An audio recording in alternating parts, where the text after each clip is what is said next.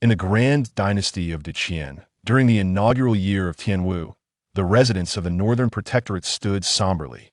At this moment, the autumn air was thick with melancholy, as the estate was draped in somber hues of gray and white. 10 neatly arranged coffins within the courtyard added an extra layer of desolation to the autumn atmosphere. In this sorrowful scene, the Northern Protector, Qin Fong, a venerable elder who had once slain countless foes on the battlefield and expanded the territories of the Qin dynasty, found himself brought low. He bowed before the 10 empty coffins, tears streaming down his aged visage, his once indomitable spirit now shattered. "Alas, my dear sons and grandsons!"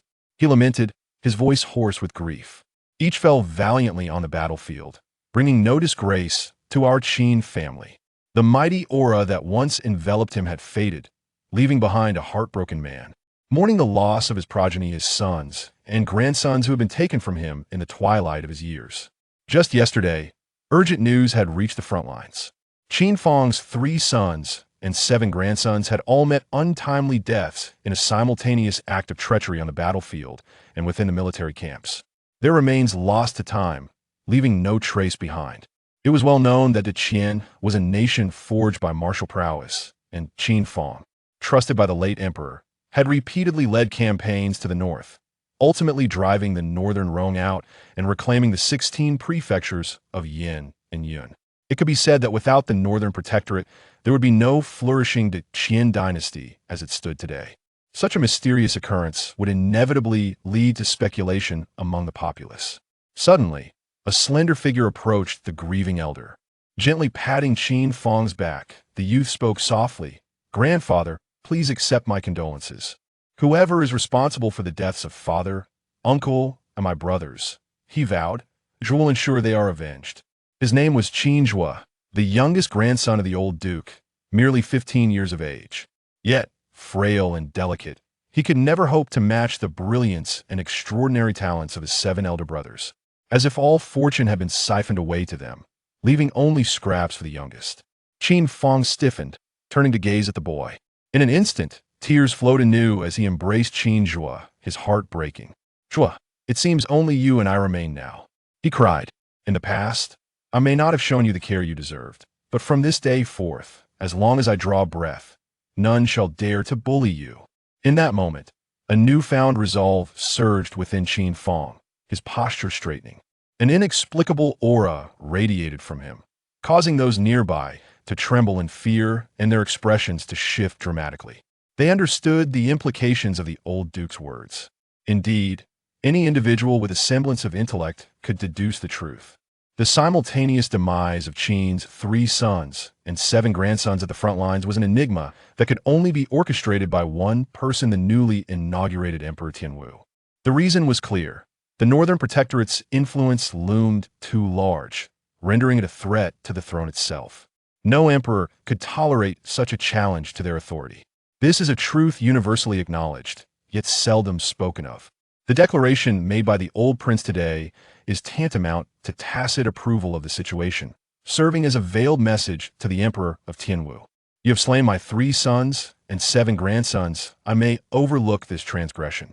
However, our family, the Qin clan, now possesses but this final scion.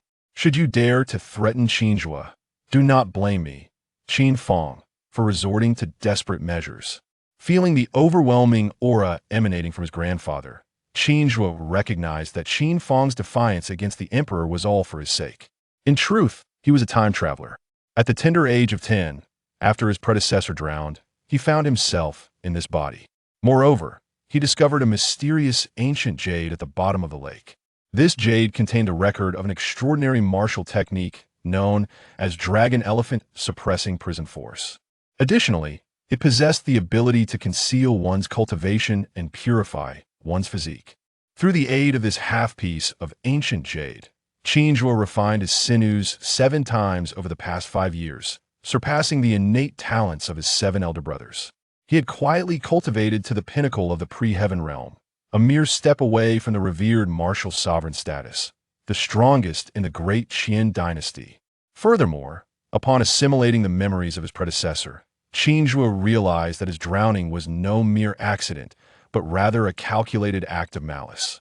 This indicated that 5 years prior, someone had been scheming in the shadows, secretly plotting against the descendants of the Qin family. It was only due to the remarkable talents of his elder brothers, who enjoyed the old prince's favor, that the assailant had been unable to find an opportunity until now, targeting the most overlooked grandson him. From that moment onward, Qin Zhuo became astute. He understood well that those who outshine their superiors often invite calamity. Thus, he adopted a cautious demeanor, handling matters discreetly, and refrained from involving himself in military affairs. This prudence allowed him to evade the sudden onslaught of peril. Nevertheless, Qin Zhuo did not believe that the enemies would simply relent, even with his grandfather Qin Feng's vehement declaration and resolute stance. If the perpetrator was indeed the emperor of Tianwu, the demise of 3 sons and 7 grandsons of the northern town prince would not suffice to quell the upheaval. For an emperor, allowing others to rest beside him is intolerable. Only a completely eradicated northern town prince would satisfy the emperor of Tianwu. As anticipated, right after the old prince's fierce proclamation, a voice echoed from 10 miles away, announcing, "The Jing family of Qinzhou, led by the eldest son Jin Xiong and his sister Jin Haiwei, have come to annul their engagement."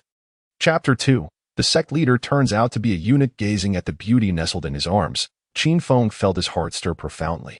After an entire night of arduous cultivation, Lu Ruyan was on the verge of awakening her phoenix spiritual body.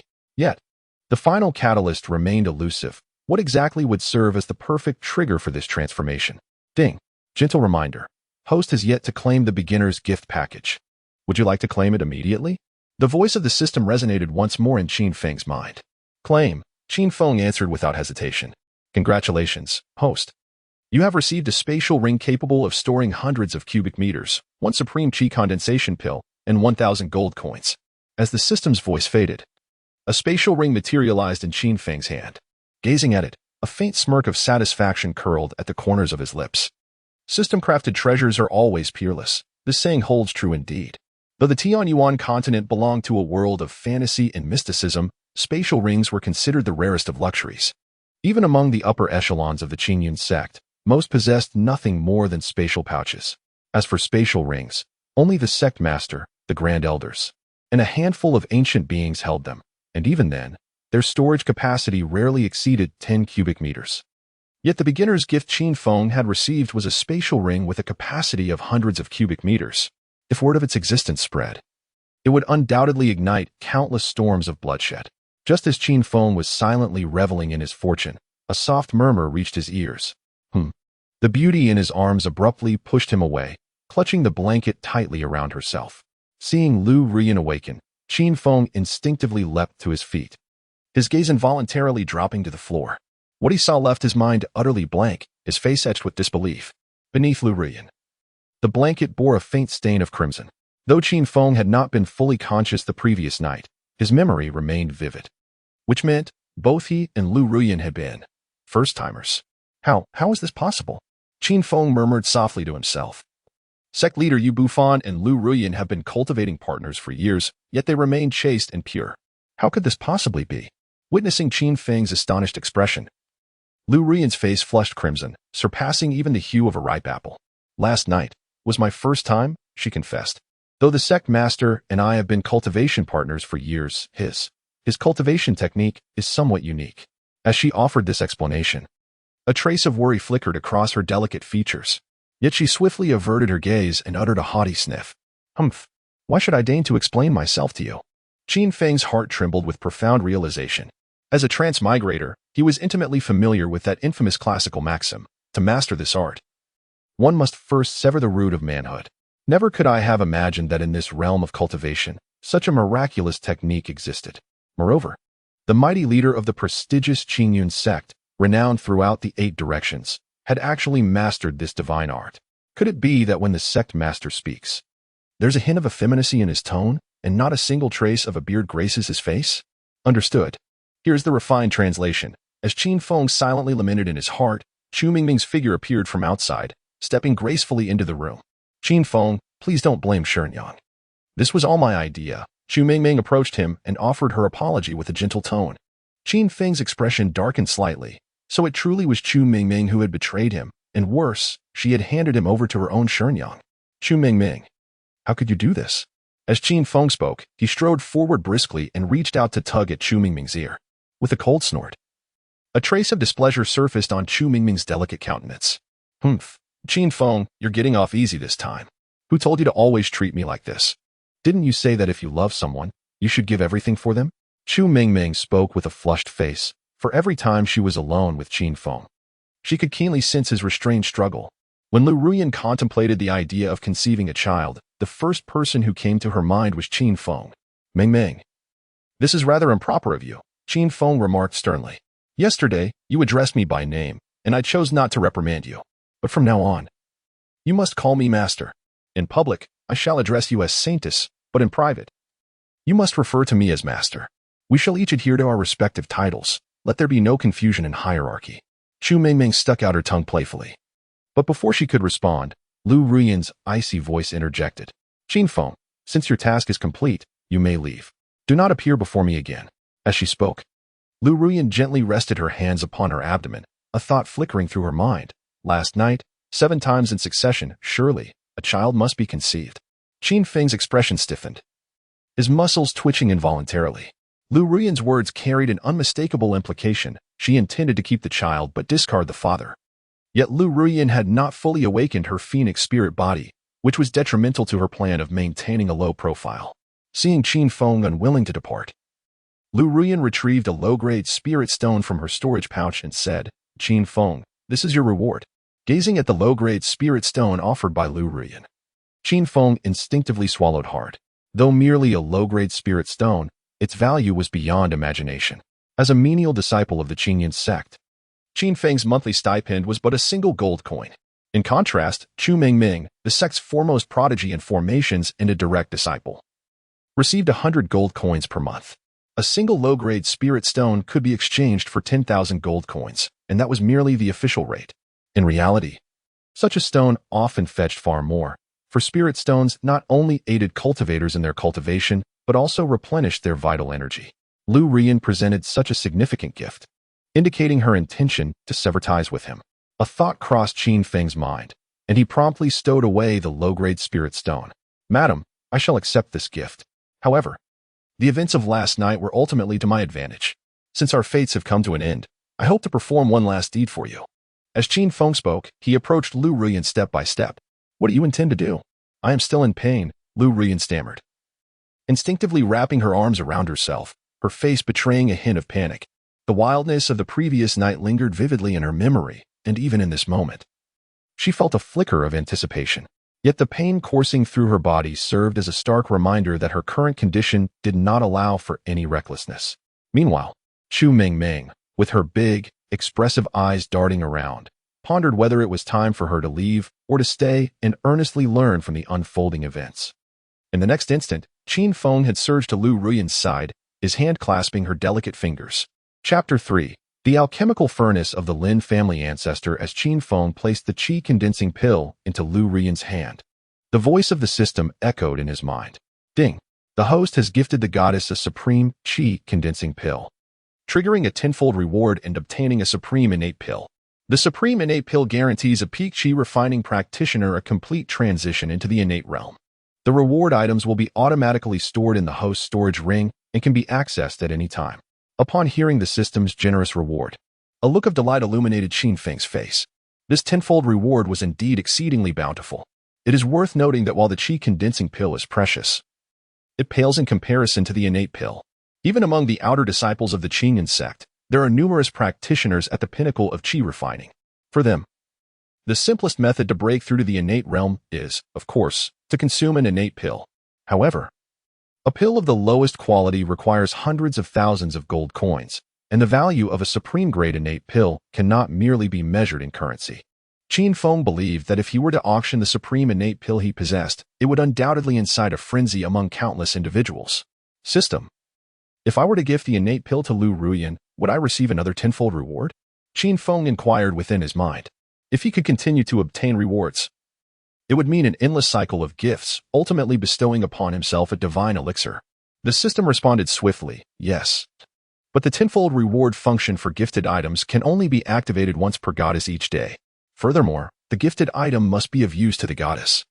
For the returned items from the system to be gifted again, mutual communication between both parties is required for the reward function to activate. Upon hearing the system's response, Qin Feng felt a twinge of disappointment. However, he soon found solace in the thought that although he could not gift the innate pill to Lu Ruyan at present, opportunities would certainly arise in the future. However, what exactly does the communication referred to by the system entail? It seems rather challenging that only through another profound exchange with Lu Ruyan could the return function be activated. Such a circumstance appears somewhat difficult to achieve. Yet, upon reflection, it was rather exhilarating. With this thought in mind, Qin Feng turned and strode away from the cave without a backward glance. Lu Ruyan felt an icy chill transmitted through her palm, freezing her in stunned silence. She had braced herself for another unwelcome advance, never anticipating that Qin Feng would simply bestow the elixir upon her. Lost in contemplation, she slowly unfurled her fingers.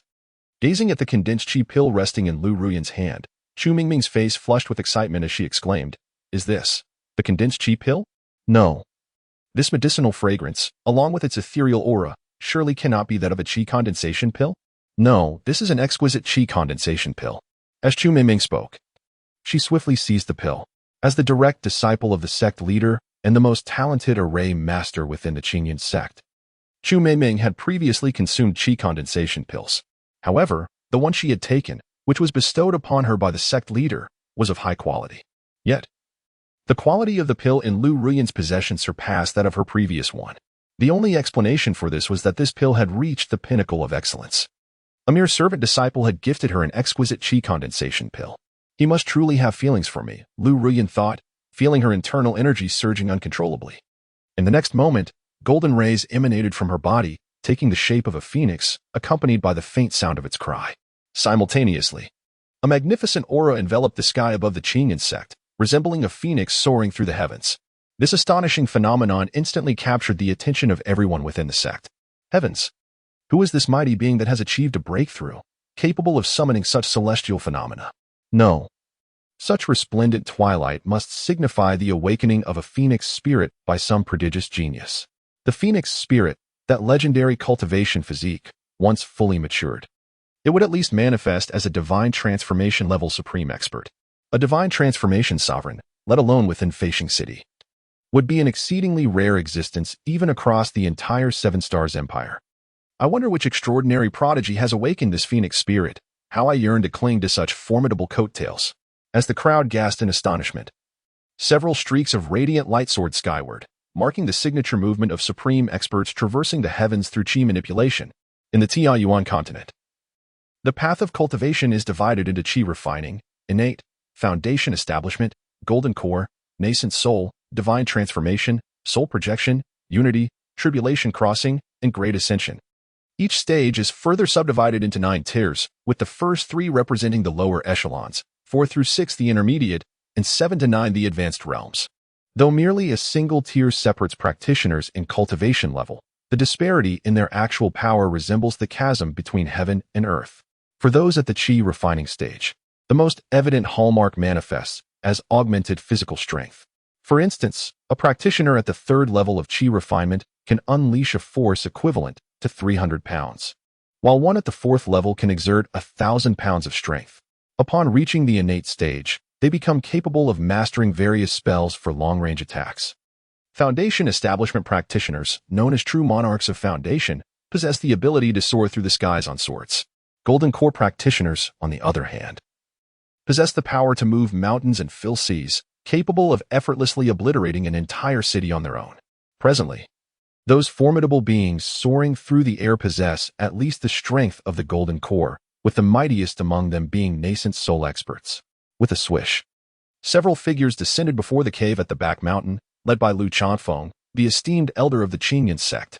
Just as they were about to enter the cave, a striking figure rushed out to obstruct their path. Upon recognizing the individual, Lu Chanfeng promptly inquired, "Chu Mingming, what brings you here? Who has awakened the phoenix spirit body?" After bowing respectfully to Lu Chanfeng and the others, Chu Mingming replied, "Esteemed elder, the one who has awakened the phoenix spirit body is a disciple of our Qingyan sect." At her words, Lu Changfeng instantly grasped the gravity of the situation. A prodigious talent would undoubtedly attract countless gazes, and a moment of carelessness could lead to irreparable consequences. To remain cautious is not to be meek, but rather to foster growth. You all shall remain outside and guard the entrance. No one is permitted to enter. Otherwise, I shall show no mercy, Lu Changfeng declared sternly before stepping into the cave alongside Chu Mingming. The moment Lu Changfeng beheld Lu Ruoyan, an expression of exhilaration spread across his face. Yinner, you have awakened the phoenix spirit body? Truly, this is a blessing for our Lu family. Not only is Lu Changfeng the esteemed elder of the Qingyan sect, but he is also Lu Ruoyan's grandfather. The awakening of the phoenix spirit body in his granddaughter filled him with uncontainable joy. For many years, as one of the foremost experts of the Seven-Star Empire, Lu Changfeng had employed various methods to assist Lu Ruoyan in her cultivation. Yet, for reasons unbeknownst to him, she had persistently struggled to progress. Now that she had awakened the phoenix spirit body, it signified the commencement of her cultivation journey.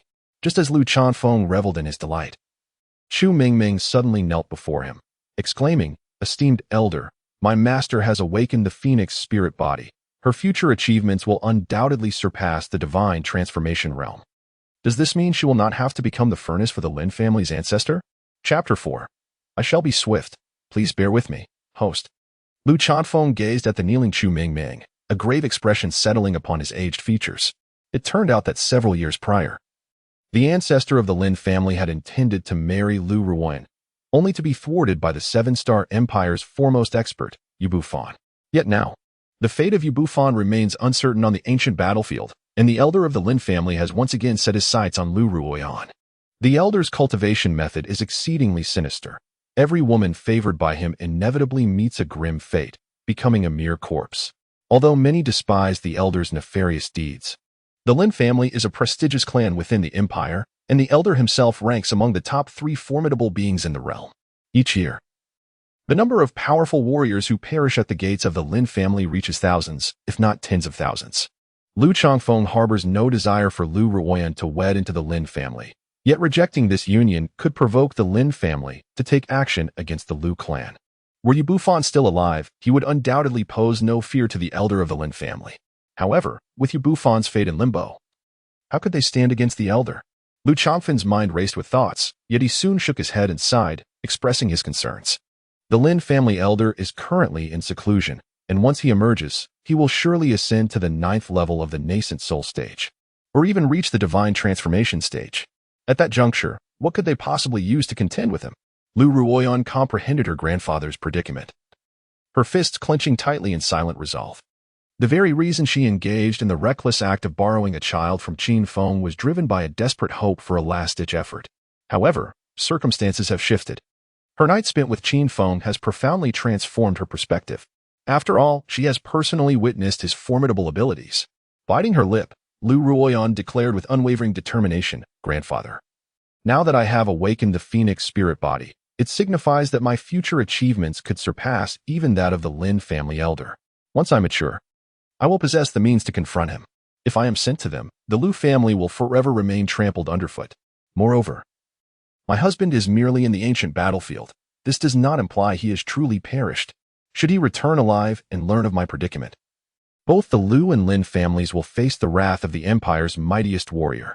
Beside her, Chu Mingming quickly interjected in agreement. "Indeed. My master is the unrivaled strongest in the Empire. How could he so easily fall?" Lu Changfeng did not respond immediately but appeared deep in thought. The truth always lies in the hands of the powerful. With Lu Ruoyan awakening the phoenix spirit body, this represents an opportunity for the Lu family's rise. While sending her away might preserve their temporary prosperity, it would condemn them to eternal subservience to the Lin family. Furthermore, the Empire's strongest, Yu Bufan, is merely unaccounted for in the ancient battlefield. It does not mean he is dead.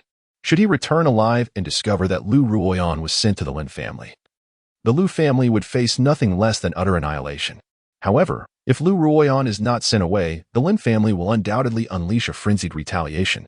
After a moment of contemplation, Lu Changfeng gritted his teeth and spoke. "In that case, let us take a gamble. My demand is quite simple. Within half a month, you must achieve a breakthrough to the innate stage.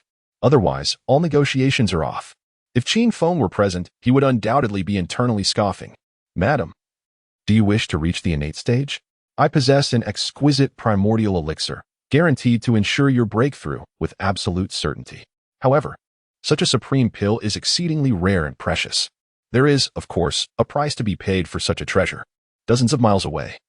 Qin Feng gazed upward at the resplendent twilight sky, his countenance involuntarily revealing a trace of smug satisfaction. Now that Lu Ruyan had awakened her phoenix spirit body, did this not mean he too could awaken his primordial saint body? Just as Qin Feng was lost in thought, the voice of the goddess binding system resonated within his mind. Ding, through the host's profound cultivation, the bound target, Lu Ruyan, has awakened the phoenix spiritual body, granting a tenfold return. Ding detected that Lu Ruyan has developed deep affection for the host over time, triggering a critical effect. The reward will be upgraded from the ancient saint physique to the ancient divine physique. The ancient divine physique, one of the 10 great divine physiques of antiquity. Those who possess this constitution, should they not perish, shall ascend as sovereigns of their own realms, commencing the transformation of the host's physique. The process may be painful, but it will be swift. Please endure. As the ancient divine physique was activated, Qin Feng's body underwent a cataclysmic metamorphosis. He could vividly perceive every cell within him growing stronger, every fiber of muscle bathed in celestial radiance, hardening and evolving, as if forging an independent cosmos, vast, powerful, and enigmatic. The transformation did not last long before Qin Feng felt an overwhelming surge of power coursing through his entire being. Boom, with a deafening roar. Qin Feng unleashed a single punch toward a towering ancient tree before him. The colossal trunk shattered instantly under the force of his blow. Is this truly my strength? Qin Feng exclaimed in astonishment. With his cultivation at the 3rd level of Qi refining, his previous punches could barely muster 300 pounds of force. Yet now, a single strike from him approached 3,000 pounds, a terrifying tenfold increase in strength. To unleash such power was typically the hallmark of a 6th-level Qi refining cultivator. At present, even when facing opponents at that stage, he stood an equal chance in battle. Such was the enhancement bestowed by the primordial divine physique. After his brief exhilaration, Qin Feng directed his inquiry inwardly to the goddess binding system. Why did my awakening of the primordial divine physique not trigger any celestial phenomena? Could you possibly be a product of Pinduoduo? That mechanical voice promptly responded. Host. This system is the most formidable in the entire universe, having automatically shielded you from the celestial machinations of this world. Moreover, this system possesses a rebate function. Every time your bound companion's strength increases, it will be multiplied tenfold and returned to you. After listening to the system's explanation, Qin Feng nodded with deep satisfaction. Before his own power had fully matured, discretion and steady growth were the true path to wisdom. And the system's tenfold rebate function was truly extraordinary. Not only did it apply to gifts, but even strength enhancements could be rebated. To put it simply, no matter how strong Lu Ruyan became, he would always remain 10 times mightier than her. However, Lu Ruyan had awakened the phoenix spirit body. Though its potential was immense, capable of surpassing ordinary cultivators by dozens, even hundreds of times in combat prowess, the resources it demanded were equally staggering, requiring dozens of times more than an average practitioner. As for cultivation techniques, the requirements were exceptionally stringent. It seemed he must procure a suitable cultivation manual for Lu Ruyan. Yet, where exactly could he obtain such a manual for her? After all, Lu Ruyan's status was evident. She naturally lacked no ordinary cultivation techniques. Qin Feng's mind raced as he contemplated his options, and with a resolute grit of his teeth, he decided to try his luck at the Scripture Pavilion. However, the prerequisite for entering the Scripture Pavilion was the status of an outer sect disciple. In 10 days, the assessment for promotion from a menial disciple to an outer sect disciple would take place. It seemed he had no choice but to participate this time. Bang! Just as Qin Feng was lost in thought, the door to his room was violently kicked open, followed by the graceful silhouette of a figure stepping inside. Chapter 5. Which part of you haven't I seen? Upon recognizing the intruder as Chu Mingming, Qin Feng instinctively crossed his arms over his chest. Mingming, he sighed. Must you barge in without knocking? I am not yet dressed. Chu Mingming shot Qin Feng a glare, hands on her hips, adopting an adorably fierce expression as she huffed. Humph. Brother Feng, don't think I want to say it. Why are you putting on airs in front of me? There isn't a single part of you I haven't seen before. We even bathed together. Qin Feng couldn't help but darken with embarrassment. For Chu Mingming wasn't wrong in the slightest. Mingming, those were childhood memories. Now that we've grown up, things are different, Qin Feng replied. Even as he began dressing right in front of her. Thud.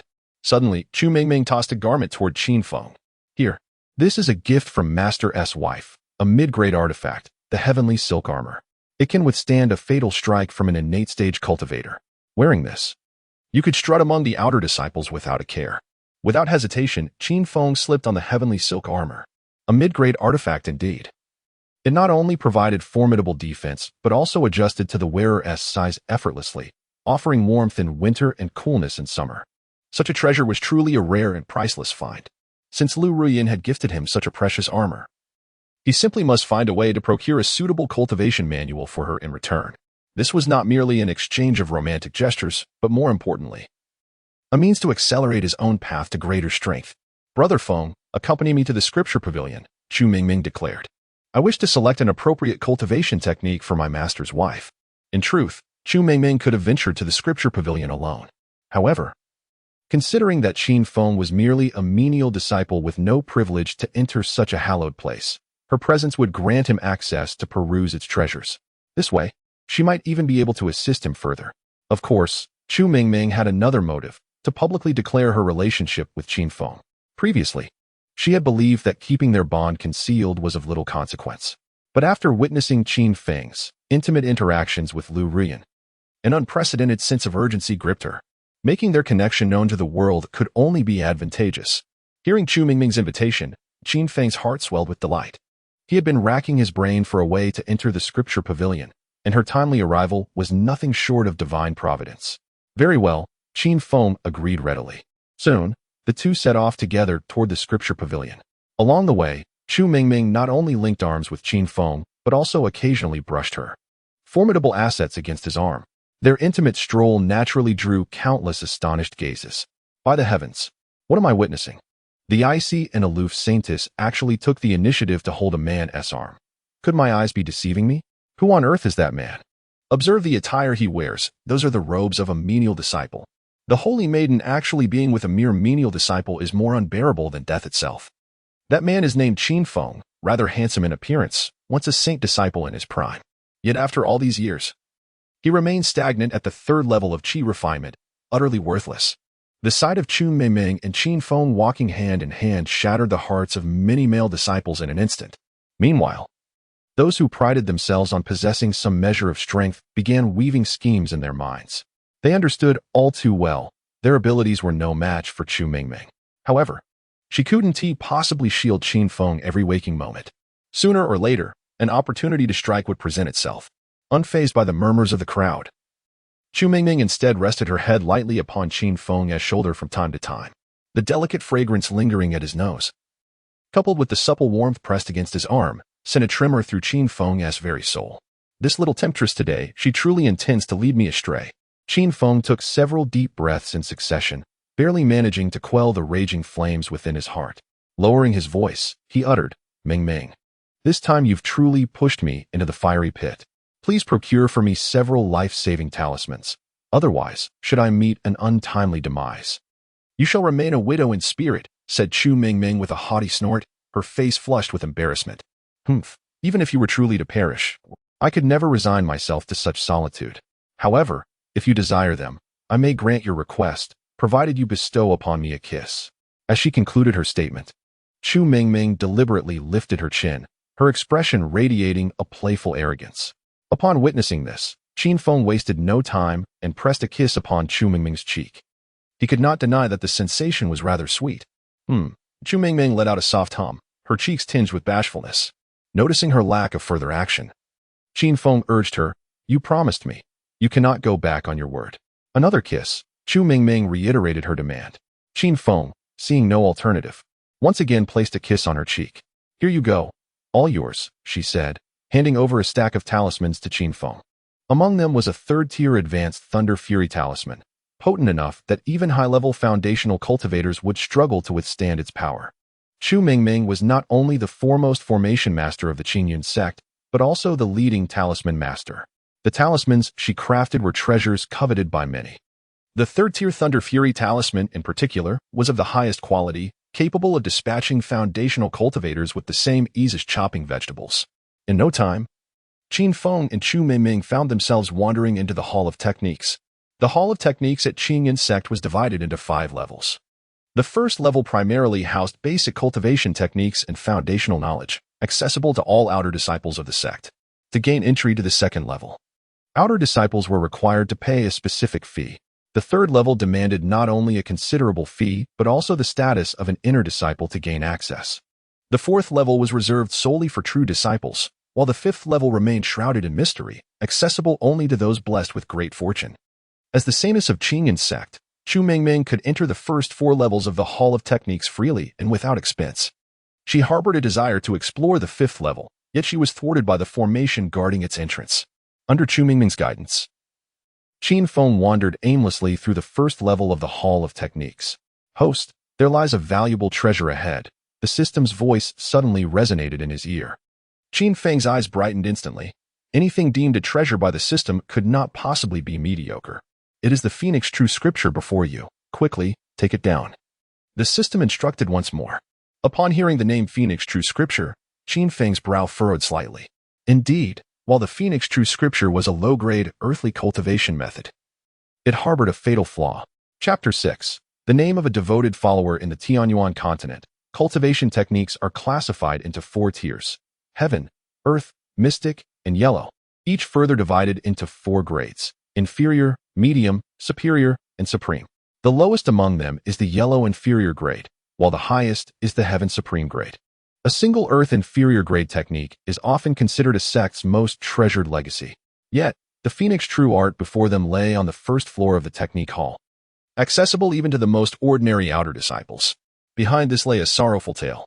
Centuries ago, an elder of the Qingyun sect had retrieved this Phoenix True Art from a secret realm. Those who cultivated it were invariably the sect's most prodigious talents. At first, their cultivation soared as if riding a blazing comet. However, after a year of practice, raging flames would erupt within their bodies, reducing them to ashes. Initially, the sect elders refused to believe such misfortune, ordering numerous disciples of mediocre aptitude to attempt the technique. Yet the result remained unchanged. All perished in flames. Thus, some elders proposed destroying the Phoenix True Art outright to prevent further tragedy. Yet, considering its Earth Inferior grade status, they instead relegated it to the first floor of the Technique Hall, openly declaring its fatal flaw. Whether to cultivate it or not was left to individual choice. Beside him, Chu Mingming watched as Qin Feng picked up the Phoenix True Art, her eyes widening in alarm. She swiftly reached out, grasping his sleeve. "Brother Feng, you mustn't practice this technique," she pleaded urgently. "In the past decade alone, over 1,000 have died attempting it. I couldn't bear to see you harmed." Seeing the distress etched across her delicate features, Qin Feng gently tapped the tip of her nose, his lips curving into a reassuring smile. "What are you worrying about, silly? I'm just browsing casually." At the same time, Qin Feng silently inquired of the system within his mind. "System, what kind of jest are you playing? This is what you refer to as a fine treasure. Are you attempting to deceive me?" The voice of the goddess binding system swiftly echoed in Qin Feng's mind. "Ahem. This system is undoubtedly the most invincible entity in the entire universe. How could it possibly lead you astray? The Phoenix True Art in your hands is merely an incomplete first volume, containing numerous errors and omissions. However, after being refined by this system, it can be transformed into the Phoenix Sword Art. Even as just the first volume, it would reach the pinnacle of heaven-grade techniques. Should you acquire the middle volume, it would ascend to Emperor grade. And if you gather all 3 volumes, upper, middle, and lower, it would transcend into an immortal grade technique, evolving into the Phoenix Immortal Art." As the system described, Qin Feng's eyes widened in astonishment. Though he did not fully comprehend the true might of Emperor grade or immortal grade techniques, he understood one thing clearly. The emergence of a heaven-grade supreme technique would plunge the entire continent into a storm of bloodshed. Now, all that is required is to refine the Phoenix True Art in hand, which would grant access to a supreme technique of the heavenly tier. Such an event is indeed worthy of great anticipation. Just as Qin Feng was about to seize the Phoenix True Art, a voice tinged with mockery echoed through the air. "Oh dear, is this not our once revered holy son of the Qingyun sect, now known as the foremost waste of the sect? He has realized his own utter inadequacy, and thus prepares to cultivate the Phoenix True Art. This is courting death." The one who spoke was a young woman around 20 years old, dressed in the attire of an outer disciple, with strikingly beautiful features. Lin Jiaomei deliberately straightened her posture as she mocked Qin Feng, flaunting her alluring figure. Back when Qin Feng was still the holy son of the Qingyun sect, Lin Jiaomei had fawned over him relentlessly, even eagerly offering to serve him hand and foot, truly his most devoted sycophant. Yet, the moment Qin Feng was demoted to a menial disciple, Lin Jiaomei not only abandoned him immediately, but also seized every opportunity to humiliate him. As if only by doing so could she cleanse herself of the shame of being his foremost admirer. Now, seeing Qin Feng approach the scripture hall to retrieve the phoenix true art, Lin Jiaomei's eyes flashed with panic. It wasn't he concern for his safety that troubled her. Rather, she feared that if Qin Feng mastered the technique, his cultivation would soar. Even if the phoenix true art granted its practitioner only a year to live, she couldn't bear the thought of Qin Feng surpassing her in that fleeting time. Faced with her mockery, Qin Feng let out a cold snort, his expression dripping with disdain. Lin Jiaomei, what cultivation method I choose has nothing to do with you. Not a single speck of relevance. Stop lingering before me. Your presence evokes nothing but revulsion, sheer and unadulterated. The fickle nature of human adulation and scorn has never perturbed Qin Feng. Such is the harsh reality. Before one attains formidable prowess, the world seems brimming with benevolence. Yet the moment fortune falters, even the lowliest curs would eagerly trample upon you. Qin Feng, let me enlighten you. As of yesterday, I have ascended to the 6th level of qi refinement. A wretch like you could never hope to match my strides in this lifetime, declared Lin Jiaomei, tilting her chin upward with unbridled arrogance. Yet scarcely had her words left her lips when Chu Mingming could no longer suppress a derisive chuckle. Lin Jiaomei, pray tell, what exactly warrants such pride? You managed to break through to the 6th level of qi refinement solely by deceitfully obtaining cultivation resources from my brother Feng. Without the resources he generously provided you, what qualifications could you possibly possess to enter the outer sect? Lin Jiaomei instinctively wanted to retort when she heard someone questioning her. But upon recognizing that the disrespectful speaker was none other than Chu Mingming, her face instantly drained of color. Chu Mingming was the most formidable among their younger generation, hailed as the foremost genius of the Seven Stars Empire. To provoke a conflict with such a person would be nothing short of courting death. Lin Jiaomei's eyes darted around, glancing first at Qin Feng and then at Chu Mingming. A trace of disdain quickly surfaced at the corners of her mouth. In Lin Jiaomei's mind, the current association between Qin Feng and Chu Mingming was merely a repayment of past favors owed by Chu Mingming. Once she had repaid her debts, Lin believed that Chu Mingming would undoubtedly cast Qin Feng aside. With this thought in mind, Lin Jiaomei tilted her head back, a triumphant expression gracing her face as she spoke.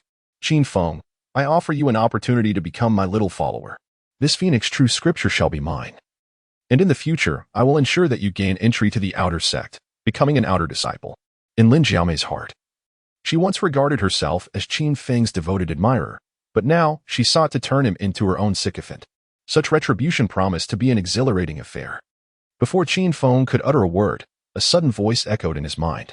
Lu Ruyan has completed her training, breaking through to the 3rd layer of qi refinement. Now, a tenfold return will elevate the host's cultivation to the 6th layer of qi refinement. Chapter 7, Ruyan the Great, My Woman with the Systems Announcement. A warm current surged through Qin Feng's body. Feeling the surge of power within him, he nearly exclaimed in awe. Indeed, Ruyan the Great, my woman, is truly remarkable.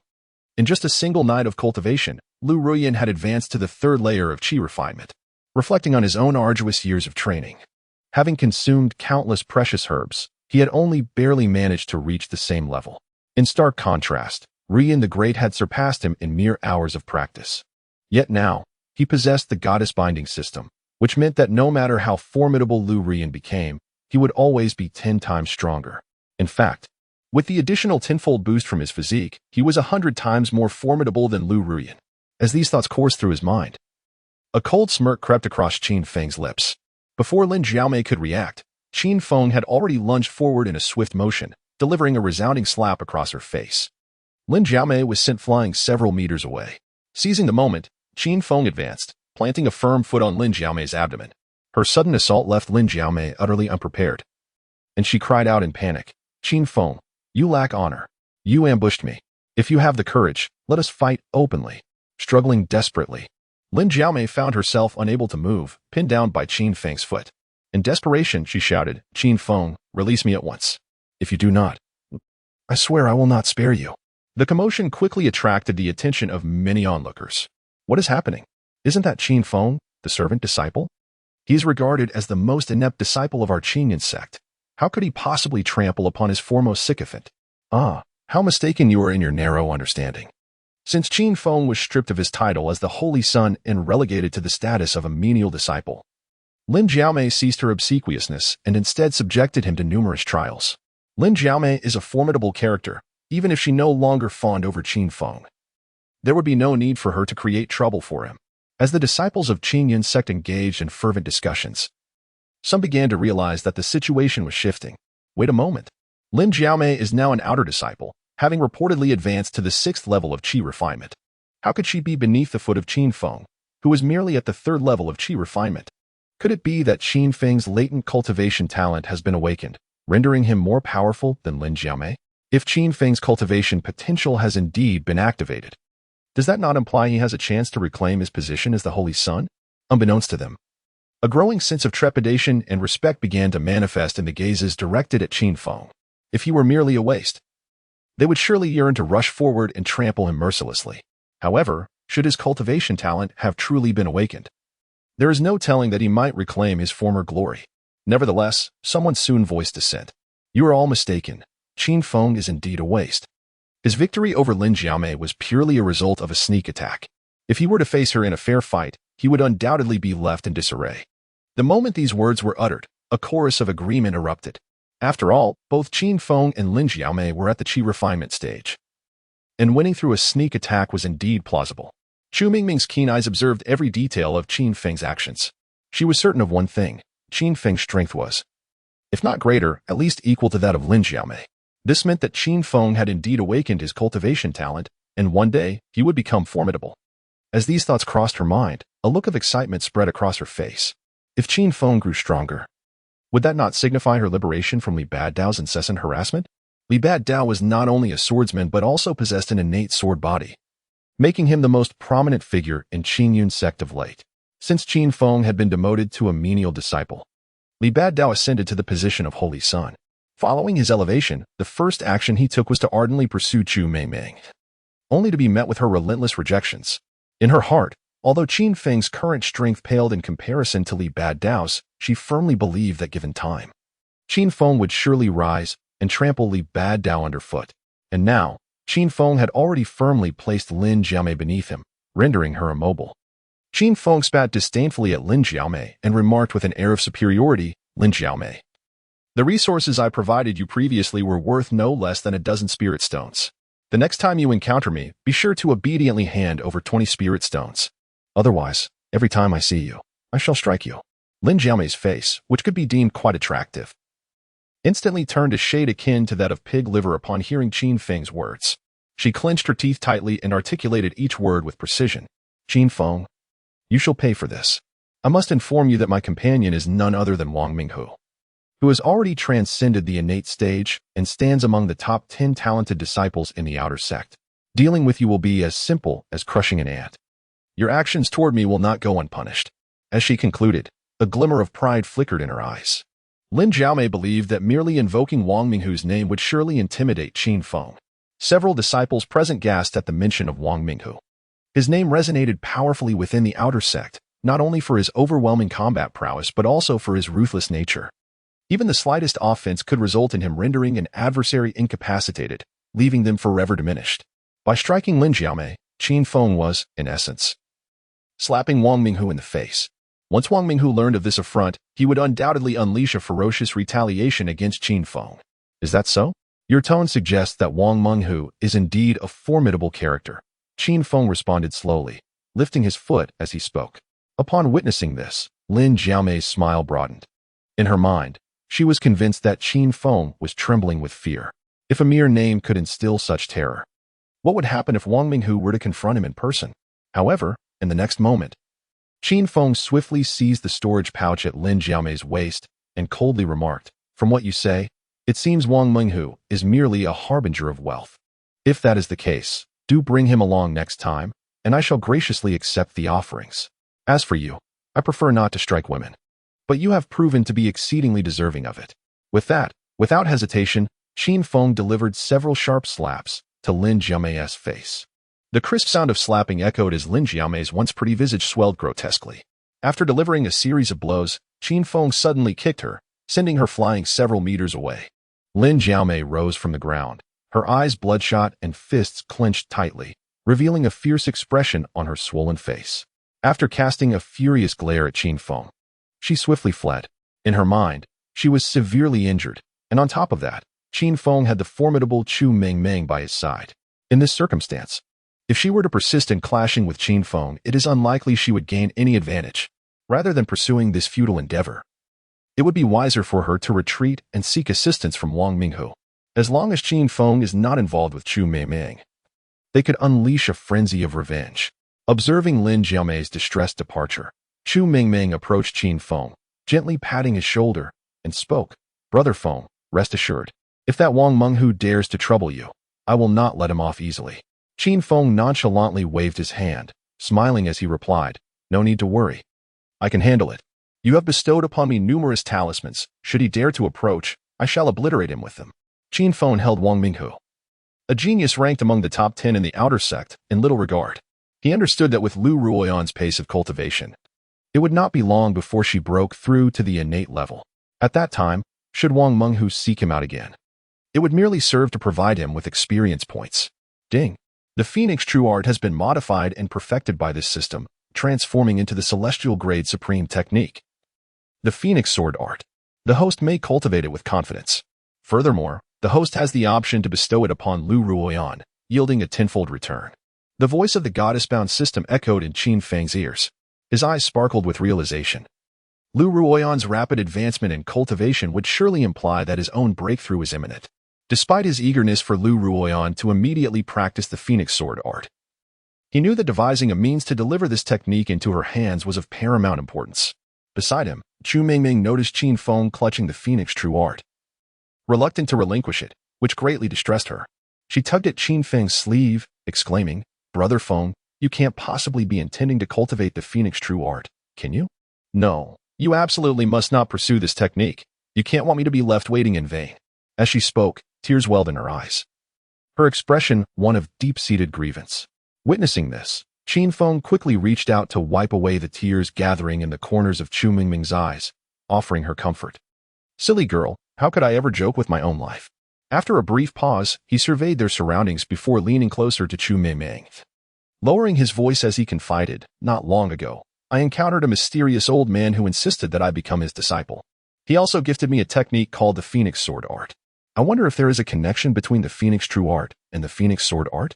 As he spoke, Qin Feng retrieved the Phoenix Sword Art, bestowed upon him by the system, from his storage ring, placing it into Chu Mengmeng's hands. She stared at the Phoenix Sword Art in her grasp, momentarily taken aback. Just as she was about to articulate her thoughts, Qin Feng's voice resonated in her ear once more. "Alas, that old man is exceedingly peculiar. He stated that only those who have activated the Phoenix spirit can cultivate the Phoenix Sword technique. By bestowing this martial art upon me, is he not merely squandering my time?" Qin Feng concluded with a gesture of exasperation, his hands raised in resignation. Upon hearing the term Phoenix spirit, a glimmer of surprise graced the exquisite visage of Chu Mengmeng, for it was indeed the Phoenix spirit that Lu Ruyan had awakened. Clearly, this Phoenix Sword technique was tailor-made for Lu Ruyan. By entrusting this technique to her, Qin Feng intended for her to pass it on to Lu Ruyan. As Chu Mengmeng pondered this, an inexplicable pang of jealousy stirred within her heart. Could it be that Qin Feng harbored genuine feelings for Lu Ruyan? Despite her discomfort, she readily acquiesced, saying, "Very well, I shall deliver this technique to my master." Half an hour later, Chu Mengmeng presented the Phoenix Sword technique into Lu Ruyan's hands. "Mengmeng, you say this is a gift from Qin Feng to me?" Upon hearing that it was a present from Qin Feng, a flicker of excitement danced in Lu Ruyan's eyes. In her mind, receiving a gift from Qin Feng signified that he held her in his affections. The Phoenix Sword technique? Is this truly a martial art? Lu Ruyan raised an eyebrow, a look of bewilderment crossing her lovely features. The name of the Phoenix Sword technique was indeed appealing, yet it bore no indication of its rank. One must understand that in the realm of cultivation, deception runs rampant. Some techniques, despite being mere refuse, can command exorbitant prices merely due to their imposing titles. The Phoenix Sword technique certainly sounded credible, but whether its content lived up to its illustrious name remained a mystery. Chu Mengmeng gently nodded, then let out a sigh, remarking, "This technique is profoundly intricate. I, as a mere disciple, am truly unable to discern its rank. However, I am confident that its tier exceeds any techniques I have previously encountered by several times, perhaps even dozens of times.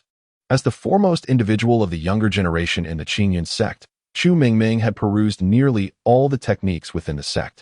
Yet, she had never encountered a technique as enigmatic as this Phoenix Sword technique. A desire to cultivate this technique began to stir within her. "Let us seek out the Grand Elder. Perhaps he can decipher its nature," Lu Ruyan proposed after a moment of contemplation. Just as her words fell, a cheerful voice resonated from outside. "Ruyan, my precious granddaughter, what brings you to me?" With that, Lu Changfeng, his face aglow with delight, entered the room. Upon seeing Lu Ruyan, his face lit up with joy, and he offered her a thumbs up in praise. "Indeed, my beloved granddaughter Lu Changfeng, in the mere span of a single night, has ascended to the 3rd level of qi refinement. Such a remarkable pace of cultivation is truly unprecedented. My family, Lu, possesses the potential of an emperor." Chapter 9. The master is a eunuch. Lu Changfeng could not suppress his laughter as he proclaimed the extraordinary talent of Lu Ruyan. With such terrifying progress in her cultivation, it heralds the imminent rise of the Lu clan. "Grandfather, could you please take a look at this manual? I intend to cultivate from it. Is there any issue?" Lu Ruyan inquired while handing the Phoenix Sword technique to Lu Changfeng. The pride that adorned Lu Changfeng's face swiftly vanished, replaced by a grave expression. Upon opening the first page of the Phoenix Sword technique, he could not help but exclaim, "Is this not the true Phoenix technique?" "No, this is not the true Phoenix technique. The content within contains elements of cultivation." As he spoke, his pace in reviewing the manual increased significantly. Meanwhile, both Lu Ruyan and Chu Mingming fixed their gazes intently upon Lu Changfeng. In Lu Ruyan's heart, she did not believe that Qin Feng would bestow upon her the true Phoenix technique. After all, it is widely recognized as a forbidden art, unsuitable for ordinary practitioners. Lu Ruyan firmly believed that Qin Feng would never intend her harm. Chu Mingming's eyes darted with curiosity. She had nearly perused all the manuals of the Qingyun sect, but had yet to encounter the true Phoenix technique. She pondered. Could it be that the old man bestowed the true Phoenix technique upon Brother Feng? If that is the case, he must be kept away from that old man. He is undoubtedly filled with malice. As Lu Ruyan and Chu Mingming were lost in their thoughts, Lu Changfeng fixed his gaze upon Lu Ruyan and spoke with deliberate clarity. "Ruyan, how did you come by this Phoenix Sword technique?" Seeing Lu Changfeng's serious demeanor, a flicker of panic crossed Lu Ruyan's face. However, she quickly steeled herself and replied, "It was given to me by Yu Bufan." Upon hearing that the manual was a gift from Yu Bufan, confusion deepened on Lu Changfeng's face. After a prolonged silence, he finally sighed heavily. "Ruyan, do you know why Yu Bufan became the mightiest in the empire? It is because he cultivated the true Phoenix technique many years ago." At this revelation, both Lu Ruyan and Chu Mingming stood frozen in shock. They were acutely aware of the perils associated with the true Phoenix technique. Impossible. If my master practiced the true Phoenix technique, how could he remain unscathed? Has he unraveled its secrets? Chu Mingming questioned skeptically. Given that my master has cultivated the true Phoenix technique for many years, yet remains unharmed, how can this be explained? The only explanation is that Yu Bufan has deciphered the secret of the Phoenix true art. Indeed, from a young age, Yu Bufan suffered a fatal injury, rendering him a eunuch. To cultivate the Phoenix true art, one must first undergo self-castration. Lu Changfeng sighed as he spoke. Chu Mingming's eyes widened in disbelief. As an adult, she certainly understood the implications of self-castration. She could hardly fathom that the revered master she so admired was, in fact, a eunuch. "You speak nonsense. How could my master possibly be a eunuch?" Chu Mingming exclaimed furiously, pointing an accusatory finger at Lu Changfeng. In response to her inquiry, Lu Changfeng remained silent, his gaze returning to Lu Ruyan as he pronounced each word with deliberation. This Phoenix Sword technique is an advanced version of the Phoenix true art, designed to expedite your strength enhancement. However, I cannot ascertain if there are flaws within. The choice to cultivate it rests solely with you. Should you desire to explore other techniques, I can escort you to the 5th level of the technique hall, where perhaps you will find a more suitable cultivation method. Lu Ruyan did not respond immediately. Instead, she appeared deep in thought. After a moment, she clenched her teeth, her expression resolute as she declared, "Grandfather, I shall cultivate this Phoenix Sword technique. If it proves unfeasible, I will then consider other methods." In Lu Ruyan's heart, this Phoenix Sword technique was a gift from Qin Feng, and she felt compelled to cultivate it. Over time, affection deepens. This is an immutable truth. Meanwhile, Qin Feng's figure had already appeared in the area where the miscellaneous disciples resided. As soon as he arrived, A plump young man clad in inner sect attire rushed forward and struck a punch towards Qin Feng's chest. "Brother Feng, you are truly remarkable. I have heard that you are holding hands with the Saintess. She is the ice-cold beauty of our Qing sect. I once attempted to approach her, and it left me bedridden for months." The speaker was Wang Tianong, nicknamed Wang Fatty due to his corpulent stature, and he was one of the few friends Qin Feng had within the sect. Even when Qin Feng was regarded as the Holy Son, despite his lackluster talent, many sought to curry favor with him. However, after he was relegated to a miscellaneous disciple, those sycophants distanced themselves, even seeking opportunities to undermine him. Yet, Wang Fatty was different. As one of the top 10 experts in the inner sect, he held Qin Feng in high esteem. Even after Qin Feng's demotion, he secretly provided resources for Qin Feng's cultivation and expressed his unwavering belief in Qin Feng's abilities, confident that, given time, Qin Feng would rise again to reclaim his position as Holy Son. Qin Feng placed a reassuring hand on Wang Fatty's shoulder and smiled. "You need not envy, my friend. As one of the top 10 experts within the inner sect, you find yourself surrounded by numerous enchanting beauties." With a hearty laugh, Wang, the rotund fellow, spread his arms and jested, "Brother Feng, you jest once more. Are you not aware of the true nature of the women surrounding me? However, do exercise caution. For that formidable Li Bad Dao has once proclaimed that anyone daring to pursue the Saintess shall have their legs broken. He is currently at the 9th level of Foundation establishment, in the midst of a life and death seclusion, preparing for a breakthrough to the Golden Core stage. Should he become aware of this matter, trouble will surely follow." As Wang concluded, a trace of concern crept across his countenance, for he believed that Qin Feng, with his mere 3rd level of qi refinement, would pale in comparison to Li Bad Dao. Qin Feng's expression shifted slightly, though he recognized Li Bad Dao as a prodigy. He was unaware of the full extent of his cultivation level. The information Wang imparted was indeed invaluable. In his mind, Qin Feng inquired of the system, "Can you predict how long it will take for Li Bad Dao to reach the 1st level of Golden Core?" Knowledge of both oneself and one's adversary guarantees victory in every battle. In Qin Feng's mind, having a precise timeline was crucial to adequately confront the impending crisis. Chapter 10. My dearest, I am fond of you, host. System analysis indicates that Li Bad Dao will conclude his seclusion in 3 months. At that time, he will achieve a breakthrough to the 2nd level of Golden Core, rendering him a formidable opponent. The voice of the goddess-bound system echoed within Qin Feng's consciousness. Upon hearing that 3 months remained, Qin Feng could not suppress a sigh of relief. Considering Lu Ruyan's innate talent, this time frame would undoubtedly yield a delightful surprise. However, within these 3 months, it was imperative to elevate Lu Ruyan's abilities. The most effective strategy would be to facilitate her breakthrough to the 2nd level of Golden Core. By doing so, she would undoubtedly surpass Li Bad Dao. Just as these thoughts coursed through Qin Feng's mind, the system's voice resonated once more. "Beep. The host has granted Lu Ruyan the celestial grade supreme technique, the Phoenix Sword Art, yielding a tenfold return, the True Dragon Slash. The True Dragon Slash, a supreme technique of the holy rank, is derived from the ancient prowess of the Jinwu Immortal Emperor, who comprehended it after slaying the true dragon of the 9 heavens. Mastery of this technique will significantly enhance your own strength. A gentle reminder, the True Dragon Slash and the Phoenix Sword Art are mutually enhancing. When utilized together, they can amplify combat power exponentially, even by hundreds of times." As the system's voice faded, an intricately profound technique materialized in Qin Feng's mind. Filled with excitement at the influx of information, he nearly leapt from his seat. It was undeniable that this return was remarkably advantageous. The supreme technique of the holy rank, not only within the 7-star empire but across the entire continent, stood as an elite technique, inciting fervor among countless practitioners. Moreover, the dragon-slaying technique and the Phoenix Sword technique complement each other, undoubtedly forming a formidable combined attack. As Qin Feng pondered this, he gently shook his head. Although he had engaged in profound exchanges with Lu Ruoyan, it was purely an unforeseen incident.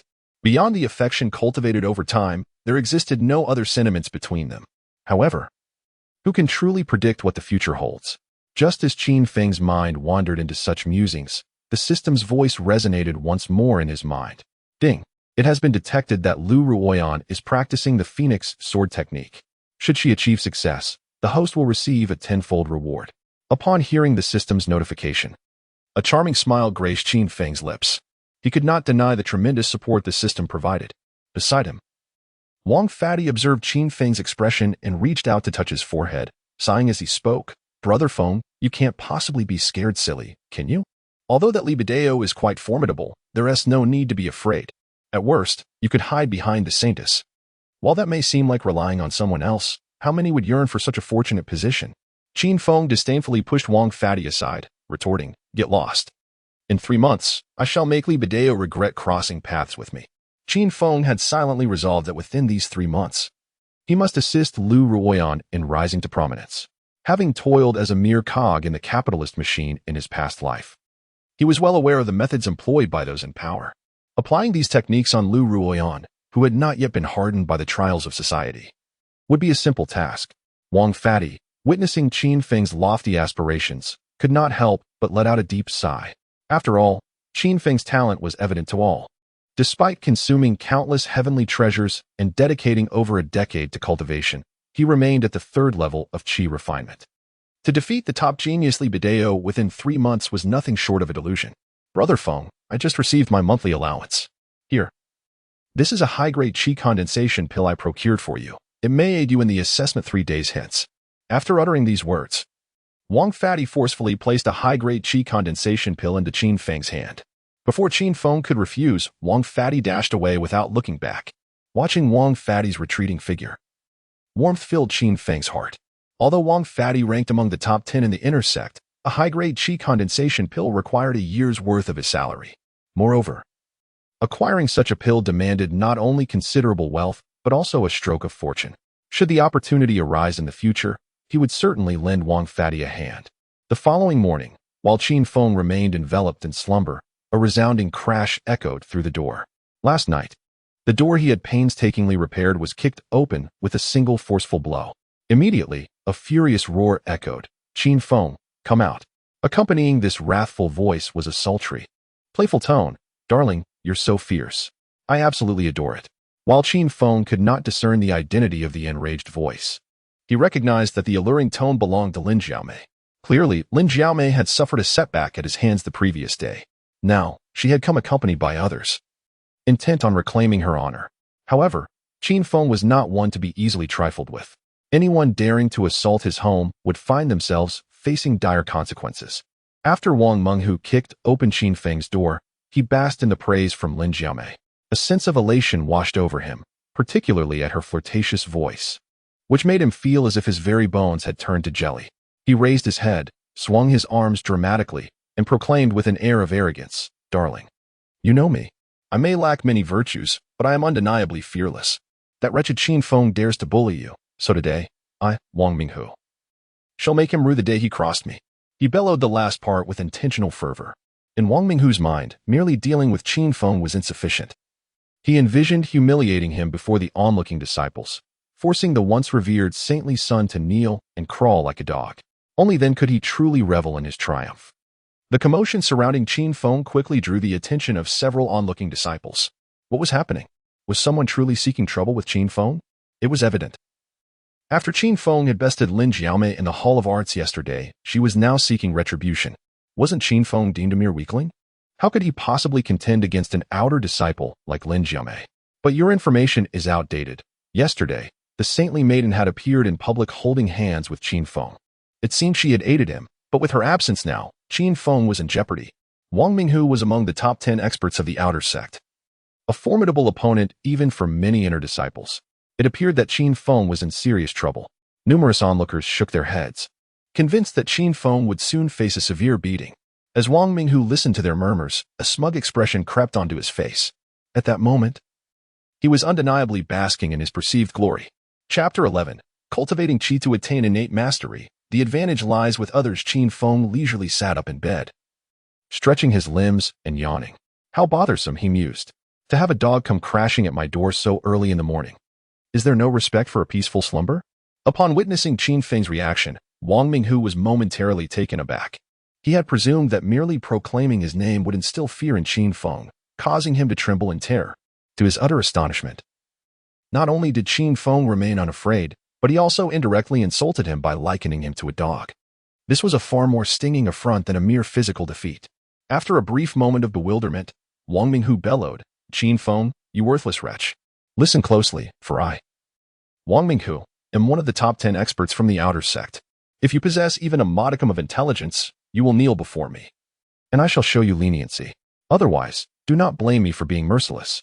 As he spoke, he brandished his fists to emphasize his formidable prowess. Beside him, Lin Zhaomei entwined her arms around his, a smug expression adorning her face as she taunted, "He Qin Feng, do you now comprehend whom you have offended? There is still time to regret. If you obediently kneel, Brother Tiger will grant you a chance to live. If not, I shall ensure you are left searching for your teeth on the ground. Brother Tiger is a congenital expert. Dealing with you would be as effortless as crushing an ant." As she concluded, she playfully caressed Wang Minghu's chest, eliciting a hearty laugh from him. In their minds, they began to fantasize about the scene of Qin Feng begging for mercy. However, witnessing the audacity of Wang Minghu and Lin Zhaomei caused Qin Feng's brows to furrow tightly. At that moment, he was merely at the 6th level of qi refinement, facing an opponent at the 1st level of the congenital stage, a clear advantage for the latter. Just as he contemplated how to extricate himself from this predicament, the system's voice echoed in his mind. Ding. Lu Ruyan has, after a night of arduous training, advanced from the 3rd to the 6th level of qi refinement. Upon hearing the system's announcement, Qin Feng's eyes widened in disbelief, his face a mask of astonishment. He was aware that following Lu Ruyan's awakening of the phoenix spirit body, her cultivation would experience a significant leap. Yet, achieving such a rapid ascension from the 3rd to the 6th level in a single night was nothing short of extraordinary. Rather than harboring jealousy toward Lu Ruyan's remarkable progress, he found himself wishing for her to grow even stronger, for her strength would ultimately enhance his own. The system will grant a tenfold return. The host's cultivation will elevate from the 6th to the 9th level of qi refinement. As the system's voice faded, Qin Feng felt a warm surge in his dantian, his internal energy rapidly coalescing. In less than 10 seconds, his cultivation broke through to the 9th level. With this newfound power, coupled with the ancient divine body, he was now equipped to confront Wang Minghu head-on. In an instant, Qin Feng surged forward, launching a powerful punch aimed directly at Wang Minghu. "Alas, you, a mere cultivator at the qi refinement stage, dare to strike? Are you courting death?" A cold smirk crept upon Wang Minghu's lips as he faced Qin Feng's assault. Being a formidable warrior at the 1st level of innate strength, he towered over the qi refinement 3rd level's insignificant existence by several tiers. To engage an opponent at the qi refinement stage was akin to effortlessly obliterating them. Overestimating yourself, prepare to perish. Wang Minghu casually extended his right hand, ready to meet the challenge. With a resounding crash, their fists collided, unleashing a series of thunderous impacts. To the astonishment of all present, Wang Minghu was sent flying several meters before crashing heavily to the ground. In stark contrast, Qin Feng remained steadfast, exuding an air of calm composure. Following such a bewildering spectacle, a collective gasp echoed through the crowd. My heavens, what just transpired? Qin Feng has vanquished the formidable Wang Minghu, who ranks among the top 10 of the outer sect. Does this imply that Qin Feng's prowess is indeed within the top tier of the outer sect? Whispers of disbelief spread like wildfire, as many recalled the claims of Qin Feng being merely a qi refinement 3rd level cultivator. If he truly is at that level, I would willingly stand on my head and swallow a sword. Qin Feng had yet to break through to the innate stage. He was battling beyond his means. In that moment, the gazes of all the outer disciples were filled with trepidation, particularly those who had once mocked Qin Feng. Their bodies trembled involuntarily. If Qin Feng could defeat a top 10 warrior, then dealing with them would be a mere trifle. Many began contemplating what gifts they might offer to Qin Feng as an apology. Upon witnessing Wang Minghu sprawled on the ground, Lin Zhaomei was instantly struck with fear, her countenance paling. She rushed to his side, her face etched with concern. Brother Tiger, what has happened to you? Though her words were laced with feigned worry, internally she cursed him. Bah! This fool dares to call himself one of the top 10 warriors. He is nothing but one of the top 10 failures. He cannot even handle a useless person like Qin Feng. He is indeed the very definition of ineptitude. Seeing Wang Minghu unresponsive, she began to shake him vigorously. At that moment, Wang Minghu felt as though he wished for nothing more than to vanish from existence. He had anticipated reveling in his glory, yet unexpectedly found himself thoroughly humiliated. His silence was merely a facade of unconsciousness, a desperate attempt to salvage his fragile pride. Brother Tiger, awaken. Your hand is bleeding, Lin Zhaomei exclaimed, shaking his head. Her words jolted Wang Minghu, and he suddenly felt a searing pain radiating from his right hand. A profound sensation of agony compelled Wang Minghu to emit a startled cry, abruptly rising from the ground. Beholding his right hand, from which even the bones were exposed, a chilling smile crept across his face. Qin Feng, You have forced my hand. Today, I shall ensure your demise." As he spoke, Wang Minghu retrieved a white pill from his storage bag and swallowed it whole. In that moment, his aura began to ascend dramatically. In a mere instant, his cultivation soared from the first to the second layer of innate mastery. Chapter 12. His strength is terrifying. Witnessing the surge of Wang Minghu's power, several of the attending disciples could not restrain their murmurs. What kind of miraculous elixir could elevate one's cultivation in such a brief span? That was a fury pill, known to enable innate strongmen to ascend a level in no time. Good heavens! With this, Wang Minghu's prowess would indeed reach the second layer of innate mastery. The reason Qin Feng had previously triumphed over Wang Minghu was purely due to a surprise attack. Now, what could he possibly employ to contend with Wang Minghu? While many speculated that Wang Minghu would ruthlessly deal with Qin Feng, others scoffed at his actions. How ruthless he is to himself. Though the fury pill can temporarily enhance strength, it comes with considerable side effects. One must understand that once the effects of the fury pill wear off, one would need to lie in bed for 3 months to recover. If consumed during a life-and-death battle, it would be understandable. But in a mere spar, Wang Minghu has chosen to waste it. Is that not folly? In the face of such derision, a look of disdain flickered across Wang Minghu's expression.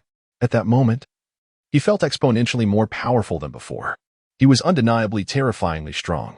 However, unbeknownst to him, the reason Qin Feng had not struck immediately was that he was receiving rewards from the system. Ding! Lu Rian had gained insights while practicing the Phoenix Sword technique, and the system automatically advanced the dragon slaying technique to a minor completion level, enhancing the host's combat power tenfold. Countless insights and techniques regarding the dragon slaying technique surged through Qin Feng's mind. Just as Qin Feng comprehended the dragon slaying technique, Wang Minghu roared, his internal true energy surging violently, coalescing into golden streams around him. "Qin Feng, this time, I shall hold nothing back. You will perish in despair." With a mighty leap, Wang Minghu unleashed a fierce assault upon Qin Feng with his fists. Thunderous roars accompanied the sound of shattering air as a majestic and imposing tiger materialized, bearing down upon Qin Feng with overwhelming pressure. Witnessing such a scene, numerous disciples of the Qingyan sect could not help but gasp in disbelief. Heaven! It appears that Brother Wang has truly unleashed his full might, directly employing his renowned ultimate technique. Clearly, he is apprehensive about a potential misstep, which has compelled him to resort to his most formidable means. Some of the more timid female cultivators have already despaired, closing their eyes in dread, evidently wishing to avoid the sight of Qin Feng being reduced to mere ashes.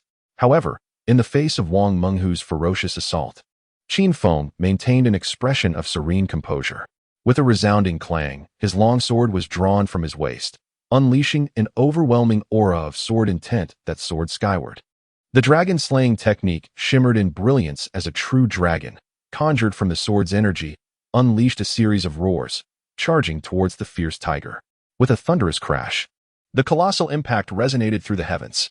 Under the watchful eyes of the gathered crowd, Qin Feng's sword suddenly emitted a series of cracking sounds, subsequently shattering into a pile of fragmented metal upon the ground. Qin Feng stared at the hilt in disbelief, utterly speechless. The power of the dragon-slaying technique was indeed astonishing, yet it had first shattered his own treasured sword. Meanwhile, the fierce tiger conjured by Wang Minghu was obliterated by the true dragon sword energy, which surged forth with unstoppable momentum towards Wang Minghu. With a resounding boom, Wang Minghu was once again sent flying several meters before crashing heavily to the ground, creating a massive pit. Lying in the depths of the pit, Wang Minghu coughed up blood relentlessly. Following this bizarre spectacle, all present were rendered utterly dumbfounded, standing frozen in place, their faces a canvas of incredulity. Particularly affected was Lin Jiaomei, whose legs buckled beneath her, collapsing to the ground, her complexion as pale as a sheet of paper as she muttered to herself. How is this possible? He unleashed his strongest strike. How could he possibly be defeated? At that moment, Lin Jiaomei felt as if her world had crumbled. Wang Minghu was one of the strongest allies she had aligned herself with, and if even he could not withstand Qin Feng, would she not be perpetually beneath his heel? Just as despair enveloped her, Qin Feng swiftly closed the distance to Wang Minghu. With a resounding thud, Qin Feng lifted his foot and placed it squarely upon Wang Minghu's head. He, did you not repeatedly declare me a waste?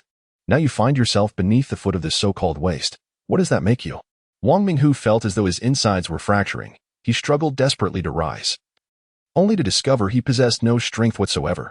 Indeed, this storage bag now belongs to me, Qin Feng declared as he reached out, seizing the storage bag from Wang Minghu's waist. As Wang Minghu's storage bag was snatched away, darkness enveloped his vision, and blood gushed from his mouth as if it were free. After securing the storage bag, Qin Feng unhesitatingly raised his foot and sent Wang Minghu flying. Once he had dealt with Wang Minghu, Qin Feng strode towards Lin Jiamei. Confronted with Qin Feng's murderous gaze, Lin Jiamei was overcome with terror. Her voice trembling as she spoke, "Qin Feng, what do you intend to do? I warn you, please do not act rashly. This is a public place. What are you planning?" As she spoke, she instinctively raised her hands to shield her chest, fearful that Qin Feng might suddenly pounce on her and execute her in front of so many witnesses.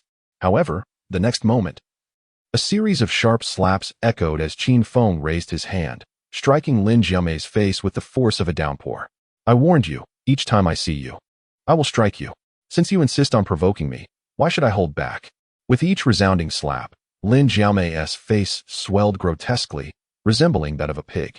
After dealing with both Wang Minghu and Lin Jiamei, Qin Feng began to tally his spoils from the day. As a top 10 expert from the outer sect, Wang Minghu's storage bag undoubtedly contained numerous valuable treasures. Qin Feng estimated that, with such casual efforts today, he had amassed nearly 10,000 gold coins. Consequently, his available funds now exceeded 20,000 gold coins. For an ordinary person, this was indeed a substantial fortune. However, it was still insufficient to purchase a high-quality sword. Without a superior sword, how could he unleash the full potential of the dragon-slaying technique? Just as Qin Feng pondered where to acquire such a sword, a sweet voice chimed in his ear. "Brother Feng, I truly did not expect you to defeat a top 10 expert from the outer sect. It seems that in a few days during the assessment, you will directly challenge the inner sect. With your capabilities, wouldn't that mean you could become an inner sect disciple?" Chapter 13. Hold me tight, and I'll take you flying, Brother Feng. You are truly remarkable. As Chu Mingming spoke, she leaned closer to Qin Feng, planting a firm kiss on his handsome face. "Mingming," Qin Feng exclaimed, somewhat taken aback by her presence. As the holy maiden of Qingyun sect, Chu Mingming was not only exceptionally talented but also a fervent practitioner. It was indeed a rare occurrence for her to visit him so frequently, scanning the surroundings to ensure no one else was nearby. Chu Mingming leaned closer to Qin Feng and whispered, "Brother Feng, that old man you mentioned does possess some skills. Last night, Master S' wife practiced the technique you provided, and her cultivation advanced by leaps and bounds. If you have the opportunity, then you should respectfully seek the old man as your mentor and honor him diligently. Who knows? He may be able to produce something even more remarkable." Though it was already known that Lu Ruoyan had advanced to the 6th level of qi refinement, Qin Feng feigned surprise and remarked, "Congratulations, Master S' wife." Upon hearing the term Master S' wife, Chu Mingming paused momentarily. It was essential to note that there had been a profound exchange between Qin Feng and Lu Ruoyan. Yet, in this context, Qin Feng referred to Lu Ruoyan as Master S' wife, which implied that he harbored no romantic feelings for her. Qin Feng's respect for Lu Ruoyan was purely a reflection of her status. Contemplating this, a charming smile graced the corners of Chu Mingming's lips as she said, "Indeed, you have made rapid progress, though you still lag behind her by a notch or two. Just yesterday you broke through to the 6th level of qi refinement. And today you have defeated the innate level Wang Minghu with your 9th level of qi refinement. Brother Feng, you surely did not intentionally conceal your cultivation before?" As she concluded, her captivating eyes fixed on Qin Feng, seemingly attempting to see through him. Qin Feng shrugged, offering a wry smile. "It's merely that I've had some recent insights, which accounts for my swift advancement. Mingming, may I impose upon you for a favor?" he added, instinctively lowering his gaze. While he indeed lacked a suitable weapon, borrowing money from Chu Mingming felt akin to living off another's generosity. Although this indulgence was delightful, it bore a certain discomfort. "Brother Feng, your matters are as dear to me as my own. Come, I shall take you to the treasure pavilion. You may indulge, and I shall cover the expenses. Were it not for my unfamiliarity with the art of weapon forging, I would certainly craft an excellent sword for you myself," Chu Mingming said as she approached Qin Feng, gently patting his shoulder with her delicate hand. Hearing her words warmed Qin Feng's heart. In truth, even though he had once been the holy son of the Qingyun sect, the treatment he received was nothing compared to that of Chu Mingming. Her exceptional talent warranted the full support of the sect, while he, with his mediocre abilities, had not garnered significant resources. In the world of cultivation, strength reigns supreme. Only with sufficient power can one persuade others. Throughout the past and present, Chu Mingming had consistently shown him heartfelt kindness, and he could not betray her loyalty. Just as these thoughts occupied Qin Feng's mind, Chu Mingming summoned her flying sword and leaped onto it. With her golden core stage cultivation, she could easily soar without the aid of a sword. The reason she summoned her sword was to accommodate Qin Feng. "Brother Feng, come aboard," she called, extending her right hand and beckoning him with her finger as she noticed him standing still. Upon witnessing the scene, Qin Feng did not hesitate to leap onto the flying sword. "Brother Feng, hold on tight. I will take you soaring through the skies. Hold on firmly, otherwise, if you fall, I shall not take responsibility." Qin Feng extended his arms to embrace Chumo Mengming's slender waist. His body lifted into the air. As he gazed down at the trees rapidly receding beneath him, a sense of yearning welled within his heart. For cultivators, once one reaches the innate stage, they can briefly ride the sword through the skies. Now, having attained the 9th level of Qi refinement, if Lu Ruyan were to lend him some strength, he could very well break through to the innate stage at any moment. In a short while, Chumo Mengming descended with Qin Feng in front of a towering structure in Feishing City. Before them stood the largest trading house in Feishing City, the Baibao Pavilion. Within Baibao Pavilion, not only were various rare treasures available for purchase, but also elixirs, weapons, and an array of mysterious artifacts. Naturally, the items sold within Baibao Pavilion were of considerable value, far beyond the reach of ordinary individuals. "Brother Feng, let us enter. If you see anything you fancy, just let me know, and I shall cover the cost." Chumo Mengming took Qin Feng's hand, ready to step inside the Baibao Pavilion. However, after just a few steps, several figures suddenly blocked their path. "Heh, a disciple of the Qing sect, clad in servant garb, sneered, 'Do you have the wealth to shop at Baibao Pavilion?'" The speaker was a young man in lavish attire, adorned with a premium purple insignia and wielding a white jade folding fan. He scrutinized Qin Feng and Chumo Mengming with derision etched upon his face. At that moment, Qin Feng was donned in the attire representing a servant of the Qing sect, while Chumo Mengming, dressed in pure white, exuded an enchanting charm, her figure undeniably alluring. In Lin Yaozu's eyes, they appeared as mere servant and companion visiting Baibao Pavilion to broaden their horizons. Little did he know, he was a core disciple of the Liang sect, and enticing the companion of a rival sect's servant was a matter of trivial ease. Good dogs do not obstruct the way. Blocking the path does not befit a good dog. Whether we possess the means to shop at Baibao Pavilion is none of your concern. You are merely worrying about things that do not concern you, Qin Feng remarked with a dismissive glance at Lin Yaozu, a smirk gracing his lips.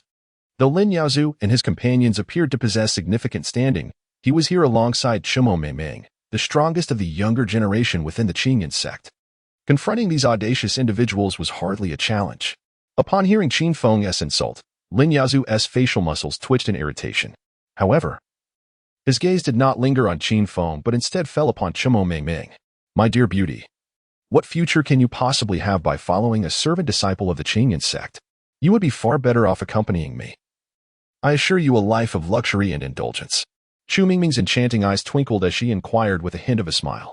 "Oh, from your tone, it seems that following you might lead to a promising future. So, pray tell, what is your identity?"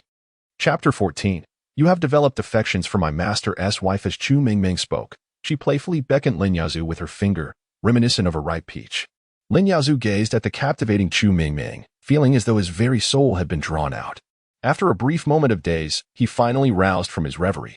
He tossed his hair back with his left hand, while his right hand waved a jade folding fan, striking what he believed to be a charming pose as he declared, "I am Lin Yaozu, a true disciple of the Li Huaying sect. Among the younger generation, I am a paragon. If you accompany me, I promise you a life of luxury and indulgence." As he concluded, he tilted his head back, his face brimming with pride. It is worth noting that the Li Huaying sect and the Qingyan sect are peers in the hierarchy of sections.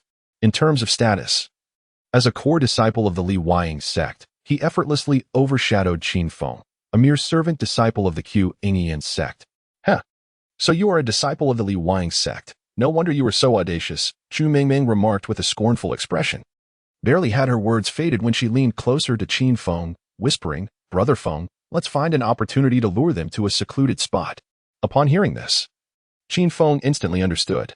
They were currently within the bustling confines of Flying Star City, where the streets were teeming with people. Should a confrontation arise here, it could easily attract the attention of the city lord's estate.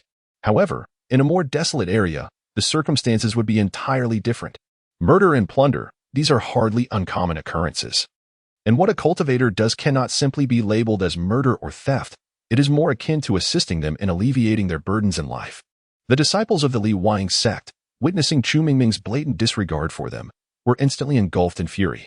One particularly hot-tempered disciple stepped forward, pointing an accusatory finger at Chu Mingming as he shouted, "You insolent girl, how dare you ignore us from the Li Wang sect? You are courting death." However, before his words could fully escape his lips, Lin Yazoo abruptly intervened, delivering a sharp slap across the disciple's face. The resounding crack echoed, leaving the Li Wang disciple momentarily stunned, a clear imprint of 5 fingers marking his cheek. The disciple opened his mouth, clearly intending to question Lin Yazoo's assault. Yet, upon meeting Lin Yazoo's murderous gaze, he instantly cowered. Lin Yazoo scoffed, "Manny, how many times have I told you that one must treat a beautiful woman with utmost respect? To treat the one I have my eye on in such a manner is nothing short of slapping my face. Why not promptly apologize to the lady?" The disciple known as the Bull of Mankind felt quite aggrieved upon hearing Lin Yazoo's reprimand. In his heart, he believed he was standing up for Lin Yazoo. Yet he found himself chastised and compelled to apologize to a wild girl who seemingly appeared from nowhere. What a troublesome affair this is.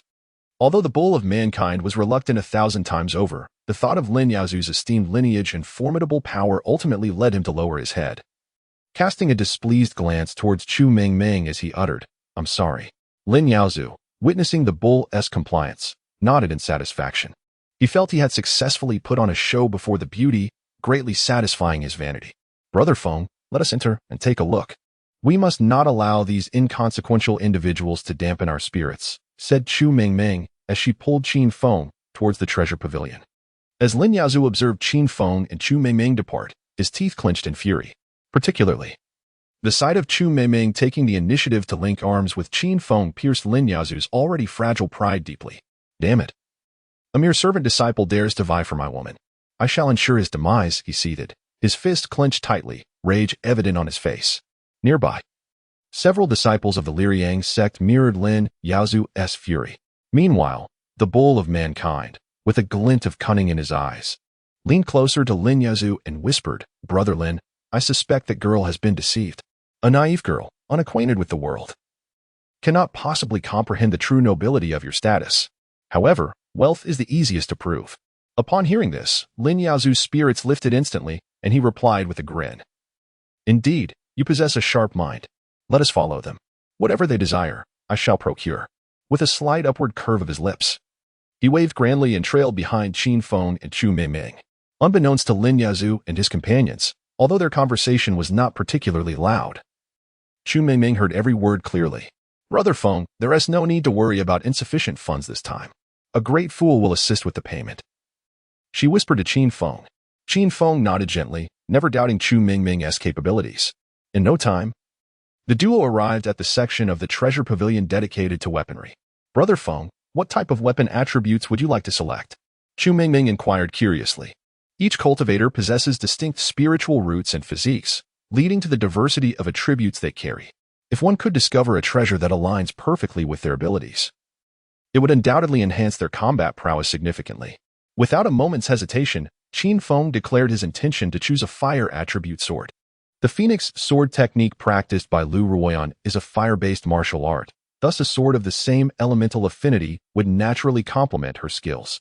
Bestowing a fire attribute sword upon Lu Ruoyan would surely yield a more formidable return from the system. Upon hearing Qin Feng's decision to select a fire attribute sword, Chu Mingming raised her eyebrows, feeling that Qin Feng was not merely choosing for himself, but rather for Lu Ruoyan. As these thoughts swirled in her mind, a pang of jealousy stirred within her. She lifted her gaze, fixing a penetrating stare upon Qin Feng, and softly inquired, "Brother Feng, could it be that you have truly developed feelings for my master?" At this unexpected question from Chu Mingming, Qin Feng's body involuntarily trembled. It was essential to recognize that her question was rather intricate. The distinction between liking and having feelings for is subtle yet profound. Qin Feng pondered, acknowledging that he did not harbor feelings for Lu Ruoyan, yet the addition of the word have rendered it difficult for him to refute. "That matter was indeed something you urged me to do, Mingming. You mustn't be jealous." Qin Feng lightly tapped her forehead with his finger, a mischievous smile adorning his face. The incident with Lu Ruoyan had occurred largely due to Chu Mingming's encouragement. To see her now consumed by jealousy was truly perplexing. Women's hearts are as inscrutable as the depths of the ocean. "Humph," Chu Mingming huffed, her expression reflecting displeasure. You are a rascal, a great rascal. Despite her words, her arms remained tightly entwined around his, her soft form pressed closely against him, not far away. Lin Yaozu observed this scene, feeling as though he was inundated with dog food. At that moment, he wished to confront Qin Feng directly. However, he ultimately restrained himself. Knowing full well the forces backing the treasure pavilion, which even the leader of the Sunfire sect must respect, should he cause a disturbance there? Even as a core disciple of the sect, he would face dire consequences. Clenching his fists until they cracked, Lin Yaozu silently vowed, "Damn it, just wait. I will crush you with my financial prowess and make you realize that my strength should never be underestimated." While these thoughts consumed him, Qin Feng had already traversed the weapons area. With a sigh, he remarked, "The quality of the weapons for sale here is rather subpar." Upon hearing this, Lin Yaozu's eyes brightened, a sneer momentarily crossing his face. In his heart, he believed that Qin Feng did not disdain the low grade of these weapons, but rather, he was simply unable to afford them, hence such remarks. At this moment, an opportunity for him to show off had arrived. Lin Yaozu stepped forward briskly, his white jade folding fan gently fanning the air, as he spoke deliberately. Indeed, the weapons displayed here are somewhat inferior in quality, however. I am aware of a place where exquisite treasures are sold. Would you like me to take you there for a glimpse? As he concluded, his gaze fell upon Chu Mingming, and he intentionally flicked his hair back with his left hand, attempting to strike a pose he deemed charming. Upon seeing Lin Yaozu approach, a glimmer of excitement flashed in Chu Mingming's eyes. Clearly, the bait had been set, and she was determined not to let it escape. "Lin Xiao, you say you can take us to see these treasures? Is that true?" As she spoke, she had already released the arm she had linked with Qin Feng. Her eyes filled with hope as they were fixed on Lin Yaozu. Lin Yaozu noticed her subtle movements with keen awareness, and a broad smile spread across his face, evidently pleased with his persuasive prowess. "My lady, please follow me. I shall show you the wonders," he said, gesturing grandly towards Chu Mingming. Without hesitation, she swiftly moved forward. Seeing that Chu Mingming was about to depart, Qin Feng's expression transformed into one of urgent concern. He hurried after her, calling out loudly, "Mingming, wait for me." Witnessing this scene, Lin Yaozu's satisfaction only grew. He leisurely followed, guiding Chu Mingming and Qin Feng to the entrance of the third floor. Lin Yaozu addressed the guardian at the entrance, "I am Lin Yaozu, a core disciple of the Liang sect, and this is my token. We wish to purchase high-quality weapons." As he spoke, he displayed his identification token. Upon verifying Lin Yaozu's credentials, a guard replied, "Please, follow me." The guard then led Lin Yaozu, Qin Feng, and the others into a nearby side hall. Upon entering, many instinctively covered their eyes, for the weapons within emitted a dazzling radiance. Lin Yaozu, brimming with pride, pointed at the glowing weapons and turned to Chu Mingming. "My lady, how do you find this? Are you not utterly astonished?" In Lin Yaozu's mind, this display was sure to leave Chu Mingming in awe, making it an effortless task to win her over. Before Chu Mingming could respond, Lin Yaozu's followers had already begun to shower her with excessive compliments. Lin Shixiang truly deserves his status as a core disciple of our Liang sect. This place is not one that can be accessed without considerable strength.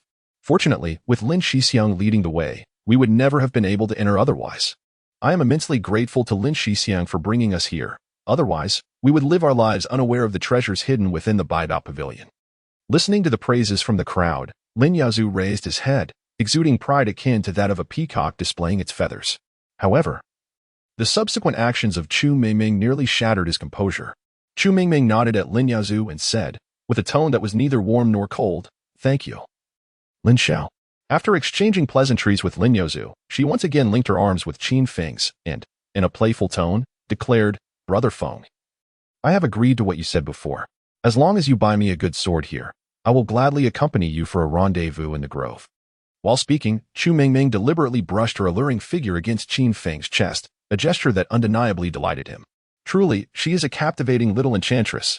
Yet, a moment later, a look of consternation appeared on Qin Feng's face as he stammered, "I think we should first see if there are any suitable options available before making a purchase."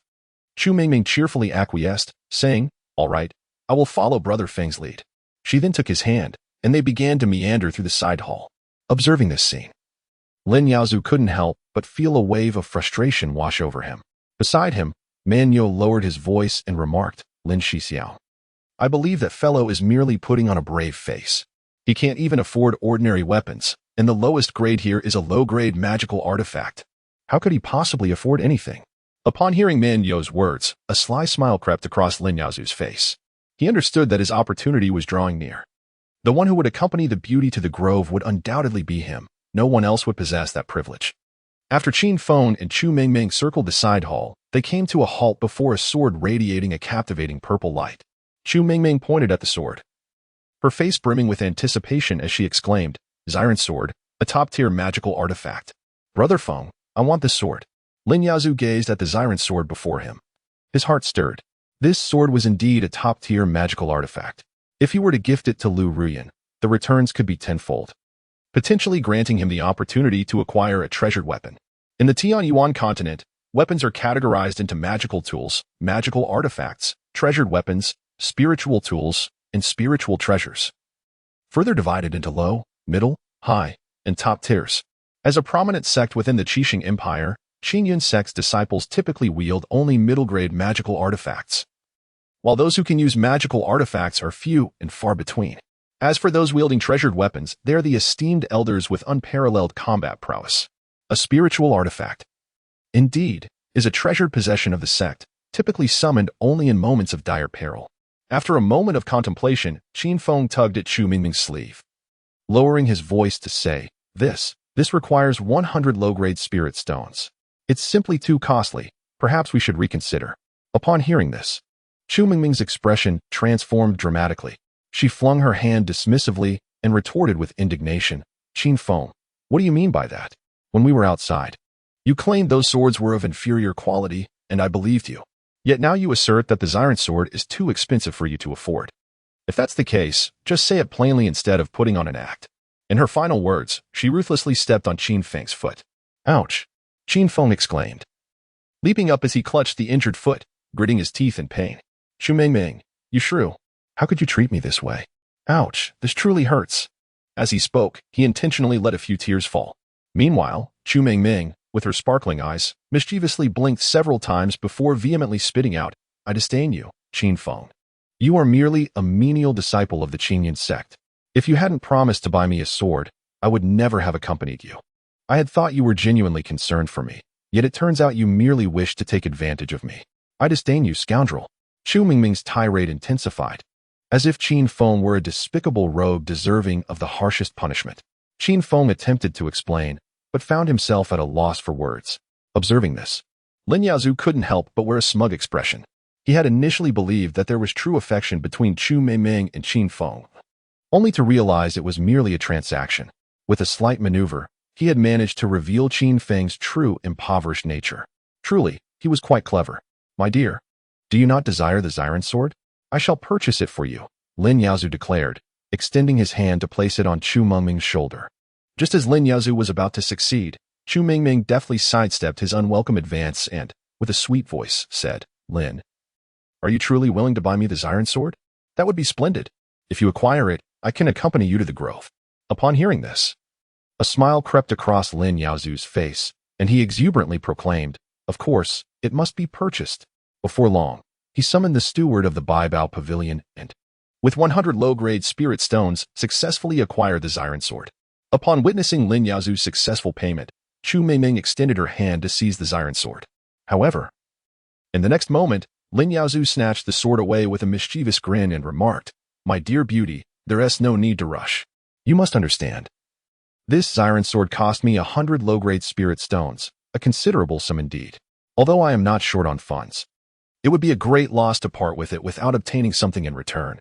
With the sword cradled in his left arm, he reached out with his right hand to embrace Chu Mingming. Observing this, she swiftly sidestepped and, her cheeks flushed with shyness, replied, "Lin Shao, there are too many eyes here. As a delicate flower, I cannot allow other men to gaze upon me. How about we retreat to the secluded grove outside? I assure you, I will make your experience unforgettable." As she spoke, a flicker of malice danced in her eyes. Deep down, she recognized that if her strength were inferior to Lin Yaozu's, his character would not permit him to spare her and Qin Feng. Hence, she resolved to send Lin Yaozu and his companions on their way. Forgiveness was a matter for the King of Hell. Her task was to deliver them to his doorstep. Well said, well said. The beauty certainly knows how to play. Lin Yaozu clapped his hands, his face alight with pride. Meanwhile, Chu Mingming strode confidently towards the door. Noticing her departure, Lin Yaozu waved his hand and prepared to follow her lead. Yet, after merely a few steps, Chu Mingming abruptly halted, her gaze fixed upon Qin Feng. Lin Xiao, this mere servant dares to covet my beauty and deceive me. Let us take him along. I want him to witness how I serve you. As she concluded, she playfully approached Lin Yaozu, gently pinching his arm. Feeling a sharp pain, Lin Yaozu's body quivered slightly, his pupils dilating with excitement. The thought of what was to unfold next made him burst into unrestrained laughter. Ha ha. The beauty truly knows how to have fun. Yes, we must bring this fellow along. Let him behold my prowess and understand what true worth is. Half an hour later, Qin Feng found himself escorted by Lin Yaozu and his companions to a secluded grove on the outskirts of the western suburbs. This grove lay several dozen kilometers from Feixing City, a place seldom visited by anyone. Lin Shixiang, congratulations on winning the heart of a beauty. Should we bind this fellow to prevent him from causing any trouble? Man Yo inquired with a sycophantic expression directed at Lin Yaozu. Lin Yaozu shot Man Yo a disdainful glance and replied dismissively, Huh? What can a mere servant possibly do? Binding him would be quite dull. Rather than allowing him to stand idly by, I am quite eager to witness his anxious demeanor. My dear beauty, what say you? Chu Mingming extended her right index finger, kissed it, and then blew a kiss to Lin Yaozu, declaring, Young Master Lin, whatever you wish to play, we shall play. Just wait a moment. I shall change into something more splendid, ensuring your utmost satisfaction. Chapter 17. The beauty truly knows how to play. As Lin Yaozu gazed at the retreating silhouette of Chu Mingming, a triumphant smile graced his lips. He wiped the sweat from his brow, grinning mischievously as he mused, I never anticipated that this beauty would be such a skilled player. This time, I must relish every moment. In his excitement, he rubbed his hands together, envisioning the enchanting scenery morphing into various shapes, a triangle, a sphere, even a square. However, to Lin Yaozu's surprise, after a prolonged wait, Chu Mingming did not reappear, igniting a sense of impatience within him. He paced restlessly, stepping on branches that crackled underfoot.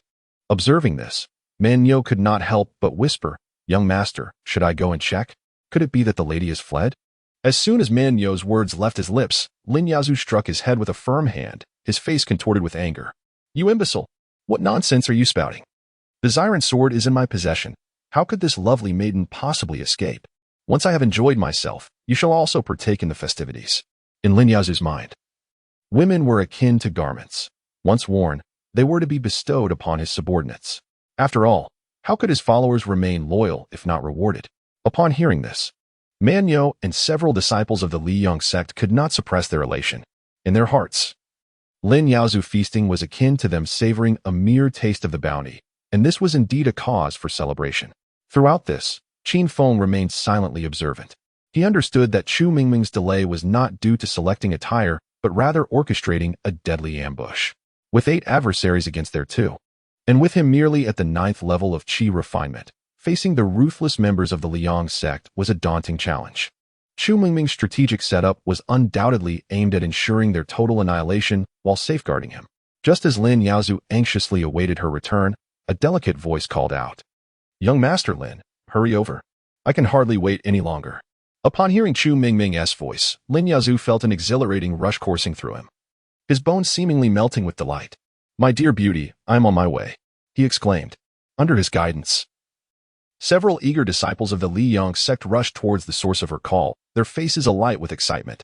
However, Lin Yaozu and his companions soon detected something amiss. For around them, there was nothing but an impenetrable fog. What was happening? Why had the mist suddenly descended? Furthermore, where had the beautiful woman vanished to? And what of that wretched servant disciple who had seemingly disappeared? I distinctly saw him enter. A disciple of the Liang sect spoke up, his face etched with confusion. With a sharp crack, Lin Yaozu swiftly struck the disciple across the face, reprimanding him with a fierce tone. Why the panic? It's merely a sudden fog. Do you not find this mist adds an element of intrigue?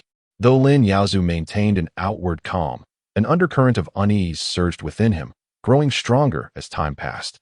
Meanwhile, several hundred meters away, Chu Mingming emerged from the Annihilation Mist Array, cradling Qin Feng in her arms.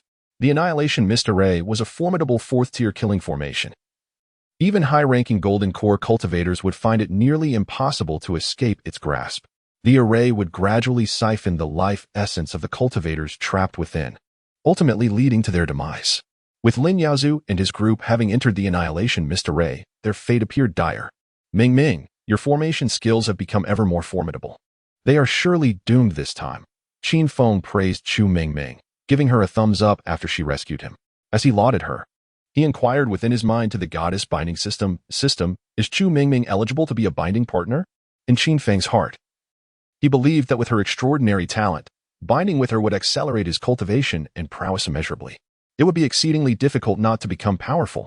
The voice of the goddess binding system soon resonated in Qin Feng's mind. Detection indicates an existing binding partner. The host must break through to the initial innate stage to bind a second goddess. Binding conditions require the host to engage in profound interaction with the goddess. A gentle reminder, such profound interaction necessitates the other party's consent. Otherwise, binding is impossible. Moreover, the deeper the interaction, the more robust the binding, and the greater the subsequent benefits. Qin Feng's heart quivered at this revelation. He was currently at the 9th level of Qi refinement. With the aid of the exceptionally gifted Lu Ruyan, breaking through to the initial innate stage should be as effortless as eating or drinking. However, engaging in profound interaction with Chu Mingming required the right moment. Upon hearing Qin Feng's praise, Chu Mingming tilted her head proudly, hands on her hips, and declared, "Hiki, do you not know who I am? How could the formations I set up possibly be anything less than impressive?" While Qin Feng and Chu Mingming exchanged laughter, the disciples of the Liang sect trapped within the Annihilation Mist Array faced a grim fate. 2 disciples of low cultivation had collapsed on the ground, gasping for breath with great effort. "I can't go on like this. This mist is peculiar. I feel my vital energy continually depleting. I can't muster even a fraction of my strength," one of the disciples weakly uttered. Upon hearing his words, the expressions of several other disciples from the Liang sect turned grim, as they too sensed their vital energy dissipating. If this continued, not only would their cultivation regress, but they could even face life-threatening dangers. "Damn it, we have all been deceived by that woman. This cursed mist must be her doing. We need to leave this place at once," Man Yo exclaimed, his face etched with anxiety. In his heart, he cursed Lin Yaozu. "Damn you, Lin Yaozu. A glutton for desire. How could you provoke such a formidable woman? This time, we are truly in dire straits. If we manage to survive, I swear I shall never associate with you again." Upon hearing Man Yo's words, the other disciples nodded in agreement, only to shake their heads in despair shortly after. They wished to escape this wretched place, yet despite their prolonged wandering, they remained in the same spot. Just as despair began to envelop the disciples of the Liang sect, Lin Yaozu slapped his forehead and exclaimed, "I understand now. That vile woman has ensnared us with an array." Chapter 18, Ancestor, Save Me. Man Yo glanced around in terror, his voice trembling as he spoke. "Brother Lin, think of a way to break the array. Otherwise, we shall be drained of life." Upon hearing Man Yo's plea, the disciples of the Liang sect echoed in unison, "Brother Lin, please devise a plan. We do not wish to perish here. Brother Lin, we are your most loyal juniors. You must save us." Listening to their cries for help, Lin Yaozu waved his hand dismissively and replied with disdain, "What are you all panicking for? This is merely an ordinary illusionary array. I can shatter it with a snap of my fingers." As he spoke, Lin Yaozu gripped the Xiren sword tightly and swung it fiercely toward the front. Boom! The sword's energy collided with the obliterating mist array, producing a tremendous sound of impact. However, after the clash, the mist did not dissipate in the slightest. Instead, it thickened considerably, even reducing the visibility around them. Witnessing this scene, the expressions of the disciples from the Liang sect turned grim. Particularly, the 2 weaker disciples suddenly clasped their hands tightly over their noses, crying out in agony, "Brother Lin, please save us. We can't breathe. Hurry." After struggling for a moment, the 2 disciples finally succumbed to lifelessness. Under the watchful gaze of the crowd, the flesh and blood of the 2 disciples vanished into the mist at a visible speed. In but a moment, all that remained on the ground were 2 white skeletons, the figures of the disciples utterly erased. Witnessing such a scene, the onlookers were gripped by terror, fully aware that if they failed to find a way out of this predicament, they too would soon be reduced to mere bones. Lin Yaozu, who had maintained his composure until witnessing the grim fate of his companions, suddenly turned pale, his body trembling slightly. Yet, true to his status as a core disciple of the Liang sect, his insight surpassed that of ordinary individuals. He swiftly forced himself to regain his calm and shouted loudly, "Brothers, we must unite our strength to overcome this crisis. Otherwise, we shall meet a gruesome end. Listen to me, we shall unleash our strongest strike towards the front." Only in this way can we hope to shatter the illusionary array before us. I will count to 3. Let us strike together. 1, 2, 3. As Lin Yaozu cried out the number 3, his vital energy surged violently, and a sword aura, as relentless as a bamboo stalk breaking through, sliced forward. Fiery slashes, flame fists, and diamond fists erupted from several other disciples of the Liyang sect, each unleashing their most powerful attacks without hesitation. They understood all too well that if they did not fight with all their might, a fatal outcome was inevitable. Boom, boom. However, the only response to Lin Yaozu and the other disciples' efforts was the deafening sound of their strikes, and nothing more. The mist before them thickened once again, rendering even a meter apart faces indistinguishable. Outside the Annihilation Mist Array, Qin Feng silently observed the dire plight of the Liyang sect disciples. In his heart, there was not a shred of pity. In a world governed by the survival of the fittest, harboring even a hint of compassion would lead to one's demise. The tragic fate of Lin Yaozu and his companions was simply the result of their own folly. A series of anguished cries erupted, and within the Annihilation Mist Array, all the disciples of the Liyang sect, save for Lin Yaozu and the bull-like figure, were drained of their flesh and blood, reduced to mere skeletons. Witnessing this scene, Chu Mingming turned to Qin Feng with a face full of concern and asked, "Brother Feng, is what I am doing too cruel? Is the Annihilation Mist Array I set up some sort of malevolent formation?" Qin Feng reached out, ruffling Chu Mingming's hair with a smile. "Silly girl. Does a killing array distinguish between good and evil? Any array that can eliminate an enemy is a good one. Let me tell you, mercy towards your enemies is the greatest cruelty to yourself. Think about it. If you were not their match, would you not become the one being bullied? Since they wish to bring harm upon you, they have brought this fate upon themselves." In the end, Qin Feng's eyes flashed with a fierce intensity. As a fervent admirer of countless fantastical novels in his previous life, he was acutely aware that being ruthless was not the mark of a villain, but rather a means of survival. Chu Mingming nodded vigorously, her delicate fists clenched tightly as she murmured softly, "Brother Feng, rest assured. I will strive diligently in my cultivation, and I will protect you well. For your safety, I shall grow ever stronger." Within the enigmatic mist formation, Lin Yaozu witnessed his subordinates fall one after another, his eyes turning crimson with rage. Trembling with fury, he muttered curses under his breath. "Damn it, you have forced my hand. It seems I have no choice but to resort to my last line of defense. Otherwise, I will undoubtedly become nothing more than a skeleton." After a moment of cursing, Lin Yaozu retrieved a golden talisman from his storage pouch. This talisman, known as the Annihilation Pill Talisman, was painstakingly crafted by the ancestral figure of the Lin family, Lin Wentian, a revered elder of the Liyang sect, for the sole purpose of preserving Lin Yaozu's life. The Annihilation Pill Talisman contained the formidable true essence of a 9th-tier nascent soul celestial, even though Lin Yaozu was merely at the first level of foundation establishment. Activating the talisman would allow him to effortlessly annihilate golden core celestials. Alas, this talisman possessed only a single strike's worth of power. Once used, it would be rendered a mere scrap of paper. "Ancestral Master, save me!" Lin Yaozu cried out, frantically urging the Annihilation Pill Talisman. A golden shadow swiftly materialized before him, the owner of which was none other than his ancestor, Lin Wentian, the esteemed elder of the Liyang sect. "Who dares to harm the descendants of Lin Wentian?" A commanding voice resonated. Upon hearing the name Lin Wentian, Chu Mingming's delicate frame trembled slightly.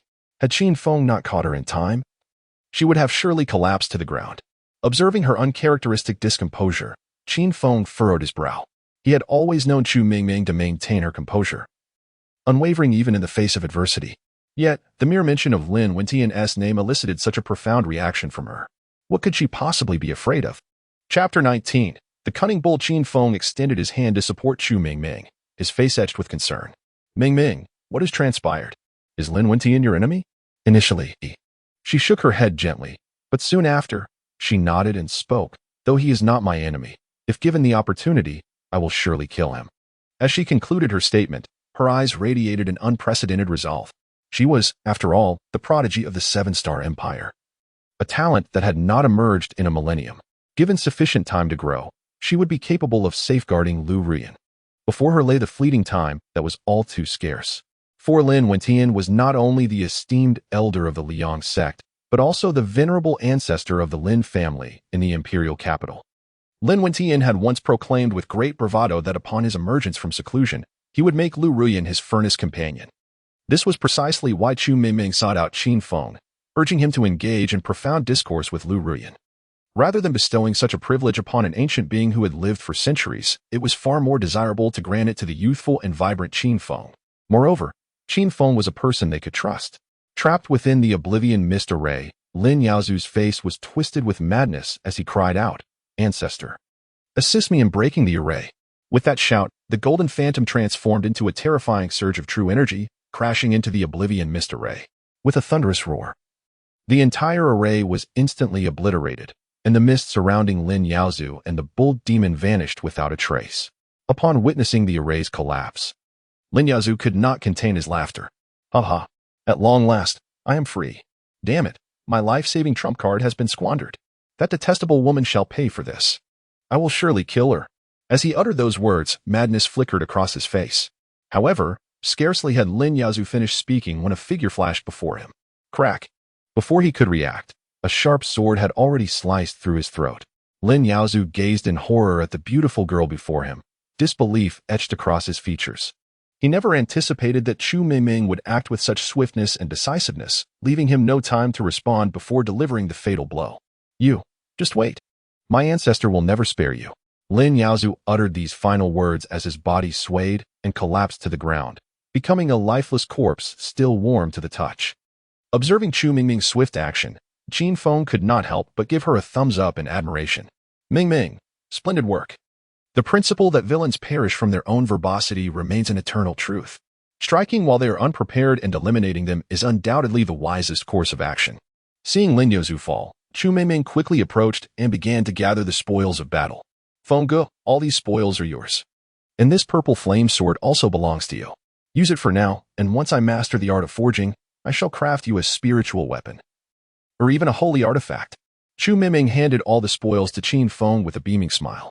In response to the treasures offered by Chu Mingming, Qin Feng merely accepted the purple flame sword. "Mingming, these spoils are rightfully yours. This purple flame sword is excellent and shall be mine, but the rest belongs to you." Confronted with Qin Feng's refusal, Chu Mingming placed her hands on her hips, her face contorted with indignation as she declared, "Humph, I don't care. I said I would give it to you, and so I shall." As she spoke, Chu Mingming forcefully thrust all the spoils into Qin Feng's hands. Observing this, Qin Feng chose not to resist further and nodded, expressing his gratitude. "Mingming, thank you. I must admit, this soft meal is indeed quite delectable."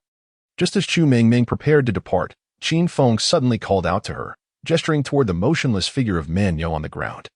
It was worth noting that all other disciples of the Rising Sun sect, except for Lin Yaozu, had been devoured by the Oblivion Mist formation, leaving behind nothing but skeletons. Yet, Man Yo remained alive and intact, which could only imply one thing. He was indeed still breathing. This fellow was undeniably peculiar. Among the disciples of the Rising Sun sect, his cultivation level was nearly the lowest, yet he had survived when all others had perished. Now, he was even putting on a show. He truly was a cunning character. As Chu Mingming spoke, her sharp sword was already poised at Man Yo's throat.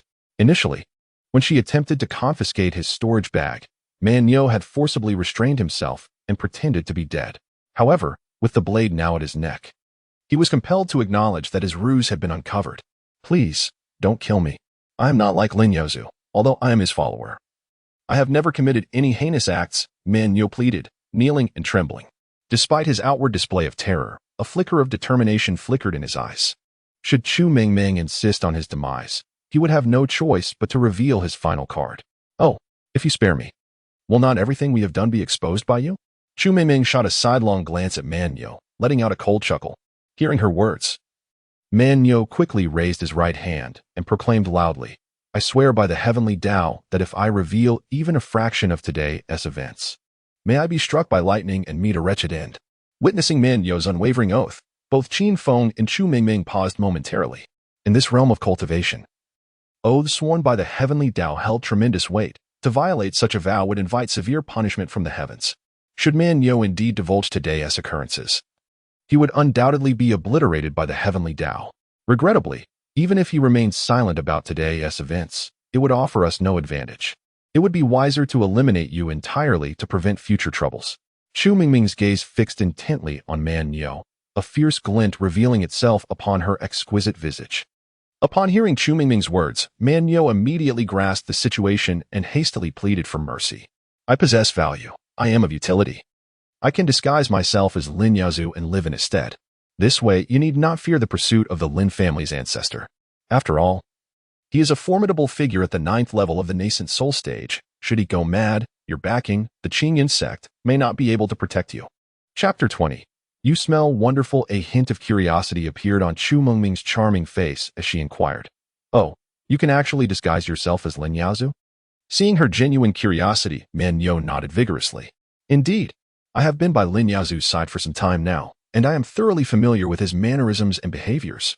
I can assure you that no one will detect any flaws. Furthermore, I guarantee that once I impersonate Lin Yaozu and acquire valuable resources, I will gladly offer them to you. To be honest, my intention in accompanying him this time is to find a way to eliminate him and take his place. I truly appreciate your assistance. Without you, I would not have encountered such a golden opportunity.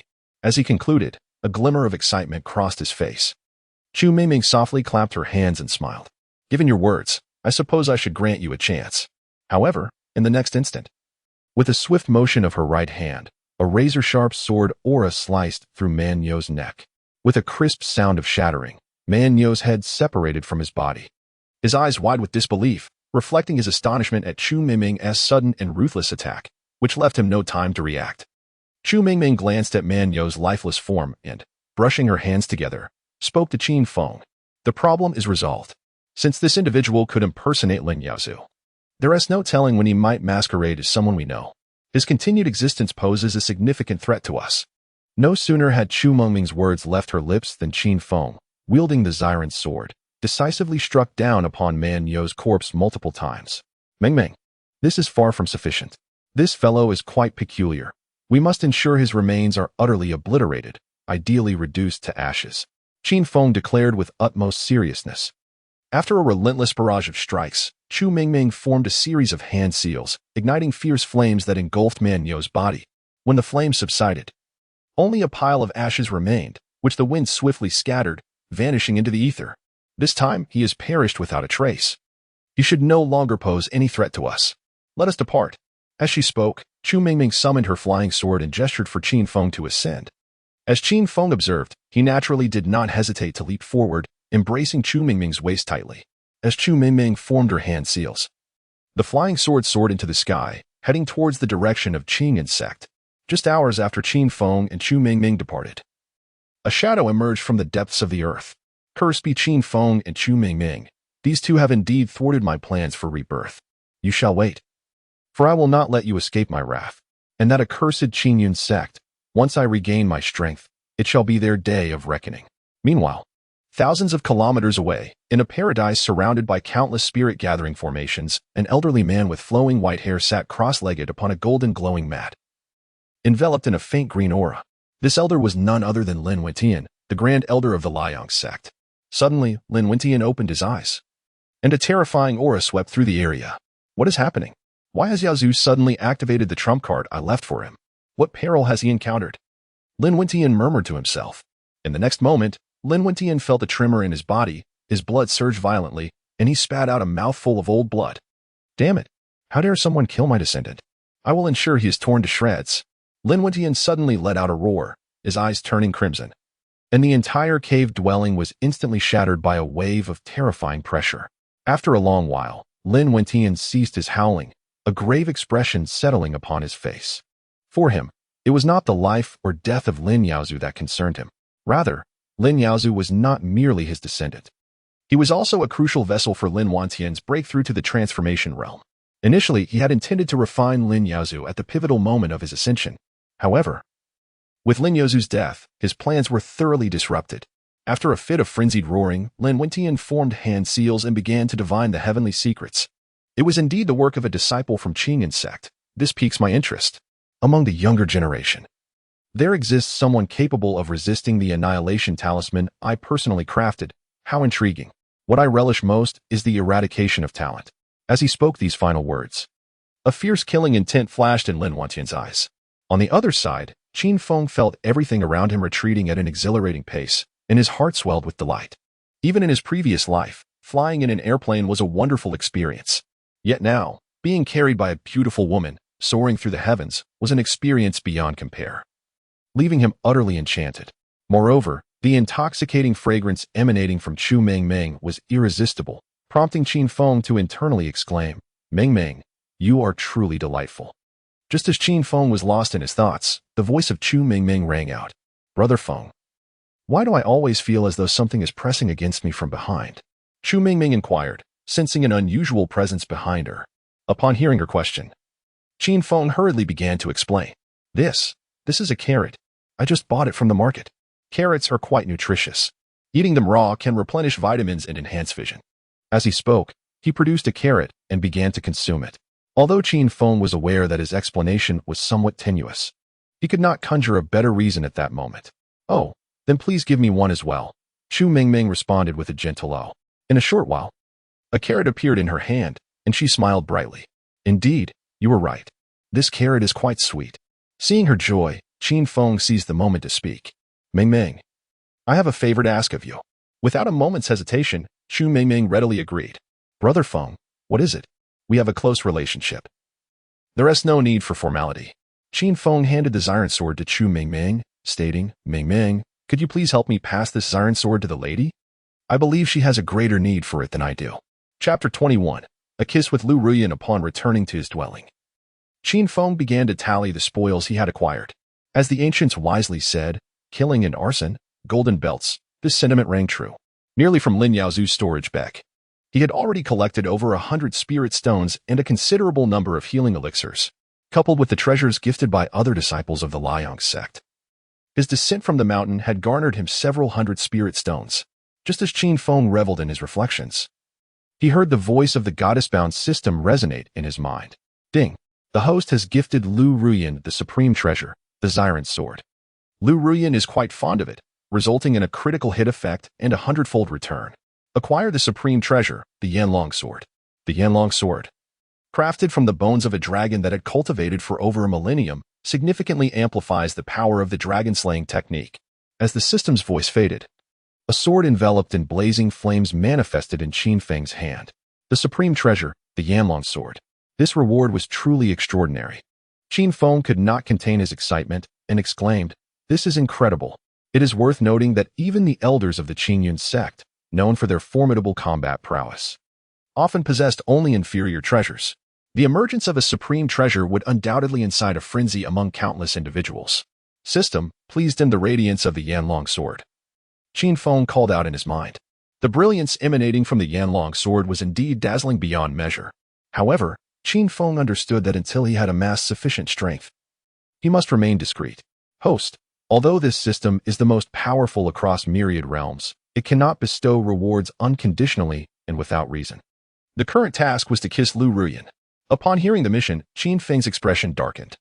The reason Lu Ruyan had initially engaged with him was merely to leave behind an heir. If he dared to approach her now, she would likely expel him without hesitation. Yet, a flicker of cunning danced in Qin Feng's eyes as he murmured to himself, "Wait a moment, Lu Ruyan is merely at the 6th level of qi refinement. She cannot possibly defeat me." In such circumstances, employing a forceful approach might actually be feasible. However, with nightfall approaching, it did not seem an opportune moment. He would need to wait a little longer until the moonless night, which would present a perfect opportunity to infiltrate Lu Ruyan's chamber. How could I, a gentleman, undertake such actions? Though Qin Feng entertained these thoughts, he refrained from acting on them. It was important to note that Lu Ruyan resided in the most opulent estate of the Qingyun sect, which was not only adorned with spirit-gathering arrays but also fraught with lethal traps. Should he recklessly intrude, only a grim fate awaited him.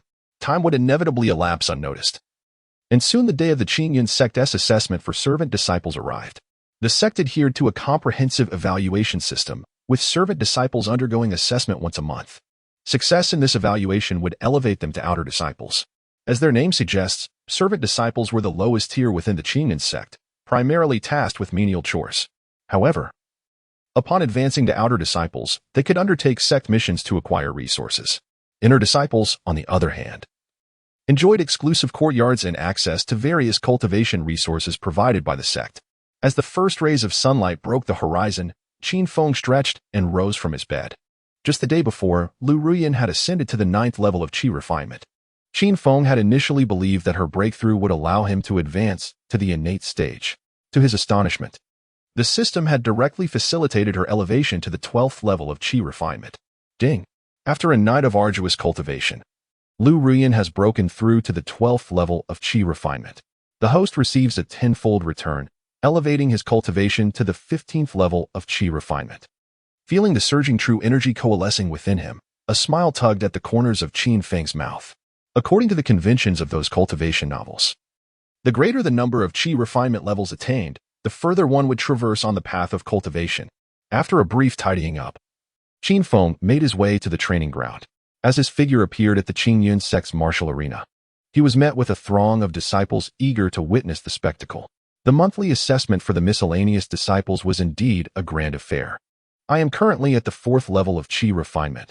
Who knows, I might break through to the 5th level by next month. At that point, I would be eligible to participate in the assessment, one disciple mused. I advise you to abandon such delusions. I once harbored similar thoughts. Yet 3 years have passed, and I remain at the 4th level, another replied.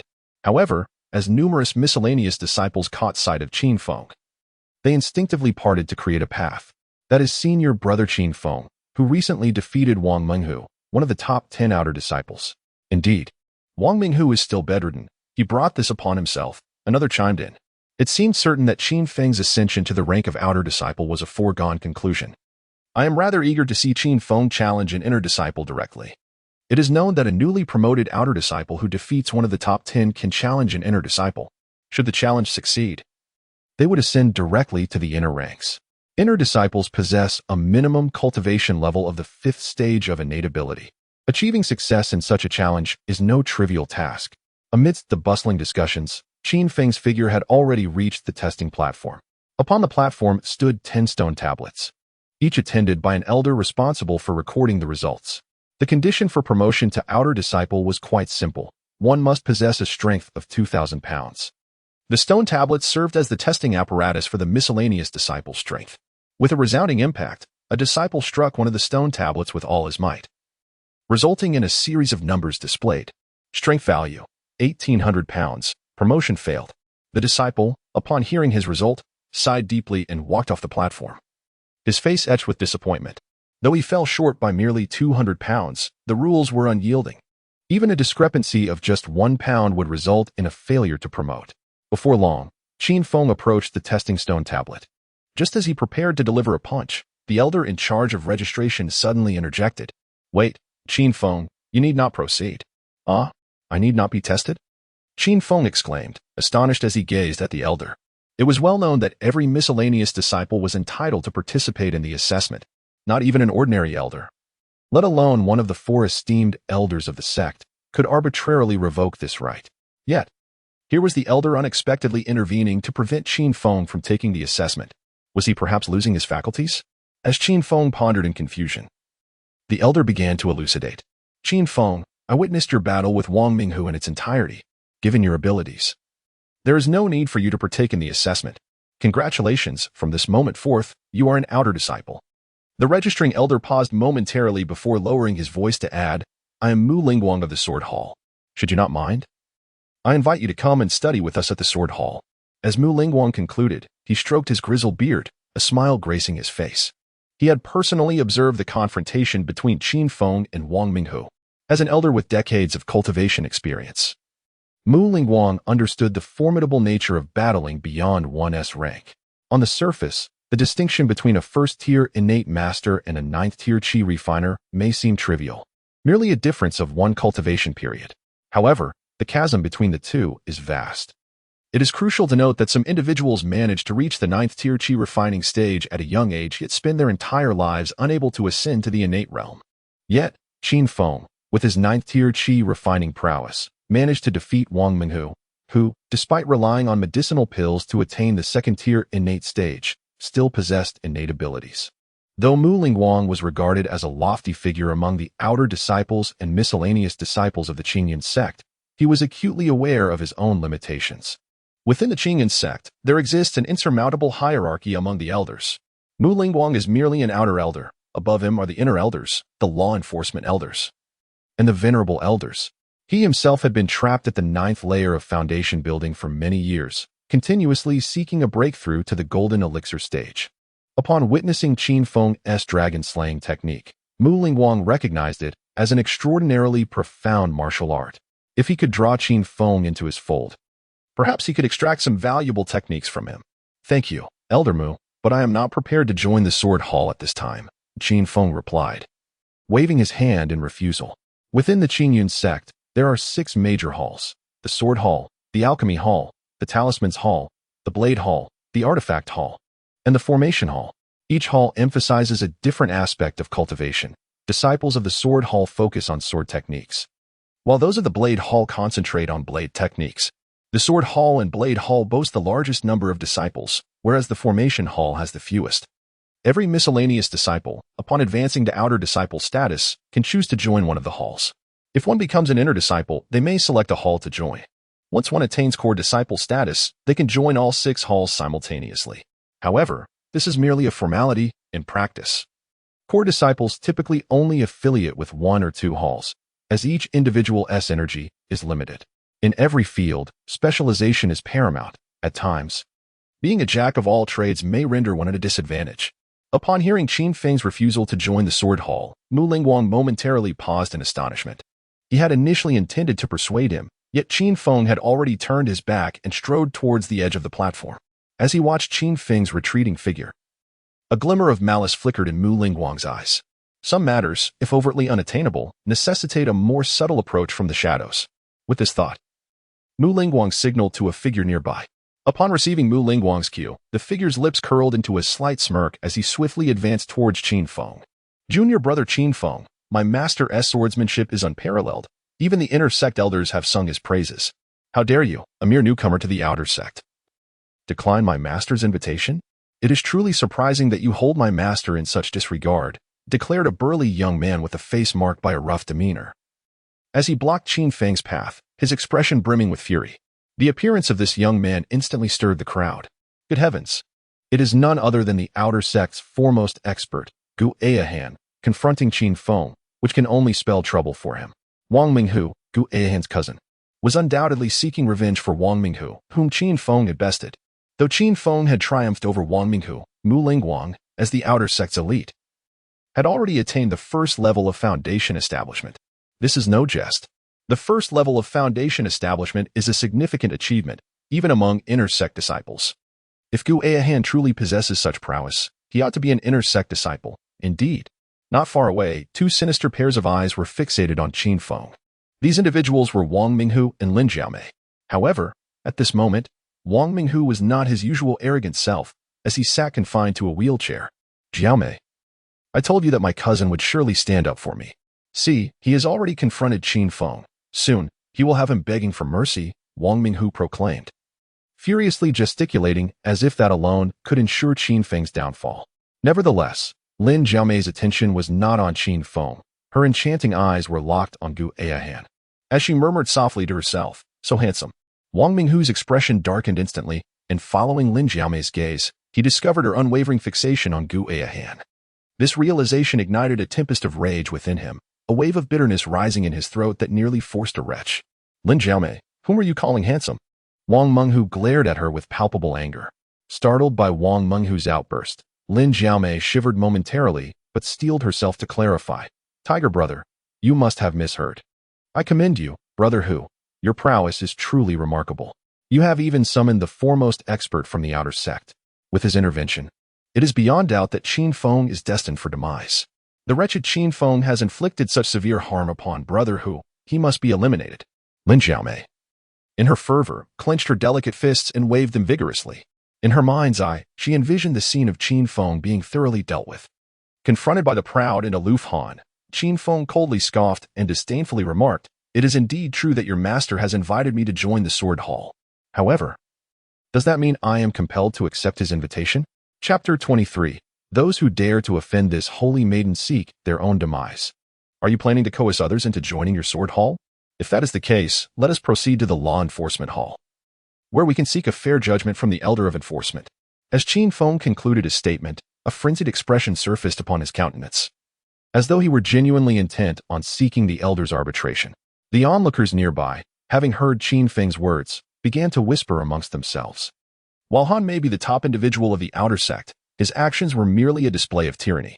Indeed, Joining the outer sect and selecting a branch to join is a matter of personal choice. No one can be coerced into it. I suspect Han has grown accustomed to arrogance, which has led him to utter such audacious words. Upon hearing the crowd's murmurs, Han's face turned a deep shade of blue. If these individuals dared to speak of him in such a manner outside, he would undoubtedly take action to demonstrate the reason behind the flower's vibrant bloom. However, he could not afford to act rashly at this moment. Although today was the assessment for the miscellaneous disciples, many inner-sect disciples and even elders were discreetly observing. Should he choose to act, it would surely provoke the law enforcement hall's intervention. With a glint of calculation in his eye, Han smirked and declared, "Qin Feng, as a disciple of the Sword Hall, since you disdain us, let us engage in a contest. If you can defeat me, I shall offer you an apology." In Han's mind, this tactic was utterly brilliant. If Qin Feng dared not accept the challenge, it would mark him as a coward, a laughingstock within the sect. Conversely, should he accept, he would undoubtedly suffer a severe beating. Yet, throughout the exchange, Qin Feng maintained an expression as serene as still water. "Han, you are unwell. Seek treatment instead of embarrassing yourself in public. Fortunately, we are within the sect. Were this to occur outside, it would tarnish the reputation of our Qinyan sect." At this juncture, Qin Feng paused briefly before proclaiming, "Throughout the entirety of the Qinyan sect, it is well known that my talent for cultivation is lacking. After over a decade of practice, I remain at merely the third layer of qi refinement. For over 30 years, you have honed your skills. Yet you dare to challenge me, a mere practitioner at the third level of qi refinement? Have you lost your senses?" Qin Feng remarked, shaking his head in disbelief. As if the proud figure before him were afflicted with an incurable ailment. The countenance of Gu Ao Han shifted between shades of green and purple, his fists clenching tightly, emitting a cracking sound. Just as Gu Ao Han was about to unleash his fury, a chilling voice interrupted the tension. "Heh, Gu Ao Han, the esteemed champion of the outer sect, do you wish to face this saintess in a duel? Should you lose, you shall humbly present me with 1,000 low-grade spirit stones." As the voice resonated, a woman clad in a flowing white gown approached Qin Feng. The newcomer was none other than Chu Mingming, the saintess of Qinyan sect. Upon her arrival, many onlookers gasped in astonishment. For it was evident that Chu Mingming was not merely defending Qin Feng, she was entwined with him in an intimate clasp of fingers. This signified a bond that transcended the ordinary. Witnessing the ethereal beauty of Chu Mingming so closely engaged with Qin Feng sent Gu Ao Han's fists trembling with frustration. He pondered bitterly. As the foremost figure of the outer sect, his status commanded immense respect, both among the outer disciples and even the miscellaneous workers. Typically, even inner sect disciples would afford him some degree of deference. Yet, here was Qin Feng, a so-called waste, a recent addition to the outer sect, who had captured the attention of the most talented beauty of Qinyan sect. How could Gu Ao Han not feel an overwhelming surge of jealousy? After a moment of contemplation, Gu Ao Han gritted his teeth and spoke, "Saintess, this Qin Feng is nothing but a waste. Why would you stand up for him?" However, before Gu Ao Han could finish his sentence, Chu Mingming abruptly raised her hand. With a swift motion, she struck him across the face with a surge of true energy. The sharp sound of her palm echoed as Gu Ao Han was sent flying several meters away, a distinct handprint appearing on his cheek. Gu Ao Han's finger trembled as he pointed at Chu Mingming. He yearned to unleash a torrent of invective against her, but the words lodged in his throat, unable to escape. As the foremost prodigy of Qinyan sect, her prowess was indisputable. Not only was she invincible among her peers, but even formidable elders could not match her strength. It would not be an exaggeration to say that should Chu Mingming publicly slay a disciple of Qinyan sect, she could easily evade punishment with a plausible excuse. Geniuses are not a rarity, but a prodigy like Chu Mingming, who appears once in a millennium, is a being no one dares to provoke. "Saintess, I was wrong," Gu Ao Han finally uttered, apologizing to Chu Mingming. As the conversation unfolded, Gu Aoten cast a fierce glare at Qin Feng. In his heart, he silently cursed, "Damn Qin Feng, just you wait. I refuse to believe that Chu Mingming will remain by your side forever. Once you are alone, I will ensure your demise." In response to Gu Aoten's apology, Chu Mingming merely let out a cold snort. "Let it be known, Qin Feng is my destined partner. Anyone who dares to provoke him shall find themselves at enmity with me. I may lack other virtues, but my swiftness in dispatching foes is unparalleled. I guarantee a painless end." With a challenging tone, she added, "Gu Aohen, do you wish to test the sharpness of my blade?" Upon hearing her words, Gu Aohen felt his legs weaken, collapsing to the ground. Observing Gu Aohen's pitiful state, Qin Feng clenched his fist tightly. This was the benefit of absolute power. If his strength equaled that of Chu Mingming, even if he were to publicly slay Gu Aohan, no one would dare hold him accountable. In fact, many would cheer for such an act. Well done. Magnificent. Such was the advantage that strength conferred. At present, Lu Ruyan had already attained the 12th level of qi refinement. But it was essential to draw her out. However, even approaching her proved challenging, let alone coaxing her into action. Just as Qin Feng pondered on how to fully engage Lu Ruyan, Chu Mingming whispered in his ear, "Brother Feng, how shall we deal with this fellow? Should I assist in eliminating him?" Chapter 24. Granting a path of mercy to the wayward disciple, though he may be the foremost expert of the outer sect. Killing him would be as effortless as crushing an ant, Chu Mingming declared, concluding with a gesture across her throat. Clearly, at that moment, she harbored murderous intent towards Gu Aohan. No, there are too many witnesses. It would be better to wait until he is isolated before striking. Qin Feng replied with a gentle shake of his head. He understood that, with Chu Mingming's capabilities, eliminating Gu Aohan was hardly a daunting task.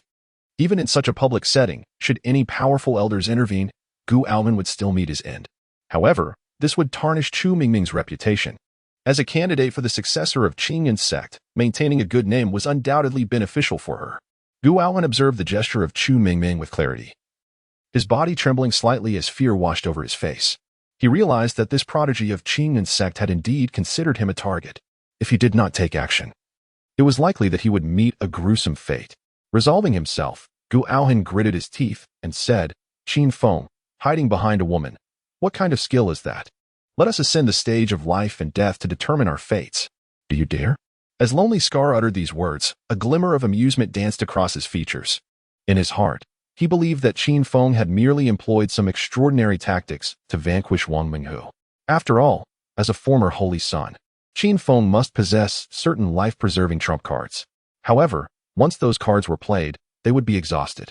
Should they step onto the stage of life and death, he could openly and unabashedly end Qin Feng's life. If Qin Feng were to refuse, it would only serve to confirm that he was but a worthless leech, thriving off the affections of women. Yet, the moment Lonely Scar's challenge escaped his lips, the gathered disciples of the Qingyun sect erupted in scornful rebuke. "How dare you? Lonely Scar, have you no shame? Have you forgotten how many years you have trained and the immense resources you have consumed from the Qingyun sect to attain your current prowess?" In this context, to challenge Qin Feng to a life and death duel is nothing more than sheer bullying. Indeed, do not underestimate youth. Qin Feng is still young, brimming with limitless potential. I firmly believe that when Qin Feng reaches an age akin to Lonely Scar's, he would undoubtedly bring him to his knees. How utterly shameless. I have never encountered such a brazen individual. As Lonely Scar listened to the torrent of insults directed at him, his countenance darkened, and he involuntarily trembled. It is worth noting that since he had ascended to the position of the foremost disciple, no one had dared to publicly berate him. Especially among the servant and outer disciples, he had always received accolades. Even when he had acted outrageously, none had dared to challenge him. Yet, Lonely Scar remained oblivious to the fact that those who dared to speak out were merely attempting to curry favor with Chu Mingming. Although the foremost adept of the outer sect was indeed a formidable figure in the eyes of the servant and outer disciples, to the holy maiden Chu Mingming, he was nothing of significance. Upon hearing Lonely Scar's invitation to the stage of life and death, Qin Feng shrugged, his expression betraying his reluctance. The notion of battling on the stage of life and death presents quite a dilemma. In Qin Feng's mind, he had no intention of engaging in a deadly struggle with Lonely Scar. His cultivation had not been augmented through life and death battles, but rather through the enhancements bestowed upon him by Lu Ruoyan. In such circumstances, even if he chose to remain passive, as long as Lu Ruoyan grew stronger, so would he. Thus, why must there be a fight to the death? Upon hearing Qin Feng's refusal, Lonely Scar paused, momentarily taken aback, before lifting his head and bursting into laughter. "Ha! Qin Feng, I never anticipated you to be so cowardly. If you wish to avoid the life and death duel, all you need to do is kneel before me and proclaim thrice that you are a waste. Thus, I may spare you." The proud Han spoke with a triumphant expression, casting a glance at Chu Mingming, as if to say, "Ha, Chu Mingming, do you see? This is the man you have chosen. I am 100, even 1,000 times superior to Qin Feng. How could you choose him over me?" However, just as pride swelled within the heart of the proud Han, Chu Mingming raised her hand once more. With a resounding slap, a surge of energy struck his face again. Following the strike, Two perfectly symmetrical handprints adorned the proud Han's visage. Yui covered his face with both hands, glaring fiercely at Chu Mingming. He longed to admonish her loudly. Yet the words caught in his throat, unspoken. Proud Han, did you not wish to ascend the life and death platform? Allow this holy maiden to accompany you. I am rather curious to see if you dare to ascend. As soon as Chu Mingming's words fell, the proud Han collapsed onto the ground. His complexion as pale as a blank sheet of paper, and his breaths became rapid and shallow. He understood well that should he face Chu Mingming on the life and death platform, he would surely meet his end. Observing the terror etched upon his face, Chu Mingming scoffed. Proud Han, why are you trembling so? If you are afraid, then why not kneel and apologize to Qin Feng? This holy maiden would not mind ending your life right now. Shall you wager whether I dare to slay the foremost expert of the outer sect before all? As she spoke, Chu Mingming advanced step by step toward the proud Han. After only a few strides, he was so frightened that he lost his composure, hastily fleeing toward Mu Lingguang's direction. Master, save me. She wants to kill me. Master, hurry and rescue me. He cried out desperately. In his heart, he did not believe that Mu Lingguang could prevent Chu Mingming from striking. Yet, at that moment, Mu Lingguang was his only lifeline. Witnessing the proud Han's panic, Mu Lingguang furrowed his brow tightly. At that moment, he wished he could deliver a few solid kicks to his foolish disciple. In Mu Lingguang's eyes, the holy maiden Chu Mingming was a ruthless killer. Yet his Na'vi disciple dared to offend her. Was that not a blatant disregard for his own life? Now, under the scrutinizing gaze of the crowd, he was torn. He did not wish to save the proud Han, yet he felt compelled to intervene. Otherwise, as the elder of the Sword Hall, he would lose all face. The proud Han bowed respectfully to Chu Mingming, addressing her. Holy maiden, I am Mu Lingguang, elder of the Sword Hall. I implore you, for my sake, to grant this misguided disciple a chance at redemption. Rest assured, I shall ensure he is properly disciplined and will not provoke any more trouble. As Mu Lingguang concluded his words, he did not forget to pat his chest, thus offering a guarantee to Chu Mingming. However, as soon as Mu Lingguang's words escaped his lips, Chu Mingming waved her hand once more. A surge of true energy was unleashed, leaving a distinct five-finger mark upon Mu Lingguang's face. What are you, Mu Lingguang? A mere outer sect elder. And do you expect this holy maiden to show you respect? Before me, what dignity do you possess? Of course, if you are willing to sacrifice your life to protect this fool, I might grant you an opportunity, Chu Mingming coldly declared. In her heart, she cared not for his status. Anyone who dared to offend Qin Feng must perish. After receiving the slap, Mu Lingguang promptly knelt upon the ground, acutely aware that preserving his life was paramount in this moment. As for matters of dignity, his life was infinitely more significant. Observing Mu Lingguang kneeling, Chu Mingming gently tugged at Qin Feng's sleeve, lowering her voice. Brother Feng, am I being too fierce? Are you frightened of me? Witnessing her demeanor, a smile graced Qin Feng's lips. He affectionately tapped her forehead and replied, Mingming, you are standing up for me. I can only commend you for your splendid effort. However, this time, I must personally reclaim my honor. With that, Qin Feng's gaze fell upon Gu Ahan. Gu Ahan, do you not wish to engage in a life and death duel with me? I am willing to oblige. We shall meet on the arena a month from now. Qin Feng had deliberated deeply before agreeing to the duel with Gu Ahan. He was confident that, in a month's time, his strength would far surpass that of Gu Ahan. Naturally, should he find himself lacking, he would have Chu Mingming deal with Gu Ahan the night before. As the crowd absorbed the news of Qin Feng accepting the life and death duel with Gu Ahan, disbelief etched itself upon their faces. Good heavens! Could Qin Feng be insane? To challenge Gu Ahan to a battle of life and death is akin to courting death itself. Although Gu Ahan's prowess paled in comparison to Chu Mingming's, he remained the foremost expert of the outer sect. I must admit, I am somewhat eager for the life and death battle in a month, one onlooker mused. If Qin Feng dares to accept, it surely indicates he possesses his own trump card. Nearby, Wang Minghu and Lin Jiamei were visibly astonished. Wang Minghu exclaimed with uncontainable excitement. Jiao Jiao, pinch me. Am I dreaming? Qin Feng is actually going to duel with my cousin? Lin Jiamei reached out and pinched Wang Minghu's thigh with force. Ouch. Wang Minghu let out a wail that echoed like a slaughtered pig. Lin Jiamei, have you lost your mind? You're squeezing so hard. It feels like you're trying to murder your own husband. Wang Minghu reprimanded Lin Jiamei loudly. Lin Jiamei's face was etched with grievance as she coldly huffed. Wang Minghu, what nonsense are you spouting? If you hadn't provoked me, how could I have acted? How dare you threaten me? As their argument escalated, the two began to physically clash before the eyes of the onlookers. Meanwhile, Gu Ayahan stared at Qin Feng with disbelief. Qin Feng, are you truly prepared to engage in a life and death duel with me in a month's time? Qin Feng shrugged nonchalantly, a smirk gracing his lips as he retorted. What other choice is there? Are you afraid? Do you wish to back down? At that moment, he reached out to tug at Chu Mingming. He was acutely aware that this was an opportune moment for both him and Chu Mingming to profit, instantly recognizing the mischievous grin on Qin Feng's face. Chu Mingming understood. Mu Lingguang, shall we make a wager? In 1 month, who will perish on the dueling stage? The loser must forfeit 500 low-grade spirit stones. I wonder if you dare to take the bet? With a playful smile, Chu Mingming addressed Mu Lingguang. Mu Lingguang was momentarily taken aback, never expecting Chu Mingming to propose a wager. He glanced first at Qin Feng and then at Gu Ayahan before gritting his teeth and replying, Fine, I accept the bet. How could the disciple of this elder possibly lose?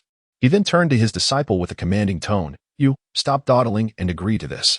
With that, he gave Gu Ayahan a firm pat on the shoulder. Gu Ayahan promptly looked at Qin Feng and declared, We shall meet on the dueling stage in a month. After saying this, Gu Ayahan turned and left without looking back, internally resolving to train fervently over the next month. The news of the duel between Qin Feng and Gu Ayahan quickly spread throughout the Qingyan sect. Many disciples and elders believed Qin Feng was courting death.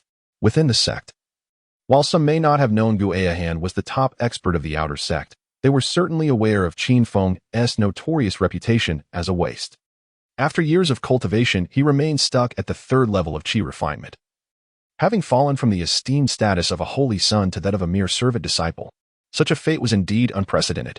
3 days later, Lu Ruyan had broken through to the 20th level of qi refinement, yet she showed no signs of advancing further.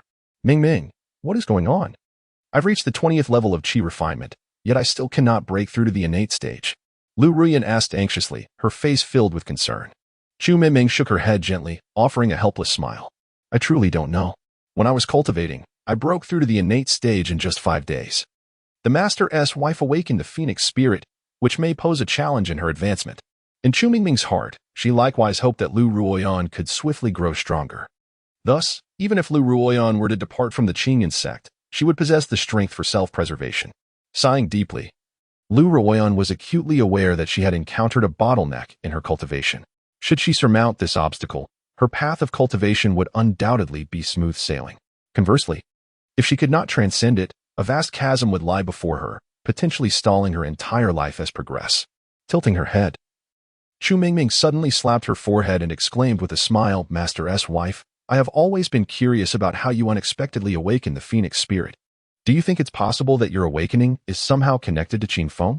If you were to borrow his essence once more, perhaps unexpected results might ensue. Chapter 26. You scoundrel. When Chu Mingming mentioned the notion of borrowing essence, Lu Ruoyan's face instantly flushed a deep crimson, as a familiar figure flashed through her mind. Biting her lip, she gently shook her head and replied, What nonsense are you spouting? How does my awakening of the phoenix spirit relate to borrowing essence? You must speak so recklessly.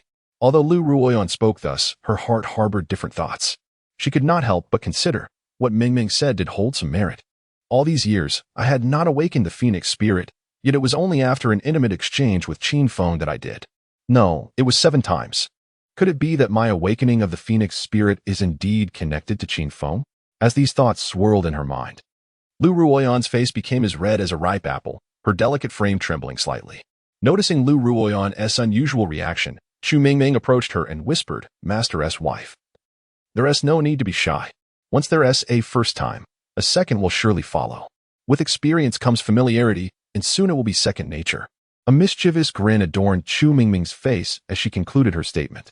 Upon hearing such bold words from Chu Mingming, Lu Ruoyan could not help but recall that fateful night in the cave, navigating the waves as she traversed the towering mountains.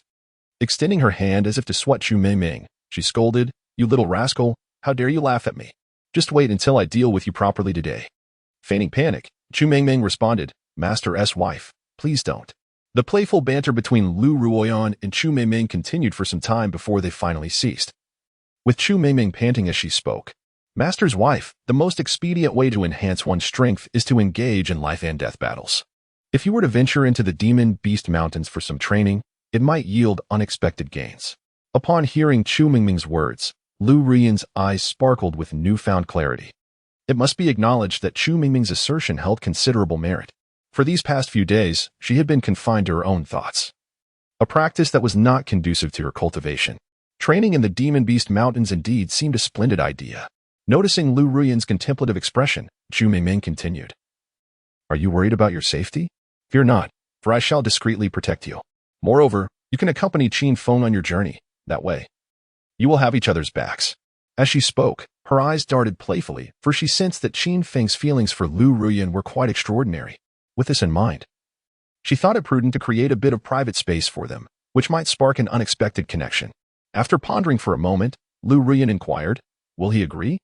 Chu Mingming placed her hands on her hips and scoffed. Whether he agrees or not, he must comply. 3 days later, as the first rays of dawn streamed through the window, Qin Feng stretched lazily and prepared to rise for his morning routine. The voice of the divine binding system resonated in his ears. Ding! Lu Ruyan's cultivation has broken through to the 30th level of qi refinement, resulting in a tenfold reward. The host's cultivation will now ascend to the 40th level of qi refinement. As the system's announcement concluded, Qin Feng could distinctly feel the true energy within him gathering at an extraordinary pace. The 40th level of qi refinement? It was truly regrettable that he had yet to break through to the innate stage under such circumstances. Moreover, if this continued, was it possible he would remain in the qi refinement stage for a lifetime? A tinge of disappointment lingered in Qin Feng's heart. Although the levels of qi refinement were continuously rising, his strength was indeed advancing. Yet the qi refinement stage remained just that, a stage. According to the cultivation laws of this world, even at a staggering 10,000 levels of qi refinement, one's lifespan would barely extend to 200 years. As a cultivator, the aspiration was not solely to attain greater power, but also to enjoy an extended lifespan. System, what is the issue? Why can I not break through to the innate stage? Qin Feng inquired within his mind. The system promptly responded, Host, your cultivation is reliant on Lu Ruyan's return. Only when Lu Ruyan breaks through to the innate stage can you do so as well. Furthermore, the interaction between you and Lu Ruyan has been rather minimal, even non-existent. This is detrimental to the system's design. Please engage more with Lu Ruyan, as it may lead to unforeseen rewards. Upon hearing the divine binding system's words, Qin Feng could not help but feel a wave of frustration. Deep down, he wished to interact more with Lu Ruyan. However, as the esteemed matriarch of the sect, Lu Ruyan had always maintained a reclusive presence. Among the disciples of the Qingyan sect who had interacted with her, the only one was the saintly Chu Mingming. Qin Feng could not help but muse to himself, it seems I must find an opportunity for Chu Mingming to introduce me to Lu Ruyan. Yet, would Chu Mingming ever be willing to assist in such a matter? He swiftly shook his head, silently contemplating. Whether she desires to or not, she must comply. For the sake of enhancing my cultivation, this must be done. Just as these thoughts swirled in his mind, a voice like silver bells rang out. Brother Feng, have you risen? Upon hearing this call, Qin Feng's eyes brightened. Truly, it was as if the mention of the devil summoned him forth. Mingming, what brings you here? The moment he opened the door, he found himself momentarily taken aback.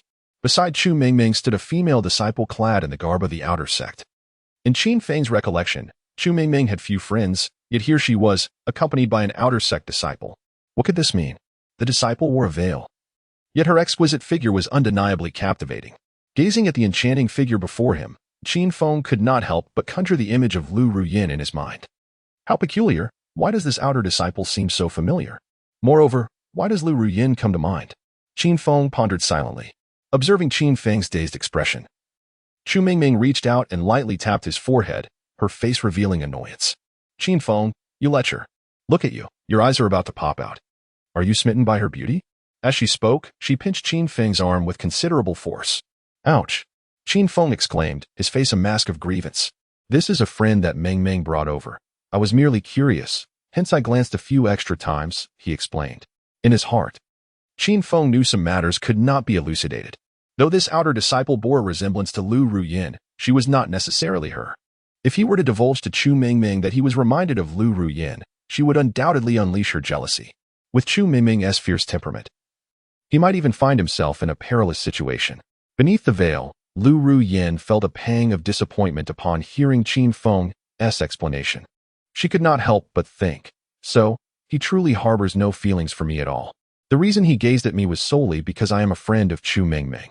What I had thought to be affection was merely an act. As Lu Ruyan pondered, her eyes suddenly turned red, tears swirling within them. Upon hearing Qin Feng's words, Chu Mingming was momentarily taken aback. Then gently tapped Qin Feng's chest with her hand, smiling as she said, "Humph, at least you still possess a conscience.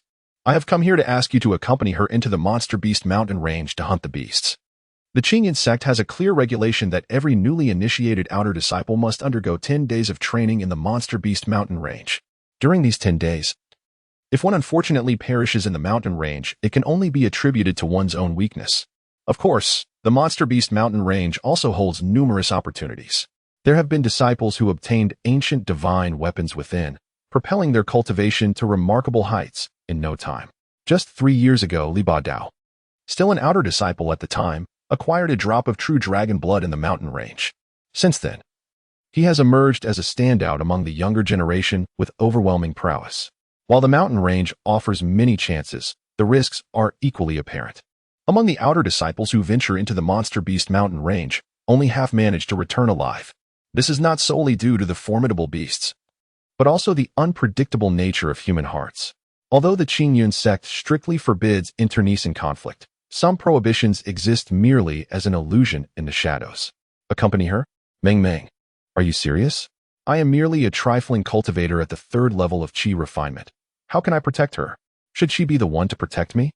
Qin Feng spread his hands, a look of helplessness on his face as he spoke. Hearing Qin Feng's refusal, Lu Ruyin was momentarily stunned. She questioned herself. Her alluring figure surely drove countless men to madness.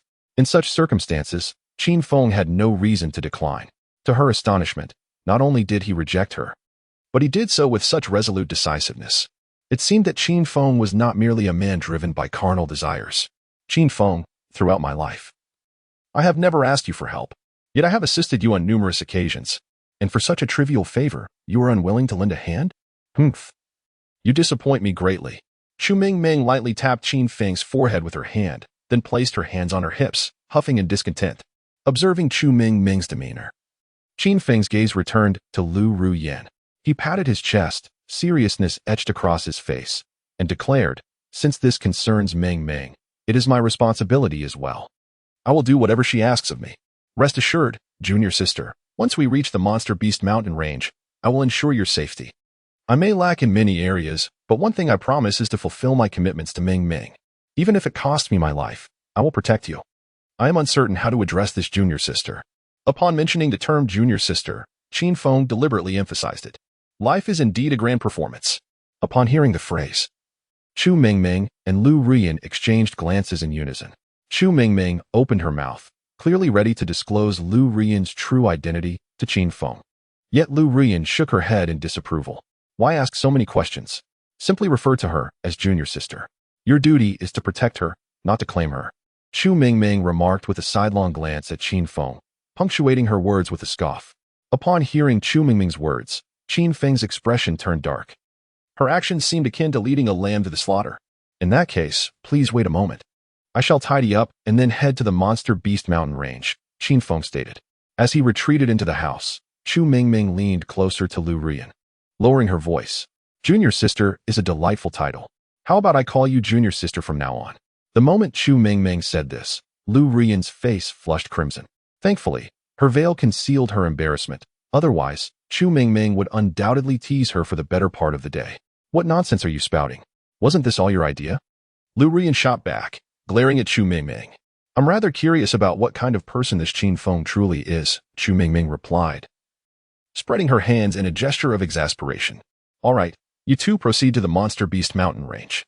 I do not wish to intrude upon your intimate moments. With that, Chu Mingming dashed away into the distance. Watching Chu Mingming's retreating figure, a hint of helplessness flickered in Lu Ruyin's eyes. Initially, she had contemplated the idea of conceiving a child merely to experience the essence of womanhood. Never did she expect that Chu Mingming would approach Qin Feng. Moreover, Qin Feng's demeanor left her quite satisfied, evoking a sense of longing within her. After tidying up for a while, Qin Feng emerged from the house. Where is Ming? Has she departed? He glanced around, but saw no sign of Chu Mingming, prompting his curiosity to surface. Lu Ruyin cleared her throat and softly replied, She has left. She suggested we travel together to the Monster Beast mountain range. Very well, Qin Feng agreed readily.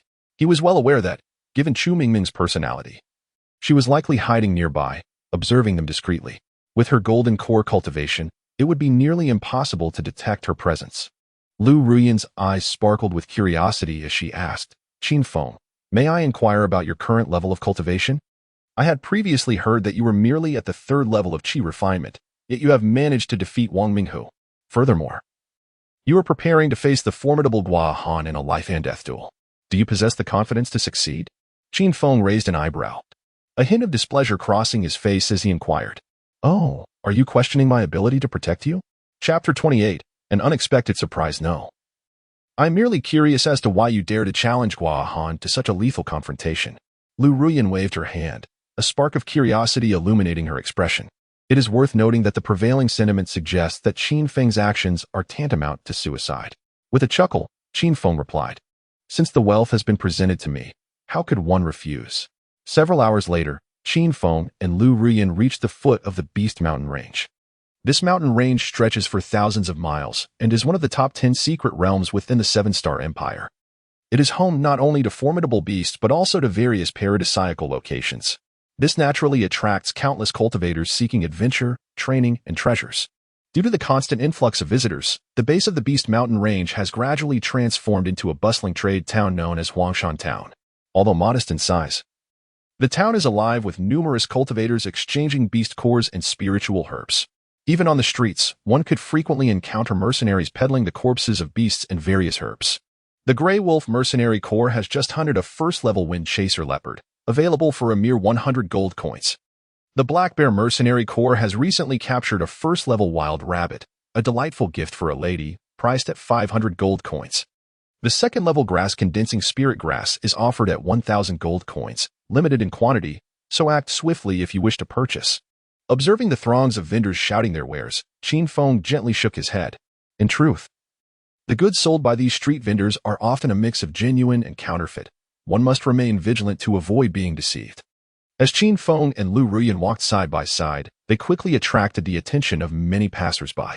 Although Qin Feng's prior cultivation aptitude was rather unremarkable, akin to that of a wastrel, fate often opens a window when it closes a door. His handsome visage had driven the female disciples of Qin Yun's sect into a frenzy. Meanwhile, Lu Ruyan, adorned with a veil, exuded an air of mystery that was accentuated by her alluring figure, enhanced by the pristine white of her veil. Despite the many curious glances directed at them, no one was foolish enough to provoke a confrontation. This was primarily due to the fact that both Qin Feng and Lu Ruyan were dressed in the attire of outer disciples of the Qin Yun sect. Within the sect, the status of outer disciples is modest, yet in Huangshan Town, no one would dare to initiate conflict without just cause. After walking for a while, Lu Ruyan gently tugged at Qin Feng's garment, lowering her voice to inquire, Senior Brother Qin Feng, may I ask what your plans are moving forward? Though it is customary for newly admitted outer disciples to venture into the Beast Mountain Range for training, the experiences therein vary greatly. The majority of outer disciples tend to select a secure location on the periphery of the Beast Mountain Range, where they languidly pass the 10 days in a state of idle existence.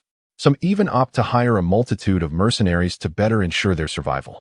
Conversely, a select few adventurous disciples choose to hunt beasts on the outskirts, seeking rare materials to expedite their cultivation.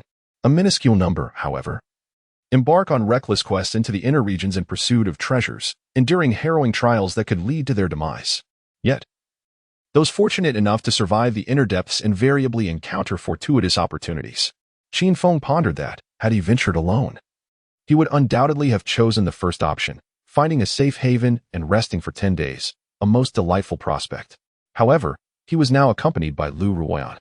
While he could afford to be complacent, Lu Ruyan must strive diligently in her cultivation. It was akin to a capitalist in his past life, where the employer might rest, but the employees could not afford to be idle. If the employees neglected their efforts and shunned the grind, how could the employer ever aspire to acquire a home or a car? Junior sister, the path of cultivation is like rowing against the current. If one does not advance, one inevitably regresses. I intend to venture into the heart of the Beast Mountain Range, for therein lies the potential for extraordinary fortune. At this juncture, Qin Feng paused momentarily, a grave expression settling upon his features. You must understand, soon I shall face off against the proud Han in a battle to the death. Should I fail to seize such an opportunity, I may very well perish at his hands. It is preferable to meet my end in the depths of the Beast Mountain range than to succumb to the likes of the proud Han. As he concluded, he clenched his fist tightly, even brandishing it in the air. Witnessing Qin Feng's demeanor, Lu Ruoyan's delicate frame quivered slightly. She couldn't help but think, so he agreed to the life-and-death duel with the proud Han as a means to spur himself on. Yet, had he not previously been rather lackadaisical? He was hardly one to pursue cultivation fervently. How could such a transformation be possible? Had she misjudged him all along? Lu Ruoyan's enchanting eyes darted about, as memories of Chu Mingming's past remarks about him surfaced in her mind. Senior brother Qin Feng, why do you exert yourself so tirelessly? Lu Ruoyan inquired with curiosity. Without a moment's hesitation, Qin Feng replied, to grow stronger is to better protect those around me. Only by becoming sufficiently powerful can one hope to survive. Lu Ruoyan's delicate form trembled slightly, her petite fist clenched tightly in an unconscious manner. The reason for her relentless cultivation was solely to ensure her own survival. If, on any given day, the patriarch of the Lin family were to come knocking, her strength would afford her the opportunity to retaliate against him. As Qin Feng and Lu Ruoyan strolled leisurely through the streets, an unexpected voice from the system echoed in Qin Feng's ear. To his astonishment, the voice revealed that his fortune was rather favorable. To his right, at a nearby stall, there lay a fourth-tier premium earth spirit herb. He should seize the opportunity to procure it. Upon hearing that it was a fourth-tier premium medicinal herb, Qin Feng's eyes lit up. Medicinal herbs are classified into 9 tiers, further divided into inferior, medium, superior, and exceptional subcategories. Naturally, the higher the tier of the herb, the greater its value. It is worth noting that a 4th-tier premium earth spirit herb is one of the critical ingredients for concocting the 4th-tier golden condensation pill, a coveted elixir that aids cultivators in the golden core stage in enhancing their cultivation. Even if the earth spirit herb were not used to refine the golden condensation pill, a cultivator could directly absorb its essence, significantly augmenting their power. Given the serendipity of encountering such a treasure, Qin Feng was resolute in his decision to acquire it. Boss, how much for this 2nd-tier inferior fire silver fox beast core? Qin Feng approached the stall indicated by the system, having carefully selected for a moment before pointing at a fire silver fox beast core and inquiring. The stall owner, noticing the potential sale, instantly broke into a smile more radiant than a blooming flower. He gave a thumbs up to Qin Feng and Lu Ruoyan, exclaiming, "You two are truly discerning individuals from the Qingyan sect. Let me tell you, this fire silver fox beast core is a rare gem. Even if one were to hunt 10 fire silver foxes, obtaining a single core is not guaranteed. This particular core was acquired by our Grey Wolf mercenary group with the efforts of several innate experts. If anyone else were to purchase it, the price would exceed 20,000 gold coins. However, for esteemed members of the Qingyan sect, I shall offer it at a flat price of 10,000 gold coins." Upon hearing the stall owner's price, Lu Ruoyan furrowed her brow slightly. Although she seldom ventured outside, as the wife of the sect leader of Qingyan sect, she possessed a fair understanding of the market value of various items. The fire silver fox beast core was indeed rare, but its market value stood at around 5,000 gold coins. Presently, the stall owner's quoted price of 10,000 gold coins was evidently an attempt to swindle them. "Brother, I believe we should pass on this. Some individuals clearly view us as easy targets. Let us search elsewhere. We might yet discover even greater treasures." As she spoke, Lu Ruoyan reached out to grasp Qin Feng's hand, preparing to depart for another location. Witnessing the imminent loss of the sale, the stall owner was thrown into a state of distress. He hastily blocked the path of Qin Feng and Lu Ruoyan, his face adorned with a sycophantic smile as he spoke. "Esteemed masters, the price is rather unreasonable. Shall we negotiate? As the saying goes, one may ask for the heavens, but must settle for the earth. Pray tell, what price can you offer?" The Grey Wolf Mercenary Corps prides itself on integrity in this region. Witnessing the vendor's reaction, Qin Feng chuckled softly and remarked, "For this Fire Flame Silver Fox Beast Core, I offer 3,000 gold coins. Is it acceptable?" Upon hearing Qin Feng's offer of 3,000 gold coins, the vendor's expression morphed into one of despair, shaking his head vigorously as he replied, "This won't do. 3,000 coins won't even cover the cost of healing potions. 6,000 gold coins is the bare minimum. We have engaged 6 innate masters, and after compensating them, our profit margins are exceedingly slim." He sighed deeply, feigning a look of utter helplessness. Observing the vendor's demeanor, Qin Feng cleared his throat gently, his gaze drifting to the other items at the stall. 5,000 gold coins. And I would also appreciate 3 additional herbs. If that can be arranged, we can conclude the transaction immediately. Otherwise, we shall continue our search elsewhere. As he spoke, Qin Feng produced a stack of silver notes from his robe, deliberately waving them in his hand. The vendor's breathing quickened at the sight of the notes. After a brief moment, he affected a heartbroken expression and conceded, "Very well, 5,000 it is. Consider it a gesture of friendship. Should you require anything else, feel free to seek me out for discounts." In the vendor's mind, the herbs he sold were mere trifles, hardly worth anything. While selling the Fire Flame Silver Fox Beast Core for 5,000 gold coins was a commendable deal. Seeing the vendor's acquiescence, Qin Feng casually pointed to 3 herbs on the stall. This one, and this one, wrap them up for me. Conclusively, he handed over a silver note worth 5,000 gold coins. The vendor took the note, scrutinizing it carefully, once assured of its authenticity. He handed over the Fire Flame Silver Fox Beast Core along with the 3 herbs to Qin Feng. With the Earth Spirit herb secured, Qin Feng swiftly departed with Lu Ruyan. "Senior brother, that Fire Flame Silver Fox Beast Core is market priced at 5,000 gold coins. Why do you seem to have discovered a treasure?" After they had walked some distance, Lu Ruyan inquired curiously. Qin Feng chuckled lightly and replied, "Some matters cannot be judged solely by their surface. Junior sister, if I am not mistaken, you have been at the 9th level of Qi refinement for quite some time. I possess a treasure you might wish to consider." At this, Lu Ruyan's face flushed a deep crimson, as she felt that the treasure Qin Feng referred to seemed rather dubious. Moreover, the tone in which Qin Feng spoke seemed to carry an unspoken understanding. As he spoke, he handed the core of the Flame Silver Fox to Lu Ruyan. "For me?" Lu Ruyan's face was etched with a look of confusion. In her mind, Qin Feng had purchased the core of the Flame Silver Fox for himself. Why, all of a sudden, was he presenting it to her?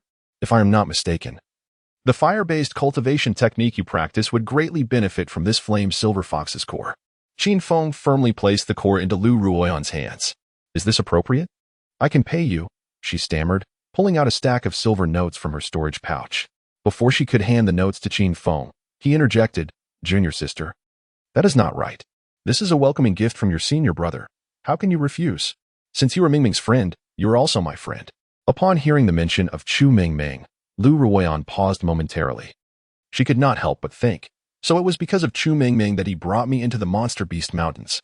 Clearly, his feelings for her are quite extraordinary. Noticing Lu Ruyan lost in thought, Qin Feng gently patted her shoulder and said, "All right, let us find a place to settle down. Tonight, you should refine the Flame Silver Fox's core and strive to elevate your strength to the next level. This way, you will have some means of self-protection once we enter the Monster Beast Mountains." Lu Ruyan nodded vigorously, silently contemplating, "With this core, perhaps I can break through to the innate level." However, she was unaware that at this very moment, a voice echoed in Qin Feng's mind. Belonging to the Goddess Binding System. Ding. The host gifts Lu Ruyan the Flame Silver Fox's core, receiving a tenfold return. Acquired a Tier 3 beginner monster, the Treasure-Seeking Mouse. The Treasure-Seeking Mouse has been allocated to the storage ring and can be summoned at any time. Hearing that the reward was a Tier 3 beginner monster, the Treasure-Seeking Mouse, Qin Feng felt a surge of excitement, nearly jumping with joy. Although the Treasure-Seeking Mouse was a Tier 3 beginner monster with pitiful combat prowess, that was not the crux of the matter. The key was its unique ability to sense rare heavenly materials and treasures. Possessing a treasure-seeking mouse meant that once they entered the Monster Beast Mountains, they would be able to locate numerous precious resources. Chapter 30. Only One Room Junior Sister. "Let us rest in town for the night and enter the Monster Beast Mountains tomorrow," Qin Feng suggested, pointing to an inn not far away. Although the path of a cultivator often entails sleeping under the heavens and resting upon the earth, occasional repose is indeed essential. After a night's rest, we shall venture into the Beast Mountain range tomorrow, which naturally serves to ensure that we are well prepared and invigorated. Lu Ruyan nodded gently, expressing her agreement with Qin Feng's suggestion. Upon entering the inn, Qin Feng extracted a stack of silver notes and addressed the innkeeper, requesting 2 adjacent upper rooms. Although a certain indescribable intimacy had transpired between Qin Feng and Lu Ruyan, she presently approached him with her face veiled. It was evident that Lu Ruyan still harbored some reservations regarding their relationship. Perhaps, within her heart, she was merely contemplating the notion of leaving offspring for her father. Upon hearing Qin Feng's request for 2 rooms, the innkeeper cast a glance at Qin Feng, then at Lu Ruyan, his expression quickly shifting to one of discomfort. "My esteemed guest from Qinyan sect, regrettably, We have but one room available at present. Given the hour, many practitioners from Qingyun sect had arrived for training, leaving no surplus accommodations. Although the innkeeper insisted that only one room remained, his darting eyes suggested otherwise. Clearly, his words lacked credibility. In this world, such coincidences are far too convenient. It seemed a premeditated scheme at play. Lu Ruyin furrowed her brow, skepticism flickering in her gaze as she inquired, "Is there truly only one room?" She tugged at Qin Feng's sleeve, preparing to depart. Observing this, the innkeeper hastily interjected, "Please, wait. You may not be familiar with our desolate Shan town. We possess the only inn, Yulian. If you seek another establishment, you shall find none to shelter you." As he spoke, a glint of pride shone in his eyes. He had not erred in his statement. Indeed, there was only one Yunlai inn in the entire town. Yet he had not claimed there was solely one inn. Although the difference in wording was slight, the implications were vast. Upon learning that no other inns existed, Lu Ruyan's brow knitted tightly. If there were no alternatives, she would have to share a room with Qin Feng tonight, while they had indeed shared profound moments prior. At that time, she had been under the influence of a drug administered by Chu Meiming. The distinction between a conscious state and an altered one was monumental. Seeing Lu Ruyin standing silently, Qin Feng spoke up, "Sister, it appears we must make do for one night. Otherwise, we shall be forced to sleep in the streets. The environment within the inn is far more conducive to tranquility, which would greatly benefit your cultivation." One could not deny that engaging in deep conversation with Lu Ruyin was indeed a pleasurable experience. However, at this moment, the most pressing matter remains assisting Lu Ruyin in enhancing her strength. "Very well. It seems I shall have to make do for a night." Lu Ruyin gently nodded in agreement. After settling the accommodation fee, Qin Feng and Lu Ruyin were escorted to an upstairs guest room. Within the confines of the room, the two found themselves in a somewhat awkward situation. "I shall sleep on the bed, and you may take the floor," Lu Ruyin stated, biting her silver teeth. "Do not even think about sneaking into my bed in the middle of the night." At her words, Qin Feng's expression darkened. He questioned himself. He was a normal man with ordinary desires. Yet, the notion of stealthily climbing into a woman's bed at night seemed utterly inappropriate. If one were to climb, it should be done openly and straightforwardly. After a brief internal monologue, Qin Feng finally spoke. "Junior sister, first, refine the beast core of the flame silver fox. I will stand guard to ensure you are not disturbed.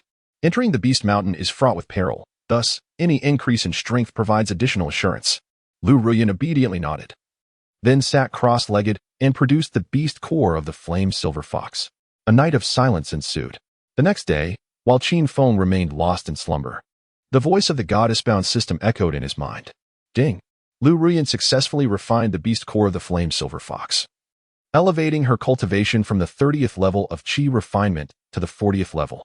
As the beast core was a gift from the host to Lu Ruyin, a critical hit effect was triggered, yielding a 100-fold return.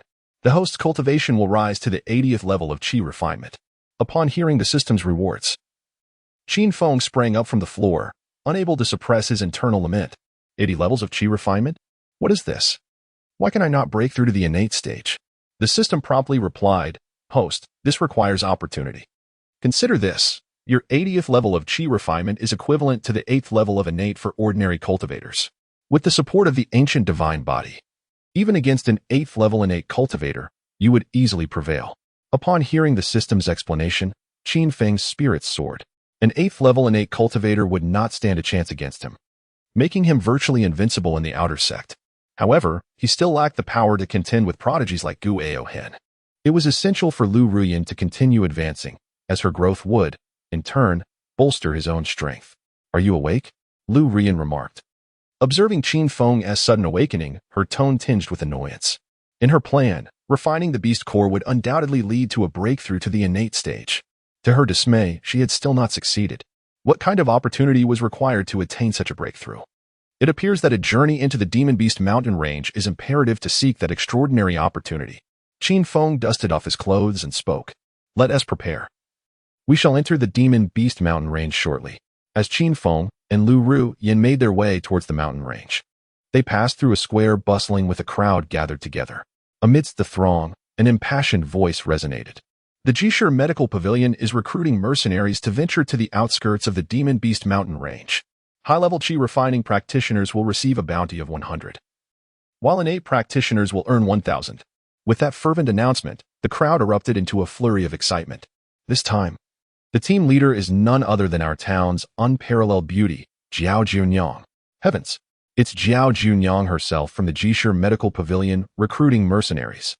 We must join her team. Jiao Junyang is not only the most beautiful woman in our town, but also a living bodhisattva. Even without monetary reward, one must ensure her safety. In the center of the crowd, a carriage stood out conspicuously. It was evident that the person seated within was none other than the revered Jiao Junyang, renowned for her compassionate nature. Lu Ruyin tugged at Qin Feng's sleeve and whispered, "So many men are captivated by her. She must indeed be a great beauty."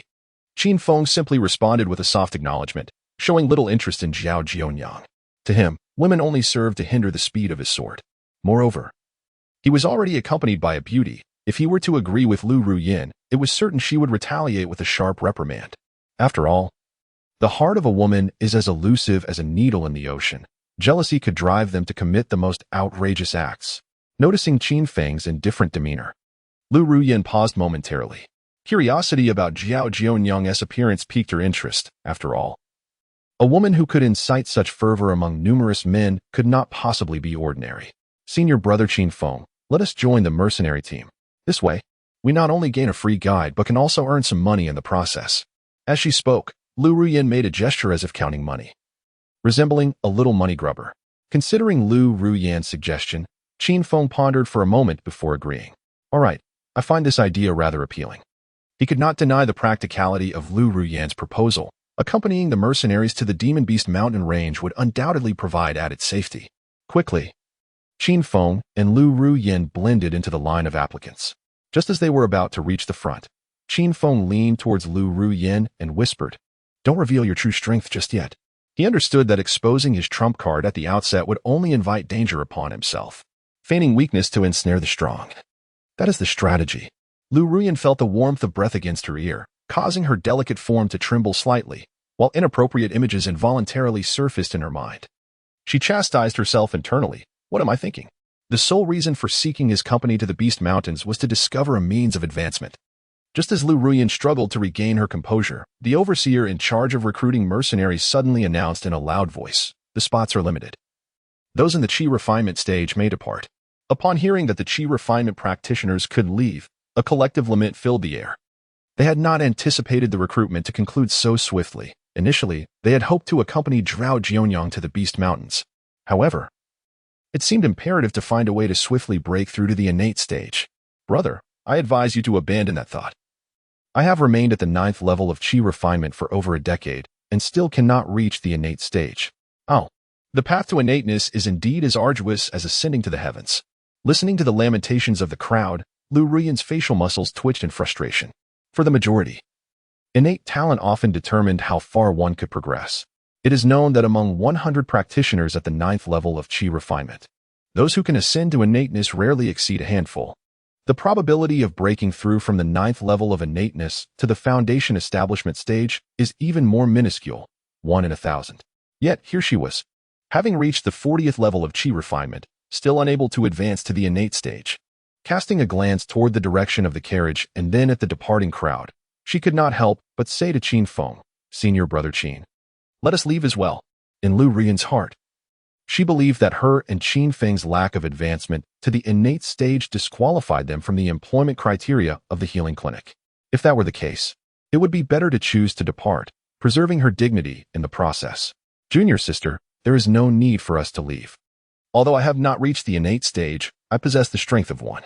I will take you into the mercenary group. As he spoke, Qin Feng took Lu Ruyin's hand and strode purposefully toward the carriage. Lu Ruyin felt her mind go blank as Qin Feng suddenly grasped her hand. Is this what it feels like to be in love? She pondered silently, before she could fully process her thoughts. She found herself led by Qin Feng to the front of the carriage. "I am a first-layer innate practitioner," Qin Feng declared to the overseer in charge of recruitment. The overseer's eyes lit up upon hearing Qin Feng's words. In truth, the healing clinic frequently recruited mercenaries to venture into the Beast Mountains for medicinal herbs. However, they typically sought practitioners at the 8th or 9th levels of Qi refinement. To recruit an innate practitioner was purely a matter of luck, as each one of them possessed their own pride. Some innate practitioners, confident in their formidable abilities, Choose to venture alone into the Beast Mountain range or accompany fellow cultivators of equal strength. After all, in the eyes of some, a practitioner at the 9th level of Qi refinement remains an inconsequential entity. This is because even a coalition of over 10 9th-level Qi refinement practitioners would still fall short against a practitioner at the 1st level of innate. The outer disciples of the Qinyan sect? The steward of the Jishir Medical Hall regarded Qin Feng with a skeptical gaze, his face etched with doubt. In this small and desolate Shan town, the arrival of new outer disciples from the Qinyan sect to undertake trials in the Beast Mountain range was common knowledge. These newly initiated outer disciples typically possess strength equivalent to merely the 5th level of Qi refinement. Those who reached the 6th level were truly rare. In the face of the steward's skepticism, Qin Feng offered no explanation. Instead, he turned towards a massive boulder 10 meters away and unleashed a powerful punch. With a thunderous explosion, the boulder was shattered into fragments by Qin Feng's strike.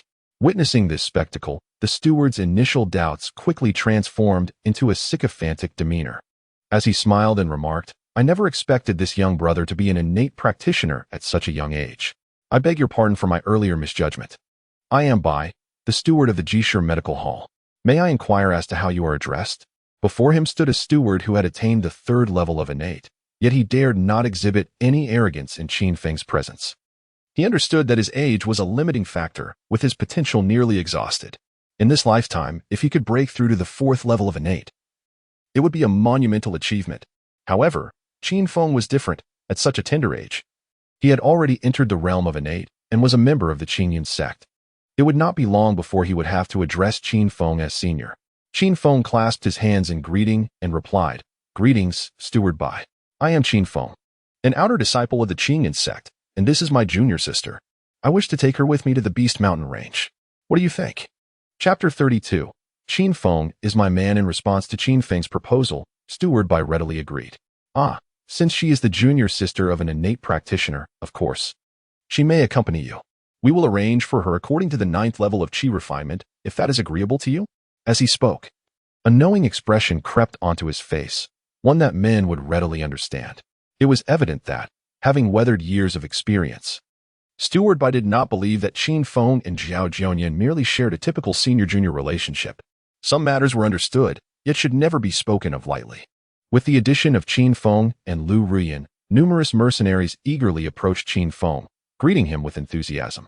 "Qin Jinren, is this your first time entering the Beast Mountain range? Let me tell you, there are many powerful beasts within. However, there is no need for concern. Those formidable beast territories possess a strong sense of awareness. As long as you do not recklessly intrude upon their domain, they are unlikely to attack you unprovoked.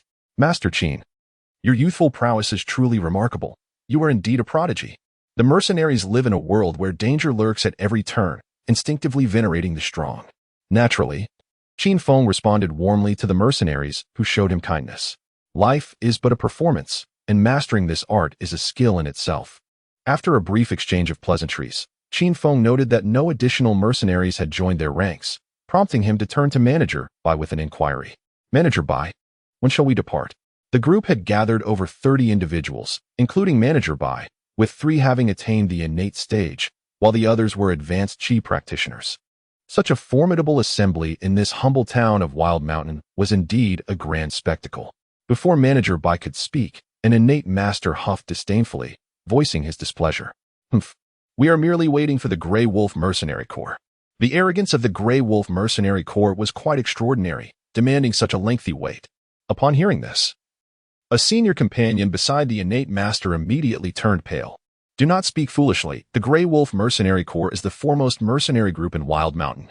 Their strength is undeniable, and waiting for them is warranted."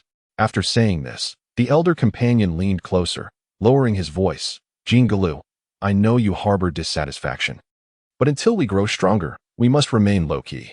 Jin Galu, the innate master, merely snorted in response, redirecting his gaze towards Qin Feng. It was evident that he was somewhat curious about how Qin Feng would proceed next. Qin Feng casually remarked, "So there are stronger individuals on their way. It is only prudent that we wait. With the presence of the Grey Wolf Mercenary Corps, our chances of surviving in the Beast Mountain range are significantly increased." In Qin Feng's mind, there was no urgency to enter the Beast Mountain range. If that were the case, why provoke the Grey Wolf Mercenary Corps unnecessarily? Upon hearing Qin Feng's words, Jean Gula seemed momentarily taken aback, though his lips twitched as if to express something unspoken. His meaning was unmistakable. Lu Ruyan, observing Jean Gulu's reaction, leaned closer to Qin Feng and whispered, "Senior brother Qin Feng, once we enter the Beast Mountain range, we must teach this fellow a lesson. He is insufferably arrogant." In Lu Ruyan's heart, as Qin Feng's woman, she felt that Jean Gulu's contempt for Qin Feng was a slight against her as well. However, now is not an opportune moment to take action. It would be better to deal with him decisively once we reach the Demon Beast Mountain range. Upon hearing Lu Ruyan's intention to take underhanded measures against Jean Gulu, Qin Feng felt a warmth in his heart. The passage of time fosters affection. This is indeed an immutable truth. It appears that Lu Ruyan has unconsciously developed feelings for him. Leaning closer to Lu Ruyan's ear, he lowered his voice and said, "Junior sister, rest assured, there will be ample opportunities. Once we enter, we shall make him regret it thoroughly."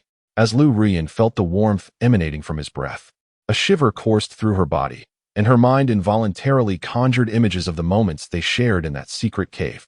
Lost in thought, she suddenly found Qin Feng quite handsome, even feeling an impulse to leap into his embrace. Yet, she ultimately suppressed these thoughts. After all, they were in a public setting, and such behavior was inappropriate. Unintentionally, Lu Ruyan's gaze wandered to a nearby carriage, and she couldn't help but ponder. This Zhao Jianyang is said to be the most beautiful woman in Huangshan town. I wonder what she truly looks like? As time ticked away, after an hour of waiting, members of the Grey Wolf Mercenary Corps finally arrived. As the premier mercenary group of Huangshan town, the members carried themselves with a distinct pride. Each wore a wolf head insignia at their waist, and leading them was a young man, seemingly around 17 or 18 years of age, clad in black attire. He bore a sharp dagger at his side and toyed with a string of prayer beads in his hands.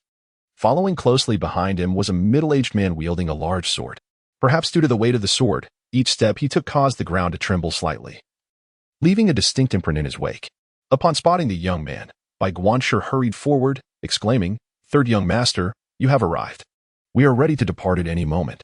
The young man did not respond immediately. Instead, he scanned the gathered crowd. When his gaze settled on Qin Feng, he paused momentarily. Sensing the young man's unusual scrutiny, Qin Feng couldn't help but furrow his brow. If the young man had been captivated by Lu Ruyan's beauty, Qin Feng could have understood. It is only natural for a self-assured young genius to admire a lovely woman. Yet, it was perplexing that this third young master of the Grey Wolf was fixated on him. What could this mean? Was it possible that this young man had little interest in beautiful women and instead preferred handsome men? If so, the third young master's tastes were indeed rather peculiar. As Qin Feng pondered in his heart, the voice of the goddess binding system suddenly resonated in his mind. Ding! A second potential binding object has been detected. Please cultivate feelings with this individual promptly. A warm reminder, successfully conquering this individual will enhance the return effect to 100-fold. Chapter 33, System. I have no affection for men. Upon hearing that a second binding object had appeared, Qin Feng was momentarily frozen in place. Just moments ago, he had encountered a group of rough men, not to mention a young lad of 17 or 18 years. Although the young man, known as the Grey Third Young Master, possessed a certain charm, he was still undeniably male. Qin Feng, a paragon of masculinity, could hardly find interest in another man. System. Did you not state that I could only bind other goddesses after reaching the innate stage? Moreover, this Grey Third Young Master is certainly not a goddess. Are you not deceiving me? Qin Feng expressed his dissatisfaction. It was perplexing that a system designed for binding goddesses would present him with a male counterpart. Ahem. The Grey Third Young Master is a rare ice spirit body, perfectly complementary to your primal god body. If you are unwilling to bind with him, you may wait until you reach the innate stage to bind with other goddesses. Upon hearing the system's explanation, Qin Feng could not help but exhale deeply. Although binding with the Grey Third Young Master had its advantages, he was a straight man and could not bend for mere trifles. With a grand gesture, the Grey Third Young Master signaled for the group to embark towards the Beast Mountain range. Leading the procession were those who had not joined the mercenary group, while the members of the Grey Wolf Mercenary Corps surrounded the carts. Perhaps considering Qin Feng's innate combat prowess, he and Lu Ruyan were positioned at the forefront of the cart. "Dear lady, may I inquire your name?" The Grey Third Young Master approached Lu Ruyan, brushing back his hair with an air he deemed charming. Noticing his proximity, Lu Ruyan instinctively leaned closer to Qin Feng, intertwining her arm with his and softly spoke. "Grey Third Young Master, allow me to introduce my companion. This is my Dao partner.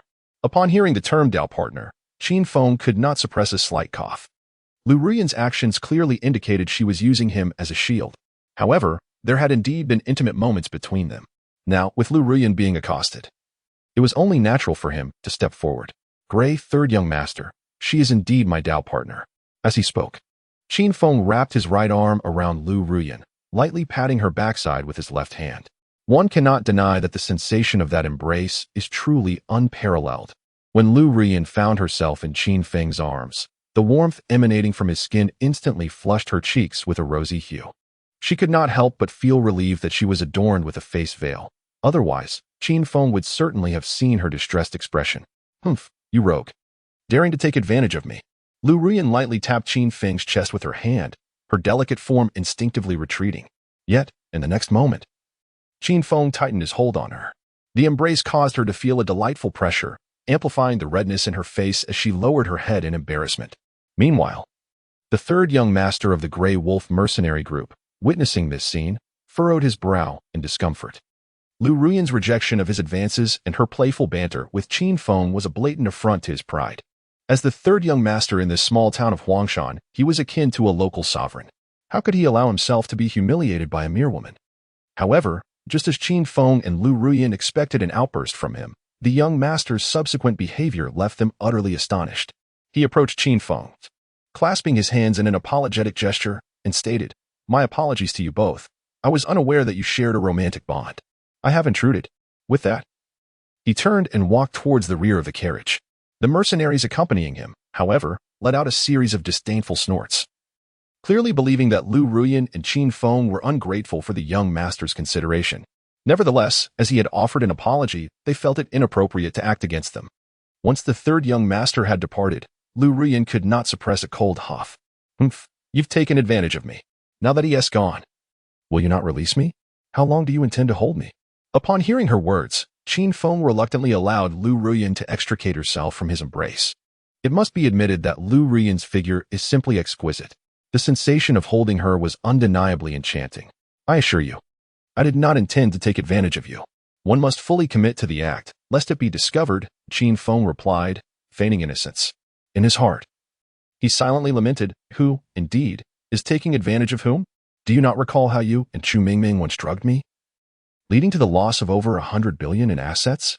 Now, you don't avail to take advantage of me again. What sort of absurdity is this? Lu Ruyan shot him a disapproving glance, reminding him with irritation, though the third young master has ostensibly apologized, one cannot be too cautious. He may harbor ill intentions. Be vigilant, and do not fall into his trap. It is essential to recognize that what one must truly guard against in this world is not the overtly vicious individuals who brazenly commit acts of violence. Rather, it is the seemingly benevolent hypocrites who espouse righteousness and morality while secretly engaging in nefarious deeds that one must remain vigilant against. Such duplicitous beings warrant our utmost caution. A single misstep could lead to a fate most dire. With resolute affirmation, Qin Feng nodded vigorously. Behind the carriage, the third young master of the Grey Wolves, casually chewing on a blade of foxtail grass plucked from the roadside, bore an expression of languid ease. A middle-aged man, tasked with wielding a large blade, spoke up, his face contorted with anger. "Third master, those two outer disciples of the Qingyun sect show you such blatant disrespect. Should I rally the brothers to deal with them? They are merely two newly appointed outer disciples. Even if we were to slay them, the Qingyun sect would not pursue the matter." At the culmination of his statement, he made a deliberate gesture as if to cut his throat. One must understand that the number of outer disciples from the Qingyun sect who perish each year while training in the Monster Beast Mountains is not in the hundreds, but rather it is in the thousands. The death of two outer disciples is, to the Qingyun sect, a trivial affair. However, as soon as the middle-aged man finished speaking, the third young master of the Grey Wolves sharply struck his forehead, exclaiming, "What nonsense! How could I, the esteemed third young master of the Grey Wolves mercenary corps, ever resort to such despicable acts as forcibly seizing another man's wife?" Chapter 34, Are You Not a Man? Although I may have my vices, I would never stoop to the level of abducting another's spouse. Such words should not be spoken again, for they tarnish the reputation of our Grey Wolves mercenary corps. The third young master spoke with righteous indignation, yet the members of the Grey Wolves exchanged glances, clearly unconvinced by his declaration. After all, they were individuals who lived on the edge, and engaging in outrageous conduct was, in their eyes, perfectly normal. The grand procession traveled for less than half an hour before arriving at the entrance of the Monster Beast Mountains.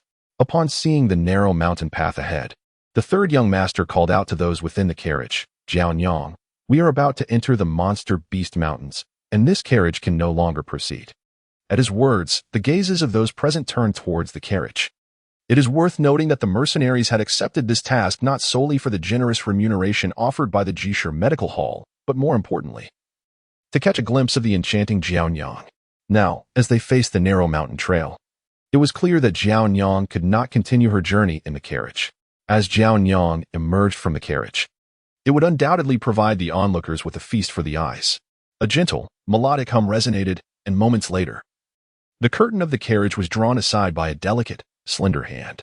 Amid the expectant gazes of the crowd, a woman clad in a flowing white gown, possessing a striking beauty and an elegant figure, gracefully descended from her carriage.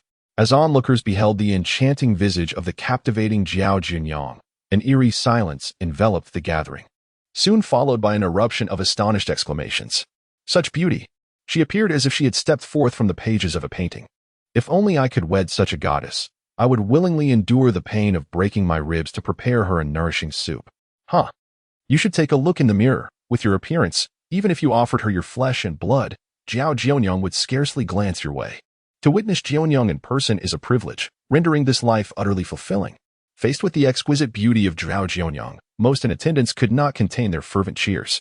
In contrast, Qin Feng, Lu Ruyan, and the enigmatic Gray Third young master remained notably composed. Qin Feng's calmness stemmed from his experience with women even more beautiful than Jiao Junyang. While she was undeniably lovely, she paled in comparison to Lu Ruyan and Chu Mengmeng. As for Lu Ruyan, her tranquility was a result of her own status as a top-tier beauty. Naturally, she would not be overly stirred by the sight of another. She nudged Qin Feng, her curiosity piqued. How peculiar. With so many people so excited, why do you remain completely unfazed? Are you sure you are a man? Qin Feng, upon hearing Lu Ruyan's jest, felt a shadow of annoyance cross his face. Was it not clear to Lu Ruyan whether he was a man? With an air of pride, he raised his chin and declared, "That is because I have encountered women far more stunning than her, and I have shared intimate nights with them, leaving me rather indifferent to the allure of Jiao Jionyang. In fact, I have had 7 encounters in one night. Do you dare question my manhood?" At the end of his statement, he playfully patted Lu Ruyan on the shoulder, his face aglow with triumph. This time, it was Lu Ruyan who wore a look of exasperation, fully aware that Qin Feng spoke the truth. He indeed possessed the prowess to indulge in such escapades, a reality she had personally witnessed. This realization prompted her to internally curse, "Damn you, Qin Feng, had it not been for Mingming's scheme. How could you have taken such liberties? You flaunt your advantage so brazenly. Once I find the opportunity, I shall surely make you pay." After a moment of silent lament, her gaze shifted to Gray Third young master. Lu Ruyan observed that, despite the fervent admiration he displayed for Jiao Junyang, a serene yet jealous glimmer lingered in his eyes, an envy akin to that of one woman envious of another's beauty. However, Lu Ruyan quickly chastised herself. I must be losing my mind, influenced by Qin Feng's antics to harbor such ridiculous thoughts. The enigmatic Gray Third master, known for his lascivious nature, could hardly be perceived as a woman. As Lu Ruyan contemplated this, Gray Third master approached Jiao Jionyang with a demeanor of eager solicitude, proclaiming, "Rest assured, Jionyang, with me by your side, you shall be well protected." Jiao Jionyang responded with a gentle nod, her gaze sweeping across the assembly.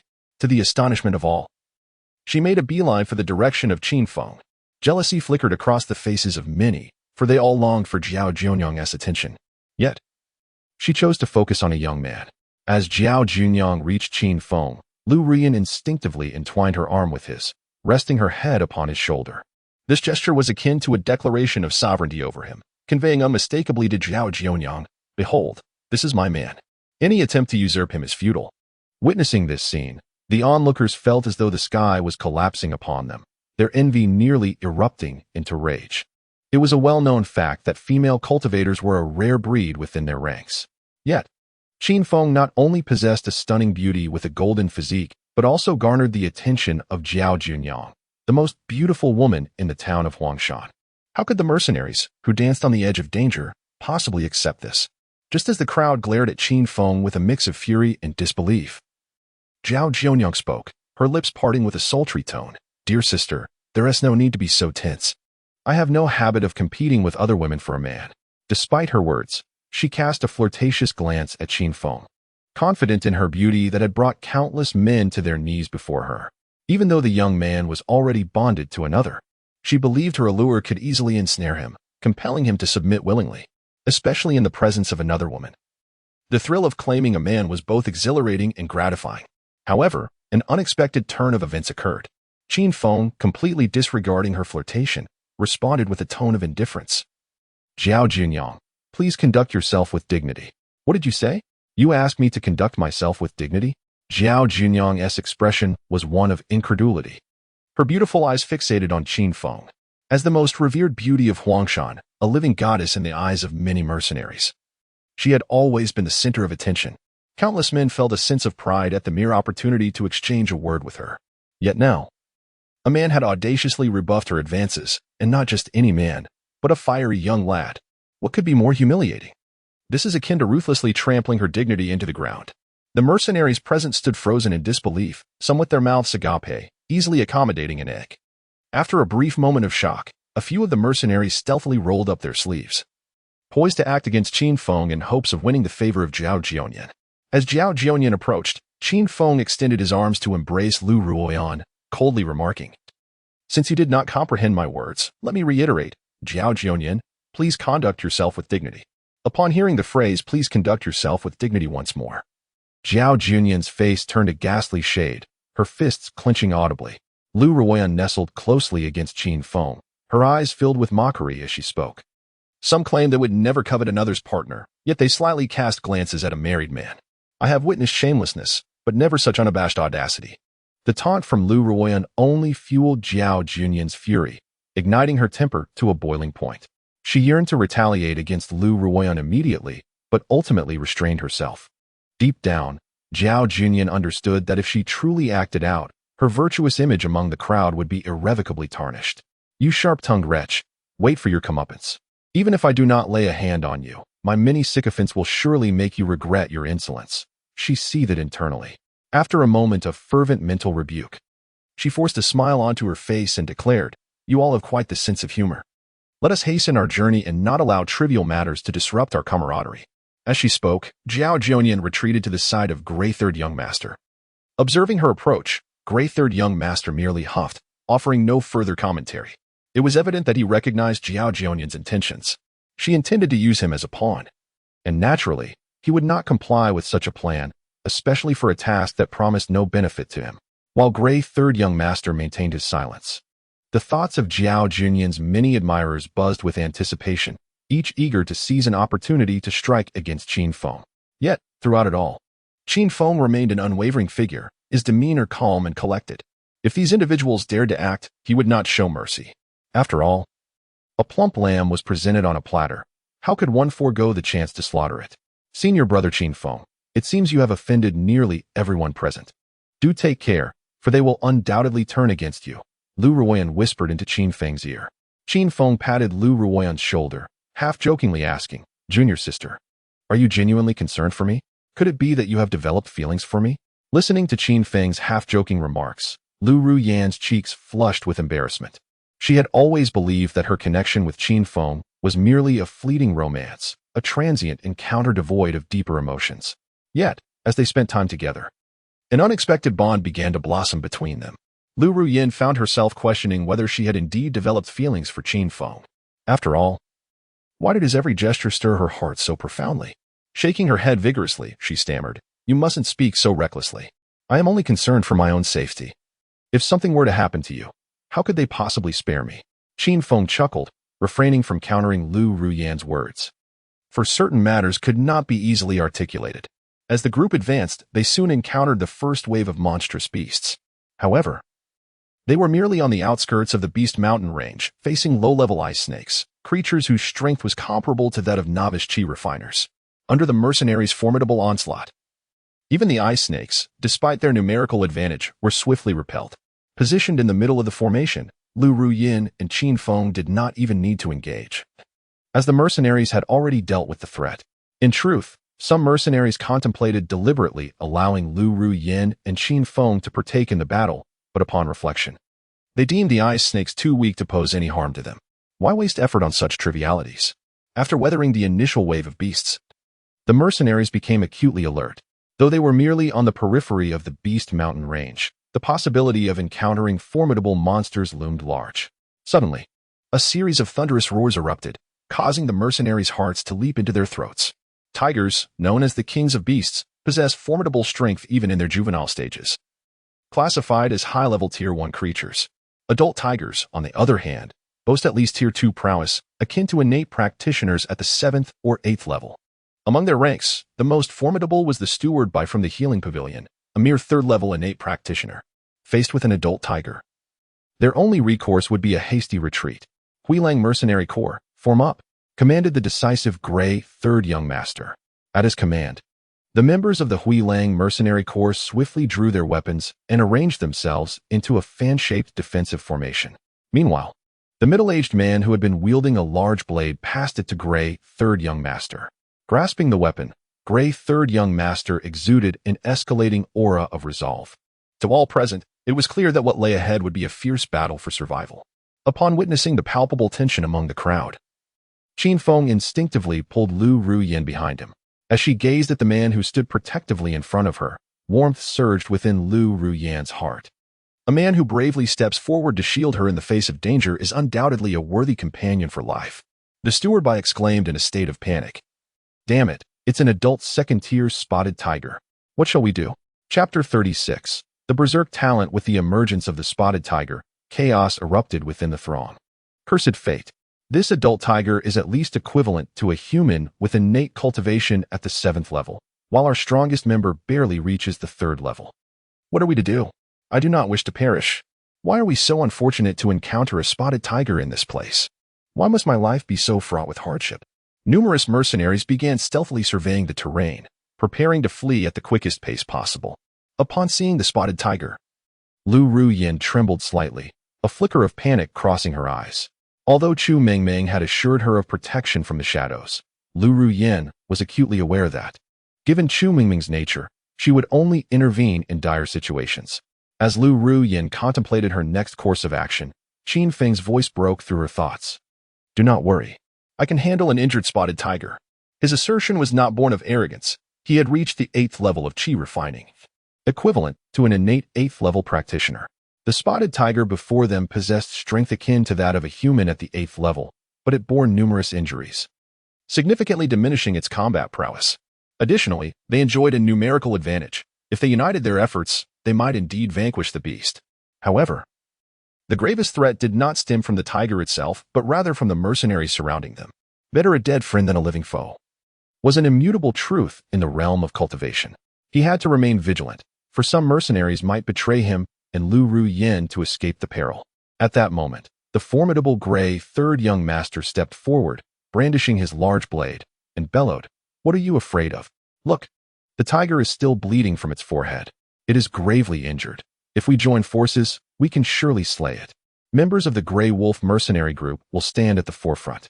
Anyone who dares to flee will face our relentless pursuit to the ends of the earth." As he concluded, his fierce gaze swept over the crowd. The mercenaries who had contemplated slipping away now lowered their heads, determination etched upon their faces. Seeing the rekindled fighting spirit among the mercenaries, Zhao Jianyang's alluring visage broke into a smile as she sweetly proclaimed, "Indeed, Sanshao is correct. I possess a hardening potion that can significantly slow the movements of the spotted tiger. Shortly, we shall join forces to eliminate this formidable beast." As I spoke, Zhao Jianyang had already drawn a sharp arrow, aiming intently at the distant spotted tiger. With a swift motion, she knocked the arrow and released it in one fluid motion. The arrow pierced the abdomen of the tiger with remarkable precision, roaring in agony from the wound. The spotted tiger unleashed a series of furious growls and charged towards the mercenaries. "Attack!" Sanshao bellowed, brandishing his hefty cleaver as he surged forward. Observing this, the members of the Grey Wolf Mercenary Corps followed suit without hesitation. With Sanshao and his comrades leading the charge, the other mercenaries were inspired to join the fray, filling the air with battle cries. In truth, The primary role of many mercenaries was merely to distract the spotted tiger, while only a select few, including Bai Guanshi, Zhao Junyang, San Shao, and several innate experts, dared to approach for stealthy strikes. Under the coordinated efforts of dozens, the tide of battle was stabilized. While a few mercenaries occasionally fell victim to the tiger's claws due to miscalculated dodges, there was no chaos among the ranks. As they witnessed the tiger ensnared, the mercenaries were invigorated, their spirits rekindled, and they became even more ferocious in their assaults. Unbeknownst to them, the spotted tiger bore numerous new wounds. And as the effects of the hardening potion took hold, its movements grew increasingly sluggish. At times, it would endure several attacks before managing to retaliate effectively. Bai Guanshi wielded a staff, and each strike upon the tiger's body resulted in a gory wound, provoking its relentless roars. Meanwhile, San Shao's cleaver sliced through the air with formidable force, each blow accompanied by a sharp whoosh that inflicted considerable pain upon the creature. Zhao Junyang, on the other hand, employed a golden bow for ranged attacks. Although the majority exerted their utmost efforts against the tiger, a few opportunists remained. For instance, Qin Feng and Lu Ruyin chose to conceal their true strengths, fully aware that their relationship with the mercenaries was merely one of collaboration. By withholding their power, they could more effectively play the part of the underdog. In fact, not only did Qin Feng and Lu Ruyin hold back, but even the frontliners, San Shao and Zhao Junyang, did so as well. It was Bai Guanshi, the sole innate level 3 among the group, who unleashed his full might without reservation, his face alight with a manic fervor. I never imagined I would have the opportunity to hunt a spotted tiger in my lifetime. If this creature possesses a beast core, it would be an incredible windfall. The words of the overseer acted as a potent stimulant, urging the mercenaries to strike with greater ferocity. It is essential to recognize that a second-tier advanced beast core can command a price of several tens of thousands of gold coins. Thus, even if the group were to divide this sum equally, each individual would stand to gain hundreds, if not thousands, of gold coins. However, not every beast possesses the ability to condense a core. It is no exaggeration to assert that the acquisition of a beast core is entirely a matter of luck. Just as the mercenaries felt assured of victory, the spotted tiger suddenly let out a piercing roar, its body crackling with energy as a blood-red glow enveloped it. Witnessing such a mysterious spectacle, the previously zealous faces of the crowd turned pale. Particularly, the overseer found himself overwhelmed with despair. Meanwhile, the third young master shouted in alarm. "Damn it! This spotted tiger has activated its berserk talent. Everyone, flee." Some beasts, during their cultivation, can activate unique talents, which vary widely from healing abilities to enhance speed and temporary boosts to their strength. The spotted tiger had activated its berserk talent. Once unleashed, this talent would exponentially increase the tiger's combat prowess while allowing it to momentarily disregard any pain. In such circumstances, should they choose to confront the tiger head-on, they risk total annihilation. Chapter 37. The treasure is mine. Any objections? Flee. At the command of the third young master, the mercenaries scattered in all directions. Their initial courage to confront the spotted tiger stemmed from the hope of slaying it. Yet now, remaining in the vicinity would only lead to their unilateral slaughter. Under these dire circumstances, a swift exit was imperative. The spotted tiger opened its massive jaws and swiftly devoured a mercenary who had fallen to the ground. It then lunged towards Qin Feng and Lu Ruyin. Lu Ruyin had intended to flee with the others, but events transpired too rapidly. Moreover, in its enraged state, the tiger's speed rivaled that of a 9th-tier innate practitioner. "Qin Feng, we must leave now." As the tiger was about to pounce, Lu Ruyin gritted her teeth and charged forward.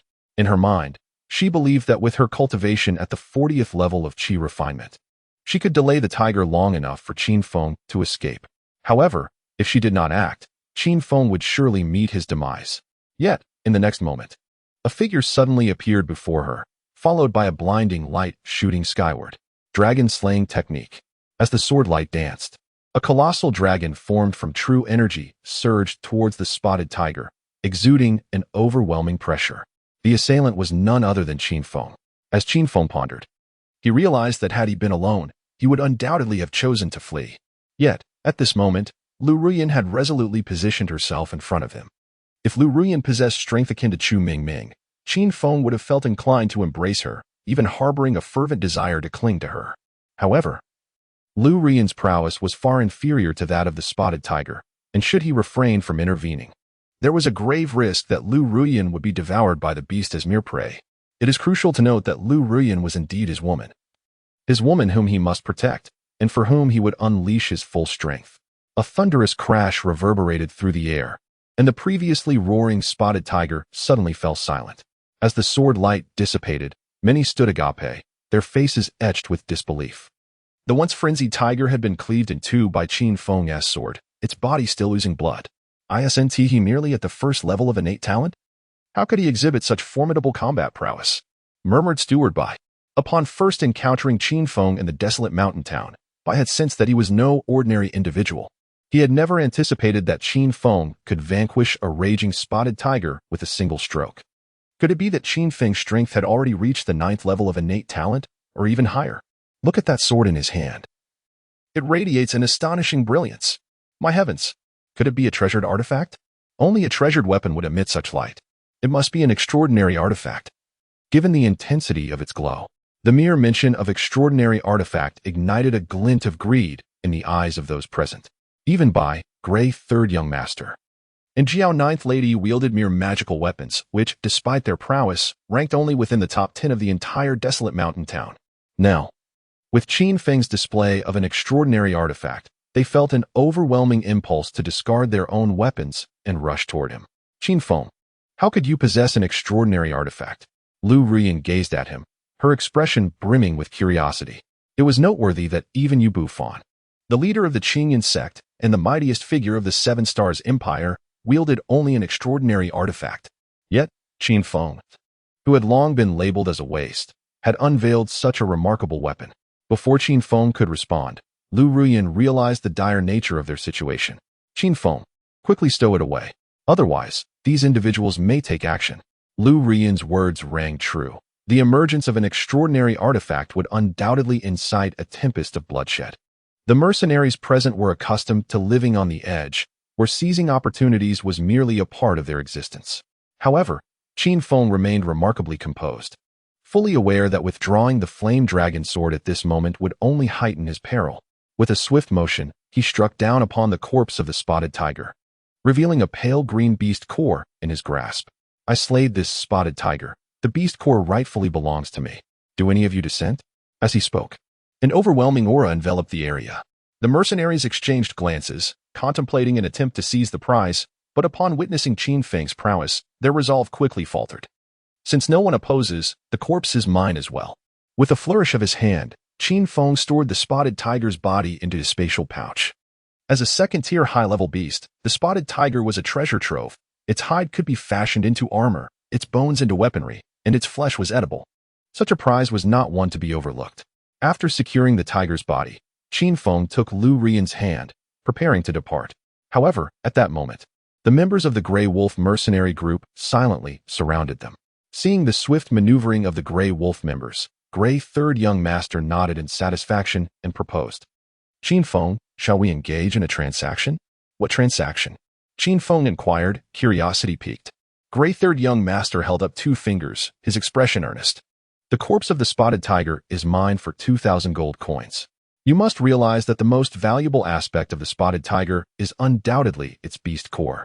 For a single corpse, my offer of 2,000 gold coins is fair, ensuring you suffer no loss. Were it not for my need of its hide for armor crafting, I would not be making such a generous offer.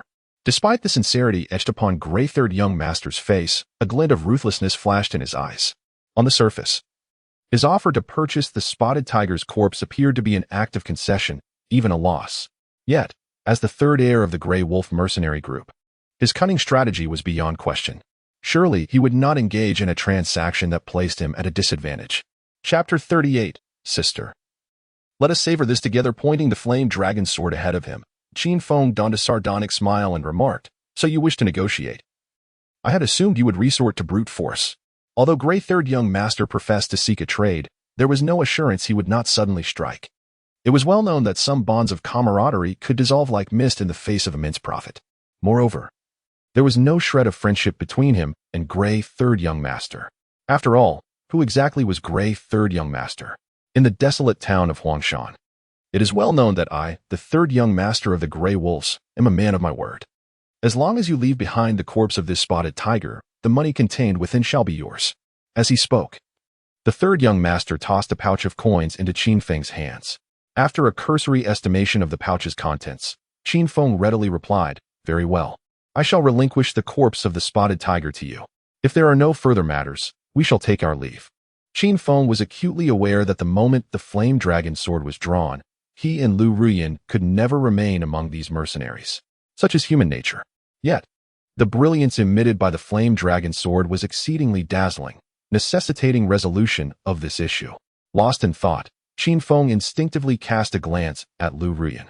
It was crucial to note that the task assigned by the system was a kiss, yet Lu Ruyin had arrived with a veil prepared, clearly having anticipated the situation. As Qin Feng pondered this, Lu Ruyin took his hand and urged him, "Senior brother Qin Feng, let us depart quickly." Observing their retreating figures, a subtle smirk crept upon the lips of the third young master, his eyes glinting with avarice. "I never imagined that the illustrious third young master of the Grey Wolves would willingly forfeit a prize so close at hand," he mused. The only reason Qin Feng was able to slay that spotted tiger was due to the weapon in his grasp. To abandon such a superior treasure is rather perplexing. Zhao Jianyang wiped the beads of sweat from her forehead with a handkerchief, her face adorned with a smile as she remarked, "If we all rush together, we might just wrest the flame dragon sword from Qin Feng." Yet, it was peculiar that the third young master chose to let the tiger go free. Was he not a coward in that moment? In response to Zhao Jianyang's mockery, the third young master exhibited no signs of anger. He swiftly approached her and seized her chin with his right hand. "My dear, do you realize you are playing with fire?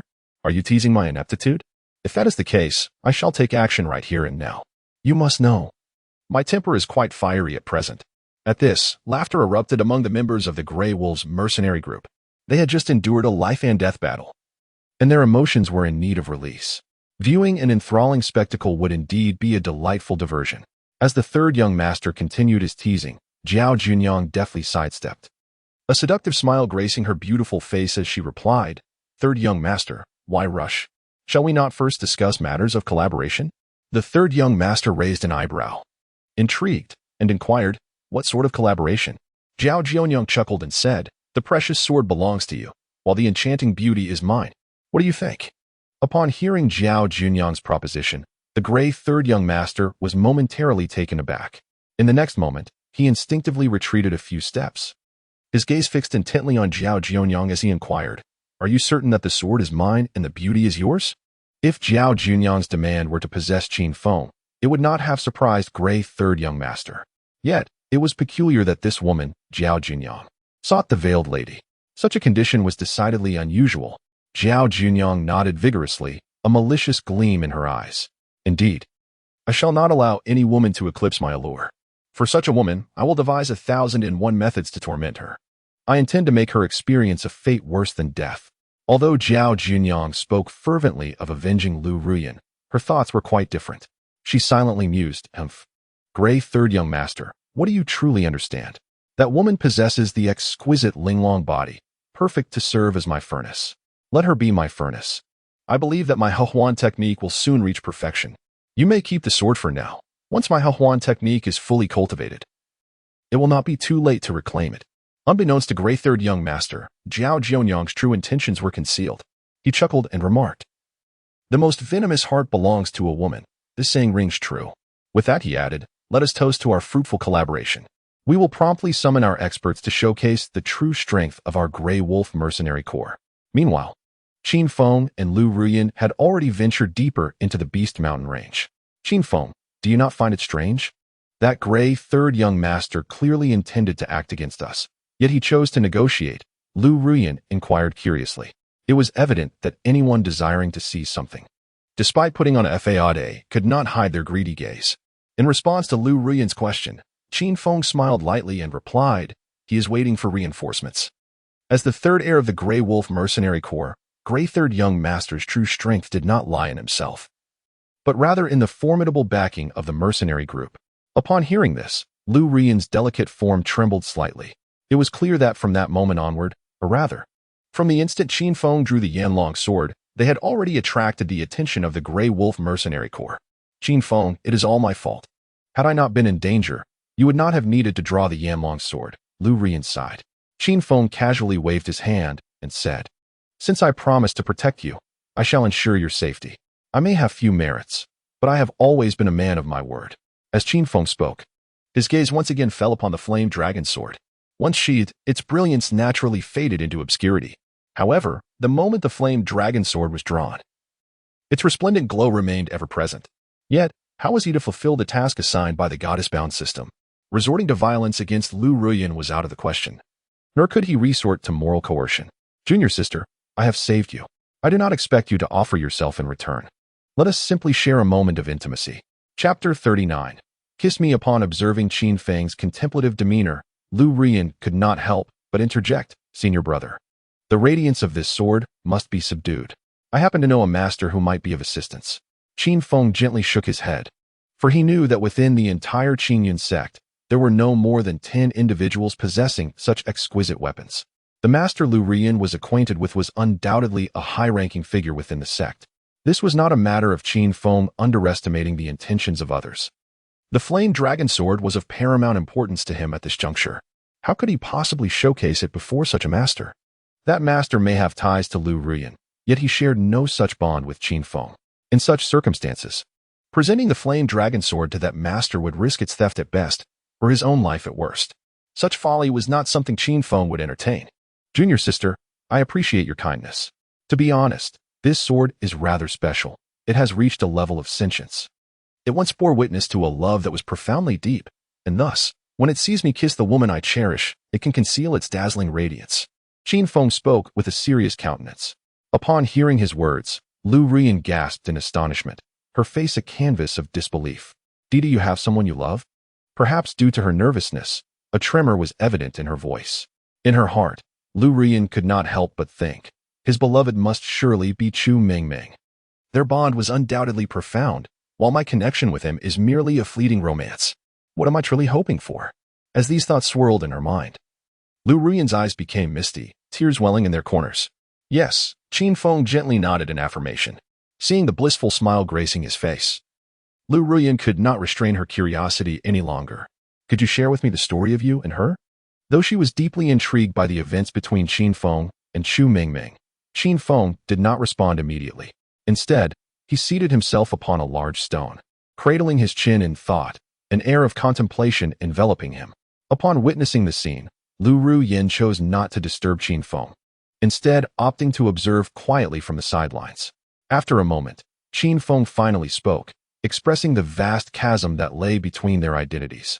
Even now, he found himself questioning whether the events shared with her had been nothing more than a fleeting dream. It had been a beautiful mistake, a night spent in a cavern, marked by absurdity. She was a celestial being of exalted stature, while he was merely a humble disciple of the Qingyun sect. Perhaps, in this lifetime, they would never cross paths again. As Qin Feng concluded his thoughts, a profound sigh escaped his lips, his face etched with an expression of helplessness. In truth, he had long harbored curiosity about why Lu Ruyin chose to engage with him in such a manner. After all, among the many gifted young men in the Qingyun sect, he was but a known failure. Yet, it was he who had fallen victim to her machinations. There must be secrets hidden beneath the surface. Upon hearing about the absurd night, Lu Ruyin trembled slightly, her eyes filled with disbelief. She had always assumed that the woman Qin Feng cherished was Chu Mengmeng, but the one who had shared that outrageous night with him was none other than herself. How could this be? Could it be that the beloved he spoke of was indeed her? "Qin Feng, your beloved is not Chu Mengmeng, but the sect masteress' wife?" As she uttered these words, her delicate fists clenched tightly, her palms glistening with beads of perspiration. Within her heart, anticipation and anxiety swirled together. However, in the next moment, Qin Feng's expression shifted to one of alarm as he suddenly lunged toward Lu Ruyin, seizing her by the throat. "Do not speak such nonsense. What sect masteress' wife? You are courting death." His eyes brimmed with a fierce intent. The sudden surge of his menacing aura startled Lu Ruyin, yet she quickly comprehended the cause of his outburst. It was evident that Qin Feng truly cared for her. The nature of their shared experiences was not something to be disclosed lightly, for the consequences could prove catastrophic. "Qin Feng, it is I. I am Ruyin." As these thoughts raced through her mind, she reached up and removed her veil, revealing a face of unparalleled beauty before him. "My lady, how could it be you?" Upon witnessing Lu Ruyin unveil her face, Qin Feng gasped in astonishment. Though he had recognized her identity from the outset, Feigning surprise was the most natural response. Kiss me. In that instant, Lu Ruyin closed her eyes, her alluring lips moving toward Qin Feng. Faced with the bashful Lu Ruyin, Qin Feng naturally approached without hesitation. Qin Feng, please release me quickly. I can hardly breathe, Lu Ruyin exclaimed, pushing against him with all her might. The sensation of struggling for breath was indeed extraordinary. Upon hearing her plea, Qin Feng reluctantly parted from her. At that moment, the voice of the goddess binding system echoed in Qin Feng's mind. Congratulations, host. You have successfully kissed Lu Ruyin. This system will erase the dazzling brilliance of the Flame Dragon Sword. Thus, even when you wield the sword technique, to outsiders, the Flame Dragon Sword will appear as an ordinary longsword. Upon receiving this reward, Qin Feng felt a surge of joy. With a clang, the Flame Dragon Sword was drawn. Lu Ruyin gasped. Oh, this is real. The glow has vanished. Initially, she thought Qin Feng's words were mere pretense, but to her astonishment, they were true. Embarrassed, she lowered her head, pondering to herself, so, in his heart, the one he cherishes most is me. Just as Lu Ruyin was lost in her thoughts, Qin Feng placed a translucent pill into her hand. Madam, this is a supreme innate pill. With it, you will surely break through to the innate realm. Chapter 40. You are my lady. Gazing at the supreme innate pill in her hand, Lu Ruyin couldn't help but swallow hard. In truth, she had already consumed 5 high-quality innate pills in her quest to break through.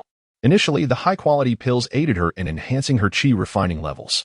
However, by the time she took the 3rd pill, its effects had diminished significantly.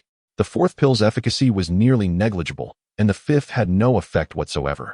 It was rumored that the supreme innate pill could guarantee a 9-layer qi refiner's breakthrough to the innate realm. Its value surpassed that of 3rd-tier pills. Are you certain this is for me?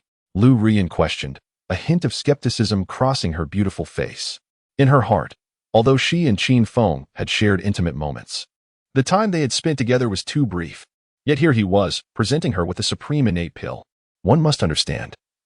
The crafting of such a prestigious pill requires tremendous fortune. A 4th-tier alchemist could effortlessly refine 3rd-tier pills, and even mass-produce high-quality innate pills with some difficulty. However, producing a supreme innate pill was a matter of fate. Some 4th-tier alchemists might never succeed in creating a single supreme pill in their entire lifetimes. Of course it is for you, my lady. Qin Feng nodded vigorously, his expression serious as he spoke. The supreme innate elixir was indeed extraordinarily precious, but its cost-effectiveness diminished if consumed by Qin Feng himself. However, if it were to be bestowed upon Lu Ruyin, not only would he reap tenfold returns, but the enhancement of her cultivation would also revert back to him. Since it was a guaranteed win, why not embrace it? Upon hearing the term my wife, Lu Ruyin's face flushed crimson.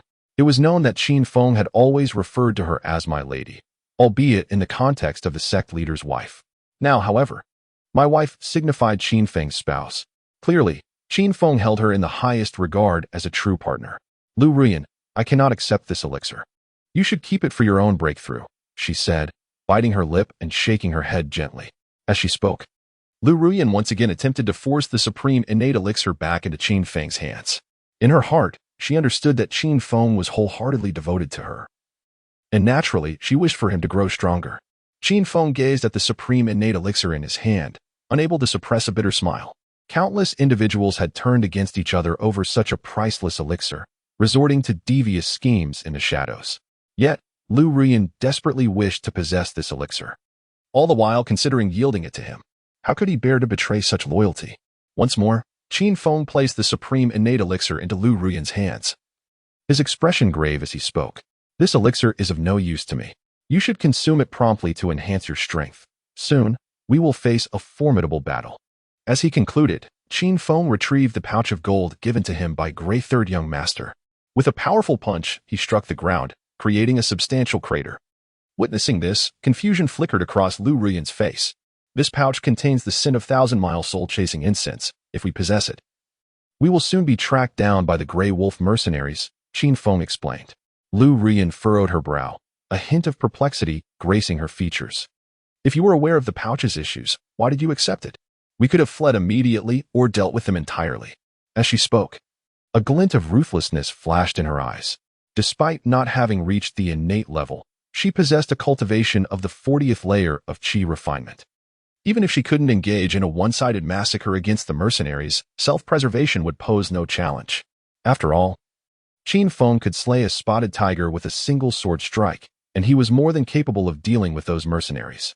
Qin Feng reached out, gently ruffling Lu Ruyan's hair, a smile illuminating his face as he said, "Since they wish to hunt me down, they shall pay a bloody price." In Qin Feng's heart, he understood clearly that the moment he drew the flame dragon sword, he had, in an unseen manner, positioned himself against the Grey Wolf mercenary group. To allow them to remain would be to invite disaster. Thus, it was only fitting to eradicate them entirely. Sending them all down to reunite in the afterlife could indeed be considered an act of immense virtue. Lu Ruyan gently nodded, her small fist clenched tightly. And with unwavering conviction, she declared, "Regardless of what you choose to do, I shall support you unconditionally." However, simply burying that money pouch would be far too lenient for them. Let us add a little spice and truly surprise them. Seeing the mischievous smile upon Lu Ruyan's face, Qin Feng readily agreed. Indeed, we must ensure they receive a proper surprise. After a considerable time had passed, over a dozen innate experts appeared at the location once frequented by Qin Feng and Lu Ruyan. These individuals, among the elite of Huangshan Town, radiated a terrifying aura of bloodlust, a testament to their long careers as mercenaries. Leading them was a middle-aged man, his face marred by scars, clad in a gray robe with rusted silver trim. Under the sunlight, the silver edges shone brilliantly. Yet the most striking feature was the rusted wolf's head emblazoned at the center. This middle-aged man was Li Rennie, the vice-captain of the Grey Wolf mercenary group, whose cultivation had reached the 9th level of the innate realm, merely a step away from foundational establishment, placing him among the top experts of Huangshan Town. Walking alongside Li Rennie was a middle-aged woman dressed in a light red gown. She exuded an air of mature beauty that captivated the gaze of men. Known as Lin Hongyan, the master of the Jishur Medical Hall, also possessing the same 9th level innate cultivation. "Gray-san, did you not claim that the target was nearby? How is it that we see no trace of them?" Li Rennie glared at Gray-san with evident displeasure. In truth, Li Rennie had once been the captain of the Grey Wolf mercenary group, but was subsequently defeated by Gray-san's father, resulting in his demotion to vice-captain. Although he had become sworn brothers with Gray-san's father, for reasons unknown, he had always harbored an aversion towards Gray-san. Now that Gray-san's assurances of certainty had faltered, his frustration was palpable. Upon hearing Li Rennie's reprimand, Gray-san furrowed his brow and replied, "The scent of the soul-chasing incense is nearby. It is strange. Why can we not see their figures? Useless. You cannot even handle such a trivial matter. How do you expect to lead the entire Grey Wolf mercenary group in the future?" As he spoke, Li Rennie raised his hand and delivered a sharp slap across Gray-san's face. The impact sent Gray-san flying several meters, leaving a distinct 5-finger imprint upon his cheek. Upon seeing the 5-finger mark on the face of the gray-third young master, a glimmer of triumph flickered in Li Rennie's eyes. In his mind, he smugly thought, Though I may not surpass your father, it does not imply that I cannot best you. With your meager abilities, how dare you aspire to inherit the Grey Wolf mercenary corps? Bah, this corps once belonged to me, and it shall remain mine in the future. For now, I shall merely allow your father to play the puppet, but once I secure that unparalleled divine weapon, I shall eradicate both you and your father." Just as Li Rennie was basking in his own satisfaction, a voice rich with magnetism pierced the air. "Deputy Commander Li, why must you allow such anger to consume you? If there is fire in your heart, it must be unleashed, otherwise, it will only suffocate you. You claim to discipline the youth, yet truly, one must be relentless in their correction. A mere slap is woefully insufficient. The fury within must be thoroughly vented." Upon hearing Lin Hongyan's words, the gray-third young master, who had just received a slap from Li Rennie, nearly spat out a mouthful of blood. He had initially believed that Lin Hongyan's intervention signified her advocacy on his behalf. But to his utter shock, she was preparing to subject him to even greater humiliation. No wonder she bore the moniker of the Black Widow. Countless men had likely perished under her scheming, and that cursed Li Rennie was certainly no paragon of virtue. Upon returning to the headquarters of the Grey Wolf Mercenary Corps, he would have to find a way to eliminate him. Despite the myriad grievances swirling in his heart, the gray-third young master dared not express them publicly. He raised a hand to his wounded face, a look of feigned innocence adorning his features as he addressed Li Rennie. "Uncle Li, the scent of the 1,000-mile soul-chasing incense is indeed nearby. I will search diligently. I am certain I can locate it." As he spoke, the gray third young master crouched down, fervently sniffing the ground. However, After inhaling just a few breaths, he was overwhelmed by a pungent odor that assaulted his senses, nearly sending him to his demise. He sprang up from the ground and dashed away. Once at a safe distance, he gasped for breath while muttering curses under his breath. Damn it, why does that smell persist? Could it be that they have discovered the issue with the pouch? Witnessing the gray third young master's disarray, a smirk crept onto Li Rennie's lips. He silently resolved to publicize this incident, thereby nailing the gray third young master to the pillar of shame. Li Rennie bellowed at the panting gray third young master. Gray, what on earth is wrong with you? It was merely a task to track two individuals. Why have you run so far? Useless. Given the opportunity, you proved to be utterly inept. At the sight of the gray third young master being chastised, both Lin Hongyan and Zhao Junyang displayed expressions of schadenfreude. The Jishur Medical Clinic stood as the second most powerful entity in Huangshan Town, subordinate only to the Grey Wolf Mercenary Corps. If the Grey Wolf Mercenary Corps were to fall into disarray, it would undoubtedly be a tremendous boon for the Jishur Medical Hall. Gray third young master gasped for breath for quite some time before finally speaking. Uncle Li, if you strike the ground with your fist, you will understand the situation. In Gray third young master's mind, since Li Rennie had wronged him, it was only reasonable for him to retaliate in kind. Upon hearing Gray third young master's words, a look of skepticism crossed Li Rennie's face. He had a lingering suspicion that Gray third young master was setting a trap for him. Yet, if he refrained from acting, would he not appear cowardly? That would be utterly humiliating. Noticing Li Rennie's hesitance to take action, Gray third young master let out a cold chuckle. Uncle Li, do you not wish to know what is truly happening? One punch will reveal everything. Do you lack the courage? In Gray third young master's mind, if Li Rennie showed him no mercy, he need not extend any courtesy in return. Very well, I am curious to see what tricks you are playing. Li Rennie bellowed, suddenly lunging forward and delivering a powerful punch to the ground. With a thunderous crash, a foul, yellowish substance splattered across their faces, although many had swiftly attempted to dodge. Numerous individuals found themselves stained by the repugnant matter. The noxious stench that filled the air compelled the crowd to erupt in curses. Damn it, it's skunk feces. This is utterly revolting. Gray third young master, you scoundrel, how could you betray us like this? You knew it was skunk dung. Yet you still incited Deputy Team Leader Li to act. You are truly despicable. It must be noted that skunk feces are notoriously regarded as among the foulest substances known to mankind. No one could have anticipated that Qin Feng not only concealed the wallet mixed with the scent of the 1,000-mile chasing fragrance, but also combined it with skunk dung. Li Rennie, gazing at the yellowish substance clinging to his hands, felt an overwhelming sense of uncleanliness wash over him. He dashed toward Gray third young master, seizing his collar and loudly berating him. Gray third young master, this was deliberate. You have caused everyone to be tainted with skunk feces. Do you possess no conscience? We are brothers who have fought alongside your father, your uncles, your kin. Is this how you treat us? As he spoke, Li Rennie could no longer contain his fury and landed a punch squarely on Gray third young master's face. It is important to note that although Li Rennie was a middle-aged man, he harbored a severe aversion to filth, particularly to foul-smelling substances. The fact that his hands were now smeared with skunk dung was more unbearable than death itself. As Gray third young master lay on the ground, a look of grievance etched across his face, he spoke. Uncle Li, I truly did not intend to harm you. This was an accident, a genuine mishap. Though I detected the scent of the elusive, soul-chasing incense, I was truly unaware of anything beyond that. All present are my elders and kin. How could I ever dare to deceive them? Gray third young master recognized the futility of his defense, yet it mattered little. What was paramount was his understanding that, in a public forum, Li Rennie would never strike him down mercilessly. As for settling scores in the future, who would seek whom remained an enigma. I shall end your life, Li Rennie exclaimed in fury, drawing his sword and directing its tip menacingly at Gray third young master. Chapter 42.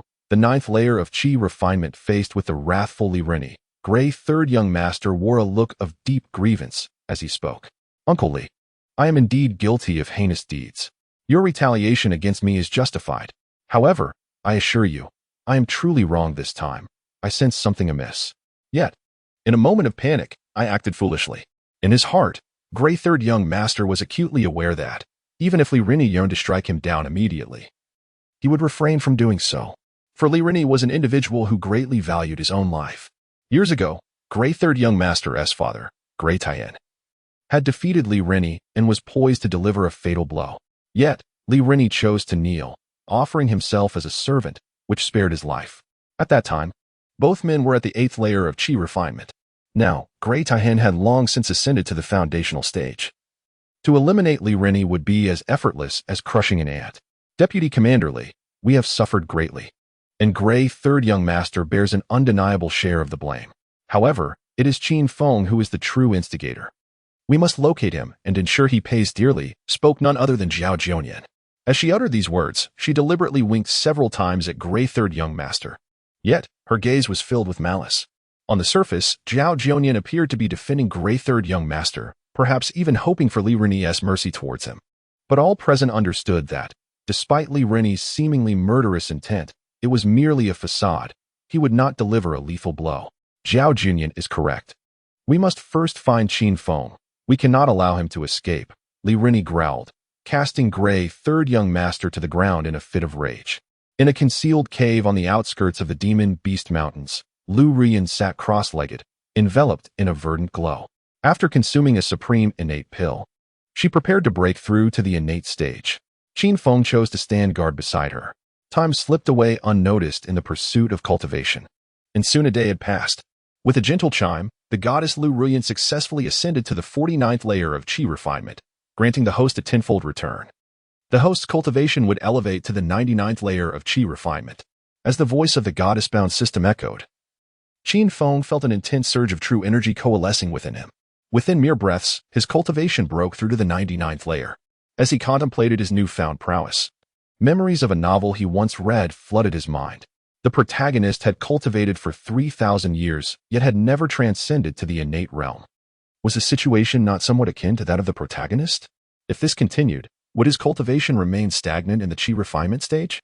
After a moment of reflection, the words of the system resurfaced in his thoughts. System, did you not proclaim that the supreme innate pill guarantees Lu Ruyan's breakthrough to the innate realm? Why has she reached only the 49th layer of Qi refinement and not transcended? Qin Feng inquired of the goddess-bound system. Initially, the system opted for silence, responding only after repeated questioning from Qin Feng. Ahem, the supreme innate pill indeed ensures a 100 breakthrough to the innate realm, but that is only effective for ordinary individuals. Lu Ruyan possesses the phoenix spirit body. She is far from ordinary. She is a rare prodigy that emerges once in millennia. Upon hearing the system's explanation, Qin Feng could not help but roll his eyes. Were it possible to manifest his frustration, he would have undoubtedly delivered a few slaps to her. After mentally venting his irritation, he questioned the system once more. Then tell me, what must she do to achieve her breakthrough to the innate realm? The system promptly replied. Host, breakthroughs depend entirely on opportunity.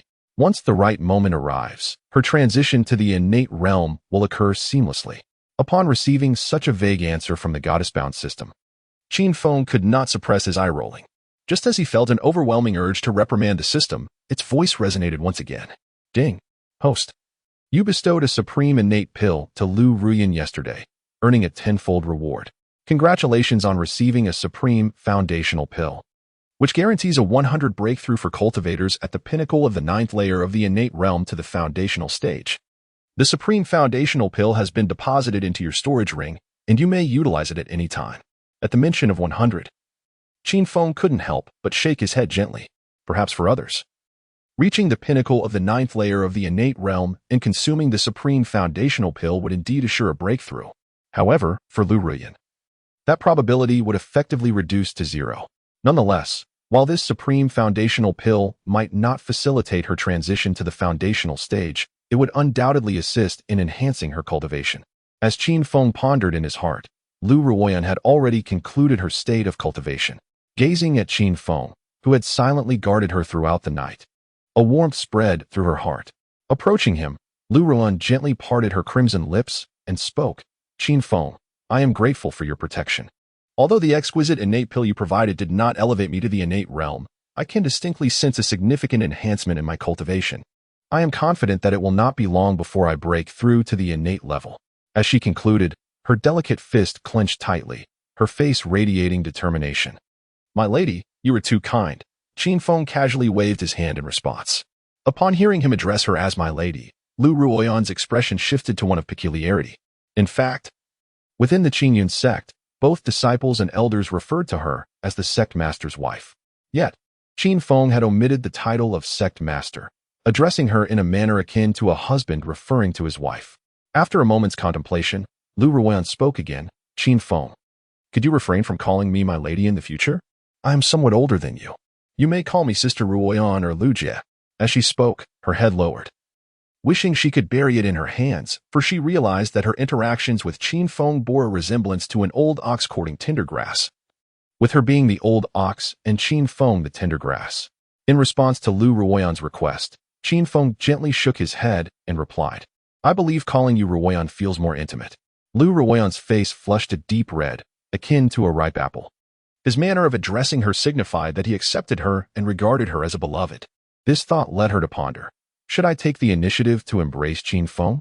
If I do, will he think less of me for not valuing myself? Just as Lu Ruoyan was lost in her thoughts, a series of footsteps echoed nearby. With a sudden motion, Qin Feng pulled Lu Ruoyan behind him, drawing his sword. The flame dragon sword, ready for battle. He understood well that although he had disposed of the pouch containing the tracking incense, the Grey Wolf Mercenary Group and the Jishur Medical Hall had long been formidable forces in the town of Huanshan. They undoubtedly possessed unique tracking methods. The appearance of someone outside the cave could very well indicate an enemy. With determination, Lu Ruoyan stepped forward, the purple flame sword firmly grasped in her hand. Qin Feng, I cannot hide behind you. I wish to fight alongside you, she declared resolutely. Qin Feng nodded vigorously. For Lu Ruoyan possessed a remarkable cultivation level of 49 layers of qi refining, which was akin to the innate strength of an ordinary person at the 5th layer. The 5th layer of innate strength marked one as a formidable figure in this humble mountain town. At that moment, a familiar voice echoed from outside the cave. Jiaonyang, I found them. They are right inside this cave. Ha! It truly seems that I have stumbled upon them without any effort. As the voice faded, a man and a woman entered. The woman was Jiaonyang from the Healing Pavilion, and the man was Jin Gulu, who had previously clashed with Qin Feng. Qin Feng cast a glance at Jin Gulu, a smile gracing his face as he spoke. Little Gold, I was just contemplating seeking you out. But I never expected you to come knocking at my door. Hee, you are truly courting death. Jin Gulu, incensed by Qin Feng's mockery, raised his head high and adopted a haughty demeanor. Qin Feng, with death looming, you still dare to jest. Just wait until Jiaonyang makes her move. You are undoubtedly doomed. As he spoke, Jin Gulu made a gesture across his throat, a grim reminder of the fate that awaited Qin Feng. Prior to this, Jiaonyang had indeed promised him that once they captured Qin Feng and Lu Ruoyan, Qin Feng would be at his mercy. Jin Gulu was confident that his actions would ensure Qin Feng experienced a fate worse than death. Qin Feng regarded Jin Gulu with a sidelong glance, gently shaking his head as he replied, Do you truly believe that before Jiaonyang strikes me down, she wouldn't first eliminate you? In truth, Qin Feng was acutely aware that Jin Gulu's actions were akin to courting disaster. Jin Gulu had only just entered the innate stage, while Jiaonyang had achieved the 3rd layer of innate refinement. Yet, that was merely the surface, for Jiaonyang concealed her true strength. In such circumstances, Jin Gulu's collaboration with her was tantamount to seeking his own demise. Initially taken aback, Jin Gulu soon burst into laughter. Qin Feng, do not attempt to intimidate me. I assure you, Jiaonyang and I have a gentleman's agreement. I will lead her to you, and your people and treasures will belong to me. As for the beauty by your side, she will surely be claimed by Jiaonyang. As he concluded, Jin Gulu could not suppress his salivation. A woman of Lu Ruoyan's exquisite beauty was a prize he coveted. However, Jiaonyang had expressly stated her intention to deal with her personally. Jin Gulu was not about to risk his life for a fleeting pleasure. Jin Gulu, you have performed admirably. Your tracking skills are truly commendable. Now, step behind me. I shall handle them myself. Jiaonyang beckoned to Jin Gulu. Upon hearing her words, he hurriedly scrambled to position himself behind her. As Jin Gulu brushed past Jiaonyang, she suddenly made her move. A flash of cold light appeared, and a wound opened on Jin Gulu's neck, blood gushing forth incessantly. Jiaonyang, why? Why have you chosen to kill me? Jin Gulu desperately pressed his hands against the injury, hoping to stave off death. However, before Jiaonyang could respond, Jin Gulu's body convulsed several times before collapsing to the ground, lifeless, yet still warm. So what if you possess some tracking skills? You dare to negotiate with me? You are utterly ignorant of your circumstances, Jiaonyang scoffed, spitting at Jin Gulu's corpse multiple times and delivering several kicks. Her action startled Lu Ruoyan. For Zhao Jianyang was known as the beautiful physician of the Jishur Medical Hall, revered by many mercenaries as a living bodhisattva. Perhaps Jean Gulu died without ever comprehending why the goddess, hailed as a savior, would turn against him. After delivering her kicks, Zhao Jianyang's gaze fell upon Qin Feng. Qin Feng, I believe you're an intelligent man. If you present me with that treasured sword, not only will I ensure your survival, but I shall also grant you the pleasures of life. As she spoke, Zhao Jianyang deliberately adjusted her clothing to capture Qin Feng's attention. Upon hearing the word pleasures, Lu Rian's heart leaped to her throat. Zhao Jianyang, the living bodhisattva of Huanshan town, was the object of desire for countless men. Now, she was lowering herself and suggesting intimacy with Qin Feng. What man could withstand such a temptation? In response to Zhao Jianyang's insinuation, Qin Feng dismissed her with a scoff, his expression dripping with disdain. Enjoy with you? What sort of jest is this? To indulge with a man would be absurd. You may be the one who is bent, but I am a staunch straight man. Upon hearing Qin Feng's words, both he and Zhao Jianyang were taken aback. After a moment of shock, Lu Rian pointed incredulously at Zhao Jianyang. Xiao Feng, are you saying he is a man? You cannot be serious. How could he possibly have so many mercenaries at his beck and call if he were a man? There must be some misunderstanding. He cannot be a man. It is impossible, absolutely impossible. Chapter 44. You are truly unappealing. No, how could he possibly be a man? Lu Rian fixed her gaze on Zhao Jianyang, determined to uncover the truth of her gender. Zhao Jianyang sighed, adopting a pitiful demeanor as she spoke. Qin Feng, you may not find me to your liking, but to label me as a man is rather unkind, don't you think? Am I not a woman? You could try and find out. The technique I have cultivated is capable of elevating a man's prowess dramatically, ensuring your utmost satisfaction. As Zhao Jianyang concluded her statement, she deliberately extended her right index finger to her lips, performing an exquisitely seductive gesture. Confident in her allure, she believed that such an action, coupled with her enticing words, would surely captivate Qin Feng. The exclamation of beauty did not come from Qin Feng, but rather from Lu Ruoyan. Even as a woman, Lu Ruoyan found Zhao Jianyang to be an exceptionally rare beauty in that moment. Her allure exuded a mature charm, evoking an almost uncontrollable admiration. Yet, as Lu Ruoyan became entranced by Zhao Jianyang's beauty, Qin Feng suddenly extended his hand and firmly flicked her forehead. The sudden pain in her forehead jolted Lu Ruoyan back to her senses. Shaking her head in confusion, she inquired, "What is happening? Why do I suddenly perceive her as less beautiful than before?" Qin Feng explained, "You were under a charm spell, which is why you found her appealing. Now, if you examine closely, do you not see a prominent Adam's apple?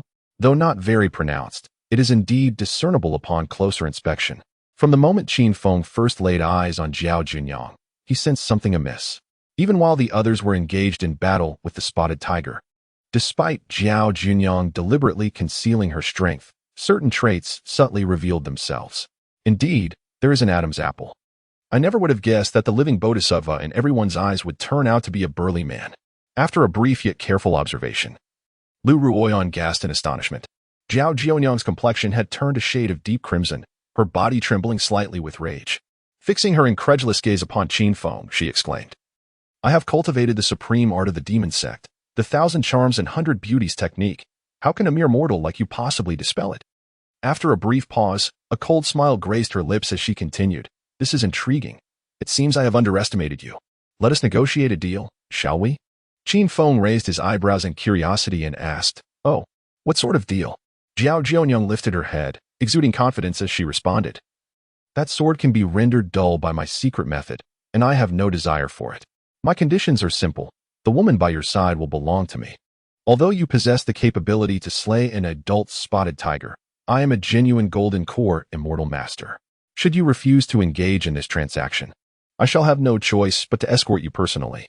As the words golden elixir immortal master escaped her lips, Zhao Jianyang notably emphasized her tone, underscoring the formidable prowess of this individual. Upon hearing the term, Lu Ruyan's complexion instantly drained of color, and her body trembled slightly. Had she been within the confines of the Qingyan sect, she would not have feared the golden elixir immortal master. Yet, here she found herself in the treacherous Beast Mountain range, contemplating a plea for aid from the formidable members of the Qingyan sect. However, those powerful beings might not arrive in time. In this precarious situation, both she and Qin Feng were in considerable peril. Contrarily, Qin Feng maintained an expression of serene composure. Noticing Lu Ruyan's distress, he leaned closer and spoke softly. Ruyan, do not be alarmed. She is merely attempting to intimidate you. Do not let her unsettle your resolve. Consider this. If she truly possessed the cultivation of the golden elixir stage, she would have acted the moment I revealed the purple flame sword. With absolute power at her disposal, why resort to cunning schemes? As he uttered these words, a deep sigh resonated within him. Lu Ruyan had been shielded too well, resulting in her naivety. However, this was a ruthless world of cultivation, where lacking sufficient intellect and ruthless tactics would render survival nearly impossible. After absorbing Qin Feng's explanation, a look of enlightenment crossed Lu Ruyan's face. How dare you, Zhao Junyang, you shameless creature. Clearly a man, yet you choose to masquerade as a woman. Your audacity knows no bounds. You proclaim yourself a golden elixir immortal master. I have encountered shameless individuals before, but none as brazen as you. I have never witnessed such unmitigated gall. In her fervent speech, Lu Ruyan cast a scornful glance at Zhao Junyang. Very well, since you have forced my hand, I shall retaliate. As Zhao Junyang spoke, her aura surged dramatically. Boom. A series of explosive sounds erupted as her garments were torn apart by the overwhelming surge of true energy.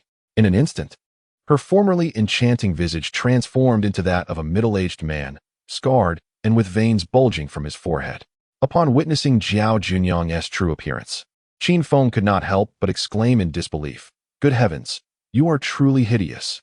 No wonder you disguise yourself as a woman. Your appearance is exceptionally ghastly. A face like yours would surely frighten a child to tears. As he continued his tirade, a hint of amusement crept onto his lips. If the mercenaries in Huangshan town, who were infatuated with Zhao Junyang's beauty, were to discover her true visage, one could only imagine their reactions. Would they not regurgitate the meals they had just consumed? It was no surprise that he cross-dressed. It turned out he was simply too ugly. Only the pitiable men, who are captivated by your beauty, suffer. Once they behold your true visage, will they not be driven to despair? Lu Ruyan remarked, her gaze settling on Qin Feng, half-jokingly advising him, Xiao Feng, in the future, when you encounter beauties, you must keep your eyes wide open. Understand that some may appear as unparalleled beauties on the surface, yet in reality, they are grotesque beyond belief. Alas, Zhao Junyang, listening to the banter between Lu Ruyan and Qin Feng, was seething with rage. In his perspective, both Qin Feng and Lu Ruyan had consistently disregarded him, openly exchanging flirtations before his very eyes. This was utterly intolerable. Chapter 45. To be my altar, I shall annihilate you. No, I shall seek hundreds of women to drain them dry. As for the women, they shall serve as my altar, kneeling day and night to sing my praises. Zhao Junyang roared with madness, a black spirit summoning banner appearing in his grasp. With a flick of his wrist, the banner soared forth, releasing hundreds of malevolent spirits that emerged from its depths. The horde of demons, each possessing the cultivation of the 9th layer of qi refinement, charged towards Qin Feng and Lu Ruyan with ferocious intent. Witnessing this, Qin Feng gritted his teeth and rushed forward, shouting, Ruyan, seize the opportunity to escape. Despite his own cultivation at the 99th layer, facing hundreds of demons compelled him to proceed with caution. Each strike he made would consume his own vital energy. And Zhao Junyang had already summoned hundreds of demons. Who could guarantee that he wouldn't call forth even more in the next instance? In such circumstances, it was prudent for Lu Ruyan to retreat, first while he searched for a chance to flee himself. Of course, if an opportunity arose to eliminate Zhao Junyang, that would be the most fortuitous outcome. Initially startled by the grotesque appearance of the spirits, Lu Ruyan quickly wielded her Xiren sword, joining the fray. With the flash of her sword, malevolent spirits fell one after another. However, each defeated spirit transformed into black mist, surging towards Qin Feng and Lu Ruyan, penetrating their bodies. Ha! Kill away. Slaughter to your heart's content. To tell you the truth, these spirits are captured from the Shura hell by my ancestors. For every demon you slay, their deathly aura will cling to you, rendering your existence a living hell. Zhao Junyang laughed maniacally. The spirit summoning banner in his hand was his invincible treasure. Just not long ago, he had utilized it to slay a golden core immortal master. Now, with the summoning banner unleashed to confront Qin Feng and Lu Ruyan, one might think it would suffice. However, how could the delicate Zhao Junyang possibly know that what Qin Feng awakened was the ancient divine body? This ancient divine body not only grows stronger with each battle, but also possesses an essence of utmost rigidity and masculinity. The malevolent spirit's death energy is not only ineffective against the ancient divine body, but also holds numerous benefits. As these death energies entered Qin Feng's body, he felt not a hint of discomfort. Instead, a profound sensation of comfort enveloped him. Moreover, he could distinctly sense that with each stream of death energy that entered him, his internal true energy surged incrementally. After vanquishing dozens of malevolent spirits, his cultivation had ascended to 100 layers of qi refinement. Confirming that the death energy was not only harmless but advantageous to him, Qin Feng's strikes became even swifter and more precise. System, will this death energy harm Lu Ruyan? Qin Feng inquired within his mind. The divine binding system promptly responded, please do not worry, host. While this death energy will have some effect on Lu Ruyan, it serves as an opportunity for her breakthrough. If she utilizes it properly, she will undoubtedly succeed. Upon hearing the system's response, Qin Feng's eyes brightened. Lu Ruyan had already reached 49 layers of qi refinement. Any ordinary person would have broken through by now. The chance for her breakthrough lay right before them, and it must be cherished. System, how can I assist her better? Qin Feng asked again. The divine binding system quickly replied, the host need do nothing but wait patiently. The opportunity is at hand. Go for it. As he communicated with the system, Qin Feng's sword did not falter. Rather, it moved with increasing ferocity. Meanwhile, Zhao Junyang, surrounded by numerous malevolent spirits, soon sensed something was amiss. She pondered anxiously, what is happening? Why is he unaffected? Death energy entering the body would soon exhaust even a golden core immortal master. How is he growing stronger instead? What is going wrong? Frantically berating herself, she felt an urge to slap her own face to ascertain whether the spirits he released were truly flesh-eating malevolent spirits or rather empowering ethereal entities. Zhao Jianyang could distinctly perceive that Qin Feng's strength not only remained unwavering but was continuously ascending. This was abnormal, truly, exceedingly abnormal. With the flame dragon sword in hand, Qin Feng appeared as a harbinger of death, his blade slicing through the air with unstoppable momentum.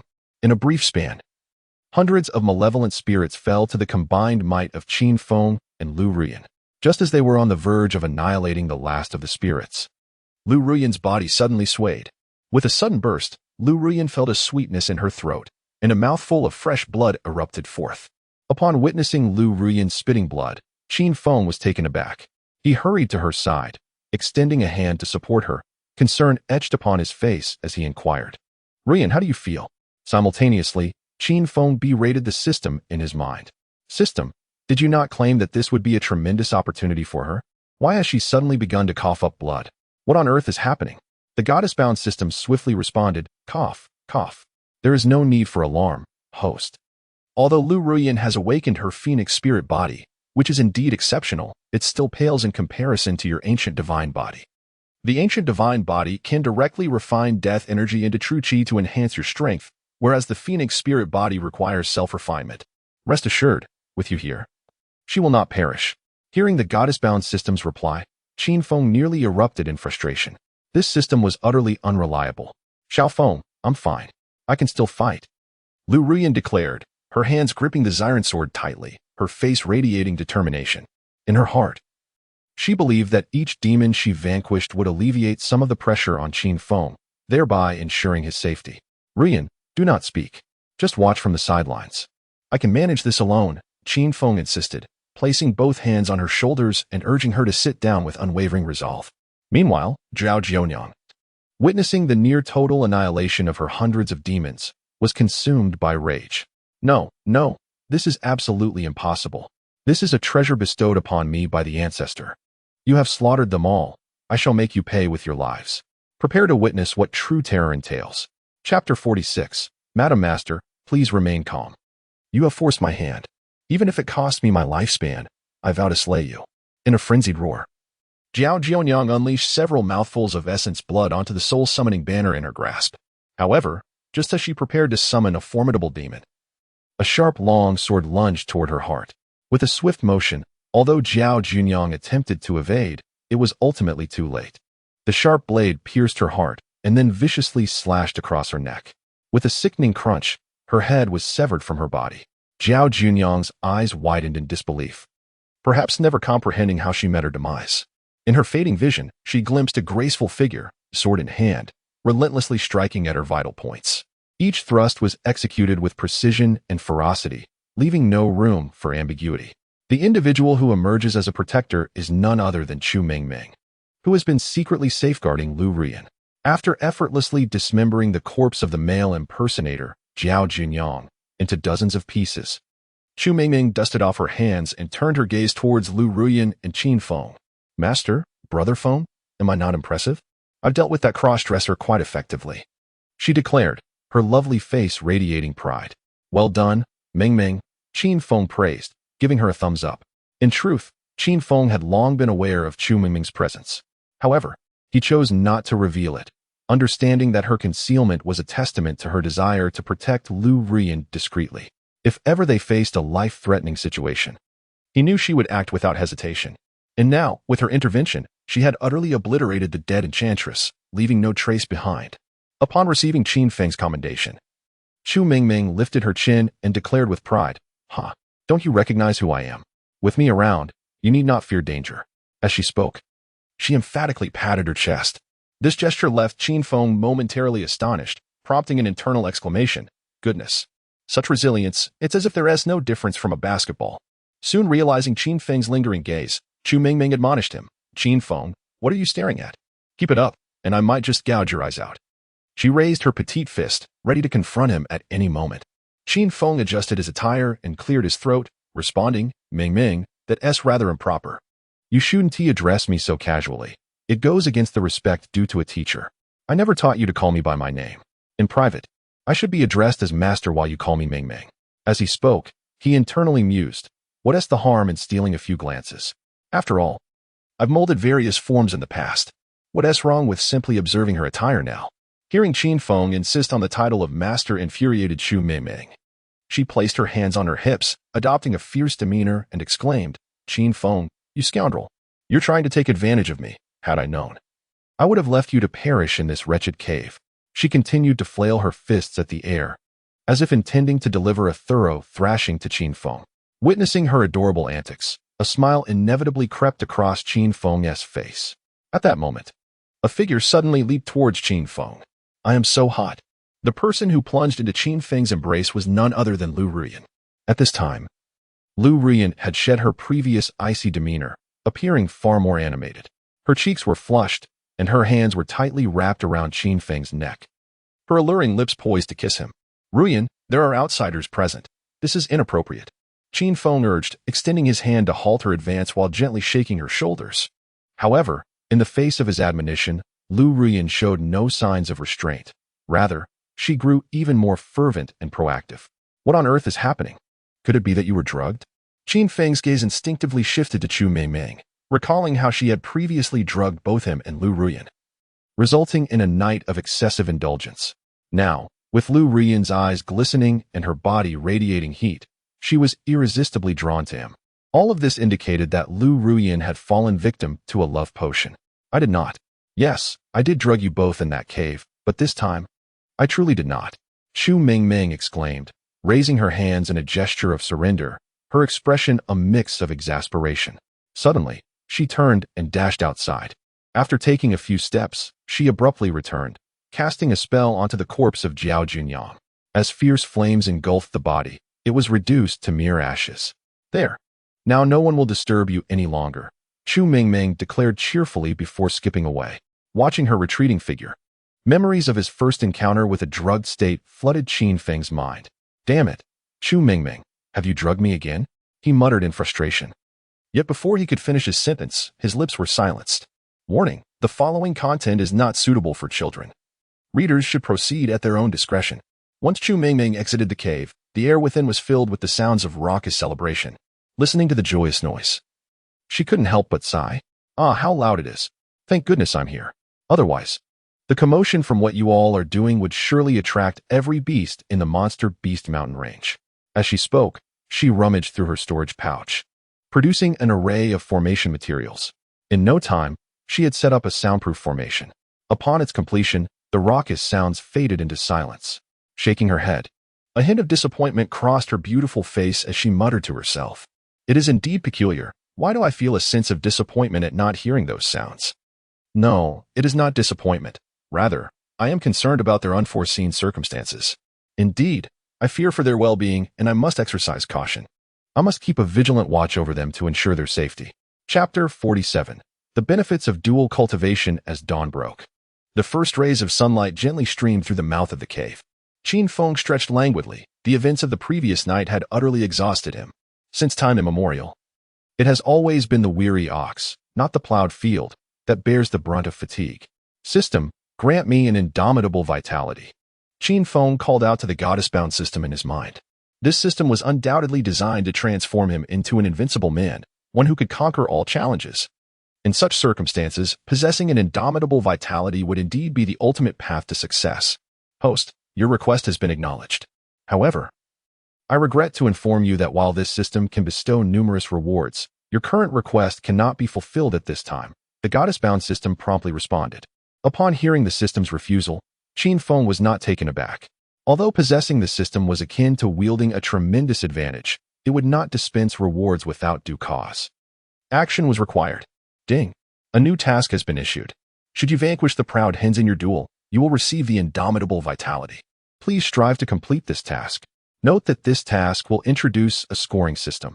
The higher your score, the more abundant your rewards will be. Upon hearing the system's announcement, Qin Feng's spirits lifted. It was well known throughout the Qingyan sect that he was engaged in a life-and-death duel with the proud hens.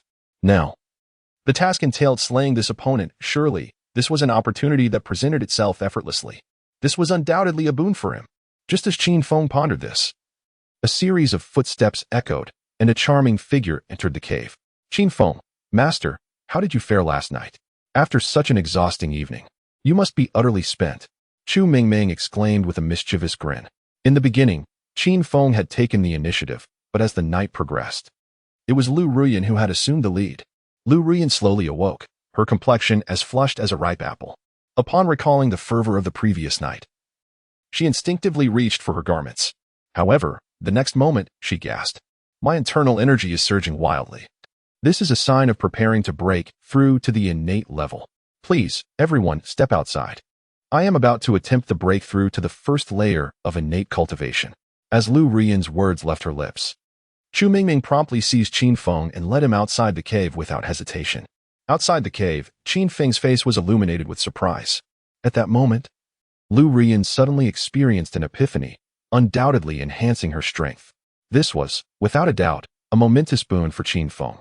Brother Feng, I must explain what transpired last night. I indeed contemplated using aphrodisiacs on you all, but I hadn't the chance before my master's wife exhibited peculiar behavior, Chu Mingming said, pulling gently at Qin Feng's sleeve, her face a portrait of grievance. In her heart, should this matter truly be attributed to her, she would own up to it. Yet, since it was not her doing, she was certainly disinclined to bear the blame. What has happened to her? Qin Feng inquired, perplexed. He harbored no doubt regarding Chu Mingming's words, as there was no need for her to fabricate a lie concerning this incident. It must be that you all absorbed malevolent energy while vanquishing the evil spirits, leading to such a situation. However, my master's wife is not in serious trouble. In fact, there are signs of her breaking through. This is indeed wonderful news, Chu Mingming concluded, a glimmer of hope illuminating her charming visage.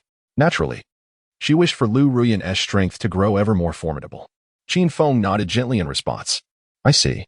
Indeed, when malevolent energy enters the body, it can induce a sense of restlessness. No wonder we both lost control last night. Mingming, I must depart for a while, later. You and my master's wife should return to the Qingyan sect together. I have pressing matters to attend to. With that, Qin Feng sprinted off into the distance. Currently, Lu Ruyan was at a pivotal moment in her cultivation, and he certainly did not wish for anyone to disturb her. With Chu Mingming's strength, she was more than capable of safeguarding Lu Ruyan. As for him, he needed to make an appearance among the Grey Wolf Mercenary Corps to create a worry-free environment for Lu Ruyan. Chu Mingming gazed at Qin Feng's retreating figure, curiosity flickering across her lovely face as she murmured to herself, how peculiar. The first time my master's wife engaged in dual cultivation with Qin Feng, she awakened the phoenix spirit body, and during the second encounter, she gained insight and prepared to break through to the innate realm. Could all of this be connected to dual cultivation with Qin Feng, or is it merely a coincidence? If I were to engage in dual cultivation with him, would I not also elevate my strength? As these thoughts swirled in her mind, her complexion flushed crimson. Yet, recalling Lu Ruyan's joyous expression from the previous night, It seemed to be a prospect worth eagerly anticipating. After departing from Chu Mengmeng and Lu Ruyan, Qin Feng began to wander through the outer areas. The Beast Mountain Range, as one of the 10 secret realms of the Seven-Star Empire, was indeed replete with rare treasures of heaven and earth. He had not wandered for long when he heard the distant sounds of a fierce battle. This instantly captured his attention. A conflict in the Beast Mountain Range could only signify a contest for precious treasures. Qin Feng soon recognized several familiar figures. They were members of the Grey Wolf mercenary group. In the distance, dozens of these mercenaries were besieging a black ghost purple serpent. At the forefront stood the vice captain Li Rini and the third young master, Gray San. It was unexpected that while he had not found the coveted sword, he had stumbled upon the Zhu Yin spirit fruit.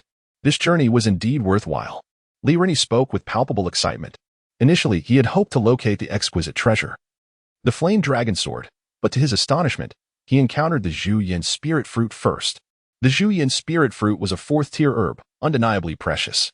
Beside the tree bearing this fruit, a high-level 1st-tier black ghost purple serpent lurked. Given Li Rini's innate cultivation at the 9th level, alongside the prowess of the Grey Wolf mercenary group, they were naturally overpowering the serpent. Observing Li Rini's elation, Gray San raised an eyebrow. It was important to note that there was only one Zhu Yin spirit fruit.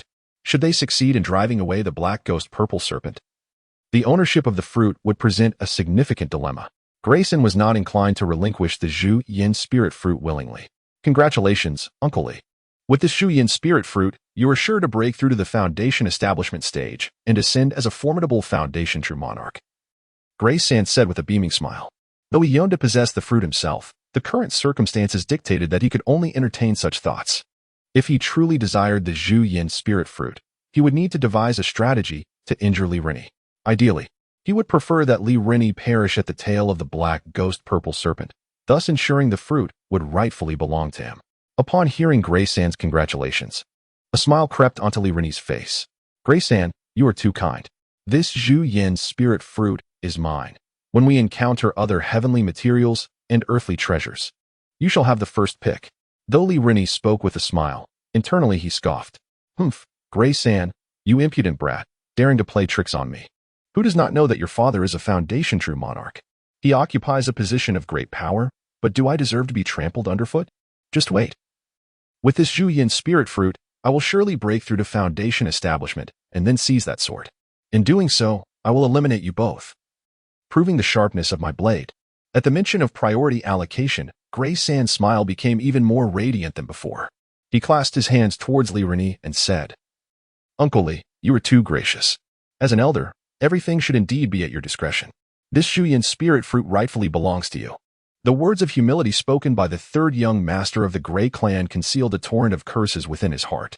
Damn that Li Rini. What pretense is he putting on? Talk of priority allocation is sheer nonsense. The moment he claims those rare treasures are of use to him, he will seize them without hesitation. Curse be it, the assault of the black is growing increasingly feeble, and if this continues, that fiery spirit fruit shall surely fall into his hands.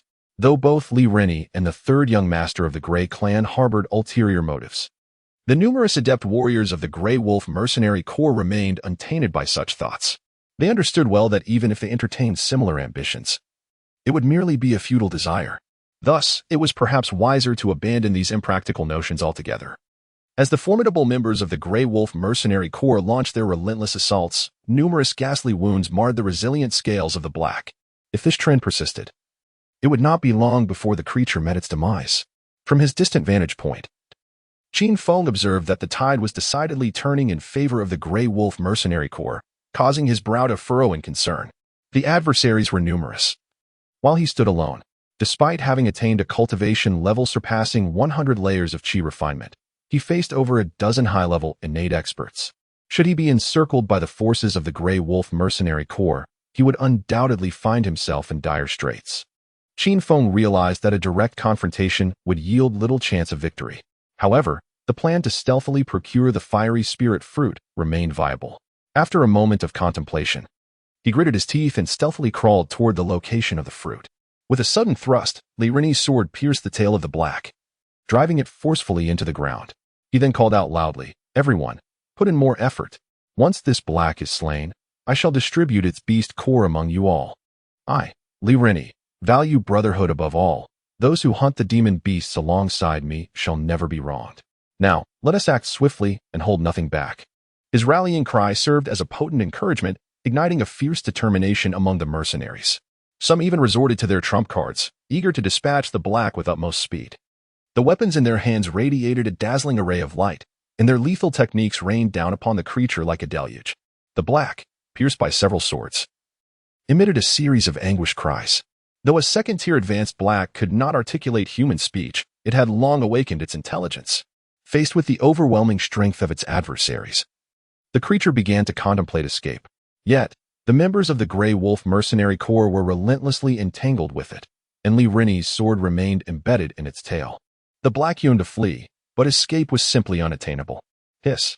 The black ghost purple serpent suddenly lifted its head, its forked tongue flickering as torrents of dark green liquid erupted from its mouth. The moment this liquid met the air, it emitted a piercing sound. As if attempting to tear the very atmosphere apart, countless wisps of pale green mist coalesced, surging toward Li Rinni, Grey Third Young Master, and their companions. Witnessing the terrifying onslaught of this liquid, Li Rinni's countenance shifted dramatically, revealing his distress. He shouted loudly, "This is the Black Ghost Purple Serpent's final strike. If we can evade it, we may yet defeat it. Everyone retreat. Do not linger in battle." Before Li Rinni could finish his words, he hastily retreated, prioritizing his own safety. Just moments ago, he had proclaimed his comrades as his dear brothers. Though he possessed many virtues, loyalty was perhaps his most notable trait. Yet, when confronted with peril, he instinctively positioned his brothers in front of him, buying himself time to escape, indifferent to their fates. As the Black Ghost Purple Serpent unleashed its venom, many mercenaries sensed impending doom and began to withdraw. However, they ultimately underestimated the lethal potency of the serpent's venom. "My eyes! The pain is unbearable. I can't see anything," one cried out in agony. "My thigh has been tainted by the toxic mist. I can't escape." Cursed the serpent for its deadly capabilities. The members of the Grey Wolf Mercenary Corps, unable to retreat in time, let out anguished wails, but their cries were soon silenced. The serpent's venom mercilessly eradicated them, corroding their flesh until only green skeletons remained. This venom was the accumulated means of survival the Black Ghost Purple Serpent had honed over decades, now unleashed upon the Grey Wolf Mercenary Corps. Upon witnessing the chaos of the retreat, the serpent glanced at the Zhu Yin Lingua, then, with a snap of its fangs, it swiftly slithered away. The serpent understood that if it stole the Zhu Yin Lingua, it would face relentless pursuit. Yet, relinquishing the fruit might afford it a chance at survival. Unbeknownst to the Black Ghost Purple Serpent, Li Rinni, and Grey Third Young Master, a figure had already approached the Zhu Yin Lingua tree. Chapter 49. Dual Cultivation and Demise Indeed. "I shall graciously accept this Zhu Yin Lingua," Qin Feng declared as he grasped the fruit, securing it in his hand. Without hesitation, he dashed away. By the time the toxic mist dissipated, the Black Ghost Purple Serpent had vanished without a trace. Li Rinni gazed at the green corpses lying on the ground, his brow furrowing in sorrow as he lamented, "Brothers, may your journey onward be peaceful. Your immense kindness shall forever be etched in my memory. I shall surely avenge our grievances. That sinister black and purple serpent shall be torn asunder." Although Li Rinni vociferously claims to seek vengeance for his fallen brethren, a glimmer of excitement flickers in his eyes. With their demise, they can no longer vie with him for the Julian Spirit Fruit, which is undoubtedly a fortuitous turn of events for Li Rinni. The Third Young Master of Grey surveyed his surroundings and sighed, remarking that the black and purple serpent had fled. It appeared that this was its ultimate strategy. Next time they encountered it, he would undoubtedly vanquish it. "I, the Third Young Master of Grey, vow that I shall not leave the Beast Mountain range until I have slain that serpent." He raised his right hand to emphasize his unwavering resolve. However, just as Li Rinni and the Third Young Master of Grey were fervently performing to win the hearts of the crowd, a startled exclamation reverberated through the air. "What has happened? The Julian Spirit Fruit is gone." "What?" Both Li Rinni and the Third Young Master exclaimed simultaneously, their gazes fixated on the Julian Spirit Fruit tree. Yet, the fruit that had once hung there was now utterly vanished. Cursed be the situation. What could have transpired? Could the black and purple serpent have stolen it? If so, I swear I will slay it. Li Rinni stomped fiercely on the ground, his voice laced with fury. Meanwhile, the Third Young Master of Grey hastened to the Julian Spirit Fruit tree, inhaling deeply. A familiar scent, he mused. Upon hearing this, Li Rinni hurriedly approached. "Third Grey, What familiar sin do you detect? Could it be that someone familiar has pilfered the Julian spirit fruit? Could it be one among us? As Li Rini uttered these words, his fierce gaze swept across the assembly. In his heart, if anyone dared to secretly hoard the Julian spirit fruit, he would not hesitate to unearth them. The bond of brotherhood could never outweigh the significance of the fruit. Upon meeting Li Rini's suspicious glare, the faces of the remaining members of the Grey Wolf Mercenary Corps turned pale. They had not anticipated such mistrust. They had fought valiantly for Li Rini, even risking their lives. Yet, he regarded them with suspicion, poised to eliminate them at any moment. This was no brotherhood. It was akin to servitude. Uncle Li, you misunderstand. All of you are like my uncles. How could you suspect us of stealing the Julian spirit fruit? I know who the thief is. It is Qin Feng. Indeed. It was Qin Feng who absconded with the Julian spirit fruit. The third young master declared, delivering a powerful punch to the Julian spirit fruit tree. When Grey Third Master uttered the name Qin Feng, the faces of the members of the Grey Wolf Mercenary Corps turned exceedingly grim. Ever since they entered the Beast Mountain range, they had been tirelessly searching for Qin Feng. However, they never expected that he was right beneath their noses, stealthily absconding with treasures such as the Zhu Yin Lingua. Qin Feng, I shall tear you limb from limb, Li Rini exclaimed through gritted teeth. In his heart, that Zhu Yin Lingua was a duck ready to be plucked. Yet due to Qin Feng's interference, the cooked duck had flown away. How could he not harbor resentment? Observing the furious Li Rini, Grey Third Master contemplated for a moment before speaking. We can pursue him. He has not gone far. This way. In Grey Third Master's mind, he had contemplated taking a separate team to hunt down Qin Feng. This way. Both the Zhu Yin Lingua and the exquisite treasures would belong solely to him. However, such a course of action was fraught with peril. Qin Feng had demonstrated the ability to slay a second-tier advanced beast with a single strike, which indicated his strength was at least at the 9th level of the innate realm. If they did not join forces with Li Rini, they might very well meet their demise at Qin Feng's hands. Chase, Li Rini commanded, leading the charge in the direction indicated by Grey Third Master. The members of the Grey Wolf Mercenary Corps followed Li Rini without hesitation. Hours later, Qin Feng had sprinted hundreds of miles within the Beast Mountain range. Nevertheless, despite this, Li Rini and Grey Third Master continued their relentless pursuit. Damn it, they must possess some special tracking methods. If I confront them head-on now, my chances of victory are slim. Qin Feng cursed under his breath.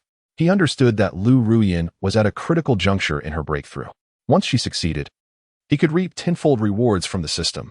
At that moment, it would present an opportunity for them to strike against the Grey Wolf Mercenary Corps. Behind Qin Feng, Li Rini and Grey Third Master were suffering immensely. Among their group, Grey Third Master, the weakest in cultivation and responsible for tracking, was utterly exhausted. He collapsed onto the ground, gasping for breath. This is infuriating. What level of cultivation does that Qin Feng possess? How can he run so swiftly? Once we capture him, I will have hundreds of hefty women drain him dry. I shall make him perish in dual cultivation. The more he cursed, the more enraged he became, wishing he could curse Qin Feng's entire ancestry. Grey Third, it appears we cannot proceed any further. Ahead lies the inner region of the Beast Mountain range, where 3rd and 4th tier beasts roam, and even 5th tier beasts may appear. If we pursue any deeper, we may very well lose our lives, Li Rini concluded with a sigh. Though the treasured sword and the spiritual fruit are indeed remarkable, it is imperative to prioritize the preservation of one's own life. One must acknowledge that the formidable strength of a 3rd-tier demon beast has reached the foundational level, rendering it beyond their capacity to contend with. Uncle Li, what shall we do? Inquired the Grey Third young master. After a moment of contemplation, Li Rini resolutely responded, we shall guard the exit. The moment he appears, we will strike to eliminate him. While this strategy resembles the act of waiting for a rabbit by the tree stump, it is undoubtedly feasible. It is essential to note that there exists but a single exit throughout the entire Demon Beast Mountain range. By positioning ourselves at this sole exit, he will find escape nearly impossible. Chapter 50. My temper is quite high in response to Li Rini's proposal. The Grey Third young master's head shook vigorously, akin to waves. This idea is commendable. However, Qin Feng's strength has already grown formidable. Should he succeed in refining the Zhu Yin spiritual fruit, it would pose a significant threat to us. The Grey Third young master deemed the current situation sufficiently troublesome. If they were to grant Qin Feng further time to develop, it could very well lead to the demise of the Grey Wolf Mercenary Corps. Upon hearing the Grey Third young master's remarks, the members of the Grey Wolf Mercenary Corps voiced their agreement. I believe the third young master is correct. We must not allow that young man the opportunity to grow stronger.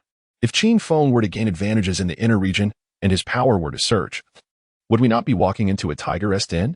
Indeed, we must locate him swiftly and eliminate him.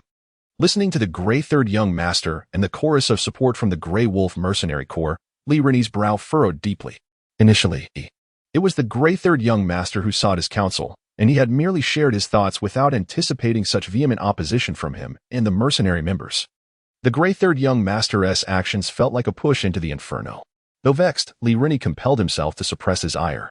With a venomous gaze fixed upon the Grey Third Young Master, he inquired, "Grey Third, what do you propose we do then?"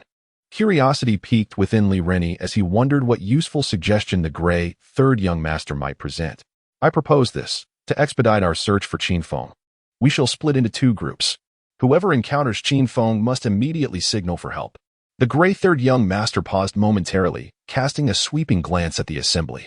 The inner region of the Demon Beast Mountain Range is fraught with peril. If anyone is hesitant to venture, I can understand. However, it is often in dangerous places that one can encounter considerable opportunities.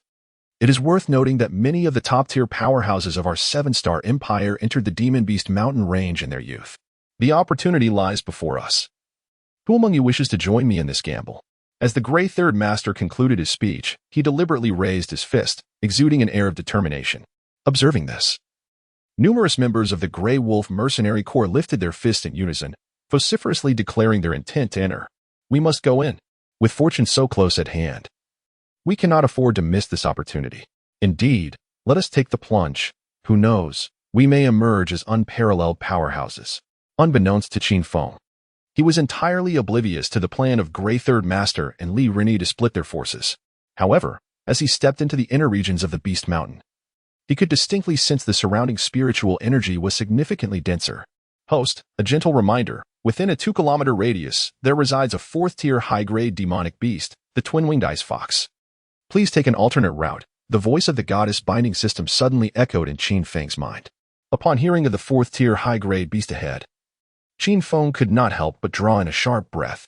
It is crucial to understand that a 4th-tier high-grade beast corresponds to a human cultivator at the 7th or 8th level of Foundation establishment. Qin Feng had yet to break through to the innate stage. How could he possibly contend with the Twin-Winged Ice Fox? Yet, he pondered about Lu Ruyan's situation. When would she achieve her breakthrough to the innate stage? Qin Feng murmured softly to himself. Should Lu Ruyan manage to reach the innate stage, his own cultivation would undoubtedly rise in tandem. Consequently, he would be able to dominate against the members of the Grey Wolf Mercenary Corps. For now, however, he must remain in the shadows to ensure his survival. Nonetheless, his recent endeavors had not left him at a disadvantage. He had successfully seized the Zhu Yin Lingua from the hands of the Grey Wolf Mercenary Corps, which was indeed a cause for celebration. With these thoughts in mind, Qin Feng resolved to venture deeper into the Beast Mountain. Just then, a sound pierced the air, followed by a graceful figure descending from above, directly blocking his path. Qin Feng's expression shifted dramatically. To be capable of sustained flight indicated one possessed the cultivation level of the nascent soul stage. How could a mere Qi refinement stage cultivator like him contend with a nascent soul practitioner? As he contemplated this predicament, a breathtakingly beautiful face appeared before him. The young woman, with an enchanting visage, cast a glance at Qin Feng, her lovely features betraying a hint of disappointment. She parted her crimson lips and spoke. Qingyun Sect. Outer Sect Disciple, 9th level of Qi refinement. Though the mysterious woman did not elaborate further, her eyes conveyed everything. Senior, Qin Feng said respectfully, fully aware that the woman likely looked down upon him. Nevertheless, as a transmigrator, he understood well that in this world, while there were many levels of cultivation, they primarily divided into 3 categories: senior, fellow Taoist, and aunt. Evidently, the enchanting beauty before him appeared youthful, yet she was a genuine master of the nascent soul stage. It was only fitting to address such a formidable figure as senior. Qin Feng reflected that while he currently respected the woman standing before him as a senior, with the aid of his augmented system, it would not be long before this title would evolve into that of a companion. In due time, who could say that he might not bring this stunning woman to her knees? Hence, he mused inwardly, I am currently quite irate. You understand, kneel and quell my fury. At that moment, as Qin Feng was lost in thought, Shangguan Wanner's gaze swept over him, scrutinizing him from head to toe. After a considerable pause, she finally broke into a smile and spoke. Young man, You are rather handsome. It takes quite a bit of courage to venture into the inner regions of the monster beast mountains alone. Qin Feng's eyes darted around. He bit his lip and retrieved the Zhu Yin spirit fruit, which he had seized from the trio of gray third young masters, presenting it to her. Senior, this is the Zhu Yin spirit fruit I stumbled upon. My presence here was purely due to being pursued by nefarious individuals. Qin Feng understood that this mysterious woman was terrifyingly powerful. In such circumstances, voluntarily offering the Zhu Yin spirit fruit was not an act of flattery, but rather a plea for survival. Upon seeing the Zhu Yin spirit fruit in Qin Feng's hand, a smile graced Shangguan Wanner's lips as she remarked, "The Zhu Yin spirit fruit, it seems fortune smiles upon you. To acquire such a treasure at the Qi refinement stage indicates that you are indeed a person of great destiny. It appears that seeking your collaboration was not a misjudgment. Would you be interested in partnering with me?" "What? Collaborate with you?" Qin Feng exclaimed, disbelief etched across his face. He acknowledged that he was indeed handsome, but he could hardly fathom how he could captivate a seasoned nascent soul cultivator with mere looks. "Indeed, collaboration," she affirmed. "Should we succeed, I assure you, I will not treat you unfairly. I will assist you in refining this Zhu Yin spirit fruit, enabling your breakthrough to the innate stage. You are currently too weak to qualify for collaboration with me."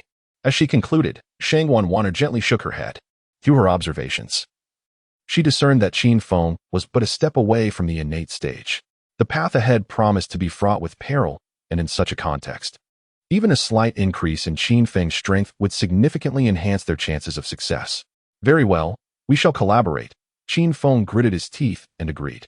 He recognized that in the present circumstances, he had no right to refuse. Should he dare to decline, it was likely that this woman would swiftly end his existence with a mere slap. "Excellent. Allow me to introduce myself. I am Shangguan Wanner, the leader of the Liyang sect." The enchanting Shangguan Wanner graciously introduced herself. Upon realizing that the stunning beauty before him was indeed the leader of the Liyang sect, Qin Feng nearly dropped the fiery Zhu Yin spirit fruit he held. It is important to note that not long ago, he and Chu Mingming had taken action to eliminate several disciples of the Liyang sect, particularly notable core disciples. Should Shangguan Wanner become aware of his past actions, it was highly likely that she would swiftly eliminate him. Although Qin Feng's heart raced with trepidation, he compelled himself to maintain composure and bowed again, stating, "I am Qin Feng, an outer disciple of Qingyan sect, and I humbly greet sect leader Shangguan." Shangguan Wanner nodded gently, waving her hand dismissively as she said, "Come. Let us find a quiet place. I shall personally guard you." Despite her words, her thoughts were laced with disdain. By personally guarding you, I am merely granting you a final reprieve. Once you fulfill your duty for me, your demise will be imminent. Fear not, my blade is swift. You shall feel no pain." Just as Qin Feng prepared to follow Shangguan Wanner away, several figures suddenly charged from a distance. Leading them was the exuberant gray third young master. Upon spotting Qin Feng, he exclaimed with fervor, "Uncles, there he is. Seize Qin Feng. The exquisite sword and Zhu Yin spirit fruit are ours." His face was alight with excitement, convinced that both the flame dragon sword and the Zhu Yin spirit fruit rightfully belonged to him. One of the mercenaries beside Gray third young master inquired, "Young master, shall we signal for Vice Captain Li and the others to come?" Enraged by the question, Gray third young master slapped the mercenary across the face, rebuking him. "Are you truly foolish or merely feigning ignorance? I have painstakingly separated from them, and we possess numerous powerful allies here. Capturing Qin Feng should be quite straightforward. Why should we reveal our treasures?" As he concluded, Gray third young master's hands rubbed together in anticipation, his eyes gleaming with avarice. Shangguan Wanner did not even glance at Gray third young master and his companions. Her voice was icy as she remarked, "I did not expect your enemies to catch up so swiftly. Their strength is formidable, far surpassing yours. Do you require my assistance in dealing with them?" In her mind, eliminating these foes was a trivial task. However, they were adversaries of Qin Feng, and she was curious about his true capabilities. After a moment of contemplation, Qin Feng directly addressed Shangguan Wanner with a bow, saying, "Sect leader Shangguan, I hope you can eliminate them." In Qin Feng's heart, he understood that if he were to take action himself, he could demonstrate his prowess in front of Shangguan Wanner. However, with Shangguan Wanner as a free laborer at his disposal, how could he not seize the opportunity? Upon hearing Qin Feng request her assistance, Shangguan Wanner was momentarily taken aback. Internally, she couldn't help but scoff. "Damn it, did you not realize that this fairy was merely being polite? You actually took it seriously and expect me to be your free laborer. Qin Feng, you are truly insufferable. Nevertheless, considering your imminent peril, I shall lend you a hand. As Shangguan Wanner continued her internal tirade, Grey Third Young Master had already encircled both Qin Feng and Shangguan Wanner with several skilled members of the Grey Wolf mercenary group. The moment Grey Third laid eyes on Shangguan Wanner, he was utterly entranced. After a brief moment of astonishment, he clapped his hands together with a face full of excitement, exclaiming, "You are that masked woman? No, wait.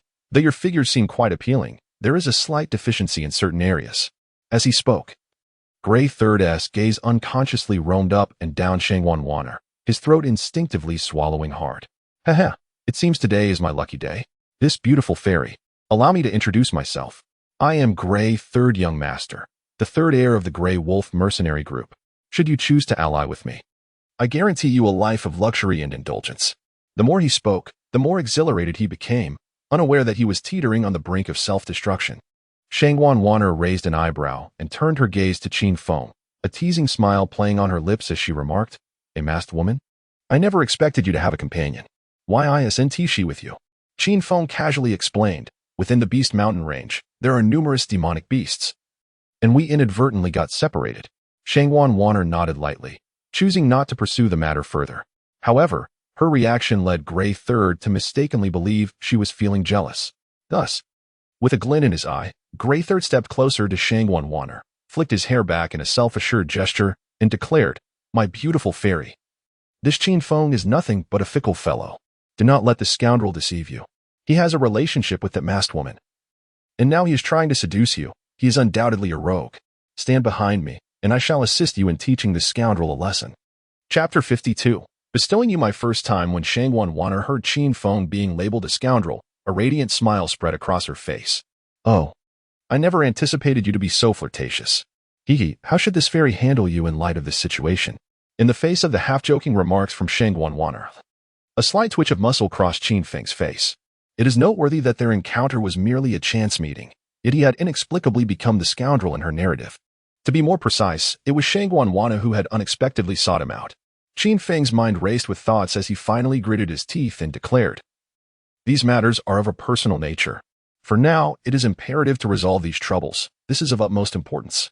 Otherwise, any delay in our collaboration would be an unwise endeavor." Although Qin Feng was oblivious to the specifics of the collaboration mentioned by Shangguan Wanner, it was evident that, as the leader of the Liyang sect, her undertakings could not possibly be trivial. Shangguan Wanner's brows arched slightly, and a charming smile graced her beautiful visage as she replied, "You are correct. We cannot afford to squander excessive time on these individuals." As her words fell, she gracefully lifted her delicate hand. "Kill." With that single command, a torrent of formidable energy surged forth towards the members of the Grey Wolf mercenary group. Amidst the astonished gaze of Grey Third Young Master, he witnessed several heads from the Grey Wolf mercenary group severed by the energy wielded effortlessly by Shangguan Wanner. His mind went blank, and he collapsed onto the ground, muttering in disbelief, "How is this possible? Who are you?" The sheer impossibility of Shangguan Wanner's ability to annihilate several of the Grey Wolf mercenary group's elite warriors left Grey Third Young Master in utter shock. In his memory, the individuals he had brought were invincible forces, accustomed to dominating the rugged terrain of the town. Yet, they had encountered an enigmatic woman, and in a moment of bravado, Grey Third Young Master had merely teased her, only to witness his formidable companions ruthlessly dispatched. "Did you not previously boast about having this fairy accompany you for a life of indulgence? What happened? Now that you see me in action, where has your bravado disappeared to?" Shangguan Wanner cast a sidelong glance at Grey Third Young Master, her tone indifferent. The reason she chose to spare his life was that she believed the game had just begun, and it was essential to play it out thoroughly. Confronted by the terrifying prowess of Shangguan Wanner, Grey Third Young Master was utterly paralyzed by fear. He hurriedly crawled to her feet and, with a thud, knelt before her. With fervor, he began to slap his own face, offering apologies. "Senior, I was blind to your greatness. I was wrong. I beg for your mercy. If you spare me, I am willing to serve you with utmost loyalty." As the third young master of the Grey Wolf mercenary group, he firmly believed in one principle: as long as he drew breath, there remained hope. Now, he bows and scrapes before Shangguan Wanner, solely in pursuit of a chance to survive. If granted life, boundless possibilities would unfold. Given time, who knows? He might even slay Qin Feng, and subsequently trample the beautiful woman before him. In response to the pleas of the gray third young master, Shang Guanwaner cast her gaze upon Qin Feng and, with a gentle parting of her crimson lips, inquired, "Qin Feng, this man is your adversary. How do you intend to deal with him?" Seeing Shang Guanwana transfer the power of life and death over to Qin Feng, the gray third young master hurriedly approached Qin Feng, exclaiming, "Young Master Qin, you must listen to me. You cannot kill me. To be frank, from the very first moment I laid eyes on you, I fell deeply in love." Confronted by the gray third young master's sudden declaration of affection, Qin Feng, who was drinking water, sputtered and sprayed it all over the gray third young master's face. Shang Guanwaner paused momentarily, then surveyed both Qin Feng and the gray third young master with an amused expression, remarking, "I had thought only women could fall for you at first sight. I never anticipated that a man could be so smitten as well. Your charm is quite formidable, and to have a man confess his feelings to you, your allure truly knows no bounds." As she concluded, she raised her thumb in a gesture of commendation towards Qin Feng. Qin Feng's facial muscles twitched in disbelief. Without hesitation, he lifted his foot and delivered a sharp kick to the gray third young master, rebuking him. "What nonsense are you spouting? Let me be clear. I am a steadfast straight man, not inclined in that direction. To think that you would utter such words merely to save your life. I grant you 10 seconds to ponder what valuable information you can provide us. Otherwise, I shall end you immediately." As he spoke, a long sword was drawn and poised at the gray third young master's throat, ready to strike. Feeling the chilling blade against his skin, the gray third young master was instantly gripped by terror. After a brief moment of panic, he suddenly tore at his clothing, shredding it apart. Not only did he rip his shirt, but he also removed a layer of wrappings from his body. Thus, his proud physique was laid bare before Qin Feng and Shang Guanwaner. Upon witnessing the spectacle, Shang Guanwaner couldn't help but exclaim, "Goodness, that is truly blinding. It appears quite impressive. But how could a man possess such a remarkable weapon?" Believing that Qin Feng was enraptured by his beauty, the gray third young master hastily continued, "Young Master Qin, let me explain. I am actually a woman. However, since childhood, my father has raised me as a son. Only in this way can one better survive within the ranks of the Grey Wolf mercenary group. Being a woman, I have yet to experience my first time. Young Master Qin, should you choose to spare my life, I am willing to surrender my first experience to you." Gazing at the captivating beauty presented by the third young master of the Grey, Qin Feng could not help but swallow hard. It must be acknowledged that the ample allure of the third young master would undoubtedly drive countless men to madness. As Qin Feng pondered this, the voice of the goddess binding system suddenly resonated in his mind. Ding! A gentle reminder. Should you engage in deeper communication with the third young master, she will become your second binding target. Chapter 53. Observing your dual cultivation. The host may execute her on the spot, and the binding effect will remain in effect. Upon hearing the system's words, Qin Feng's expression darkened. No wonder the goddess binding system had previously urged him to engage in deeper communication with the third young master. It turned out that she was indeed a woman. "I refuse. The second binding goddess cannot be the third young master," Qin Feng declared resolutely, shaking his head. Deep down, he understood that if he were to forcefully claim the third young master, she would be unable to resist. However, one must possess their own moral boundaries. Qin Feng questioned himself. He was not a virtuous man, yet he could not bring himself to commit any deed. The third young master, noticing Qin Feng's contemplative demeanor, quickly interjected, "Young Master Qin, as long as you give the nod, I shall become your loyal companion from this day forth. Rest assured, I have been well versed in the art of seduction since my youth, and I guarantee your satisfaction." As she spoke, her enchanting eyes sparkled with mischief, for she believed that her years of training in allure would truly be of use this time. However, in the next moment, Qin Feng raised his sword, striking down toward the third young master's neck. Sensing the flash of the blade, the third young master closed her eyes in despair, quietly awaiting her demise. She had considered resistance, yet knew all too well that her power was insufficient, and any attempt to defy him would only lead to a swifter end. Perhaps begging for mercy might offer a glimmer of hope. Just as Qin Feng's sword was about to sever the third young master's neck, an invisible wave struck his sword. Pain surged through his wrist, nearly causing the weapon to slip from his grasp. Yet, gritting his teeth, Qin Feng held onto the sword tightly. Confused, he turned to Shang Guanwaner and asked, "Why do you stop me from killing her? Does she hold some greater worth?" The one who intervened to save the third young master was none other than Shang Guanwaner. With a raised eyebrow, she half-jokingly remarked, "Did you not hear what she said? She has indeed fallen for you at first sight. Can you not consider allowing her to be your companion?" Upon hearing this, Qin Feng could not help but wear a look of utter disbelief. Internally, he could not refrain from mocking, "My goodness! How has the leader of the Sunlit sect managed to cultivate to the nascent soul stage? The so-called love at first sight that the third young master spoke of is nothing but nonsense." He uttered those words purely to save his own skin. After indulging in his thoughts for a moment, Qin Feng shook his head and replied, "I am not interested in her." Slightly taken aback, Shangguan Wanner's expression swiftly transformed into one of grave seriousness. "Qin Feng, are you certain? I command you to engage in dual cultivation with her at once."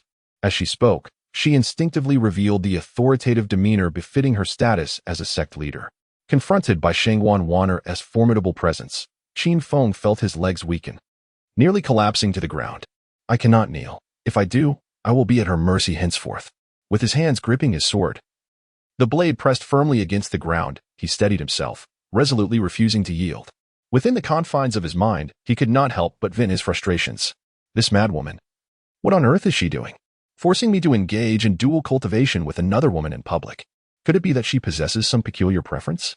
Lost in thought, his gaze inadvertently fell upon Shangguan Wanner. He had to admit, she exuded an ethereal allure. Yet, he never anticipated that she would have an inclination for witnessing others engage in dual cultivation. Such a fascination is a malady that must be cured. Casting a sidelong glance at Qin Feng, Shangguan Wanner declared, "You decide for yourself. Once you have made your decision, come find me." With that, she turned and strode purposefully into the depths of the Beast Mountain range. In her heart, she mused, "Since you are collaborating with me, I shall ensure you are well compensated. This time, let us make you a glutton for pleasure." Watching Shangguan Wanner's retreating figure, the third young master gritted her teeth, beginning to adjust her attire as she sweetly implored, "Young Master Qin, allow me to serve you. I assure you, I will leave you utterly satisfied." However, before her words could fully escape, Qin Feng's sword swiftly descended upon her head. With a crisp sound, she widened her eyes in disbelief. She had thought her beauty would ensnare him, yet she was blindsided by his intent to eliminate her all along. After dispatching the third young master, Qin Feng meticulously collected the spoils before setting off to catch up with Shangguan Wanner. Upon his arrival, a hint of disdain crossed her lovely features. "Have you completed your task? In less than a minute, your endurance is lacking." That was too swift. As the conversation drew to a close, Shangguan Wanner gently shook her head, her face etched with disappointment. A man who could not sustain himself for even a minute was indeed woefully inadequate. Upon hearing Shangguan Wanner's words, Qin Feng could not help but wear a frown. His curiosity about the cultivation techniques practiced by the Liuriang sect deepened. Surely, they could not be improper methods. Otherwise, how could Shangguan Wanner harbor such peculiar notions? "You misunderstand. I have slain her," Qin Feng declared. Shangguan Wanner's steps faltered, her expression one of incredulity. In her mind, she believed that Qin Feng had refrained from acting against the third young master of Grey out of embarrassment due to her presence. She never expected that he would not only spurn the third young master, but would also eliminate her outright. "If you have killed her, then so be it. I hope you do not regret your decision," Shangguan Wanner replied. Qin Feng shrugged. He felt no remorse for having dispatched the third young master. Even though she was recognized by the divine binding system as a potential deity for early binding, he remained unrepentant. It was essential to understand that their relationship was inherently one of life and death. Even if he had taken the third young master as a servant, there was no guarantee that she would not betray him at a critical moment.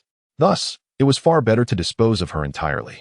Of course, there was a more significant reason for his actions. Despite his lecherous nature, Qin Feng was not one to indulge in frivolous affections. Shangguan Wanner led him to the entrance of a cave and gestured for him to enter. Hasten to refine the Zhu Yin lingua within the cave. I shall guard you from outside. Our collaboration must be completed expeditiously. Chapter 54. I am the true monarch of Foundation establishment without a moment's hesitation. Qin Feng entered the cave. Although he was unaware of the nature of Shangguan Wanner's proposal, his paramount concern was to achieve a breakthrough to the innate stage. Time passed inexorably, and before long, an entire day had slipped away. Ding! The divine system detected that the goddess Lu Ruyan had broken through to the first level of the innate stage, resulting in a tenfold return for the host. Given that the host possessed a cultivation level of 108 layers in Qi refinement, coupled with the current rewards, the host would directly ascend to the foundation establishment stage. Upon hearing the voice of the divine binding system, Qin Feng nearly leaped for joy. He had originally anticipated that with Lu Ruyan's breakthrough and the tenfold return, he might reach the third level of the innate stage. To his astonishment, he surged directly to the first level of foundation establishment. In the world of cultivation, each tier of power bore distinct titles. Those in the Qi refinement phase were referred to as Qi refinement novices, while practitioners in the innate stage were known as innate beings.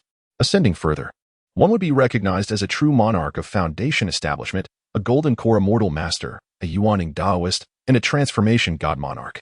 Now, he had transformed from a Qi refinement novice into a true monarch of foundation establishment. In the desolate town of Huangshan, a foundation establishment true monarch stands as one of the paramount powers.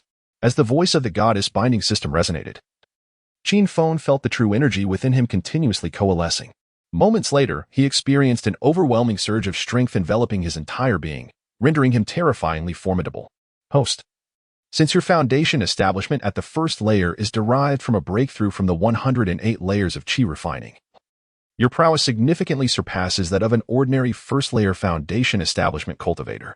Coupled with the ancient divine body, the god-slaying technique, and the flame dragon sword, you possess the capability to contend even against a third-layer foundation establishment cultivator. The voice of the goddess binding system echoed once more in Qin Feng's ears.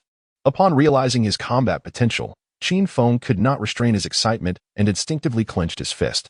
He found himself eagerly anticipating the life and death duel with the aloof Hin in a few days. Before the entire Qingyan sect, he intended to personally vanquish this foremost disciple of the outer sect, thereby vindicating himself from years of being labeled a waste. After consolidating his cultivation slightly, Qin Feng's figure materialized before Shang Wanwaner. The moment he appeared, Shang Wanwaner was momentarily taken aback.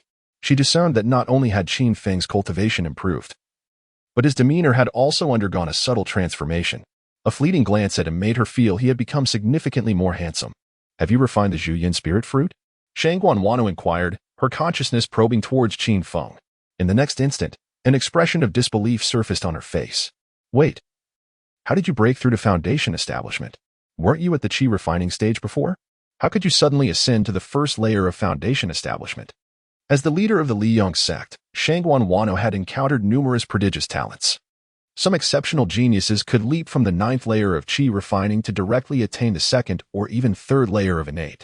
Yet, here was Qin Feng, who had inexplicably surged from the 9th layer of Qi refining to the 1st layer of foundation establishment. Such an astonishing rate of cultivation was truly remarkable. In response to Shang Wanwaner's inquiry, Qin Feng nodded gently and replied, perhaps it was fortunate. The efficacy of the Zhuyin spirit fruit might have bolstered my breakthrough to the 1st layer of foundation establishment. Although Qin Feng himself harbored doubts about this explanation, he found himself devoid of alternatives in the current situation. Shang Wanwaner scrutinized him with a look of skepticism. Evidently, she did not wholly believe his words. However, given that their acquaintance was merely a fleeting encounter, it was entirely natural for Qin Feng to withhold the truth from her. As she pondered, a glimmer of murderous intent flickered in Shang Wanwaner's eyes. She silently mused, "Humph, you may be obstinate now, but once our collaboration concludes, this fairy shall compel you to reveal your cultivation methods.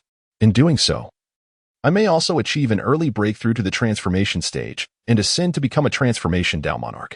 As Shang Wanwaner was calculating her next move, the voice of the goddess binding system echoed in Qin Feng's mind. Ding! A strong killing intent has locked onto the host. Please devise a way to save yourself. Upon hearing the system's alert, Qin Feng couldn't help but feel a wave of frustration wash over him. He was acutely aware that the source of this lethal intent was none other than Shang Wanwaner, the leader of the Liyang sect. As the sect's leader, her considerations naturally revolved around the interests of Liyang, while he, as a member of the Qingyun sect, had unwittingly showcased his extraordinary talents in front of her. It was only reasonable for her to wish to eliminate him. System, I wish to save myself, but she is a nascent soul practitioner. I have just broken through to the foundation establishment stage. Isn't that tantamount to courting death? Qin Feng couldn't help but mentally berate himself.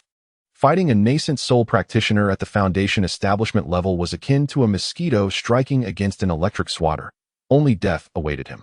Host, have you heard of a phrase? The system chimed in. Puzzled, Qin Feng inquired, what phrase? The system replied, time nurtures affection. Apart from that, There is no other way. Upon hearing this phrase, Qin Feng furrowed his brow. The fact that Shangguan Wano had yet to strike him down was merely a reflection of his current usefulness to her. Once their collaboration reached its conclusion, she would undoubtedly seek to eliminate him. Given the urgency of their situation, how could he possibly cultivate any feelings with her? As he pondered, a wild idea began to take shape in his mind. Time nurtures affection. The emphasis here lay on time and duration. These two words were the crux of the matter. Qin Feng, I truly did not expect you to possess such talent. With your breakthrough to foundation establishment, the chances of our cooperation succeeding have significantly increased. Rest assured, as long as you assist this fairy and ensure everything is executed flawlessly, I shall not treat you poorly. At this point, Shangguan Wan'er paused momentarily, her gaze fixed intently upon Qin Feng. As an outer disciple of the Qingyun sect, you hold a mere title. However, if you were to join our Liang sect, you would become my direct disciple. I will leverage all the resources of the Liang sect to ensure you break through to the Golden Core stage within 10 years. Taken aback by Shangguan Wan'er's sudden offer, Qin Feng momentarily froze. However, he quickly shook his head gently, responding, Thank you, sect leader Shangguan, for your esteem. Yet, I was born of the Qingyun sect, and I shall die as a ghost of the Qingyun sect. No matter how generous your offer may be, I must respectfully decline.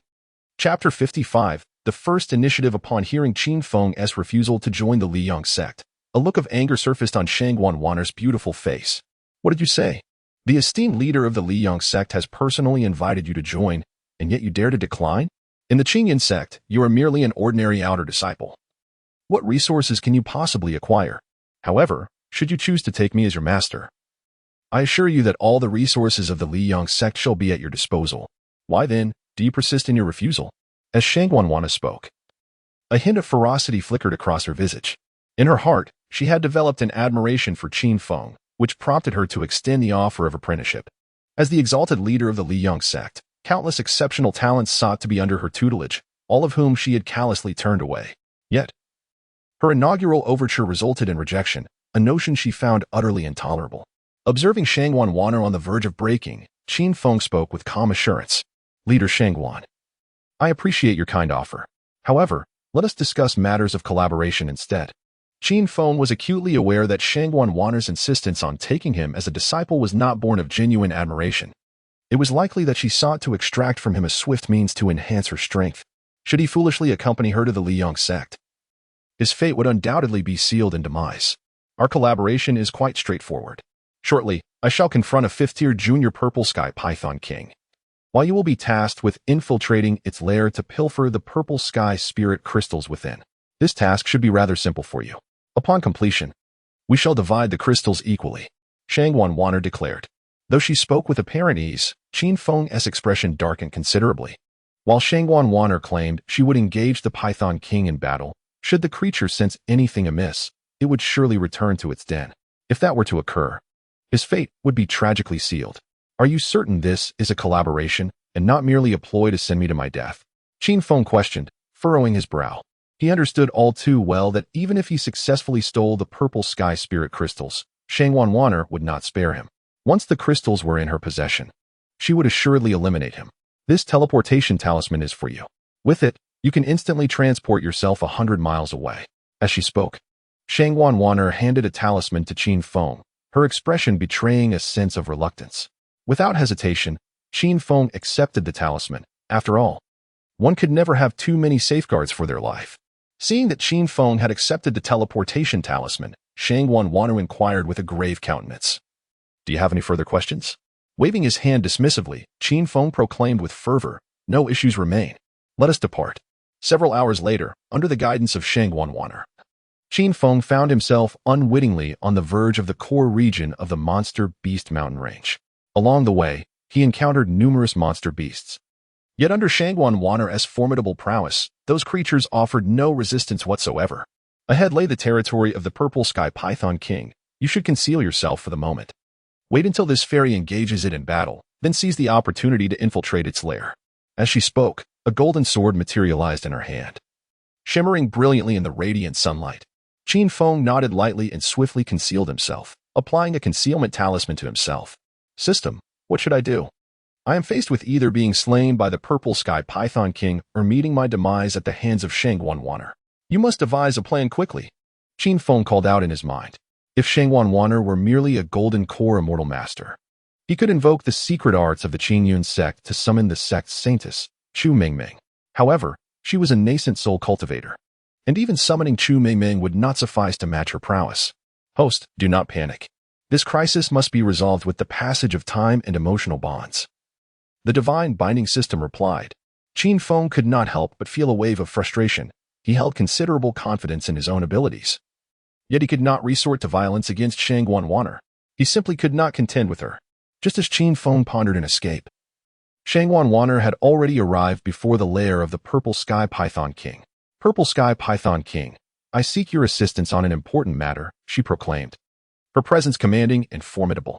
Not long after Shangguan Wanner called out, a massive Purple Sky Python King, nearly 100 meters in length, slithered out from a colossal cavern. Upon seeing Shangguan Wanner hovering in the air, the Python King momentarily paused, then spoke with human-like eloquence. Arrogant human, you dare to disturb me? You are courting death.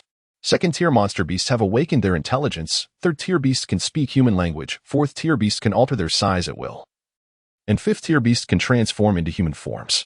The Purple Sky Python King before him was a fifth-tier monster, capable not only of speech but also of shape-shifting. However, when it assumed a human guise, its combat prowess would significantly diminish. Thus, when faced with danger, the Purple Sky Python King would always present itself in its true form.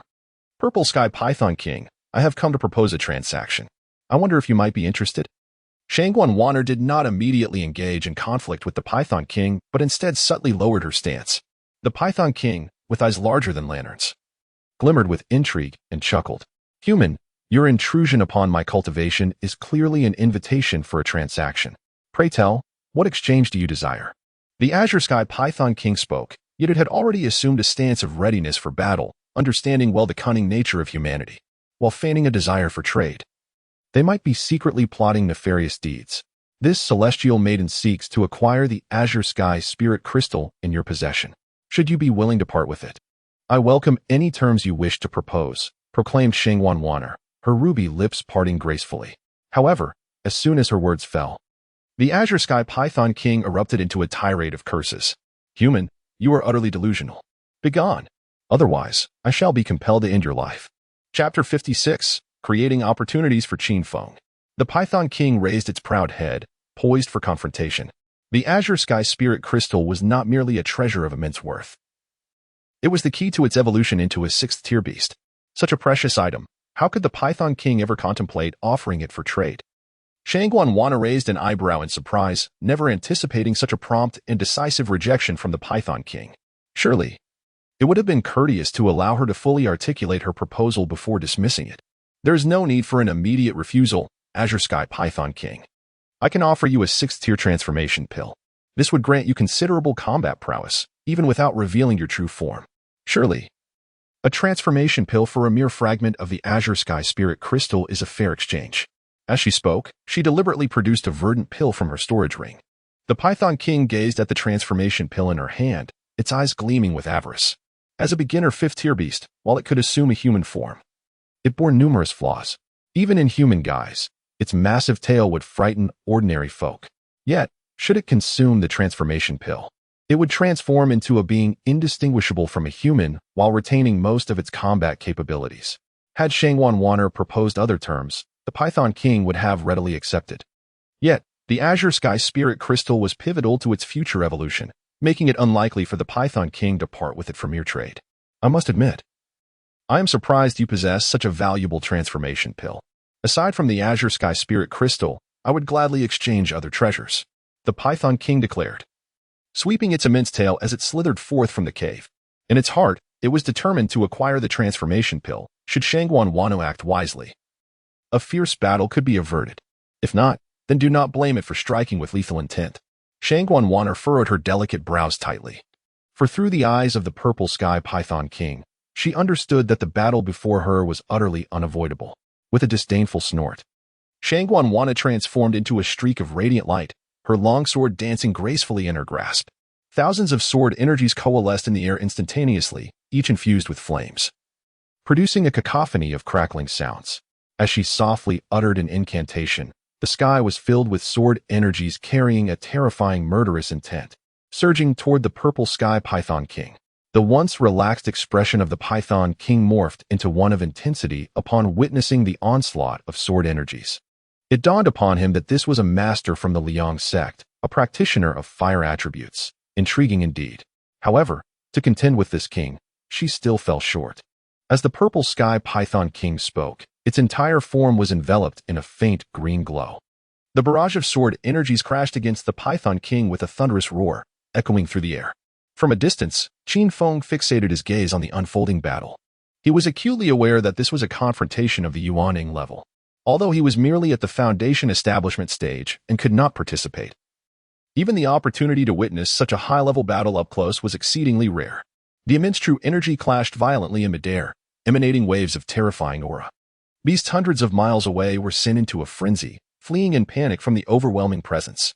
In Qin Feng's heart, he silently rejoiced, recalling how he had procured numerous talismans from Chu Mengmeng to ensure his safety. Many of these talismans were designed for concealment, allowing him to hide more effectively. The clash between Shangguan Wanner and the purple sky Python King was a tumultuous spectacle, darkening the sky. Yet, Qin Feng did not immediately rush into the Python King's lair. Instead, he chose to wait in silence. As the battle intensified, signs of retreat began to manifest in Shangguan Wanner. While engaging in combat, she stealthily transmitted a message to Qin Feng. Qin Feng, this purple sky Python King is exceedingly formidable. I will attempt to divert its attention. The rest is up to you.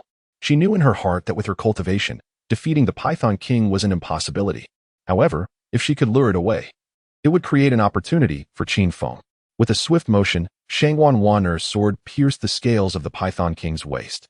The sturdy scales were breached, and purple blood gushed forth.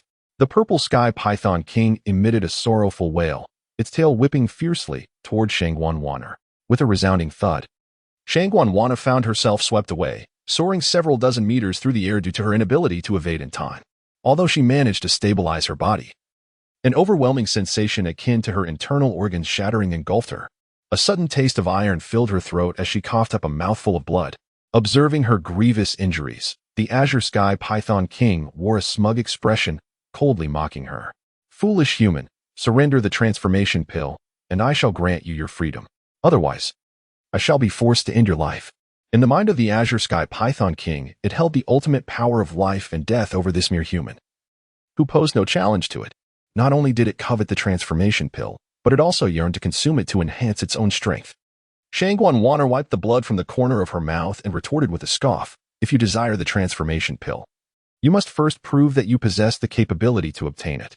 10,000 swords in one strike. With a fierce cry, Shangguan Wanner summoned a tempest of sword energy that coalesced into a formidable force. In mere moments, a colossal sword aura, stretching hundreds of meters, materialized, transforming the very atmosphere around them. The glimmering blades crackled and hissed, as if they sought to incinerate the world itself. With deft control, Shangguan Wanner directed the massive sword energy straight towards the head of the Azure Sky Python King. Faced with such a terrifying assault, the Python King could no longer afford to underestimate her. Coiling its tail, it wrapped its enormous body into a protective sphere, transforming its hardened scales into an impenetrable barrier. The clash reverberated with the sound of metal striking metal as the immense sword energy collided with the Python King's scales. Seizing the opportunity, Shangguan Wanner swiftly retreated to a safer distance. As the sword energy dissipated, the Python King caught sight of her fleeing form. Escape? Not a chance. It bellowed, leaping forward with its colossal body in pursuit of Shangguan Wanner. Watching the two figures, one serpent and one human, vanish from sight, Qin Feng could not help but breathe a silent sigh of relief. He understood that, given Shangguan Wanner's prowess, she might not truly be a match for the Azure Sky Python King. Her feigned retreat was merely a ploy to create an opportunity for him. As Qin Feng cautiously approached the Python King's lair, the voice of the goddess binding system suddenly echoed in his mind. Ding. Host. The Azure Sky Pythons are creatures that inhabit the same burrow as mates. Although the Azure Sky Python King has pursued Shangguan Wanner, the female python remains within the cave. Do you wish to proceed? Hearing this, Qin Feng's expression darkened considerably. It is evident that, had it not been for the divine system's prompt, he would have recklessly ventured inside. Confronting the formidable purple sky python, possessing the strength of the nascent soul, would undoubtedly be akin to offering oneself as a meal. Contemplating this, Qin Feng concealed his figure once more. It was clear that a direct assault was utterly impractical. Cunning was the only viable approach. The communication talisman in Qin Feng's hand stirred slightly. This talisman had been prepared in advance by Shangguan Wanner, intending to enhance the likelihood of success in his endeavor. Soon, Shangguan Wanner's voice resonated. Qin Feng, what is the situation on your end? Qin Feng sighed and replied, the operation has failed. There is still a purple sky python within the cave. I nearly became its meal. After Qin Feng's response, Shangguan Wanner's voice emerged with unwavering determination. Understood. I shall employ secret techniques to strike the purple sky python king with great force, hoping to draw the python out. Qin Feng's spirits lifted. He had initially anticipated returning empty-handed, yet he was pleasantly surprised by Shangguan Wanner's contingency plan.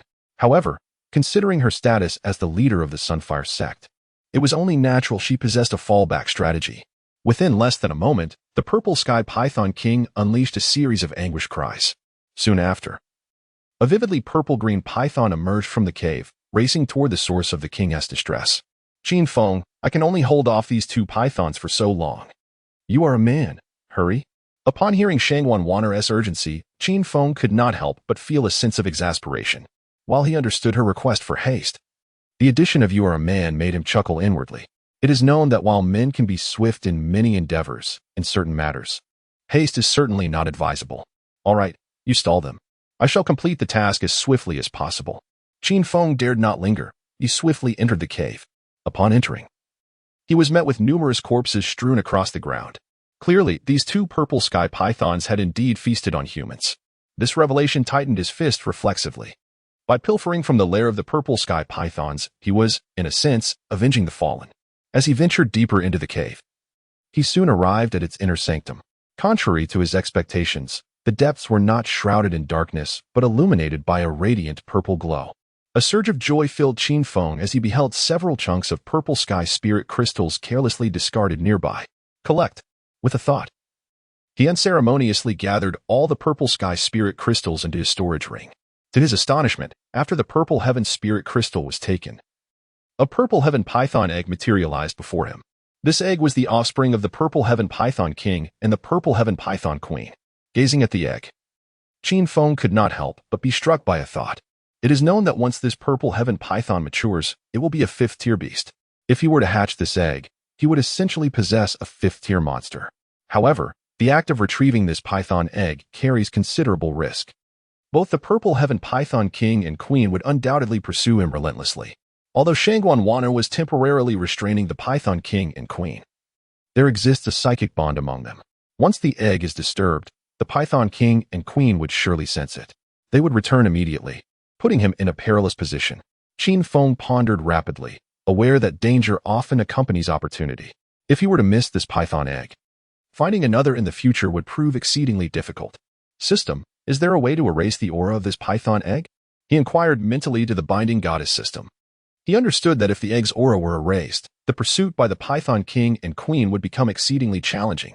Yet, if the aura remained, no matter where he fled, the two pythons would relentlessly chase him. This would be akin to digging his own grave. Host. Your storage ring is a product of the system. A system product is guaranteed to be of the highest quality. Simply place the python egg within, and its aura will be erased. Even if you stand before the python king and queen, they will be unable to sense its existence, the system promptly replied. Qin Feng's eyes brightened at this revelation. With a resolute bite of his lip, he concentrated, and the purple heaven python egg was swiftly stored within his ring. Meanwhile, the purple heaven python king and queen were simultaneously closing in on Shangguan Wanner. Given her strength, confronting a single python king was already a significant challenge. And after employing her secret technique, her body was in a weakened state. The combined assault of the python king and queen left her feeling increasingly powerless. The purple heaven python king and queen simultaneously unleashed a dark green liquid, the purple mist venom. A golden shield appeared around Shangguan Wanner. Yet the corrosive properties of the liquid relentlessly eroded her vitality. Realizing her dire situation, she thought to herself, I cannot afford to remain entangled in this battle any longer. If this continues, I will undoubtedly perish. Chapter 58. Someone stole the egg. Escape. In her heart, Shangguan Wanner vowed quietly. However, The king of the purple sky python and its two loyal serpents coordinated a relentless assault, encircling her with a pincer maneuver. Despite Shangguan Wan'er employing her secret arts multiple times, she remained unable to evade their relentless pursuit. Hee, foolish human, do you truly believe that this king is injured? The king of the purple sky python proclaimed with a smug expression. My pretense of defeat was merely a ruse to deceive you. Are you not feeling particularly fearful at this moment? In its heart, the python resolved not only to seize the transformation elixir from Shangguan Wan'er, but also to savor the essence of this human nascent soul cultivator. Shangguan Wan'er lamented internally, realizing that she had underestimated the situation. If the battle continued, she would surely be dragged to her demise. With a heavy sigh, she acknowledged that her repeated use of secret techniques had nearly exhausted her inner energy. In such dire circumstances, self-detonation of her nascent soul might be her only dignified option. Just as she contemplated this drastic decision, a faint, alluring fragrance invaded her nostrils. Instantly, a sense of foreboding washed over her, prompting her to hold her breath. Though it proved futile. Damn it, you are poisoning me, Shangguan Wan'er exclaimed in fury. As time elapsed, she could distinctly feel her body becoming languid, and even more alarming. Unhealthy thoughts surged within her mind. At that moment, the truth dawned upon her. The king of the purple sky python and its companions had indeed poisoned her. And the toxin was one that incited desire. The king hissed, raising its massive tail in a mock display of superiority. Haha, proud fairy. You have fallen victim to my millennium-longing soul fragrance, which will ensure you experience ecstasy and despair. Fear not, though I may be unsightly, I shall be gentle. In the eyes of the king, Shangguan Wan'er, now under the influence of the Yin soul fragrance, had become its plaything. Soon, under its potent effects, the once proud Shangguan Wan'er would willingly shed her garments and kneel in search of solace. Her face flushed crimson like a ripe apple. Her body trembled uncontrollably. She understood that if this continued, the outcome would only lead to her humiliation. Rather than face such a fate, she resolved to choose self-detonation of her nascent soul. While such an act would obliterate her, it would preserve her purity. Very well, you force my hand. Let us perish together, Shangguan Wan'er bellowed, channeling her inner energy frantically into her nascent soul. Just as she prepared to face the king of the purple sky python and its companions in a final stand, the expressions of the two serpents suddenly turned a ghastly shade of liver. Curse be it, someone has dared to steal our egg, and such an act cannot be forgiven. The purple sky python king and the two pythons cursed vehemently as they hastened toward their lair. Observing their departure, Shangguan Wan'er found herself momentarily taken aback. Yet, she soon comprehended that Qin Feng had successfully acquired the purple sky spirit crystal and had stolen the purple sky python egg. However, she was currently afflicted with the essence of the 10,000-year Yin soul incense, which necessitated her swift escape from this place. Alas, just as she had taken a few steps, her body weakened, and she collapsed to the ground with a thud. Having sustained severe injuries during the confrontation with the purple sky python king and the two pythons, coupled with the potent effects of the incense, it was only reasonable that she could no longer support herself. Cursed fate! Is this how this fairy shall meet her demise today? Shangguan Wan'er murmured in despair. At that moment, as despair enveloped her heart, the space around her began to tremble slightly, and a figure materialized before her. It was none other than Qin Feng. After pilfering the purple sky python egg, he had torn apart the teleportation talisman that Shangguan Wan'er had given him. To his astonishment, the talisman had transported him directly to her side. Upon seeing Shangguan Wan'er, Qin Feng initially believed he had found hope. However, he quickly sensed something amiss and called out urgently, "Senior Shangguan, what has happened to you?" Hearing Qin Feng's voice, Shangguan Wan'er felt her body turning to liquid, becoming unbearably soft. Qin Feng, quickly, "Take me away," she implored, suddenly throwing herself into his arms, her lips parting delicately to speak. Witnessing her precarious state, Qin Feng couldn't help but feel a surge of frustration. He had intended for the Yuan Ying practitioner, Shangguan Wan'er, to assist him in escaping, yet it had turned into him carrying her away. As Qin Feng hurriedly fled with her in his arms, a troubling thought crossed his mind. No, I cannot allow myself to take her with me. Shangguan Wan'er is gravely injured. Once she recovers, she will surely seek vengeance upon me. Perhaps it would be best to abandon her. He understood well that, despite her claims of collaboration, Shangguan Wan'er's pride meant that once their objective was achieved, she could indeed turn against him. Now that he had secured the purple sky spirit crystal and with Shangguan Wan'er incapacitated, they were still being pursued by the purple sky python king and the two pythons. In such circumstances, abandoning her seemed a reasonable course of action. He was no saint. The truth remains that one must prioritize their own survival. Yet, to forsake Shangguan Wan'er at this juncture would be akin to betraying his own comrade. Would this not render one a treacherous scoundrel? Just as Qin Feng grappled with this internal conflict, the voice of the goddess binding system resonated in his mind. Ding! The system has detected that the host is facing a life-and-death crisis, and thus presents two choices. The first option is to uphold loyalty. Shangguan Wan'er is your companion, and you must save her. You will receive 3 teleportation talismans, each capable of transporting you 1,000 miles away. The second option is to abandon Shangguan Wan'er and escape alone, in which case you will receive a foundational qi condensation pill. This pill can assist you in advancing one level of cultivation. Qin Feng pondered. Were he confronting a foundational level beast, he would undoubtedly choose the second option. Yet, facing 2 infant soul-level purple sky python snakes, he had no choice but to select the first option. After all, a mere single level of advancement would be of little consequence to him at the foundational stage. Chapter 59. This fairy is quite hot system. I choose the first option. Quickly, grant me 3 teleportation talismans, Qin Feng declared without hesitation. No sooner had he spoken than the 3 talismans materialized in his hand. He immediately tore one of the teleportation talismans. In a flash of white light, both Qin Feng and Shangguan Wan'er found themselves transported to a cave 1,000 miles away. Rest assured, host, your current situation is secure. If you do not retrieve the snake egg from your storage ring, the purple sky python king and its 2 companions will be unable to locate you, the goddess binding system advised. Qin Feng could not help but breathe a sigh of relief. It was known that even the formidable Shangguan Wan'er had fallen to the purple sky python king and its companions. For someone of his foundational level to withstand them would be tantamount to courting death. As Qin Feng contemplated this, Shangguan Wan'er, nestled in his arms, murmured, "Hot, hot, hot. This fairy is so hot." As she spoke, she began to loosen her clothing. Qin Feng instinctively reached out to help her cover her neckline. But as he lowered his gaze, he nearly gasped in astonishment. A classic phrase echoed in his mind. "Why are your pectorals so exaggerated, my lord?" While Qin Feng wrestled with how to assist Shangguan Wan'er in overcoming her poison, her alluring lips drew near. He forced himself to remain calm and pushed her away. "Senior Shangguan, please exercise some restraint. Your actions could lead me to commit an offense." Qin Feng mused. He was no saint. Yet it was evident that Shangguan Wan'er was under the influence of poison, and moreover, a love poison.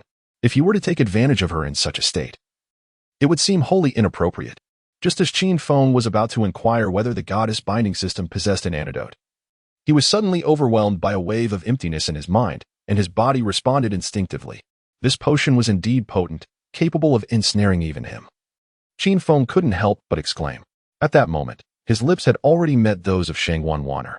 After a night passed, Qin Feng awoke languidly, only to find himself lying on the ground with Shangguan Wan'er seated upon him. "Ah, my poor back," he lamented, reaching to touch his aching waist.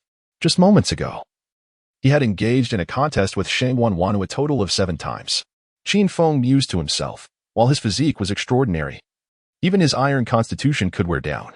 Yet, how could a man admit to his shortcomings? Ding!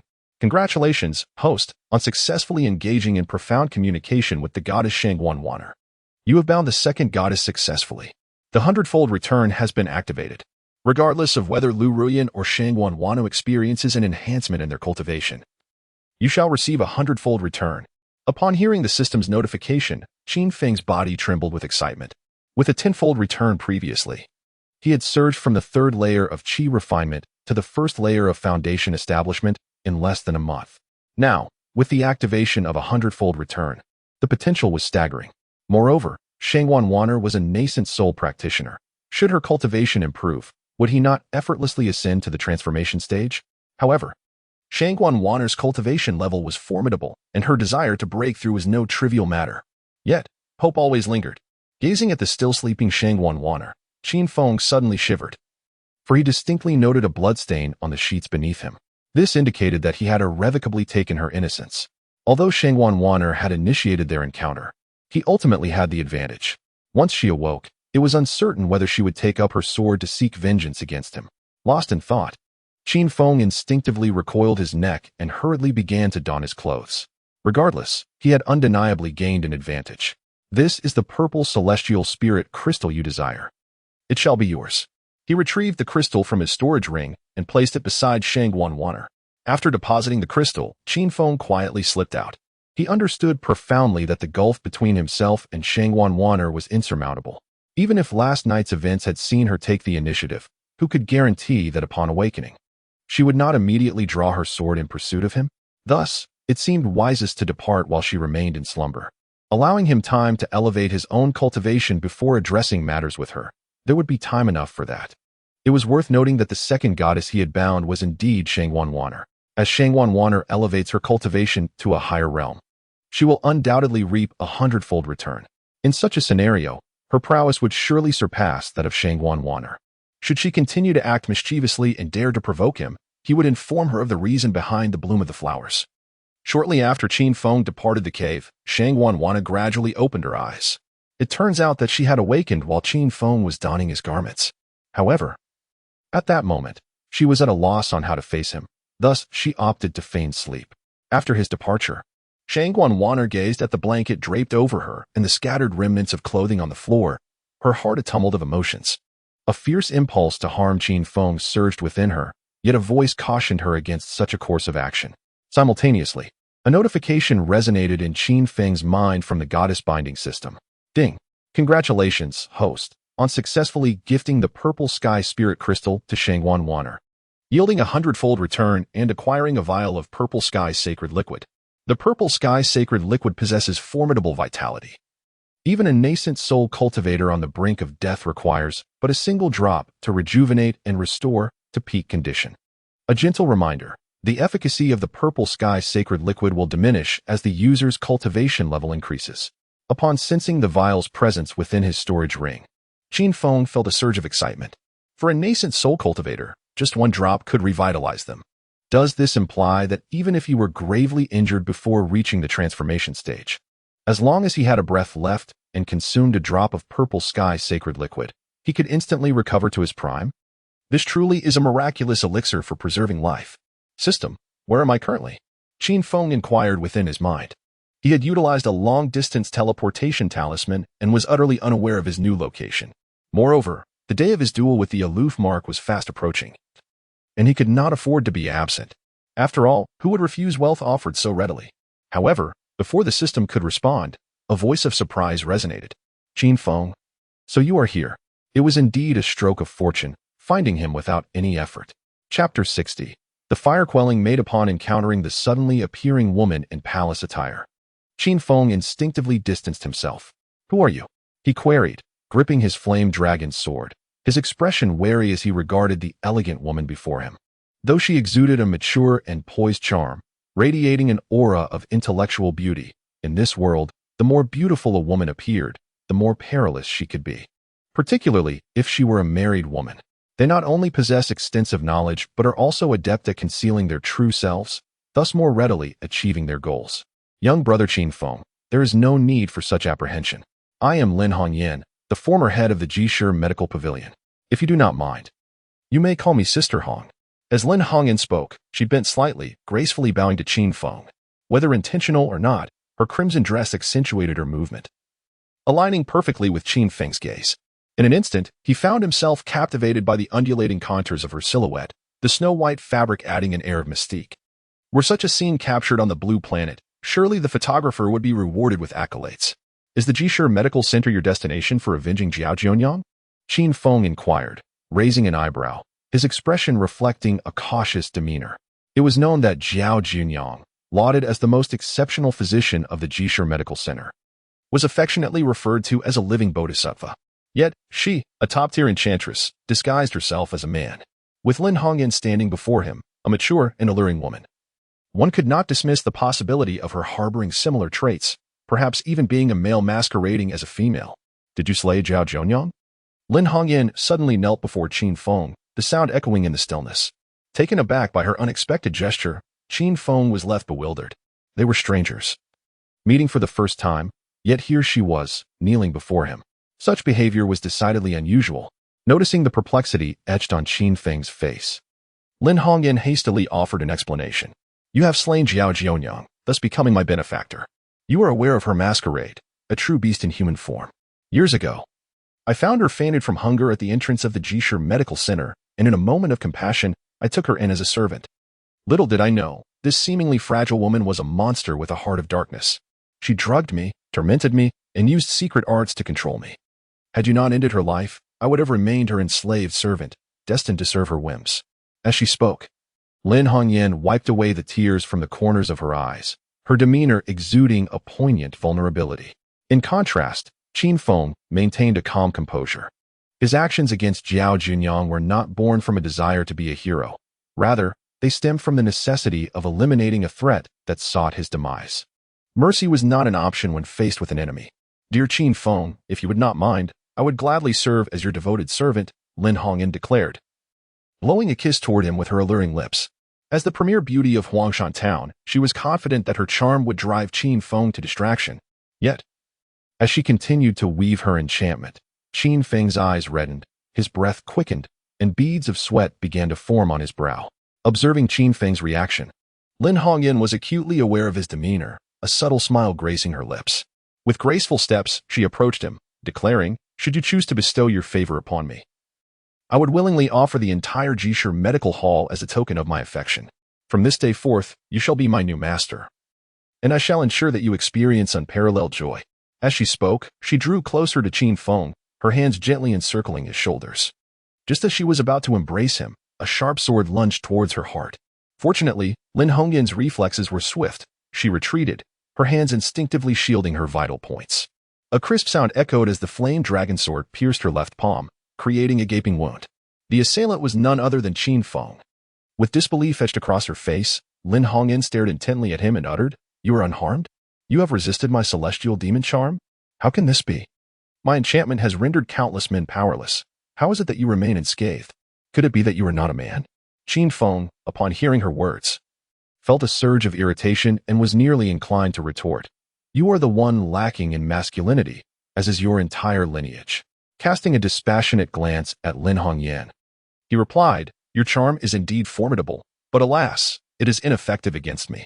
In Qin Feng's mind, the earlier ambush had nearly succeeded. Had he been a fraction swifter, he might have eliminated Lin Hongyan.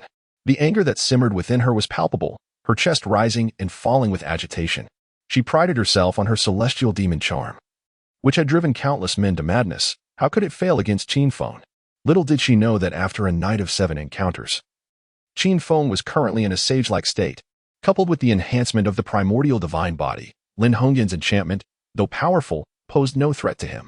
After a moment of internal frustration, she fixed her gaze on Qin Feng and stated emphatically, "Humph, even if your resistance is effective, what does it matter? You, a mere insect at the first layer of the innate realm, what could you possibly use to contend with me? I had initially considered granting you the opportunity to be my alchemical furnace, to bring you joy until death. I never anticipated your utter lack of appreciation for such an offer. You have truly disappointed me." As she spoke, a glimmer of lethal intent shone in her eyes. It must be acknowledged that Qin Feng's defeat of Zhao Junyang had indeed rescued her from dire straits. However, with a supreme treasure in his possession, Lin Hongyan was unwilling to let this rare gem slip through her fingers. Faced with Lin Hongyan's mockery, Qin Feng maintained a remarkable calmness. He had already discerned that several figures in the distance were fixated on their situation. Clearly, someone was plotting a scheme akin to a mantis stalking a cicada, with a hidden ulterior motive. Observing Qin Feng's reluctance to speak, Lin Hongyan scoffed, "Qin Feng, you are a wise man. If you surrender the exquisite treasure, you will still remain my savior. I assure you, I will ensure you experience unprecedented joy. You keep insisting that I am your savior, yet your thoughts betray you. Instead of considering how to repay my kindness, you contemplate making me your furnace and coveting my treasures. This is nothing short of repaying kindness with malice," Qin Feng retorted, casting a disdainful glance at Lin Hongyan. With a cold huff, Lin Hongyan produced a whip crafted from bone, approximately 3 meters in length, radiating a chilling aura. This was her innate magical artifact, the Bone Whip. "Since negotiation has failed, I shall resort to killing you. Li Rini, why are you still dawdling? Bring the old wolf forth," Lin Hongyan shouted into the dim recesses. Swish, swish, swish. As her voice echoed, several figures emerged from the shadows, clad in the attire of the Grey Wolf Mercenary Corps, with Li Rini at the forefront. "Qin Feng, be wise and hand over the Zhu Yin Lingua. Otherwise, do not blame the Grey Wolf Mercenary Corps for being unmerciful," Li Rini bellowed. In recent days, Li Rini had learned of the demise of the third young master of Gray, and within the monster Beast Mountain range. It was Qin Feng who had crossed paths with him. The third young master's death was undoubtedly linked to Qin Feng. Thus, Li Rini approached Qin Feng with utmost caution, knowing that the elite forces of the Grey Wolf Mercenary Corps protected the third young master. Zhu Yanlingua, you say? I can provide it, but you must retrieve it yourself, Qin Feng remarked, casting a sidelong glance at Li Rini and chuckling softly. Upon hearing Qin Feng's words, Li Rini's eyes gleamed with excitement. He felt an overwhelming urge to rush forward, grasp Qin Feng's hand, and exclaim, Qin Feng, you are truly a good person. You are willing to return the Zhu Yanlingua. You are a wonderful person indeed. However, as Li Rini gazed at Qin Feng with eager anticipation, he noticed that Qin Feng remained unresponsive, which sparked a sense of urgency within him, prompting him to speak with a distressed expression. Qin Feng, did you not express your willingness to gift me the Zhu Yanlingua? Then why do you not present it to me? Li Rini demanded. As long as you hand over the Zhu Yanlingua, I shall immediately take my leave. Upon hearing this, Lin Hongyan could not help but furrow her brows. Inwardly cursing, how unreliable you are, Li Rini. We agreed to join forces against Qin Feng. Yet you are already contemplating seizing the Zhu Yanlingua for yourself and fleeing. Although Lin Hongyan felt displeased, she ultimately chose to keep her feelings concealed. I have stated that if you desire the Zhu Yanlingua, you must procure it yourself.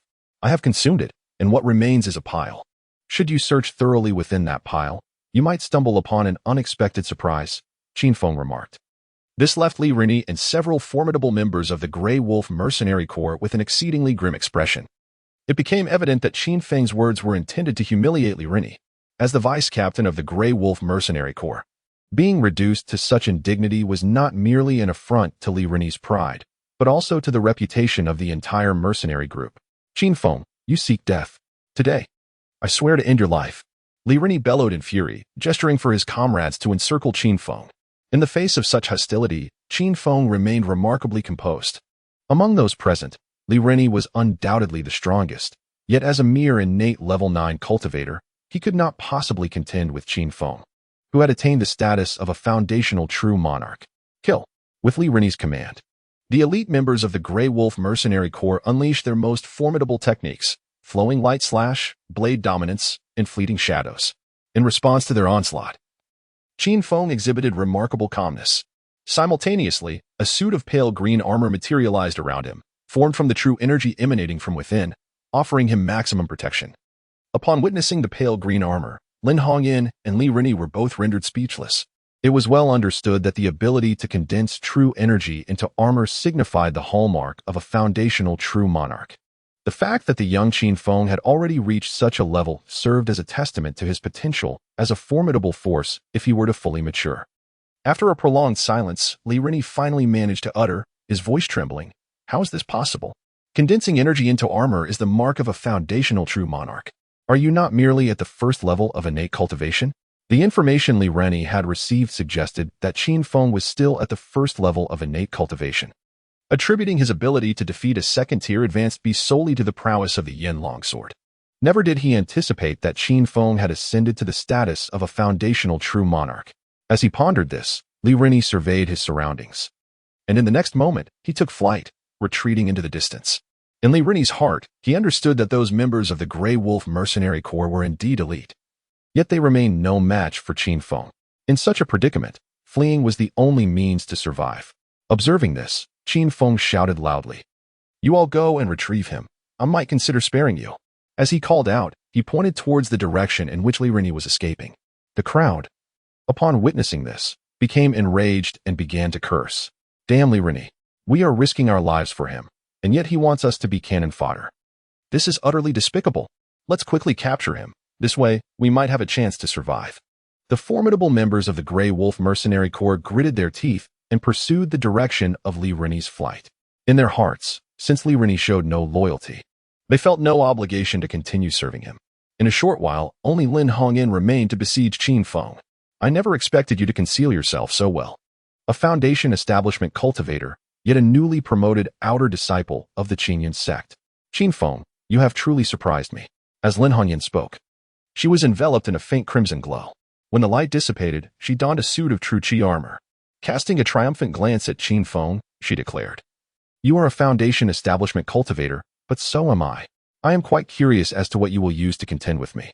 Chapter 62. Take advantage of her illness, seek her life a Foundation establishment true monarch? This piques my interest. Upon witnessing Lin Hongyan reveal her true strength, a slight smile graced Qin Feng's lips. It is worth noting that the solitary and arrogant Han, with whom he was engaged in a life-and-death duel, was precisely at the first level of Foundation establishment. Of course, this was merely the extent of Han's revealed prowess. It was entirely possible that he was merely playing the part of a pig to eat the tiger, and would not showcase his true abilities unless faced with dire circumstances. Either become my furnace or die. Lin Hongyan formed hand seals, and the white bone whip in her grasp swelled at a visible rate. Whip of the Swift Strike. As Lin Hongyan summoned her spell, the white bone whip surged towards Qin Feng with formidable might. Dragon-slaying technique. Qin Feng's figure flickered, and he swung the flame dragon sword. In a flash of sword light, the flame dragon sword collided with the white bone whip. Crack, crack. To Lin Hongyan's incredulous gaze, the whip, which had always seemed indestructible, emitted a series of bone-cracking sounds before shattering entirely. How is this possible? Lin Hongyan murmured to herself. In just one encounter, her life-bound magical treasure was obliterated, something she found utterly unacceptable. The white bone whip was among the finest of magical artifacts. Lin Hongyan was confident that with a few more years of nurturing it with her essence blood, it could ascend to the rank of a low-grade magical treasure. Unbeknownst to her, the exquisite artifact she had nurtured with her lifeblood for years was shattered into countless fragments by a single strike from Qin Feng's sword. As her innate treasure was destroyed, Lin Hongyan felt as if her very organs were on the verge of disintegration. Her form swayed, and she spat out a mouthful of blood. Upon witnessing Lin Hongyan's injury, Qin Feng exhibited no hesitation. In a swift motion, he launched another lethal attack against her. As the saying goes, villains often succumb to their own verbosity. Seizing the moment of her weakness to claim her life was the most prudent course of action. Lin Hongyan was utterly unprepared for Qin Feng's unscrupulous ambush. Although she instinctively attempted to evade, it was ultimately too late. With a sickening thrust, the flame dragon sword pierced through her heart, delivering a chilling blow. Lin Hongyan gazed in terror at the sword embedded in her chest. Summoning her last vestige of strength to utter, You are nothing but a despicable coward. You ambushed me." After these words escaped her lips, her body swayed and fell lifelessly to the ground. Despite her demise, Qin Feng extracted the flame dragon sword and aimed a downward strike toward her neck. Lin Hongyan's pupils widened in disbelief. Even in death, she could not fathom why, after having slaughtered her, Qin Feng would proceed to sever her head. Casting a glance at Lin Hongyan's lifeless form, Qin Feng began to collect the spoils of victory, a faint smile gracing his lips. "You are correct. I am indeed devoid of martial ethics. What need have I for such principles in a struggle for survival? To refrain from employing every possible means to vanquish one's enemy would be to court one's own demise." Having gathered the spoils, Qin Feng's gaze shifted toward the direction in which Li Rini had fled. His earlier inaction in pursuing Li Rini had been due to Lin Hongyan's interference. With her now deceased, it was only natural that Li Rini would be next. Meanwhile, Li Rini and several members of the Grey Wolf mercenary group were crouched behind a large tree, gasping for breath. Damn it. I never anticipated that Qin Feng's strength had surged to such heights. Just a short while ago, we were the ones pursuing him. And now we find ourselves as his quarry. One mercenary spat vehemently, cursing aloud. As his words echoed, the others chimed in. Indeed. If only we had pressed harder back then, we could have dispatched him. Another lamented, who could have foreseen that after refining the Zhu Yanling fruit, he would unleash such formidable combat prowess. It seems we must call upon the captain to confront Qin Feng personally. As they cursed Qin Feng, the mercenaries cast furtive, resentful glances toward Li Rini. In their hearts, they believed that had it not been for Li Rini's blind arrogance, they would have already secured the Zhu Yanling fruit. Had it not fallen into Qin Feng's possession, how could his strength have escalated so dramatically? Confronted by the discontented gazes of his subordinates, Li Rini let out a cold snort. "What do you mean by looking at me like that? Are you contemplating turning against me? Planning to bind me before Qin Feng?" As he spoke, he suddenly struck one of the mercenaries with a resounding slap, sending the man hurtling several meters away. The other mercenaries were taken aback by the spectacle, bewildered as to why Li Rini had acted so violently. Amidst their astonishment, Li Rini swiftly approached and placed his foot firmly on the chest of the fallen mercenary.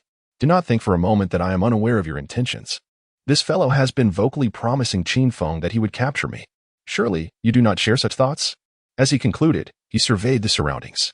The members of the Grey Wolf mercenary group, upon meeting his gaze, immediately bowed their heads, fear etched across their faces. Although they were deeply dissatisfied with Li Rennie's actions, they dared not show it. I shall tell you why Qin Feng has sent you to apprehend me. He knows all too well that on his own, he stands no chance against Lin Hongyan. Remember, many years ago, Lin Hongyan had already reached the realm of the Foundation establishment True Monarch. By now, Qin Feng may very well have been slain by her. At this juncture, Li Rennie could not suppress his laughter. Hearing his words, several members of the Grey Wolf mercenary group pledged their loyalty to Li Rennie. We are born as members of the Grey Wolf mercenary group and shall die as its ghosts. How could we ever betray Deputy Leader Li? He is our savior. His words are commands, and we must follow him without question. Indeed, how could we ever sell out Deputy Leader Li? At that moment, we were merely deceiving Qin Feng. While the mercenaries lavished praise upon Li Rennie, their inner thoughts were filled with curses. Damn Li Rennie, who does he think he is? If not for his leading the retreat, would we have followed suit? Had he not been outmatched, we would have long since slain Qin Feng. And there would be no crisis today. Just as the members of the Grey Wolf mercenary group were expressing their loyalty to Li Rennie, a commanding voice echoed through the air. I never imagined you would be so united. Chapter 63. You, kid, are ruthless. With the voice's arrival, both Li Rennie and the mercenaries were startled. This voice was all too familiar to them. Qin Feng, how is it that you are unharmed? Why did Lin Hongyan not stop you? Li Rennie pointed at Qin Feng with a trembling finger and spoke in a quavering voice. In his heart, he believed that Lin Hongyan had indeed attacked Qin Feng. So how could Qin Feng emerge unscathed and even pursue her? What was truly happening here? Was it possible that Lin Hongyan had been overpowered by Qin Feng and had fled? She had indeed obstructed me, but I killed her. How then could she hinder me any longer? Qin Feng chuckled lightly, yet his demeanor instilled sheer terror in Li Rennie and several members of the Grey Wolf mercenary group. Just moments prior, they had confidently declared that Qin Feng would perish at Lin Hongyan's hands. Yet the outcome was utterly contrary. Not only had Qin Feng remained unharmed, but he had also dispatched Lin Hongyan, showcasing extraordinary prowess. Li Rennie trembled violently, beads of sweat cascading from his forehead like raindrops. He understood all too well that if he did not devise a means of escape, he would surely perish at Qin Feng's hands. In the midst of his thoughts, a brilliant idea suddenly illuminated Li Rennie's mind. With a clang, Li Rennie abruptly drew his sword and shouted, "Everyone, do not panic. Qin Feng has clashed with Lin Hongyan. Even if she tragically fell to him, her skills would have surely inflicted grave injuries upon Qin Feng. He is now but a shadow of his former self. And there is nothing to fear. If we all strike together, we shall undoubtedly vanquish him." Li Rennie vociferously urged everyone to unite against Qin Feng, yet in his heart, he harbored a cunning scheme. He intended to have the others charge forward while he discreetly made his escape. However, the members of the Grey Wolf mercenary group, having been deceived once, were not so foolish as to heed Li Rennie's call. Instead, they drew their weapons, displaying a readiness for battle, but refrained from rushing forward. They understood well that to follow Li Rennie's orders would be tantamount to becoming cannon fodder. Seeing that no one advanced, Li Rennie's brow furrowed in frustration. He was acutely aware that if his subordinates did not engage, he would stand no chance of survival. What are you waiting for? Let us strike together. Do you wish to wait until he recovers and turns his wrath upon us? Li Rennie scolded, exasperatedly pointing at the group. Nevertheless, in response to this tirade, the members of the Grey Wolf mercenary group merely rolled their eyes at him, showing no inclination to act. This infuriated Li Rennie to the point of gritting his teeth. Had this been the Grey Wolf mercenary group's stronghold, he might have found a way to manipulate them. Yet now, even he was reliant on these mercenaries. Qin Feng's gaze fell upon one of the mercenaries, his voice icy as he spoke. I know what you are all thinking. My previous words remain valid. As long as you capture Li Rennie, I can offer you a chance at survival. Upon hearing this, several members of the Grey Wolf mercenary group exchanged glances, clearly intrigued by Qin Feng's proposition. At that moment, the mercenary who had been struck suddenly rose from the ground and shouted, "Brothers, Li Rennie is a fickle-hearted scoundrel. He has already abandoned us once to save his own life. He can certainly do it again. If he returns alive to the desolate town, it will only be our demise. We might as well seize him to barter for a glimmer of hope." As these words escaped the mercenary's lips, Li Rennie's face drained of color. Seeking death, he bellowed, swinging his longsword mercilessly towards the mercenary. The latter, undeterred, met his strike with his own sword. Although Li Rennie had previously insulted him, he had endured, believing that mere physical pain could be borne.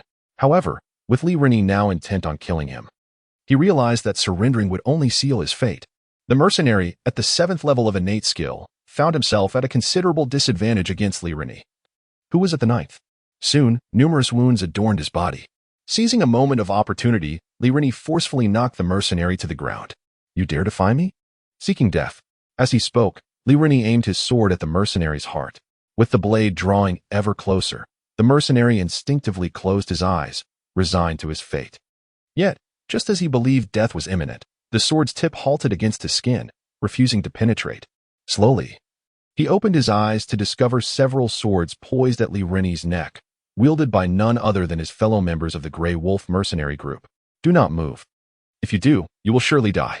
The icy tone of the mercenaries plunged Li Rini into a state of rage, prompting him to roar, "Rebellion! You dare to rebel against me? When I return, I shall have you torn to shreds." Li Rini's words had scarcely left his lips when the mercenaries exchanged glances. With a swift motion, one of them drew his sword and severed Li Rini's neck, decapitating him. As Li Rini fell, the remaining members of the Grey Wolf mercenary group looked at one another before kneeling before Qin Feng. They understood that even if they scattered and fled, their chances of survival were almost non-existent. In this moment of submission, they hoped for a chance to live. Observing the several members of the Grey Wolf mercenary corps kneeling before him, Qin Feng gently nodded. In the next instant, he flickered. And with a swift motion of his flame dragon sword, the blade shimmered with a dazzling light. The members of the Grey Wolf mercenary corps barely had time to evade as they felt a chilling sensation at their throats. With resounding thuds, they collapsed onto the ground, never to rise again. Just as Qin Feng began to gather his spoils, a cold voice rang out, "I was under the impression you would spare them. I never anticipated your ruthlessness. It seems I have underestimated you." Chapter 64. The 3-year pact upon encountering the sudden appearance of a beautiful woman. Qin Feng instinctively took a few steps back, forcing a smile as he spoke. To show even a hint of mercy to an adversary would surely jeopardize one's own life. With a dismissive snort, Shangguan Wanner flickered and appeared before Qin Feng. Before he could grasp the situation, the sharp edge of her sword was pressed against his throat. "Now tell me, should I take your life?" The icy touch at his neck made Qin Feng involuntarily shiver. It was important to note that last night, he had been entirely in a defensive position. Had it not been for Shangguan Wanner's initiative to push him down, he would not have experienced such blissful repose. However, he was not the only one who found joy in that moment. He believed Shangguan Wanner shared in that sentiment as well. Yet, upon waking, she did not exhibit the delicate demeanor of a young woman. Instead, she pointed her sword menacingly at him. As thoughts raced through his mind, a charming smile gradually formed at the corner of Qin Feng's lips. He understood that Shangguan Wanner possessed the strength of the nascent soul stage. If she truly intended to kill him, why bother with a sword? A mere wave of her hand could obliterate him in an instant. "Wanner, what jest is this? We are friends, dear friends, bonded by life and death. How could you ever contemplate my demise?" While speaking, Qin Feng reached out to gently push the sword in Shangguan Wanner's hand back. He believed their bond transcended mere friendship, having experienced intimate moments together. As the chilling sensation at his neck subsided, he could not help but breathe a sigh of relief. Yet, in the next moment, the sword was once again poised at his throat, accompanied by her frigid voice. "You silver-tongued rogue, you have taken advantage of me, and yet you dare utter such words. Do you believe I would hesitate to end your life right now?" As she spoke, the sword in Shangguan Wanner's hand trembled slightly, and in an instant, Qin Feng felt a sharp sting as his throat was grazed, blood seeping forth along the exquisite blade. At the moment she saw the blood seeping out, Shangguan Wanner felt a tremor within her heart, overwhelmed by an agonizing sensation that rendered her breathless. Meanwhile, Qin Feng's palms were clammy with sweat. And he couldn't help but think to himself, this mad woman, she truly is insane. Is she plotting to murder her own husband? After all, just last night we engaged in 7 delightful exchanges. It appears that while men may abandon their responsibilities, some women are no different. As thoughts raced through Qin Feng's mind, a classic line flashed before him. "Once, a sincere love lay before me, yet I failed to cherish it. Only upon its loss did I come to regret my folly. If I were to ascribe a time frame to this love, I would wish for it to endure for 10,000 years. No sooner had Qin Feng's words left his lips than Shangguan Wanner's sword clattered to the ground. "Qin Feng, do you truly have feelings for me?" Her beautiful eyes fixed intently on him. She bit her lip tightly as she spoke. Qin Feng nodded vigorously, his tone resolute. "Indeed. I once doubted the concept of love at first sight, Yet from the moment I laid eyes on you, I became a believer. Shangwan Wanner's complexion flushed crimson, her delicate form trembling slightly. A sudden impulse surged within her, compelling her to leap into Qin Feng's embrace. However, she ultimately restrained herself. Qin Feng, what occurred yesterday was merely an accident. Forget it, for we are not meant to be. As she spoke, a dragon-shaped jade pendant appeared in her hand. You have brought me the purple heavenly spirit crystal, and this is my token of gratitude. This is the Azure Dragon Pendant. Possessing it grants you access to the Azure Dragon Secret Realm, which opens once every decade. With that, Shangwan Wanner pressed the pendant into Qin Feng's hand. Gazing at the Azure Dragon Pendant, a shiver coursed through him. If one were to name the most renowned secret realm in the Seven-Star Empire, it would undoubtedly be the Azure Dragon Secret Realm. Opening once every decade, it is a fabled sanctuary sought by countless young aspirants. Rumor has it that the Azure Dragon Secret Realm is the site of an ancient dragon's demise, brimming with innumerable opportunities. The most coveted treasure within is said to be the dragon's precious blood. A single drop of ancient dragon blood is a coveted prize, even for formidable beings at the divine transformation or integration stages. Never did Qin Feng expect that Shangwan Wanner would gift him the Azure Dragon Pendant, a gesture akin to bestowing upon him an extraordinary fortune. The Azure Dragon Secret Realm, however, has restrictions on cultivation and age. One must be under 30 and possess a cultivation level of Golden Core, with 3 years remaining until the Azure Dragon Secret Realm opens. Shangwan Wanner declared, if you have the courage, come find me at the Luminous Sun sect within these 3 years. With that, she paid no further heed to Qin Feng and soared into the sky, disappearing into the distance. Gazing at the retreating figure of Shangwan Wanner, Qin Feng tightly clutched the jade pendant in his right hand. With his left hand, he discreetly clenched his fist and murmured to himself, is this the promise of 3 years? Wanner, rest assured, within 3 years, I shall certainly make my way to the Liyang sect.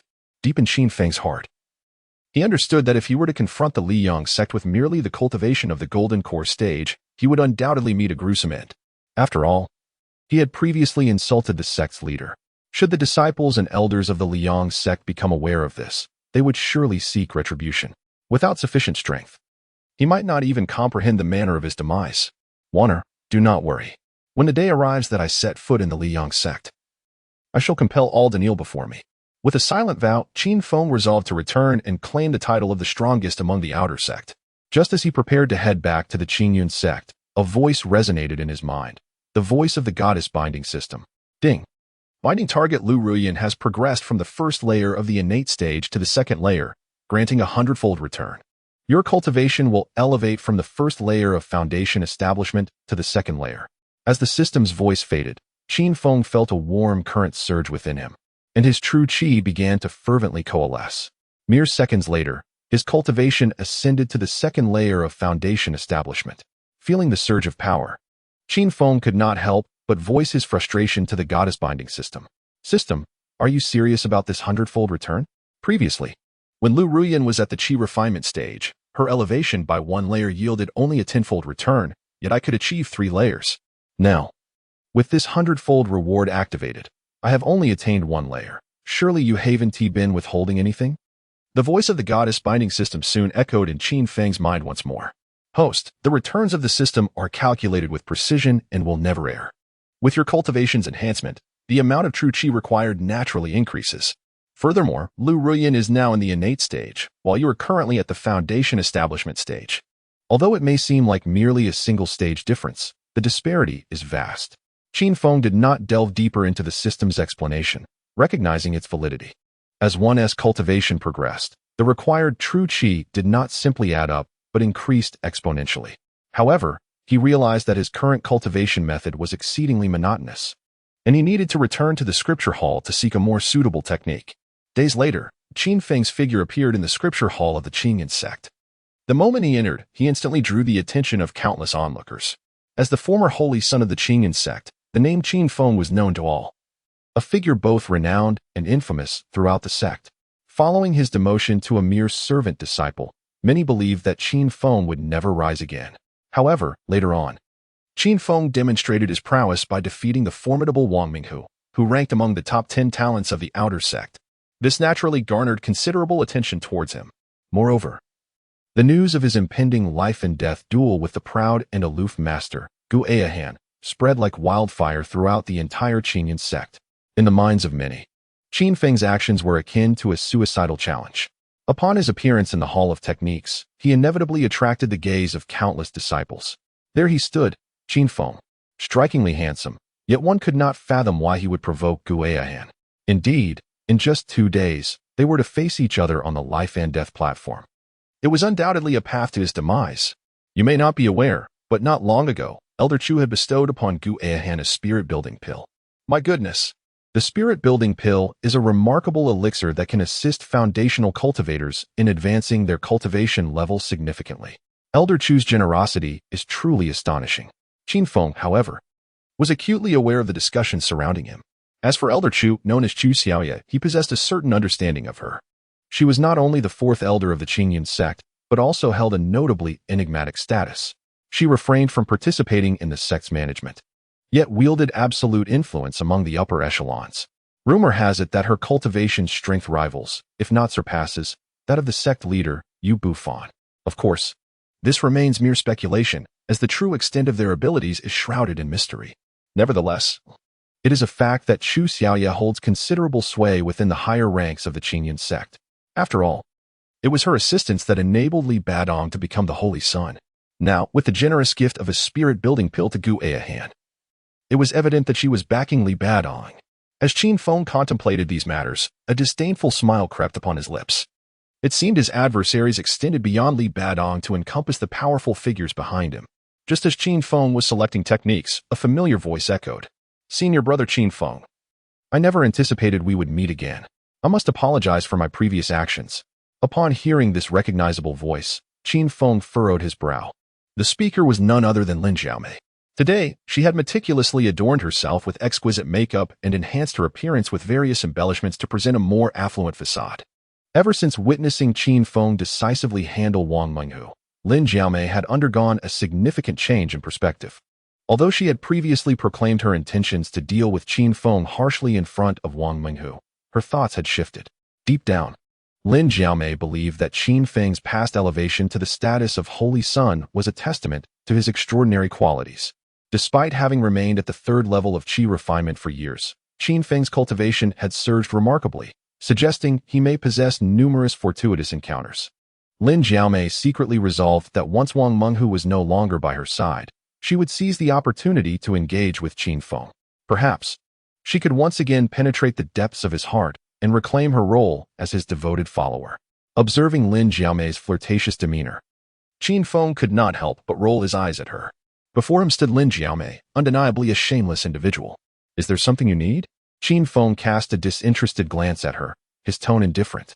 In response to his disdain, Lin Xiaomei couldn't suppress her internal curses. Qin Feng, what are you so proud of? I initiate a conversation, and you respond with such a sour expression. If it weren't for your potential usefulness, I wouldn't even bother with you. After a moment of frenzied mental venting, she lowered her head, resembling a child who had committed a misdeed, and began to speak. Qin Feng, I realize my mistake. Please forgive me. Rest assured, I will be obedient to you from now on. I am also willing to do anything for you. As she emphasized the phrase do anything, Lin Xiaomei deliberately arched her proud figure closer to Qin Feng. If he continued to stare at her in such a manner, even cotton would be visible. Without genuine substance, one should be cautious. Otherwise, it may attract unwanted attention and become a grand joke. Qin Feng remarked with a dismissive glance and a chuckle. Upon hearing his words, Lin Xiaomei's expression fluctuated between shades of blue and purple. Internally, she thought, Qin Feng, you scoundrel. I dressed this way for you, and you dare to say such things. How despicable. As Lin Xiaomei seethed internally, Qin Feng was already making his way into the distance. Seeing him about to leave, panic gripped her. Qin Feng, please don't go. I have something important to discuss with you. She reached out to tug at his clothing. Qin Feng promptly pushed her away, his tone remaining cold. Lin Xiaomei, mind your behavior. Should you continue this way, do not blame me for taking action. I have warned you before. I will strike you every time I see you. Surely, you haven't forgotten so quickly? As Qin Feng raised his hand, Lin Xiaomei instinctively flinched, taking several steps back. Qin Feng, I know about your duel with Gu Eihan. I can assist you. Her gaze darted around to ensure no one was nearby before she lowered her voice. Know your enemy and yourself, and you will never be defeated. I am aware of all Gu Eihan's weaknesses. With my help, How could you possibly lose? Chapter 66, Bringing You Heavenly Comfort, Qin Feng. I am willing to help you. Please do not doubt my sincerity, Lin Xiaomei stated earnestly, her face reflecting genuine intent. Confronted by Lin Xiaomei's unexpected overtures, Qin Feng let out a cold snort and inquired, "Why do you wish to assist me?" Deep within, Qin Feng was acutely aware that the Lin Xiaomei before him was akin to a wolf that could never be tamed. Yet, this very wolf was now making overtures of friendship, which undoubtedly concealed ulterior motives. Upon noticing the lingering skepticism in Qin Feng's expression, Lin Xiaomei quickly plastered a smile on her face. "Brother Qin Feng," she began, "do you know why Elder Chu bestowed pills upon Guo Hen? It is because Li Ba Dao intends to kill you. Furthermore, I have a secret to share. Li Ba Dao has emerged from his seclusion, and he has secretly sought out Guo Hen. He has vowed to end your life." As she spoke, Lin Xiaomei leaned closer, her lips brushing against Qin Feng's ear. The soft whispers sent a slight tremor through his body. He could not deny that Lin Xiaomei was indeed a beauty, aside from a minor flaw in her figure. She possessed no other shortcomings. However, Qin Feng quickly regained his composure. As a man, it was only natural to be swayed by beauty. Yet he vividly recalled the cold words Lin Xiaomei had previously hurled at him. For that reason, despite her current attempts at flattery, he harbored no affection for her. Seeing Qin Feng remain silent, Lin Xiaomei deliberately tugged at her garment, adopting a sweet, enticing tone. "Qin Feng, having shared such vital information, how do you plan to reward me? Perhaps this. After you vanquish Guo Hen, allow me to serve you. I assure you, I will bring you unparalleled pleasure." On the surface, her words suggested a willingness to offer herself to Qin Feng, yet in reality, they were merely a part of Lin Xiaomei's calculated scheme. She believed that by disclosing Li Ba Dao's emergence from seclusion, she was making a wise investment, one that was guaranteed to yield returns, even if it meant offering her body. She felt certain there would be no loss. After all, she had stipulated that her submission would only occur post-duel. Should Qin Feng fall to Guo Hen or Li Ba Dao, she would be free from her promise. Conversely, if he survived, it would indicate his extraordinary capabilities. Having once been a holy son, Qin Feng's resurgence would surely grant him significant opportunities within the sect. Should she become his woman, how could she possibly lack resources? Just as Lin Xiaomei was engrossed in her scheming, an irate voice pierced through the air. "Darling, why are you laughing and chatting with him? You are my woman. How can you behave this way? Did you not claim that Qin Feng bullied you? How can you associate with him?" With that furious exclamation, Wang Menghu strode in, flanked by a throng of outer disciples. All along, Wang Menghu has been the most devoted admirer of Lin Xiaomei. Despite never receiving anything in return from her, he has long regarded her as his own.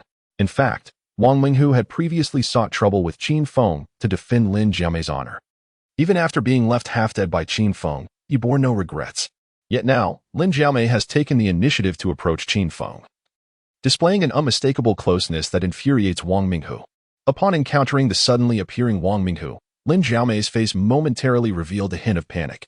However, she quickly regained her composure and whispered softly into Qin Feng's ear, "Senior brother Qin, I shall return to Wang Menghu's side immediately, and I will surely gather more valuable information for you." Although Lin Xiaomei has resolved to embrace Qin Feng, this comes with a crucial condition, that Qin Feng survives the combined might of Ao Hen and Li Badu. "Oh," Qin Feng responded softly, fully aware of Lin Xiaomei's true intentions. Yet, he chose not to expose her scheme. While Lin Xiaomei was plotting, he could turn the tables to extract more valuable information. "Trust me, I am truly enduring humiliation for a greater purpose," Lin Xiaomei declared before swiftly making her way toward Wang Menghu. As she approached, swaying her hips, Wang Menghu's smile radiated brighter than ever. "Jiao, I knew it. It must be that Qin Feng who has been bullying you, obstructing you. Rest assured, I will defend your honor." With those words, Wang Menghu rolled up his sleeves and strode purposefully toward Qin Feng. In Wang Menghu's mind, his goddess had long severed ties with Qin Feng, thus Lin Xiaomei would have no reason to curry favor with him. The only plausible explanation was that Qin Feng intended to mistreat Lin Xiaomei, his precious Jiao. Wang Menghu had heard Lin Xiaomei lament that during his time as the holy son, Qin Feng had often leveraged his status to bully her, a frail and pitiful woman. "Qin Feng, you have gone too far. Jiao has already stated that you are from entirely different worlds. How dare you persist in this entanglement? Be wise and kneel. Perhaps I shall consider granting you a path to survival." Wang Menghu proclaimed, fist raised, a triumphant expression upon his face. However, Wang Minghu's moment of pride was short-lived as a chorus of mockery erupted around him. Haha, has Wang Minghu lost his mind? How dare he provoke senior brother Qin Feng? Indeed, he was previously beaten to a pulp by senior brother Qin Feng, and now he dares to approach him again. This is what they call asking for a beating. Hee. Wang Minghu is quite the bold one. For a woman, he boldly charges forward. Amidst the murmurs of the crowd, the countenances of several outer disciples who had entered alongside Wang Minghu turned decidedly grim. They retreated, their eyes betraying a palpable disdain. Their sycophancy towards Wang Minghu stemmed from the allure of basking in his favor, relishing the privileges that accompanied his company. They were certainly not foolish enough to invite a thrashing upon themselves. Upon hearing the discussions around him, a flurry of panic washed over Wang Minghu's face. Internally, he cursed himself, lamenting how he could have forgotten such a pivotal matter. Qin Feng's prowess far surpassed his own, and should a confrontation arise, it would undoubtedly be he who would suffer. No, he had his cousin. While he might not be a match for Qin Feng, it was certain that Qin Feng would not wish to face his wrath. Chapter 67. Cousin, save me. Wang Minghu briefly entertained the notion of conceding to Qin Feng, but he swiftly dismissed such thoughts. After all, if he truly capitulated, how could he, a formidable figure ranked 10th among the outer disciples, maintain his standing within the Qinyan sect and command respect? No, he had indeed been bested by Qin Feng, relegating him to the 11th rank. Moreover, he possessed the ace of his cousin, which would guarantee that Qin Feng would think twice before acting against him. With this resolution in mind, Wang Minghu cleared his throat a few times, fixing his gaze intently on Qin Feng, and spoke deliberately. Qin Feng, do not even contemplate laying a hand on me. My cousin, Gu Aohen, will not spare you should you dare to strike. Upon hearing Wang Minghu's words, Qin Feng merely rolled his eyes. It appeared that Lin Jiaomei was not only materialistic and condescending but also lacked discernment in choosing her associates. Wang Minghu, have you not considered taking a good look in the mirror to see your true self? Do you genuinely believe that Gu Aohen will come to your aid? As he spoke, Qin Feng advanced towards Wang Minghu, delivering a resounding slap that echoed through the air. With a sharp crack, Wang Minghu was sent sprawling several meters away, crashing heavily to the ground. Witnessing this spectacle, many onlookers revealed expressions of schadenfreude. Wang Minghu had shown remarkable folly. He knew full well he was no match for Qin Feng, yet he provoked him, audaciously invoking the name of Gu Aohen. The enmity between Qin Feng and Gu Aohen was already notorious, and he had the audacity to mention their connection. Was this not a death wish? After receiving the slap, Wang Minghu felt utterly humiliated. Yet, the other outer disciples did not miss the opportunity to gloat, mocking him for courting disaster. It was a clear case of kicking someone while they were down. As he pondered this, Wang Minghu cast a desperate glance towards Lin Jiaomei, yearning for the comfort of his goddess. However, Lin Jiaomei exhibited no intention of offering him solace. Instead, her gaze shifted towards Qin Feng. In her heart, she could not help but think, who would have imagined that he looked so dashing while delivering slaps? I find myself somewhat eager for Qin Feng to administer a few more strikes to Wang Minghu. Lin Jiaomei gazed at Qin Feng with admiration, a sentiment that Wang Minghu perceived all too clearly. At that moment, Wang Minghu felt as though his heart had shattered into a million pieces. Yet, he still struggled to rise from the ground, fixing his eyes intently on Qin Feng and speaking each word with deliberate weight. Qin Feng, if you kneel before me now, I could plead for leniency from my cousin. In that case, could we not put an end to this life and death duel? If you kneel, you may preserve your life. Would that not be an immense favor bestowed upon you? In the depths of Wang Minghu's mind, he pondered that if he were in such a predicament, he would undoubtedly kneel and beg for mercy. After all, while pride is significant, it pales in comparison to the value of one's life. Qin Feng gently shook his head, a look of disdain unmistakably crossing his face. Wang Minghu, you truly are quite foolish. Since that is the case, allow me to enlighten your mind. As he spoke, Qin Feng charged towards Wang Minghu, mercilessly unleashing a barrage of punches and kicks, with a series of resounding cracks echoing. Wang Minghu was left battered, resembling a mangled mess. In truth, Qin Feng had shown restraint in his assault on Wang Minghu. Had it not been for their current location within the Qinyan sect, a single blow from Qin Feng could have ended Wang Minghu's life. Many spectators observed the scene without intervening, their expressions reflecting a mix of amusement and intrigue. They believed that Qin Feng had descended into madness. Soon, he was to duel with Gua Hen, which was akin to a fragile egg colliding with a rock. Surely, Qin Feng recognized that his demise was imminent. Was it not natural for him to vent his frustrations? To foolishly step in to mediate could provoke a madman, a risk not worth taking. Qin Feng, cease this at once. Just as Wang Menghu endured the beating, an enraged roar rang out. At the sound of that voice, everyone present instinctively turned to its source. There stood Gua Hin, clad in white with a long sword at his waist. His appearance immediately stirred a wave of commotion. Heavens! He truly resembles a sword immortal. He is the foremost disciple of the outer sect. Was this not obvious? Brother Gua Hin had held the top position in the outer sect for many years. Over the years, countless challengers had risen against him, yet none had succeeded in besting him. Are you not aware? The relationship between Brother Gua Hin and Wang Menghu is anything but ordinary. I have heard that the proud and aloof senior brother, Gu Aowen, remains in the outer sect solely to care for his cousin, Wang Menghu. Amidst the rampant discussions, Qin Feng suddenly lifted his foot. With a resounding crash, Wang Menghu emitted a wail akin to that of a slaughtered pig. Gu Aowen clenched his fists, the sound echoing ominously. He never anticipated that his attempt to intervene would only serve to provoke Qin Feng further. Cousin, save me. Wang Menghu cried out desperately, extending his hand toward Gu Aowen. Qin Feng, you are doomed. My cousin has arrived, and this time, your fate is sealed. In Wang Menghu's mind, Gu Aowen would not only stand up for him, but would also ensure Qin Feng's utter demise. However, in the face of Wang Menghu's arrogance, Qin Feng's retaliation was fierce and unrelenting. As he dealt with Wang Menghu, he cast a glance at Gu Aowen and spoke. Gu Aowen, you told me to let him go, but I refuse to heed your words. What will you do? Will you strike me? Gu Aowen's face turned an alarming shade of pale. As the foremost figure in the outer sect, he had always commanded respect and never faced defiance.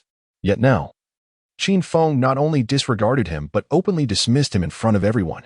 It was as if his dignity was being trampled underfoot. Qin Feng, do not be so arrogant. I shall summon the Elder of Enforcement and ensure you face severe consequences, Gu Aowen shouted suddenly. Upon hearing this, Qin Feng momentarily froze, even instinctively pausing his assault on Wang Menghu. This narrative was taking an unexpected turn. Chapter 68. The mind is a wonderful thing, but unfortunately, you lack one. Seeing Qin Feng stunned, Gu Aowen felt a surge of triumph, mistakenly believing that Qin Feng was afraid. Thus, he cleared his throat and spoke with feigned righteousness. Qin Feng, pay heed. I'm going to seek out the Elder of Enforcement. You are openly brawling, and he will certainly apprehend you. Once Gu Aowen made this declaration, many disciples of Qin Yun sect turned their gazes toward him. What is happening? Why do I suddenly find Gu Aowen's words to be quite reasonable? What senior brother Gu says is indeed valid. This is the Hall of Techniques. How could the Elder of Enforcement possibly excuse Qin Feng for attacking someone here? Listening to the murmurs around him, Qin Feng could not help but roll his eyes. In the Tianyuan continent, martial prowess reigns supreme. Strength is the ultimate truth. Although Qin Yun sect had issued a strict decree against mutual killings among disciples, some rules merely offered hope to the weak, nothing more. The path of cultivation is inherently rebellious, and life and death struggles are the most natural occurrences. Only the weak resort to reasoning. The strong always communicate through their fists. Within the confines of the Qin Yun sect, mutual slaughter is strictly prohibited. However, should an individual possess sufficient strength and talent, such prohibitions can naturally be altered. It was peculiar that the proud figure of the outer sect, Gua Hin, suddenly engaged me in discourse. In such circumstances, he was either deluded or was laying a trap for himself. System. Could it be that Li Bad Dao is lurking in the shadows? Is he seeking an opportunity to strike at me? Qin Feng inquired of the divine binding system within his mind. Host, your conjecture is entirely accurate. Li Bad Dao is indeed hiding in the darkness, poised to act against you. Nevertheless, there is no need for concern. Chu Mingming is also present in the shadows. Upon hearing that Chu Mingming was also nearby, Qin Feng could not suppress a sigh of relief. It turned out that Gua Hin's sudden appeal to reason was merely a ruse to ensnare himself. As the holy son of the Qin Yun sect, if he were to recklessly strike down a former holy son, it would undoubtedly become a source of amusement for many. Yet, if he invoked the sect's regulations, his actions would appear justifiable and reasonable. However, how could Qin Feng possibly grant him the chance to act so easily? Qin Feng cast a glance at Gua Hin, a smile adorning his face as he spoke. Gua Hin, has your head been caught in the door? If Wang Menghu, in his recklessness, approaches me and I retaliate, would that not be entirely reasonable? Such trivial matters should be addressed with the Elder of Law Enforcement. You cannot possibly be contemplating punishment from the Elder, can you? At this point, Qin Feng paused briefly before continuing. Gua Hin, Why do you linger in hesitation? Hurry and seek out the elder of law enforcement. I must admit, I am somewhat eager to witness your reprimand at the elder's hands. The once furious Guo Hen's expression transformed into one of profound discomfort. He had anticipated that by clamoring for the elder of law enforcement, Qin Feng would erupt in rage, thus providing him the opportunity to strike and eliminate Qin Feng. Should he falter against Qin Feng, his allies would surely intervene. At that juncture, Qin Feng would be doomed. To his astonishment, however, Qin Feng remained remarkably composed, even gesturing for him to proceed. This was undeniably a push into the abyss. As Guo Hen pondered how to counter Qin Feng, a whisper reached his ears. Guo Hen, you incompetent fool, you cannot even manage such trivial matters. I have provided you with ample resources, eliminate him, and devise a means to do so. Otherwise, I shall personally take your life. Upon hearing this voice, Guo Hen felt a tremor coursing through his body, beads of sweat cascading from his forehead like raindrops. The voice belonged to none other than Li Badao, the holy son of the Qing sect. Rest assured, holy son, today I shall ensure his demise. As Gu Aihan transmitted a response, he made a gesture across his throat. The voice of Li Badao soon echoed in his ear, urging him to act freely, declaring that with the presence of the holy son, no one would dare trouble him. Upon hearing Li Badao's reply, Gu Aihan felt invigorated, almost consumed by a desire to rush forward and decisively deal with Qin Feng. However, he ultimately restrained himself. With a determined lift of his chin and a swift adjustment of his attire, he proclaimed with indignation, Qin Feng, you have bullied my cousin. I demand your death. Come, let us settle this on the life and death arena. At the conclusion of his declaration, he even gestured invitingly towards Qin Feng. In Gu Aihan's mind, once they were on the arena, he possessed countless methods to ensure Qin Feng's demise. A smirk appeared on Qin Feng's lips as he disdainfully retorted, Gu Aihan, if my memory serves me right, our duel is set for 3 days hence. You seem so eager to meet your end, with 3 days remaining until their scheduled confrontation. It was inevitable that more surprises might unfold within that time. Given Lu Ruyan's remarkable aptitude for cultivation, it was plausible that her prowess could advance further. If that were the case, his own cultivation could also progress. Thus, why the haste? With a scoff, he mused, at last. I understand why some are relegated to the status of auxiliary disciples. It is for good reason. A coward. As this disdainful voice echoed, a young man clad in white, with a sword at his waist, emerged from the shadows. It was none other than Li Badao, the holy son of Qing sect. Upon his appearance, the crowd erupted into cheers. He is our holy son, Li Badao. He is truly handsome. Many were astonished to witness the holy son in person. Rumors had long circulated that the holy son harbored feelings for the saintess Chu, being a fervent admirer of hers. Previously, the saintess had been seen holding hands with Qin Feng, and now, with the holy son's arrival, it was evident he had come to confront Qin Feng. It was unquestionable that Qin Feng's fate was sealed. Li Badao listened to the murmurs of the crowd, a triumphant expression gracing his features. Once, the title of Holy Son had seemed an insurmountable pinnacle in his heart. Yet, it was bestowed upon Qin Feng, a mere trifling cultivator of the third layer of qi refinement, which left Li Badao deeply unsatisfied. Now, as the newly appointed Holy Son of Qingyun sect, he was confident that under his leadership, the sect would ascend to new heights of glory. Chapter 69. The overbearing saint's son. Upon the appearance of Li Badao, the most elated individual was undoubtedly Wang Ming, who let out a hearty laugh. Qin Feng, your doom is sealed this time. With the overbearing saint's son here, you are destined for failure. In Wang Ming, whose imagination, he vividly envisioned Qin Feng receiving a thorough beating from Li Badao.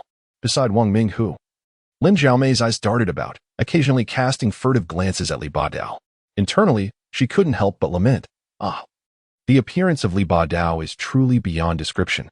In terms of looks, Qin Feng far surpasses him, even overshadowing him completely. Yet, when it comes to cultivation, Qin Feng remains significantly inferior. With Li Badao personally present, it seemed that Qin Feng was indeed facing an inescapable calamity.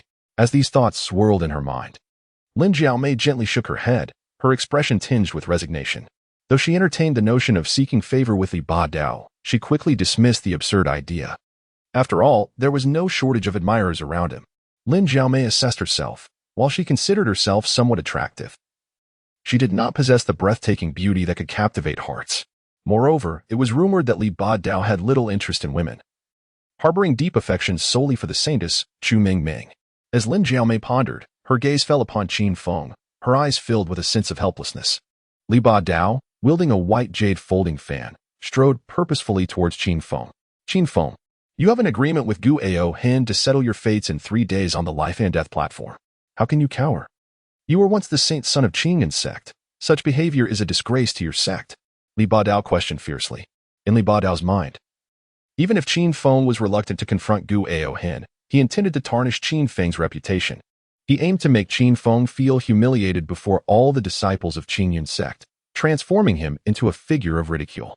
However, if Qin Feng ascended to engage in a life and death duel with Gu Ao Hin, it would be a cause for celebration, for Qin Feng's demise was all but assured.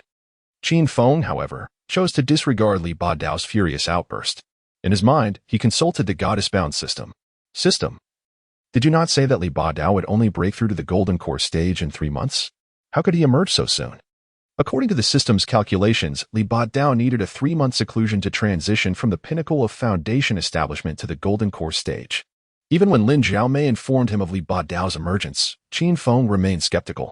Yet now, Li Ba Dao had boldly appeared before him, piquing Qin Feng's curiosity.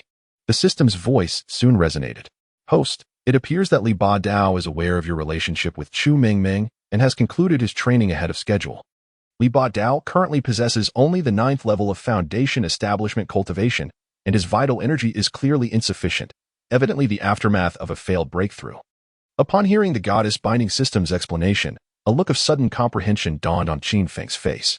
As for Li Ba Dao's venomous glare, Qin Feng simply ignored it. Li Ba Dao's fists clenched audibly, his mind seething with curses.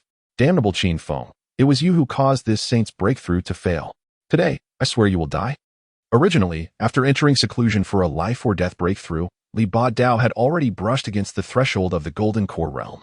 Yet, to his utter dismay, during the critical moment, his heavenly insight revealed Qin Feng and Chu Mingming holding hands. Overwhelmed by fury, blood surged in his chest, his chi spiraled out of control. And he nearly succumbed to inner demons. Only by exhausting his hidden trump cards did he barely preserve his life, though grievously wounded in the process. Li Ba Dao, are you out of your mind? When did I ever agree to a life or death duel with anyone? What concern is it of yours? You truly meddle in affairs that don't concern you. By the end of his retort, Qin Feng even spared him a disdainful glance. Li Ba Dao's face twitched violently, his murderous intent barely restrained. Yet, in the end, he suppressed the impulse, for he knew Saintess Chu Mingming was observing from the shadows.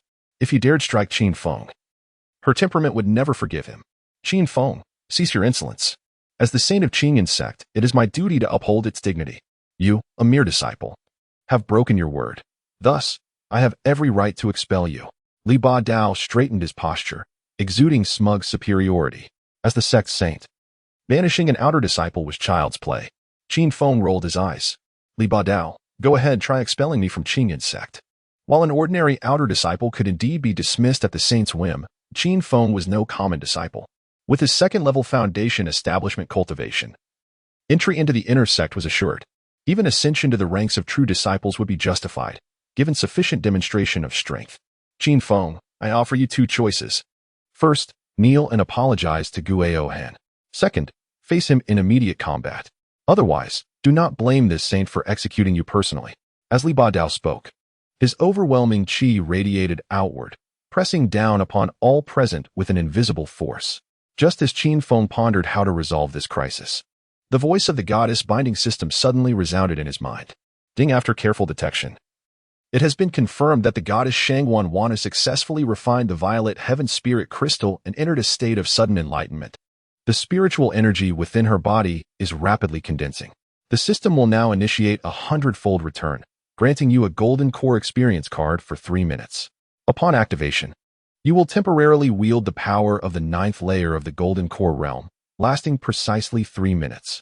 Hearing the goddess-bound system suddenly bestow such a reward, Qin Feng was momentarily stunned before being overcome with exhilaration. One had to admit, this system was truly formidable. With the cultivation of the 9th layer of the Golden Core, facing off against a mere foundation establishment 9th layer and, especially one already grievously wounded, wasn't this an overwhelming advantage in his favor? However, before striking down Li Ba Dao, he must first squeeze every last drop of value from him. Seeing Qin Feng remain silent, Li Ba Dao assumed he was trembling in fear and sneered triumphantly. Qin Feng, have you made your decision? If you admit defeat, you may still kneel and crawl between Guohan's legs. Yet, just as Li Ba Dao, Guohan, Wang Minghu, and the others reveled in their arrogance, a voice brimming with indomitable dominance rang out. I choose to settle this with you, to the death. Chapter 70. This holy maiden disagrees. What did you say? You wish to fight me to the death? Li Ba Dao's face twisted in disbelief as he stared fixedly at Qin Feng. For a moment, he even questioned whether he had misheard. A mere qi-refining cultivator like Qin Feng dared to challenge him to a life-or-death duel? Was this not sheer madness? After all, Li Ba Dao had been scheming endlessly to eliminate Qin Feng and eradicate the hatred festering in his heart. For Qin Feng to willingly offer himself up, was this not delivering an opportunity straight into his hands? Indeed, it was not only Li Ba Dao who was stunned. The faces of the surrounding disciples were likewise painted with shock. By the heavens, has Qin Feng lost his mind? He actually intends to fight the Tyrant Saint to the death. Exactly. The Tyrant Saint broke through to the 9th layer of Foundation establishment a year ago and has already brushed against the threshold of the Golden Core. For Qin Feng to do this, isn't it no different from suicide? Guohan's eyes darted shrewdly. Originally, he was the one meant to face Qin Feng in a deathmatch. Yet now, the opponent had shifted to Li Ba Dao. Qin Feng truly has a death wish. After a moment of contemplation, Guohan suddenly slapped his thigh, his expression brightening with realization. I understand now. Qin Feng believes he is doomed regardless, so he has chosen a suicidal duel. No doubt. He thinks that dying at the hands of the Tyrant Saint would be a glorious end. With this analysis, many in the crowd nodded in agreement, murmuring their assent. Only Lin Jiamei was so enraged that she stamped her foot. It was not Qin Feng's life that concerned her. What infuriated her was that all her previous investments were now going up in flames. In her mind, had Qin Feng fought Guohan, there might still have been a sliver of hope for survival. However, to engage in a duel with Li Ba Dao would be akin to an egg striking a rock, utterly suicidal. Hidden in the shadows, Chu Ming wore an expression of deep concern. Though Li Ba Dao had not yet broken through to the Golden Core realm, he had awakened the Razor Metal Spirit Body, renowned for its offensive prowess. With merely the 9th level of Foundation establishment, Li Ba Dao had once fought a Golden Core first-level master to a standstill, earning him the reputation of a monstrous genius among countless admirers. And what of Qin Feng? After over a decade of cultivation, he remained stagnant at the 3rd level of qi refining. Even if his progress had surged recently, he stood no chance against Li Ba Dao. Chu Ming's brows furrowed tightly, her delicate fist clenching unconsciously. You heard correctly. I challenge you to a duel to the death. Unless, of course, you lack the courage to accept, Qin Feng remarked coldly. His gaze fixed on Li Ba Dao. Li Ba Dao's face darkened, his teeth grinding audibly. Had Qin Feng been a true disciple, this challenge would not have unsettled him. But Qin Feng was merely an outer disciple. Daring to challenge a holy son like himself, this was nothing short of trampling upon his dignity. Fine. Very well. Qin Feng, since you seek death, this holy son shall grant your wish. I will ensure your end is swift, Li Ba Dao sneered, gesturing mockingly. In his mind, he had already envisioned not just killing Qin Feng, but subjecting him to every torment imaginable, leaving him neither the chance to live nor die. Meanwhile, Guohan and Wang Minghu exchanged glances, their eyes gleaming with malicious satisfaction. Wang Minghu, nursing a face swollen from Qin Feng's blows, waved a fist in the air. Damnable Qin Feng, your arrogance ends here. With Holy Sun Ba Dao present, your fate is sealed. Just as their gloating reached its peak, a voice brimming with authority cut through the commotion. Hold. This matter does not have my approval. The speaker was none other than Chu Ming, the holy maiden of Qingyun sect. Her appearance sent ripples of unrest through the crowd. It's Holy Maiden Chu. She is stepping in for Qin Feng. Of course, though Li Ba Dao is a holy son, he pales in comparison to Holy Maiden Chu. The difference between them is like that of an ant and the sun. 3 years prior, Chu Ming had already ascended to the Golden Core realm. Her current strength was nothing short of terrifying. If she insisted on shielding Qin Feng, Li Ba Dao could do little but watch helplessly. The moment Chu Ming appeared, Li Ba Dao's face turned ashen with fury. The reason was simple. Whether in cultivation or innate talent, Chu Ming utterly overshadowed him. It would be no exaggeration to say that Li Ba Dao had always lived under her oppressive shadow. Yet, mere seconds later, the pallor of rage vanished from his face, replaced instead by a broad, ingratiating smile. With exaggerated warmth, he stepped closer to her. Ming, we meet again, he cooed. How delightful it is to see you. During my seclusion, this humble saint has yearned for you day and night. wishing nothing more than to gaze upon your visage every single moment. As he spoke, he flicked his hair with deliberate flourish, striking what he believed to be a dashing pose. Chu Mingming responded with nothing but a frigid glare and a disdainful scoff. Li Ba Dao, mind your words. This saintess is not familiar with you. Mingming is not a name you may use. Such familiarity would displease my Dao companion. You will address me as Saintess Chu or by my full name. Should I hear such impertinence again, do not blame me if I pluck out your tongue and render you mute. With that, she strode to Qin Feng's side and entwined her arm with his. The sight struck Li Ba Dao like a physical blow, his vision darkening as he nearly collapsed. In the past, his advances had been coldly rebuffed, but he had convinced himself it was merely her aloof nature. He clung to the belief that persistence would eventually melt her heart. Never had he imagined she would openly display affection for another man right before his eyes. The revelation shattered his delusions. Even after hearing rumors of Qin Feng and Chu Mingming walking hand in hand, he had dismissed it as mere coincidence. How could a lofty saintess possibly stoop to romance with a mere menial disciple? Chapter 71. No one can steal what is yours now. No, this cannot be real. Li Ba Dao staggered backward, nearly crumpling to the ground. Were it not for Gu Alden's swift intervention, the esteemed saint of Qingyan sect might have met the earth in disgrace. Once steadied, Gu Alden cast a venomous glance at Qin Feng and Chu Mingming before whispering into Li Ba Dao's ear. Saint, Qin Feng must die. Once he is gone, the saintess's heart will inevitably turn to you. That woman is yours. No one can take her from you. The words ignited a spark in Li Ba Dao's eyes. His lips moved soundlessly, repeating the declaration like a mantra. Indeed, with Qin Feng eliminated, Chu Mingming shall belong to this holy son. None shall dare snatch her from my side. Those who dare contend for this holy son's woman must perish. I shall grind their bones to dust, making them comprehend the wrath of the holy son. As Li Ba Dao spoke, he suddenly lunged forward with a swift stride, poised to deliver a fatal blow to Qin Feng. Yet before Li Ba Dao could close the distance, an invisible force surged toward him. Thud! A muffled impact echoed, and Li Ba Dao was sent flying dozens of meters before crashing heavily onto the ground. The one who struck was none other than Chu Mingming herself. Dare to ambush this holy maiden's man? You court death. As she spoke, Chu Mingming had already drawn her sword, ready to execute Li Ba Dao without hesitation. Witnessing this, Qin Feng swiftly extended his arm to halt her, lowering his voice as he cautioned, Mingming, restrain yourself.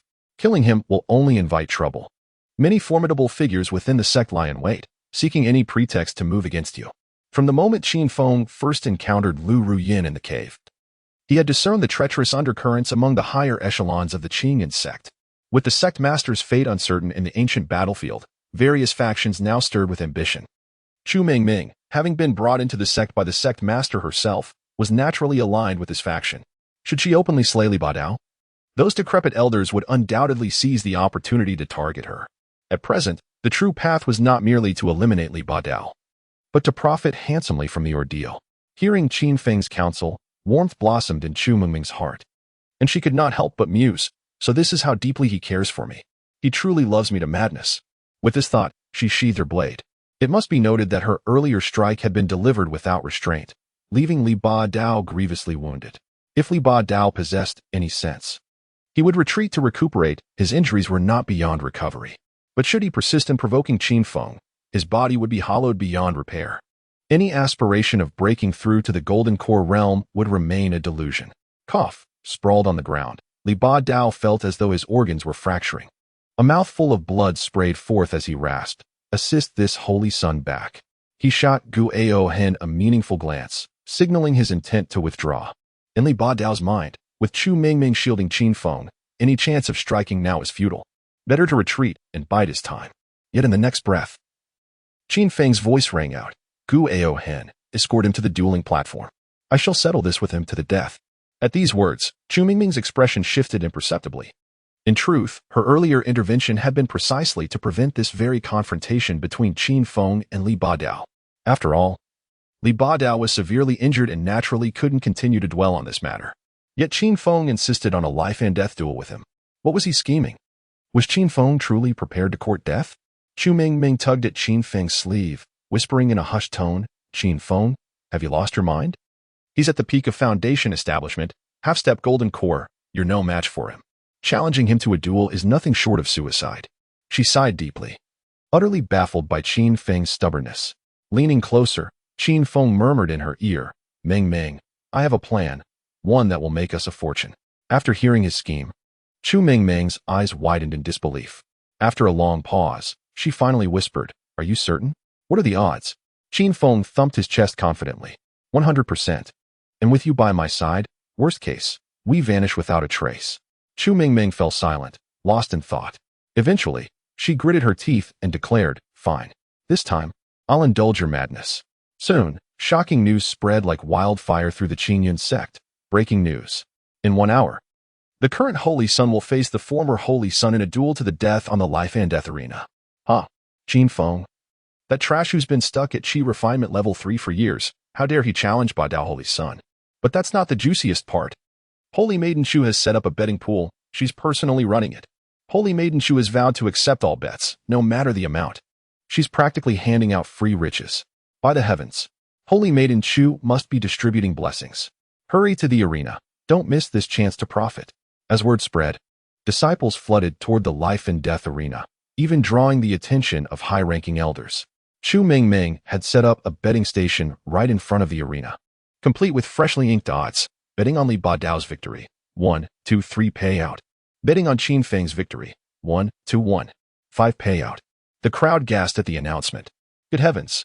The Holy Maiden must have unshakable faith in Qin Feng. A Qi refinement cultivator stands no chance. If I bet 1 low-grade spirit stone on Ba Dao Holy Sun, it'll triple. This is practically charity. Clearly, Holy Maiden Shu is handing out free wealth. Nearly every bettor wagered on Li Ba Dao's victory.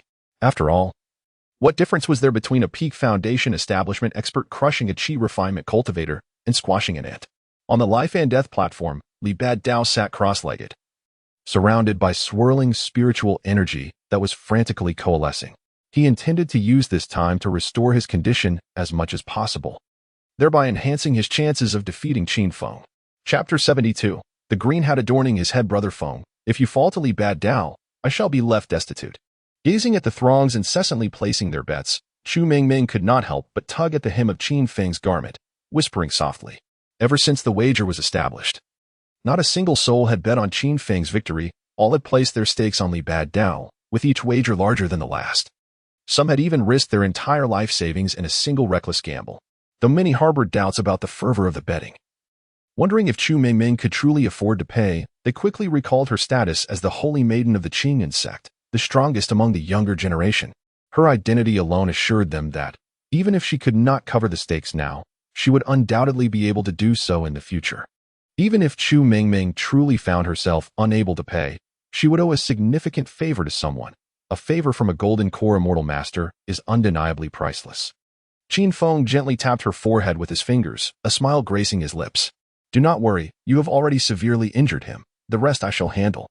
I possess a secret weapon. Once we earn our fortune, we shall divide it evenly. Seeing Qin Feng's confident demeanor, Chu Meng Meng nodded vigorously. In her heart, Qin Feng was her partner, deserving of her unconditional trust. Moreover, he had never disappointed her in any of his endeavors. Just as the crowd fervently placed their bets on Li Ba Dao's victory, an unexpected voice rang out. I wager 10 low-grade spirit stones that Qin Feng will win. This proclamation silenced the previously animated discussions. All eyes in the venue turned toward her. Lin Xiaomei, have you lost your mind? You dare to bet on Qin Feng's victory? Have you been struck by a door? Wang Minghu exclaimed in astonishment, his face reflecting a mix of shock and disbelief. In his eyes, he had always regarded Lin Xiaomei as a goddess. After Qin Feng had pummeled him into a state resembling that of a pig, his goddess not only failed to seek justice on his behalf, but openly aligned herself with his adversary before all. In that moment, Wang Minghu felt as though a garish green hat had been placed upon his head. No matter how he struggled, that hat clung tightly, rendering him incapable of extricating himself from its shameful embrace. In his fury, he seemed to recall a classic adage, to navigate through life, one must sport a touch of green upon their head. Confronted by Wang Minghu's inquiry, Lin Xiaomei appeared remarkably composed. She spoke with a measured tone. Brother Hu, do you not yet comprehend my sincerity? I have truly poured my heart out, only to have it disregarded. As she continued, she produced a handkerchief and began to wipe away her tears, though not a single drop graced her lashes. Yet to Wang Minghu's eyes, Lin Xiaomei appeared pitifully delicate. In that moment, his heart was utterly shattered. He instinctively reached out to comfort her, but she rebuffed his gesture with a swift motion. Mimi, That is not my intention. I simply cannot fathom why you would act in such a manner. We wagered on Qin Feng's victory. Doesn't that mean our money would go to waste? This cannot be. Wang Menghu exclaimed, a pained expression crossing his features. It was important to note that of the 10 low-grade spirit stones Lin Jiaomei had presented, 9 belonged to his life as savings. Although he had willingly given them to her, a sense of reluctance lingered in his heart. Seeing Wang Menghu still gloomy, Lin Jiaomei gently shook his arm, her voice sweet and coaxing. Brother Hu, do you still not grasp my intentions? Consider this. If Qin Feng were to be slain by the overbearing Saint Sun, it would be a matter of great vengeance for us, undoubtedly a cause for celebration. Yet, if by some chance, just a chance, Qin Feng were to triumph, we would find ourselves in possession of unexpected wealth, and would we not rejoice in that as well? In all these scenarios, we stand to gain immensely. What is there to lament? After Lin Jiaomei's astute analysis, a look of realization dawned upon Wang Menghu's face. At that moment, he felt that her words were indeed reasonable. He silently contemplated, alas, I had truly misunderstood her intentions before. She has been exceedingly kind to me. Her affections run deep. Yet, little did Wang Menghu know the truth of Lin Jiaomei's thoughts. As she saw him placated, a secret triumph blossomed within her. She mused, Wang Menghu, you inept fool, even the simplest of tasks elude your grasp. You still entertain the notion that I genuinely care for you? Perhaps you should take a moment to reflect upon yourself. My wager on Qin Feng's victory is merely a strategy, should he indeed win. I might have the chance to return to his side. Even if I lose the bet, it matters not, for it is your money at stake. And I incur no loss. Chu Mingming, having overheard the entire exchange between Wang Menghu and Lin Jiaomei, leaned closer to Qin Feng and whispered, Do you think Lin Jiaomei still harbors feelings for you? She once declared she would marry no one but you. Now, everyone firmly believes that your demise is inevitable. Yet she continues to place her bets on you. What could she possibly be after? Upon hearing Chu Mingming's inquiry, Qin Feng couldn't help but roll his eyes. He leaned closer to her ear and whispered, What else could she desire? It must be my body. However, I harbor no affection for her whatsoever. I will never allow her to succeed. As for you, you support me unconditionally. Be honest, are you also after my body? Rest assured if you say yes. I would gladly offer myself. I may lack other virtues, but I possess a spirit of self-sacrifice. At Qin Feng's words, Chu Mingming shivered slightly, her face flushing crimson. His words were undeniably bold and audacious. More importantly, Qin Feng's capabilities were exceptional. Though she had never experienced them firsthand, she had certainly heard accounts of them. After a lengthy pause, Chu Mingming managed to steady her racing heart and said with a serious expression, Brother Feng, you must ensure that you eliminate Li Ba Dao. Otherwise, my life will be ruined because of you. Chapter 73. Let go of the desire to help. Respect others' fates. Do not worry. I will not let you down. Qin Feng assured her, patting his chest. Just as they were conversing, a number of figures soared into view from a distance. Upon seeing their arrival, the crowd erupted in cheers. It was unexpected that this matter had even attracted the 4 elders, who had come to witness the event in person. Needless to say, the Holy Son of Ba Dao is the second-ranked prodigy of our Qingyun sect. Naturally, the 4 elders would come to observe his life and death duel. It is a privilege for us to witness the grandeur of the 4 elders. Amidst the murmurs of the crowd, the 4 elders swiftly descended before the hastily erected gambling table. The Grand Elder, named Ling Zhenzi, donned a white robe and sported a gray beard, exuding an air of ethereal wisdom. True to his name, Ling Zhenzi was renowned for his mastery of formations. It is said that while he was still at the 9th level of Golden Core, he set up a slaughtering formation that annihilated a nascent soul-level beast. Now, having entered the nascent soul stage for many years, the formations he creates are even more exquisite. Several years ago, he personally reinforced the protective formation of the sect, elevating it to a higher level. It would not be an exaggeration to say that Ling Zhenzi's expertise in formations is among the foremost in the entire Seven Stars Empire. Among the 4 elders, the only female is Chu Xiaoya.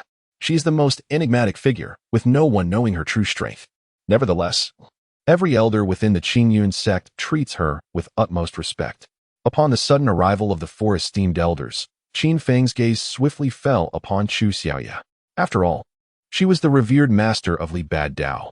Qin Feng was acutely aware that when he struck down Li Ba Dao, it would undoubtedly incite Chu Xiaoya's displeasure. However, he would not exhibit leniency towards Li Ba Dao simply because of Chu Xiaoya's presence. For mercy towards one's adversary is the utmost cruelty to oneself. Elder Ling Zhenzi hastily approached Chu Mingming, his countenance marred by fury as he exclaimed, "Chu Mingming, how could you engage in such reckless antics alongside Qin Feng? I, as an elder, do not consent to the duel of life and death between Qin Feng and Li Baddao. Henceforth, this duel is hereby annulled." Ling Jinzi punctuated his statement with a dramatic flourish of his robe, embodying indignation. In truth, during his tenure as the holy son of the Qinyan sect, Qin Feng had once studied under Ling Jinzi for a period. Yet, despite his innate talent, he found himself lacking in the intricacies of formations, akin to having 6 of 7 orifices open, with one remaining stubbornly closed. Upon hearing of Qin Feng's intention to duel Li Baddao to the death, Ling Jinzi had rushed over, convinced that the seemingly mediocre Qin Feng could scarcely be a match for Li Baddao. On the death arena, Li Baddao, nursing his wounds, felt a sharp pang in his chest upon hearing Elder Ling Jinzi's proclamation. A mouthful of blood erupted forth as he comprehended that Ling Jinzi's cancellation of the duel was a blatant bias in favor of Qin Feng. Wiping the blood from the corner of his mouth, Li Baddao clasped his hands towards Elder Ling Jinzi and declared, "Elder, I have already signed the life and death contract with Qin Feng. Today, it is either his demise or mine. I implore you not to interfere in this matter." Under ordinary circumstances, Li Baddao would never dare to openly confront Ling Jinzi. Yet today, he felt a profound humiliation unlike any he had ever endured. Only by vanquishing Qin Feng could he hope to cleanse himself of this disgrace. Ling Jinzi's brow furrowed upon hearing Li Baddao's words. Although he was indeed the elder of the Qinyan sect, the matter of life and death oaths was beyond his jurisdiction. He shot a fierce glare at Li Baddao before turning his attention to Qin Feng, querying with deliberate gravity, "Qin Feng, if you are being coerced or are simply confused, this elder can offer assistance." Ling Jinzi believed that having articulated his position so clearly, Qin Feng could easily conjure an excuse to evade the confrontation. In doing so, Qin Feng's life might be spared. Qin Feng, bowing respectfully to Ling Jinzi, replied earnestly, "I appreciate your kindness, Elder.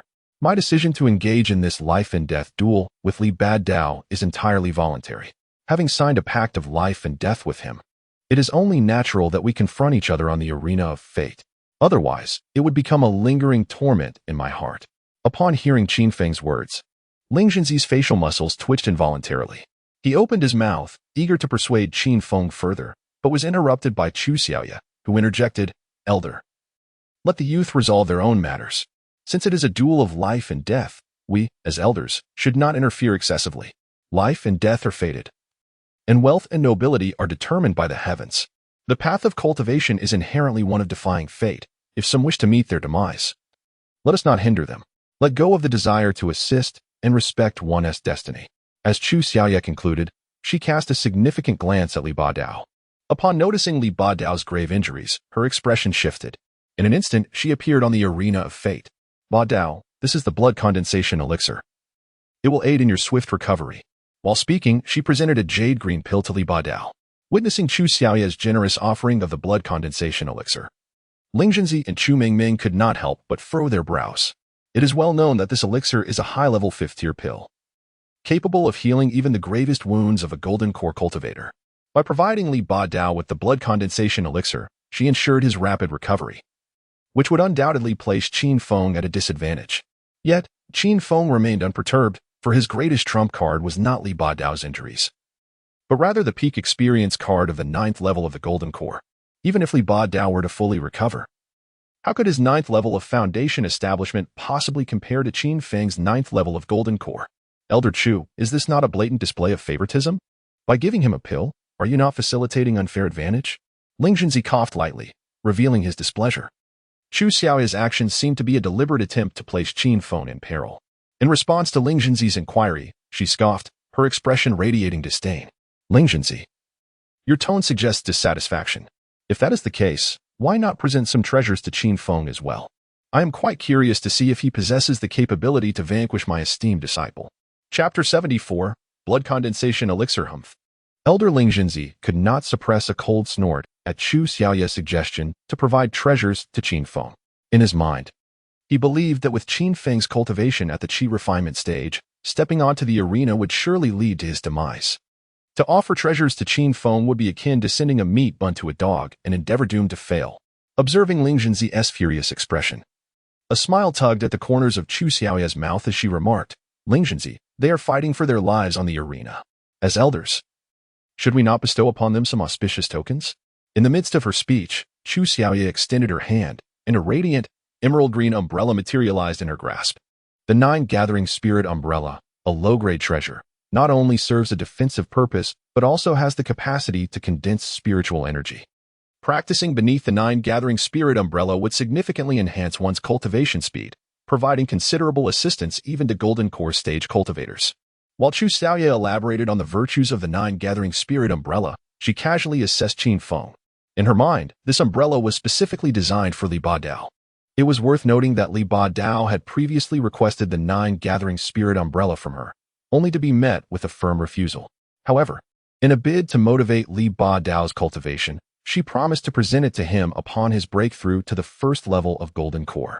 Thus, her current action was akin to prematurely gifting the umbrella to Li Ba Dao. More importantly, this provided an opportunity for Ling Jinzi to also stake something of value.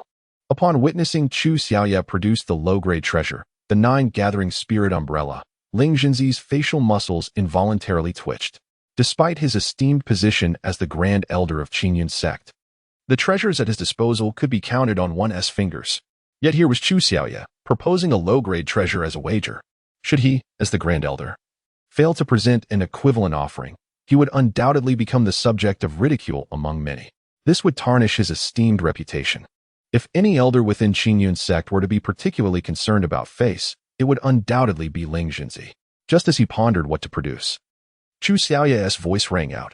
Ling Jinzi, you would let a delicate and frail woman like me present a low-grade treasure, the Nine Gathering Spirit Umbrella, as a reward for the young disciples, yet you, the Grand Elder, have nothing to offer? Or perhaps you intend to present something worthless, which would be utterly uninteresting. Her voice, though not loud, was amplified by her vital energy, ensuring that the thousands of disciples and numerous elders present heard her clearly. They couldn't help but murmur among themselves, astonished by Elder Chu's audacity in compelling the Grand Elder to present something of merit. Elder Chu's strategy was shrewd. In the life and death battle between Li Ba Dao and Qin Feng, the survivor would undoubtedly be Qin Feng. It was entirely reasonable for Elder Chu to bestow a gift upon her disciple, Li Ba Dao, yet she also sought to involve the Grand Elder. If the Grand Elder failed to offer something of value, it would be utterly unacceptable, but should he produce a worthy item, it would inadvertently benefit Li Ba Dao. Hush! Are you all courting death, daring to speak of Elder Chu in such a manner? Those who wish to live should silence themselves at once. For those discordant voices, Chu Xiaoye naturally heard them all too clearly. However, she had no intention of taking action against those gossiping tongues. After all, she was currently working to benefit her esteemed disciple. Meanwhile, Ling Jinzi's expression was exceptionally grim. He found himself in a precarious situation. If he revealed nothing, he would undoubtedly become the subject of ridicule. Yet, if he were to produce a low-grade treasure, it would be a fate worse than death. Just as Ling Jinzi was consumed by his predicament, Chu Mingming's voice broke through the tension. Elder, why not let me take on this wager? Since Elder Chu can present a low-grade treasure, the Nine Gathering Spirit Umbrella, I too shall offer a low-grade treasure. I firmly believe Qin Feng will triumph. Chu Mingming understood that this was the perfect opportunity to secure benefits for Qin Feng, and she would not let it slip by. Her initiative to step forward was purely to compel Ling Jinzi to present something of value. Should Ling Jinzi agree to let Chu Mingming take on Chu Xiaoye's wager, it would signal to everyone that he, Ling Jinzi, lacked any ambition. The esteemed elder of the Qingyun sect would be outshone by a mere girl. Chu Mingming. Your kind intentions are appreciated, Ling Jinzi replied. Is it not simply a matter of rewarding the youth? As the elder of the Qingyun sect, I would not be so stingy. As he spoke, he reached into his storage ring, producing a golden pill that shimmered in his hand. This is a precious grade golden essence pill, obtained with countless efforts from a master alchemist. For a peak 9th layer foundation establishment practitioner, consuming this will increase the chances of breaking through to the Golden Core stage by 50%. The appearance of the golden essence pill plunged the venue into a profound silence, which was soon shattered by gasps of astonishment. Goodness! We never expected the elder to present a pill that could enhance the chances of success by 50%. How generous! Yet, why do I feel this golden essence pill is tailored for the overbearing Saint Sun? Not long ago, the overbearing Saint Sun had entered seclusion to break through to the Golden Core stage, but regrettably, he had failed. Had he obtained this golden essence pill, he would surely have succeeded. Amidst the discussions, many cast envious glances at Li Ba Dao. Although Li Ba Dao, as the Saint Sun of the Qingyun sect, had already reached the peak of the 9th layer of foundation establishment, he stood merely half a step away from the Golden Core stage. One must understand that this half-step has ensnared countless individuals. Upon entering the golden core stage, one becomes a celestial being, possessing the power to move mountains and fill seas. Capable of annihilating a mortal town with a mere wave of the hand. Though both Li Badao and Chu Meiming were esteemed disciples, their treatment and status were worlds apart. The most crucial point is that Chu Meiming has already ascended to the golden core stage, while Li Badu remains merely a foundation establishment true monarch. Should Li Badu manage to break through to the golden core realm with the aid of the golden condensation elixir, he would undoubtedly be entitled to greater resources, garnering even more respect from the entirety of the Qinyan sect. Chapter 75, Qin Feng. Come forward to face your doom, esteemed elder. This prospect is quite promising indeed. I am thoroughly pleased, remarked the elder with a satisfied expression upon witnessing Ling Zhenzi produce the golden condensation elixir. In Chu Xiaoya's heart, joy blossomed abundantly. The forthcoming events would hinge upon Li Badu's performance. In stark contrast to Chu Xiaoya's elation, Ling Zhenzi bore an expression akin to that of dried bitter melon. He discreetly transmitted a message to Qin Feng, saying, Qin Feng, should you choose to forego the life and death duel, I shall bestow the golden condensation elixir upon Li Badu. I am confident that you can evade this calamity. I hope you will consider this wisely. After sending the message, Ling Zhenzi could not help but let out a long, resigned sigh. He felt quite helpless, knowing he had done all he could. Whether Qin Feng heeded his advice was ultimately his own affair. Esteemed elder, I appreciate your kind intentions. Fear not, I shall not perish. Qin Feng responded with a respectful gesture towards Ling Zhenzi. Although he had not formally taken Ling Zhenzi as his master, during the time spent learning by his side, Ling Zhenzi had sincerely imparted his knowledge. Alas, Qin Feng's innate talent was indeed a complex matter. Seeing Qin Feng's unwavering expression, Ling Zhenzi waved his hand and chose not to say anything further. However, Chu Meiming, with a beaming smile, turned to Ling Zhenzi and inquired, Elder, would you be interested in making some money together? So many people are wagering on Li Budhao's victory. If you were to bet on Qin Feng, you would undoubtedly reap substantial rewards. Faced with Chu Meiming's overt invitation, Ling Zhenzi felt a wave of dizziness, nearly regurgitating the meal he had consumed not long ago. With Ling Zhenzi's cultivation, he could naturally absorb the essence of heaven and earth, rendering sustenance and physical endurance unnecessary. However, as a true gourmand, Ling Zhenzi frequently indulged in a myriad of culinary delights. Perhaps it would be best to refrain from such temptations. As the esteemed grand elder of the Qiyun sect, how could I possibly indulge in gambling? This undermines my identity. Ling Zhenzi raised his head, wearing an expression of righteous indignation as he spoke. Observing Ling Zhenzi's demeanor, Chu Meiming let out a sigh, refraining from further persuasion. After all, leading others to earn money is inherently a challenging endeavor. Moreover, since Ling Zhenzi harbored no desire for profit, why impose such expectations? Meanwhile, Chu Xiaoya's eyes darted playfully, as a brilliant idea surged forth in her mind. Chu Meiming, are you open to accepting any amount of wager? Chu Xiaoya gently parted her crimson lips and inquired. Faced with Chu Xiaoya's inquiry, a flicker of displeasure crossed Chu Meiming's delicate features. She harbored an instinctive distrust toward the woman before her, convinced that her question was nothing but a deliberate provocation. Yet, regardless of Chu Xiaoya's disruptive intentions, the inquiry demanded an answer. After a moment of contemplation, Chu Meiming adopted a solemn expression and declared, should you wager on Li Badao's victory, regardless of the amount, this saintess shall accept it all, be it a fortune or a pittance. However, if you place your bet on Qin Feng's triumph, the maximum stake shall be limited to 250 gold coins. At the mention of the number 250, Chu Xiaoya's countenance darkened instantly. Were they alone, she would have struck without hesitation.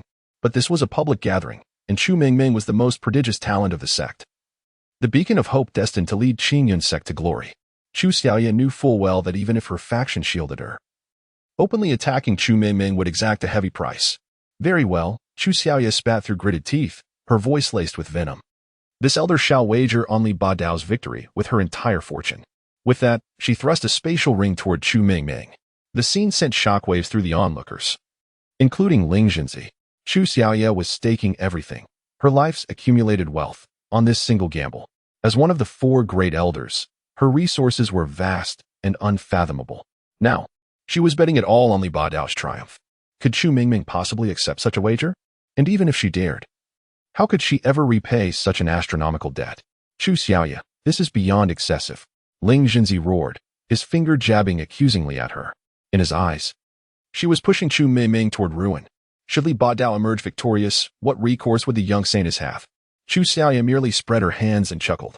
Ling Zhenzi, your words are unjust. Did Chu Mingming not declare the more, the better? This elder is merely following her terms. What fault lies in that?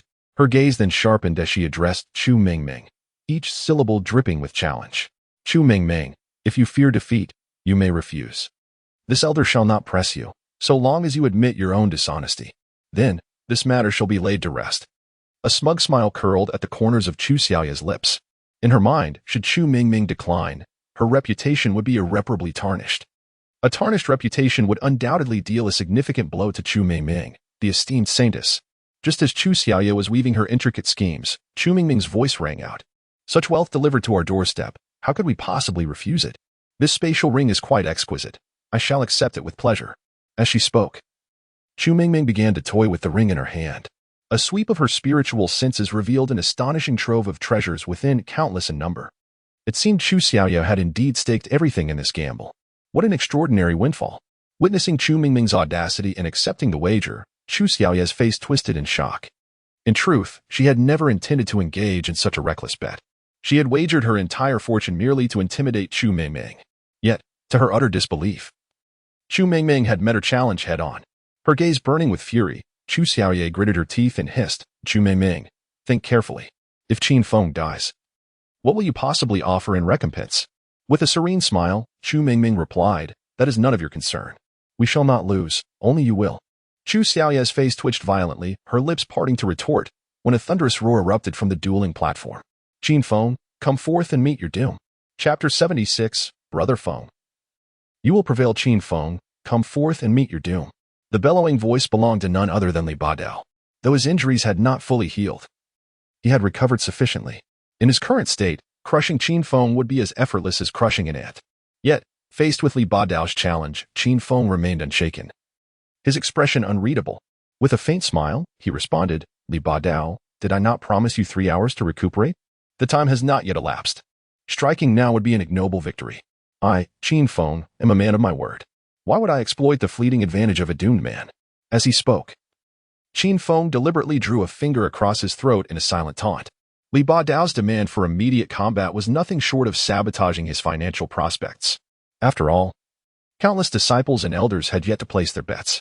Such a golden opportunity could not be squandered.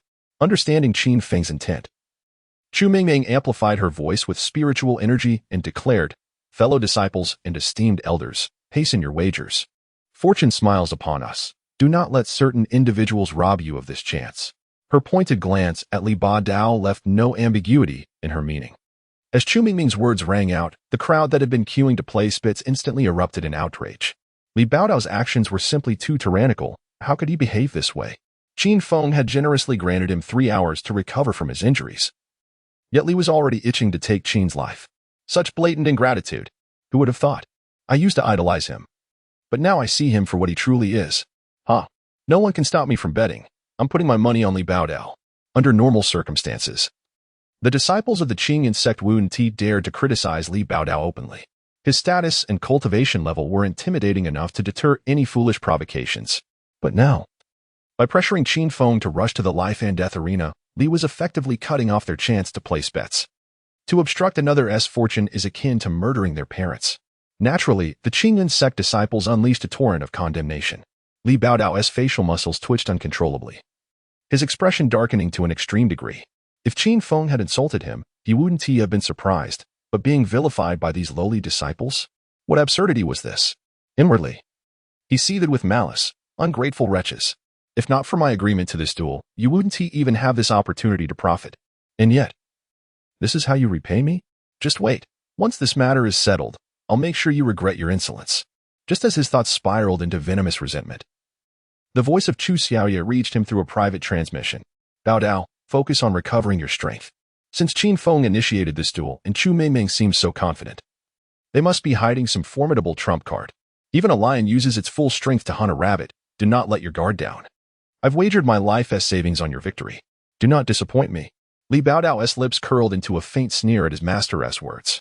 From the very beginning, he had never considered Qin Feng a worthy opponent. Yet, out of deference to Chu Xiaoya's status, he dared not openly defy her.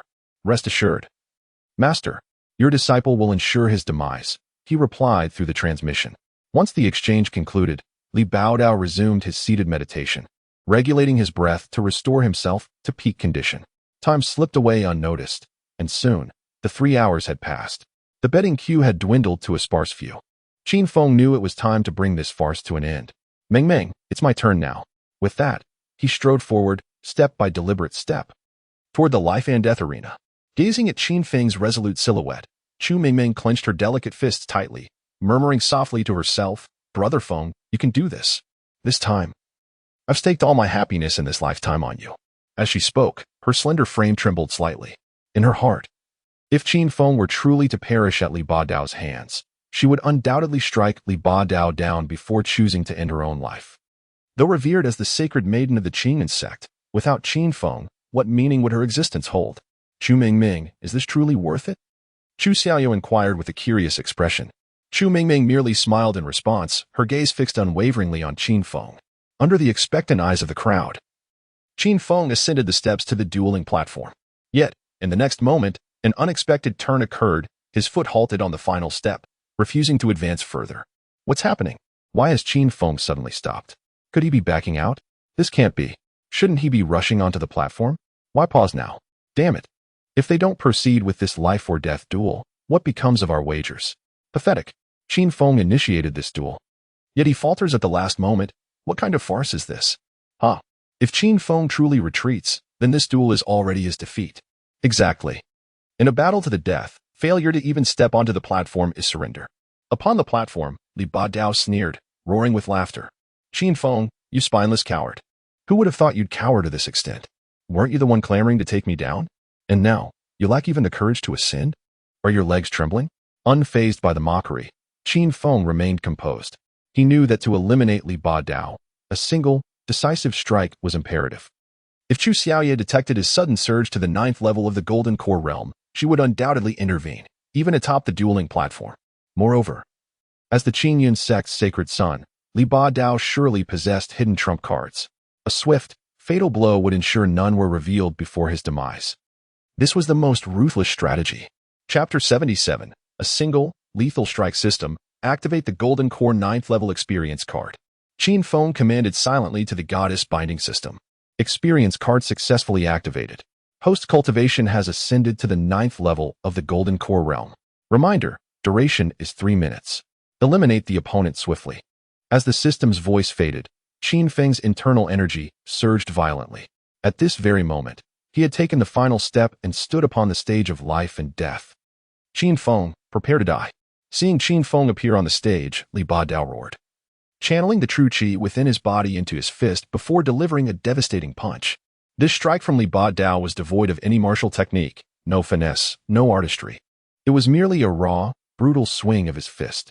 In Li Baodao's mind, as a peak 9th level foundation establishment cultivator, crushing a mere qi condensation trash like Qin Feng should require nothing more than a single blow. Just as his fist was about to land on Qin Feng moved. Slash. The flame dragon sword in Qin Feng's hand shot toward Li Baodao's fist. Witnessing the incoming blade, a sneer curled upon Li Baodao's lips. Overestimating yourself. He laughed mockingly. I'm merely humoring you by using my bare fists. And yet, you dare to challenge me without even a proper sword technique? Very well, I'll shatter your blade first, then take my time breaking you. Indeed, it wasn't just Li Baodao who scorned Qin Feng's attack. The surrounding spectators shared the same sentiment. Who would have thought Qin Feng would simply give up like this? He's practically handing us a spectacle. Clearly, he knows he stands no chance against Li Baodao. This is his surrender. To die by Li Baodao's hand? That's a blessing from his ancestors. Meanwhile, Chu Xiaoyu, who had been staring intently at the stage, suddenly paled. Something's wrong, she murmured. I can't place it, but something feels off. A nearby elder, noticing her reaction, scoffed dismissively. Elder Chu, you're overthinking it. Qin Feng has been stuck at the 3rd level of qi condensation for years. Even if he's had some stroke of fortune lately, there's no way he can match Li Baodao, a 9th level foundation establishment expert. Just watch as Li Baodao tortures him to death. Another elder nodded in agreement. However, Grand Elder Ling Zhenzi wore a pensive expression. In his memory, Qin Feng was never one to surrender. And now, despite being the one to propose this life and death duel, Qin Feng seemed to be courting death. The only explanation was that Qin Feng was playing the fool, biding his time for a single, decisive strike against Li Badao. Yet Ling Junzi quickly dismissed the thought. He knew all too well the insurmountable gap between qi condensation and foundation establishment, a gap no amount of deception could bridge. Just as his thoughts swirled, Chu Xiaoyu suddenly cried out, "Look out! He's luring you in. Li Badao, use your strongest technique now." But in that very instant, a deafening explosion shattered the air. Boom! With that resounding clash, Qin Feng's flaming dragon sword met Li Badao's fist in midair. In the next heartbeat, the sword's momentum surged forth, unstoppable as a tempest. A razor-sharp arc of light cleaved through Li Badao's fist, slicing mercilessly down his body. Ah! A cry of agony tore from Li Badao's throat. Under the stunned gazes of the onlookers, his body was cleanly severed in two. Crack! Crack! The sword's gleam flickered relentlessly. Qin Feng showed no mercy, his strikes growing even more ruthless. In an instant, Li Badao was carved into 18 pieces by the flaming dragon sword. Li Badao, the holy son of the Azure Cloud sect. At the peak of Foundation Establishment's 9th layer, had fallen. Silence. A deathly hush descended upon the battlefield as the crowd processed the sight before them. Countless jaws hung slack, wide enough to swallow an entire goose egg. Brother Feng, you are magnificent. Brilliant. You've won. The first to break the silence was none other than Chu Mengming. Though she had anticipated Qin Feng's victory, she had never imagined it would be so swift, so decisive. With a single strike, lightning quick. Without hesitation, he had given Li Badao no chance to react. As Chu Mengming's voice rang out, the crowd snapped out of their daze. Then a chorus of wails erupted, piercing the heavens. No. How is this possible? What just happened? How could Li Badao lose? He was half a step into the Golden Core realm, and yet a mere qi refining cultivator annihilated him in seconds. I bet everything I had on him. Now he's dead. I've lost it all. Damn it. I have nothing left. Nothing. My life savings gone. Disciples and elders alike collapsed to the ground, pounding the earth in despair. Some clutched their heads, wailing as if life itself had lost all meaning. Chu Mengming watched their suffering without an ounce of pity, only satisfaction. These gamblers had staked everything on Li Badao. Their ruin was their own doing. They deserved no mercy. No, no, no. My beloved disciple, how could he die? Chu Xiaoyu trembled violently, her eyes burning with murderous intent. Suddenly, her face twisted into something monstrous. Qin Feng, you killed my disciple. Today, I will make you pay with your life. As she roared, an overwhelming aura erupted from her body. Her hands wove a complex seal, and in the sky above, a golden Muhao wolf materialized. The sheer force of her power sent nearby disciples flying hundreds of meters away. Even the strongest elders had to channel their qi to resist the crushing pressure. Elder Ling Junzi was utterly aghast upon witnessing Chu Xiaoyu preparing to strike against Qin Feng. With a thunderous rebuke, he bellowed, "Chu Xiaoyu, have you lost your mind?" They are upon the dueling platform, where life and death are determined by fate itself. As he spoke, Ling Junzi swiftly wove a series of arcane seals, conjuring an invisible barrier around Qin Feng while positioning himself as a shield before the young man. Yet, consumed by fury, Chu Xiaoyu paid no heed to his intervention. "Ling Junzi, dare you stand in my way?" She shrieked, her voice laced with venom. "Then do not blame me for cutting you down without mercy. Move aside." With a wrathful command, the howling moon wolf surged forth, its aura suffused with dread. Lunging toward Ling Junzi. Chapter 78. Kill Chu Mengming, and you may live. A deafening explosion resounded. Ling Junzi's defenses shattered like brittle glass beneath a mere casual strike. The impact sent him hurtling miles away, leaving the assembled disciples and elders in stunned disbelief. By the heavens! How can Elder Chu possess such overwhelming power? What is her true origin? Elder Ling is renowned as the foremost defensive master of the Azure Cloud sect, yet he couldn't withstand a single blow from her. Rumor claims Elder Chu hails from the upper sect. Her might truly defies comprehension. With Elder Chu striking in fury, Qin Feng is surely doomed. Not even Elder Ling could endure a single attack. Only the sect master's intervention might spare Qin Feng now. Among the onlookers, many had already pronounced Qin Feng's fate as sealed. Some even reveled in schadenfreude. After all, they had recently lost their entire fortunes and wagers. Their resentment, once directed at the deceased Li Badao, now settled upon the living Qin Feng. Yet, just as despair seemed inevitable, Chu Mengming flashed before Qin Feng like a fleeting shadow. "Brother Feng, flee. Leave this to me," she cried. Chu Xiaoyu's brow furrowed at the sight of her daughter shielding Qin Feng. Her breath grew ragged, the rise and fall of her chest accentuating her formidable presence. With a flick of her wrist, the howling moon wolf loosed an earth-shaking howl, its murderous intent honed to annihilate all in its path. As the beast lunged forth, Qin Feng gritted his teeth and yanked Chu Mingming behind him.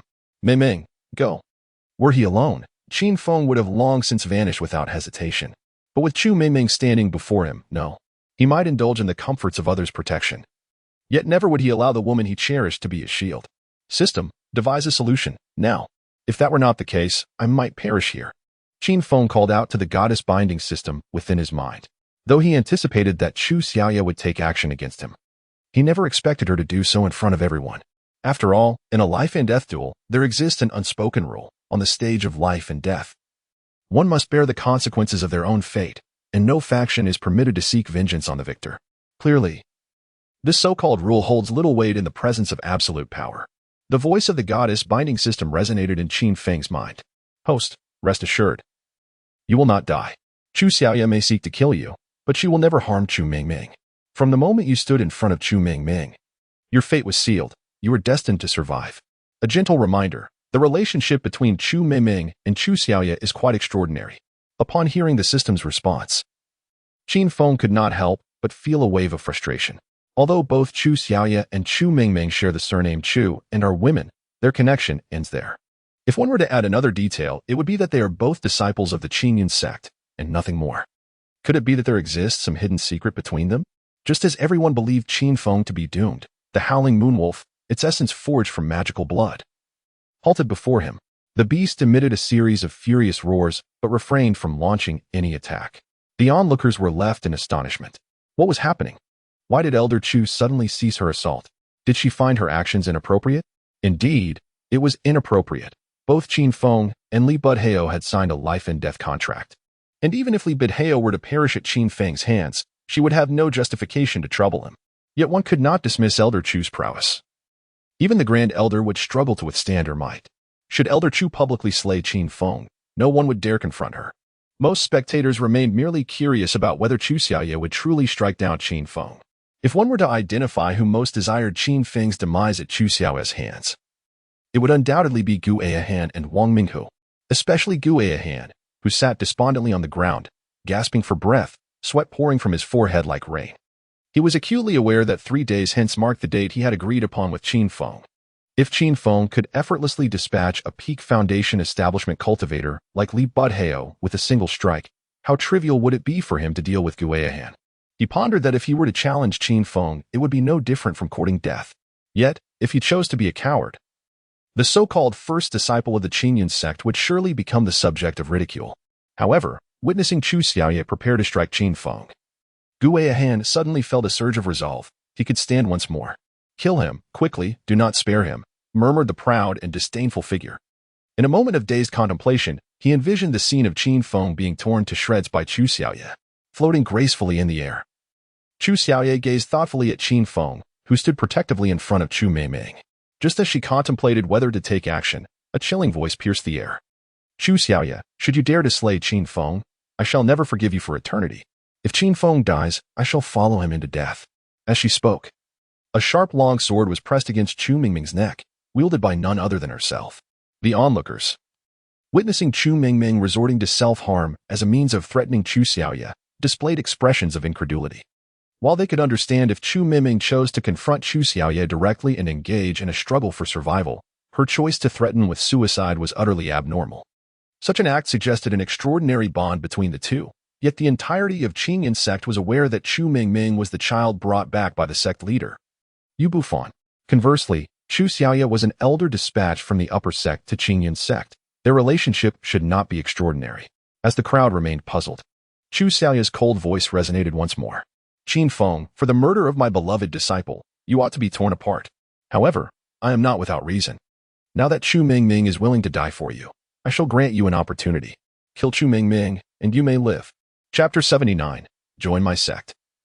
And I shall spare your life provided you take her life with your own hands. I will spare yours, Chu Xiaoya declared, her face contorting into a savage expression. Upon hearing her terms, Qin Feng was momentarily taken aback. Were she to suggest he take his own life, it would not have surprised him. Yet, she demanded that he strike down Chu Mingming. Was it not said that their relationship was extraordinary? It seemed hardly so in this moment. Gazing at Chu Xiaoya, Qin Feng spoke with an indifferent tone. Chu Xiaoya, do not threaten me with such words. Although my strength pales in comparison to yours at this moment, I will never resort to killing my beloved to save my own life. I am no ungrateful wretch. With that, he suddenly seized Chu Mingming by her collar. Before she could react, he exerted his strength and flung her off the platform of life and death. Chu Xiaoya, we find ourselves on the precipice of life and death. Here, we shall determine our fates. This is only reasonable. As he spoke, Qin Feng's inner energy surged with fervor, and an unprecedented determination manifested upon his countenance. The ancient divine physique, inherently a trait that grows stronger with each battle, experienced a monumental transformation in his heart at that moment. Aware of his inferiority yet resolute to draw his sword, he understood that in a narrow confrontation, the courageous prevail. He, Qin Feng, would rather stand and perish than submit to anyone. Chu Xiaoya cast a glance at Qin Feng, then at Chu Mingming, and with a sigh, remarked, Chu Mingming, this is the man you have chosen. Indeed, he possesses far more spirit than the deceased Li Bidao. I must concede, your discernment is commendable. As she spoke, Chu Xiaoya had already descended onto the platform of life and death. With the impending clash becoming palpable, the onlooking elders and disciples grew tense. On the surface, it appeared that Chu Xiaoya could effortlessly crush Qin Feng, yet who could guarantee that he lacked formidable hidden cards, having previously caught Li Bidao off guard. Perhaps he could similarly surprise Chu Xiaoya. However, her subsequent words left the crowd in stunned silence. Qin Feng, do you wish to take me, this elder, as your master? Should you choose to enter my tutelage, I shall assist in your cultivation and provide you with the finest resources. I guarantee that within 10 years, you shall condense your golden Dan, and within a century, attain the Yuanying realm. Upon hearing her proposition, the atmosphere fell into an oppressive silence, soon followed by a flurry of discussions. Heavens, did I hear correctly?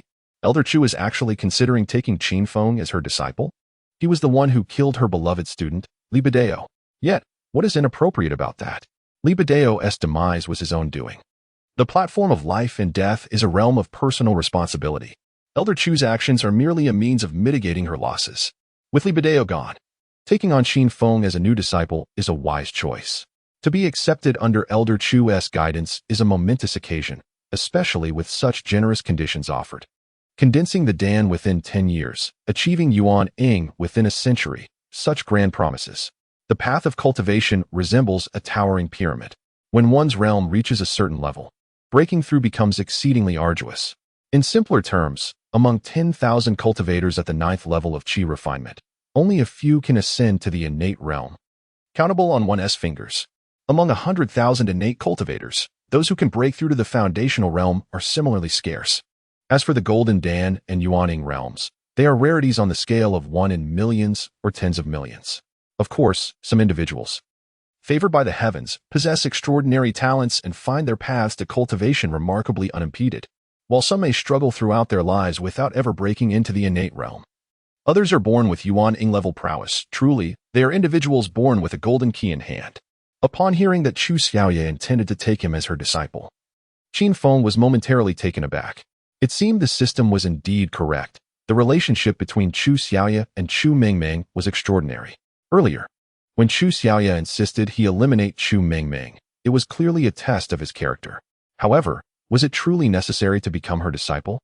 Had Qin Feng not activated the goddess binding system, accepting her offer would have undeniably been a commendable choice. Yet, possessing the system meant his cultivation relied entirely on the goddess's returns. Under such circumstances, becoming Chu Xiaoya's disciple would not only yield no benefits but also pose a risk of exposure, an endeavor fraught with futility. After considerable reflection, Qin Feng clasped his hands and addressed Chu Xiaoya. Elder Chu, I appreciate your kindness. I have grown accustomed to a life of freedom and am not suited to become your disciple. I hope you can understand. His voice, though not loud, was distinctly audible to the many onlookers present. Oh my, has he lost his mind? Elder Chu offers him a chance at survival, and he outright rejects it. Indeed, the strength of Elder Chu is evident to all. How could he turn her down? This is a golden opportunity, seemingly squandered like a torrential rain extinguishing a flickering flame, burying it beneath a heavy coffin lid. Upon hearing Qin Feng's refusal, Chu Xiaoya stood frozen in disbelief. She had never anticipated that he would decline so decisively. Qin Feng, you must think this through. My patience is not infinite, she said, her voice laced with evident irritation. At that moment, the injured Ling Jinzi returned from a distance. Upon seeing that Qin Feng was still alive, he couldn't help but let out a long sigh of relief. In Ling Zhenzi's mind, Qin Feng's ability to defeat Li Bidao was a testament to his exceptional talent, undoubtedly a boon for the Qingyan sect. If Qin Feng were to flourish, it would bring nothing but benefits to the entire sect.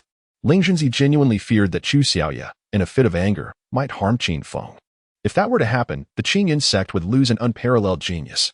Chu Xiaoya turned to Ling Zhenzi and said, "Elder, your timing is impeccable. Please assist me in persuading Qin Feng to join my teachings." Ling Zhenzi instinctively wanted to refuse but found himself rendered speechless. Internally, he exclaimed, "Good heavens!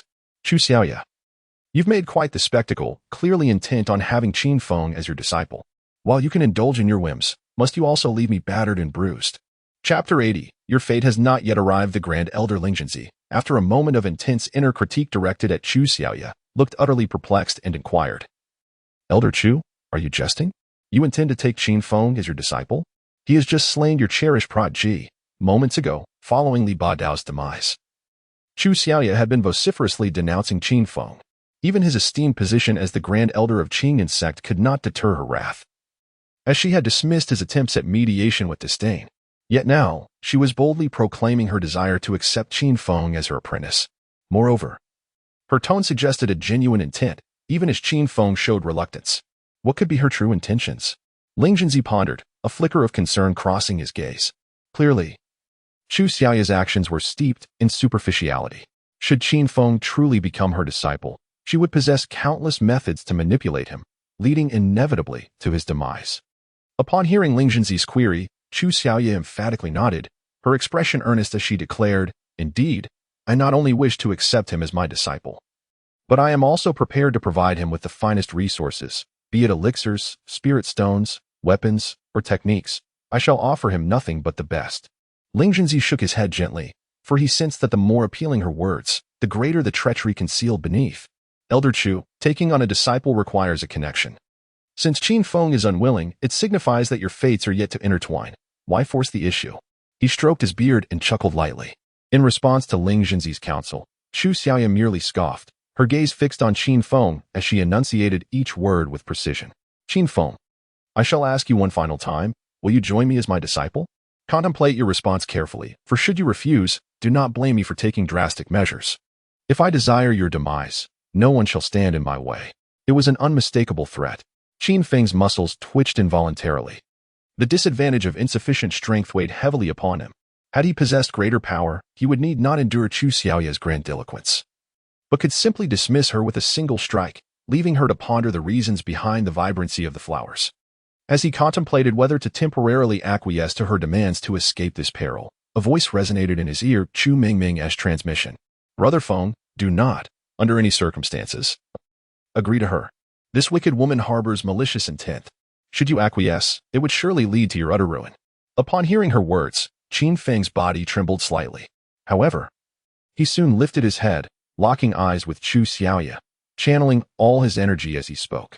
"Chu Xiaoya, even if you were to ask me 1,000 times, a myriad of times, my response would remain unchanged. I refuse.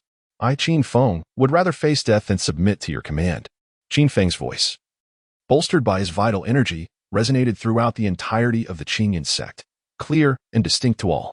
Many disciples and elders shook their heads, sighing in dismay. Alas, it was truly unexpected that he would still refuse. It was initially believed he was merely holding out for a better offer. But it turns out he is courting his own demise. Elder Chu Xiaoya is notorious for her ruthless nature. The last individual who rebuffed her now has grass 3 feet high upon his grave. This time, Qin Feng's fate is undoubtedly sealed. Chu Xiaoya quietly closed her eyes, absorbing the murmurs of the crowd, her expression contemplative. After a prolonged silence, she suddenly opened her eyes, surveying the assembly, and declared in a commanding voice, "Esteemed colleagues, with Li Bidao now slain, the position of Holy Son of Qingyan sect must not remain vacant. I propose that Qin Feng be appointed as our Holy Son. Who supports this? Who opposes?" As she concluded, a formidable aura emanated from her, bearing down upon Ling Zhenzi and the 2 other elders. The faces of the 3 elders shifted dramatically, for Chu Xiaoya's presence was overwhelmingly powerful. Merely her casual release of pressure evoked an instinctive urge to kneel. Qin Feng had rightfully defeated the former Holy Son, making his ascension to the role entirely justifiable. I believe this proposal to be most fitting. Elder Ling Jinzi was the first to stand, proclaiming loudly. He understood well that while it appeared Chu Xiaoya was soliciting opinions, the reality was stark. Any elder daring to oppose her could very well find themselves eliminated without hesitation. After all, the dead cannot voice their dissent. With Elder Ling Jinzi the first to support Chu Xiaoya, the remaining two elders naturally followed suit without hesitation. I too concur with Elder Chu. The position of Holy Son cannot be left unfilled. Qin Feng was once our Holy Son, and it is only fitting that he reclaim his rightful place. Indeed, I also support Qin Feng's elevation to Holy Son. His strength and character are well recognized by all. Chu Xiaoya, upon hearing the agreement from the three elders, nodded in satisfaction. It seemed her scheme was progressing flawlessly. After receiving a subtle nod from Chu Xiaoya, Ling Jinzi announced with authority, I hereby declare that Qin Feng is re-elected as the Holy Son of Qingyan sect. Any who dare show disrespect towards the Holy Son are courting death. As Ling Jinzi's words echoed in the air, a wave of enthusiastic applause erupted from the assembly. Many gazes directed at Qin Feng had transformed entirely. Although Qin Feng once held the title of the Holy Son of the Qingyan sect, during that time, he was merely a figurehead, devoid of respect from anyone. After all, with his cultivation level at merely the third layer of qi refinement, who would grant him any deference? However, the situation has dramatically changed. Qin Feng has reclaimed his position as the Holy Son, a title earned through the vanquishing of Li Bad-Dao, the second strongest of the younger generation. His prowess is undeniable. Any who dare to provoke him are essentially courting death. As the age-old adage states, while some rejoice, others lament. The expressions of Gu Ayahan and Wang Minghu were as pale as parchment. Gu Ayahan, paralyzed on the ground, murmured to himself, it's all over. Everything is finished. How could I be bestowed the title of Holy Son? I have offended Elder Chu. Shouldn't he have killed me instead? How can I still be named Holy Son? At that moment, as Gu Ayahan spiraled into madness, Wang Minghu suddenly interjected, Cousin, do you think it's possible that if you ascend the life and death stage and eliminate Qin Feng, you would become the new Holy Son? Yes, go and kill Qin Feng, and you shall be the new Holy Son, Wang Minghu continued, his face alight with hope. It was evident that he still fantasized about Gu Ayahan taking action against Qin Feng. Should Gu Ayahan claim the title of Holy Son, it would afford Wang Minghu unparalleled influence within the Qingyan sect, an occasion worthy of celebration. However, just as Wang Minghu reveled in his daydreams, he received a sharp blow to the head from none other than Gu Ayahan himself. With fury etched upon his face, Gu Ayahan glared at Wang Minghu and exclaimed, If you wish for death, then by all means, ascend the life and death stage. If you kill Qin Feng, you too can become the new Holy Son. Gu Ayahan's anger intensified. In his mind, he believed that if it weren't for Wang Minghu's foolishness, he would not have offended Qin Feng, nor signed a death pact with him. This was nothing short of a death sentence. If he were to kneel before Qin Feng and beg for mercy now, perhaps there might still be a glimmer of hope. Upon hearing Chu Xiaoya's proposal, Qin Feng was momentarily taken aback. He could hardly fathom that she would suggest he reclaim the title of Holy Son. Was this a gesture of goodwill? Yet, he had personally slain the disciple that Chu Xiaoya had painstakingly nurtured for years. Could it be that she truly harbored no hatred towards him?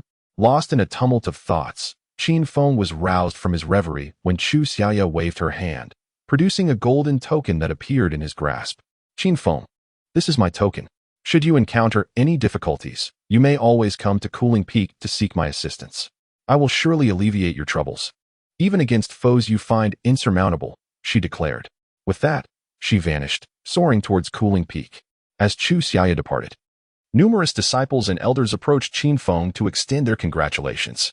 In response to their well wishes, Qin Feng graciously acknowledged each one, exhibiting no trace of arrogance. After all, not long ago, these very individuals had presented him with extravagant gifts. A few casual pleasantries were merely a sign of respect towards those who had previously shown their goodwill. Just as Qin Feng stepped down from the life and death platform, the proud and haughty Han rushed forward and, with a thud, knelt before him. Saint Qin Feng, I realize my mistakes. I beseech you, grant me a chance at life. I truly understand now. I do not wish to duel with you. I do not wish to die.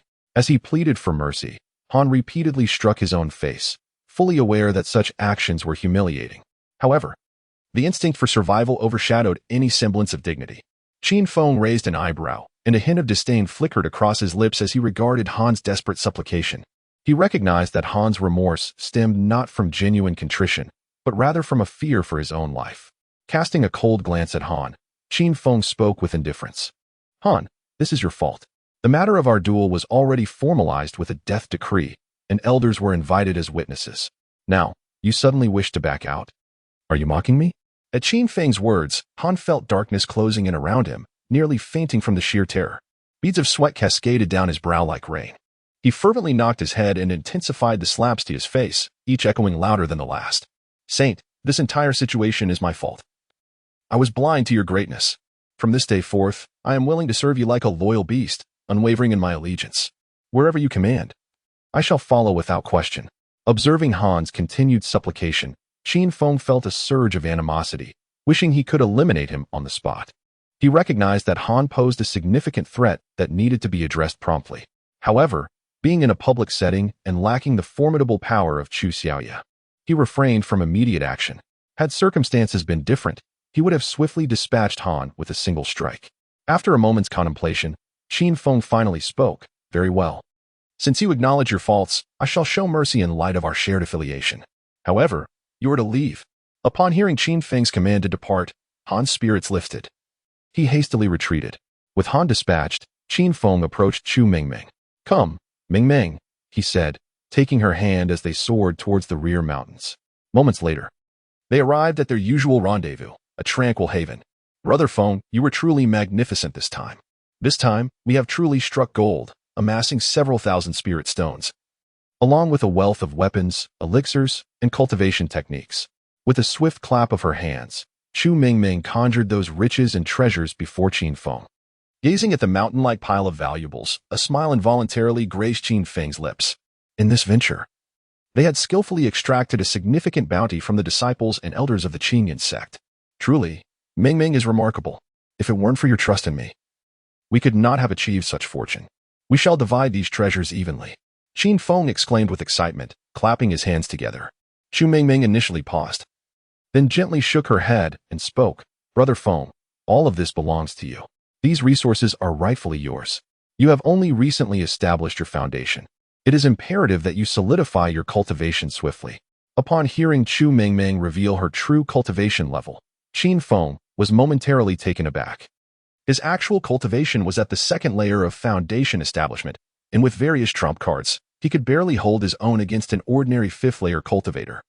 As for defeating Li Ba Dao, that was solely due to the power of the ninth-layer Golden Core Experience card. Mingming, you took such great risks for me. These treasures must be shared, otherwise I would feel undeserving, Qin Feng insisted. Despite having personally vanquished Li Ba Dao, the wealth they had acquired was largely thanks to Chu Mingming's efforts. In such a case, a fair division seemed only just. Chu Mingming continued to shake her head gently, her tone laced with a hint of resignation. Brother Feng, these items hold little value for me. Moreover, if you have the time, do visit the Emerald Bamboo Peak. I believe Chu Xiaoye will not make things difficult for you and may even present you with tremendous opportunities. Upon hearing Chu Mingming suggest he seek out Chu Xiaoye, a look of confusion crossed Qin Feng's face. It should be noted that Chu Xiaoye was known to be quite mad. If he were to truly approach her, he might very well find himself in dire straits. After some contemplation, Qin Feng decided to voice his concerns. Mingming, what is your relationship with Chu Xiaoye? Chapter 82. Women only affect the speed of my sword draw. She is a bad person. A wicked woman, Chu Mingming replied through clenched teeth. Qin Feng reached up to touch his nose, his perplexity deepening. Despite Chu Mingming repeatedly denouncing Chu Xiaoye as a wicked woman, she was nonetheless urging him to seek her out. Wasn't this akin to pushing him into a pit of fire? Since you claim she is a wicked woman, why do you still want me to find her? Are you plotting to murder your own husband? Qin Feng teased, wrapping his arm around Chu Mingming's waist with a smile. At his embrace, Chu Mingming's face instantly turned as red as a ripe apple. Once upon a time, when Chu Mingming witnessed Qin Feng in the company of Lu Ruyan, a pang of jealousy washed over her. She even harbored doubts, questioning whether Qin Feng's affections for her had shifted, perhaps even vanished.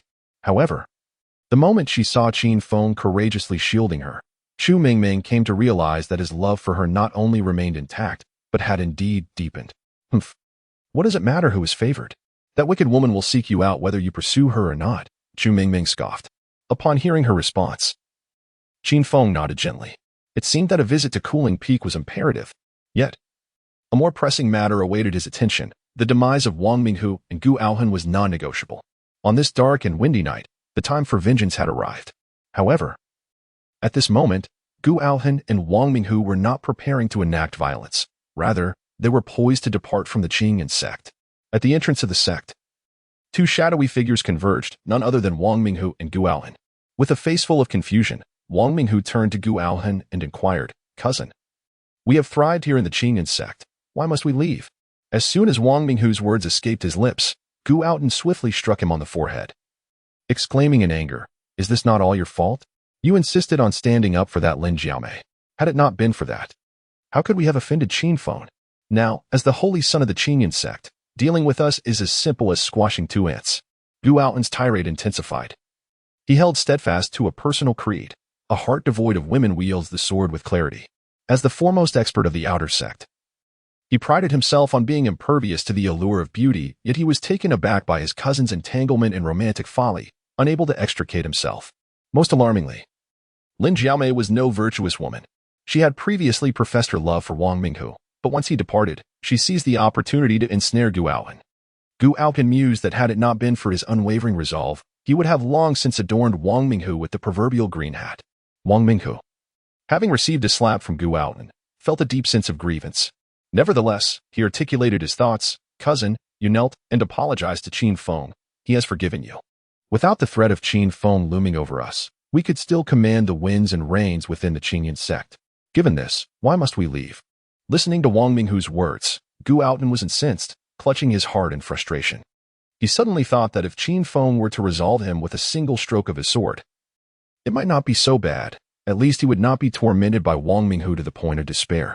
Gu Aohan delivered another swift slap to Wang Minghu's head, scolding him fiercely. "Your intellect resembles that of a swine. Have you not considered that Qin Feng merely refrains from slaying us in the presence of so many witnesses? He will undoubtedly seek an opportunity to strike us from behind. If you assert that we should not attempt to flee, do you propose that we simply await our demise?" As he listened to the scathing remarks of Gu Aohan, Wang Minghu nodded, albeit with a semblance of confusion.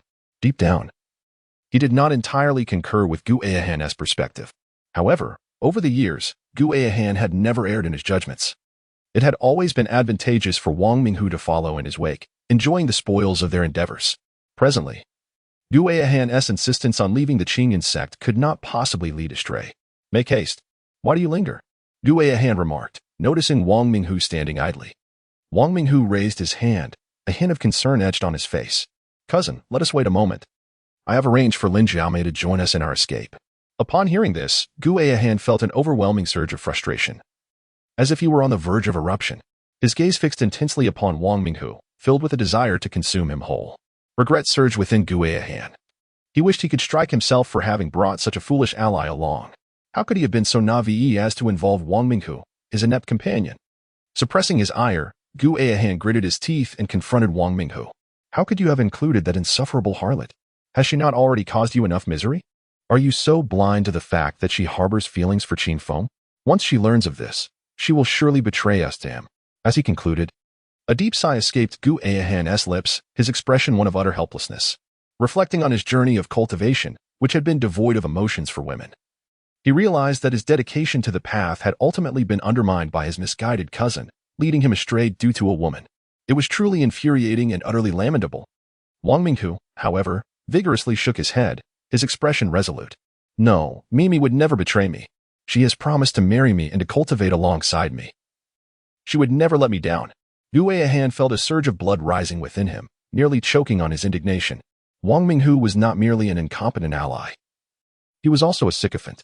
Lin Jiamei's agreement to cultivate with him implied that their relationship was pure and untainted. Yet, Wang Minghu treated Lin Jiamei as though she were a treasure. It was worth noting that not long ago, Lin Jiamei had come to him in a state of undress, claiming her skills were unmatched and could bring him unparalleled pleasure. And now, Wang Minghu insists that his relationship with Lin Jiamei remains blameless.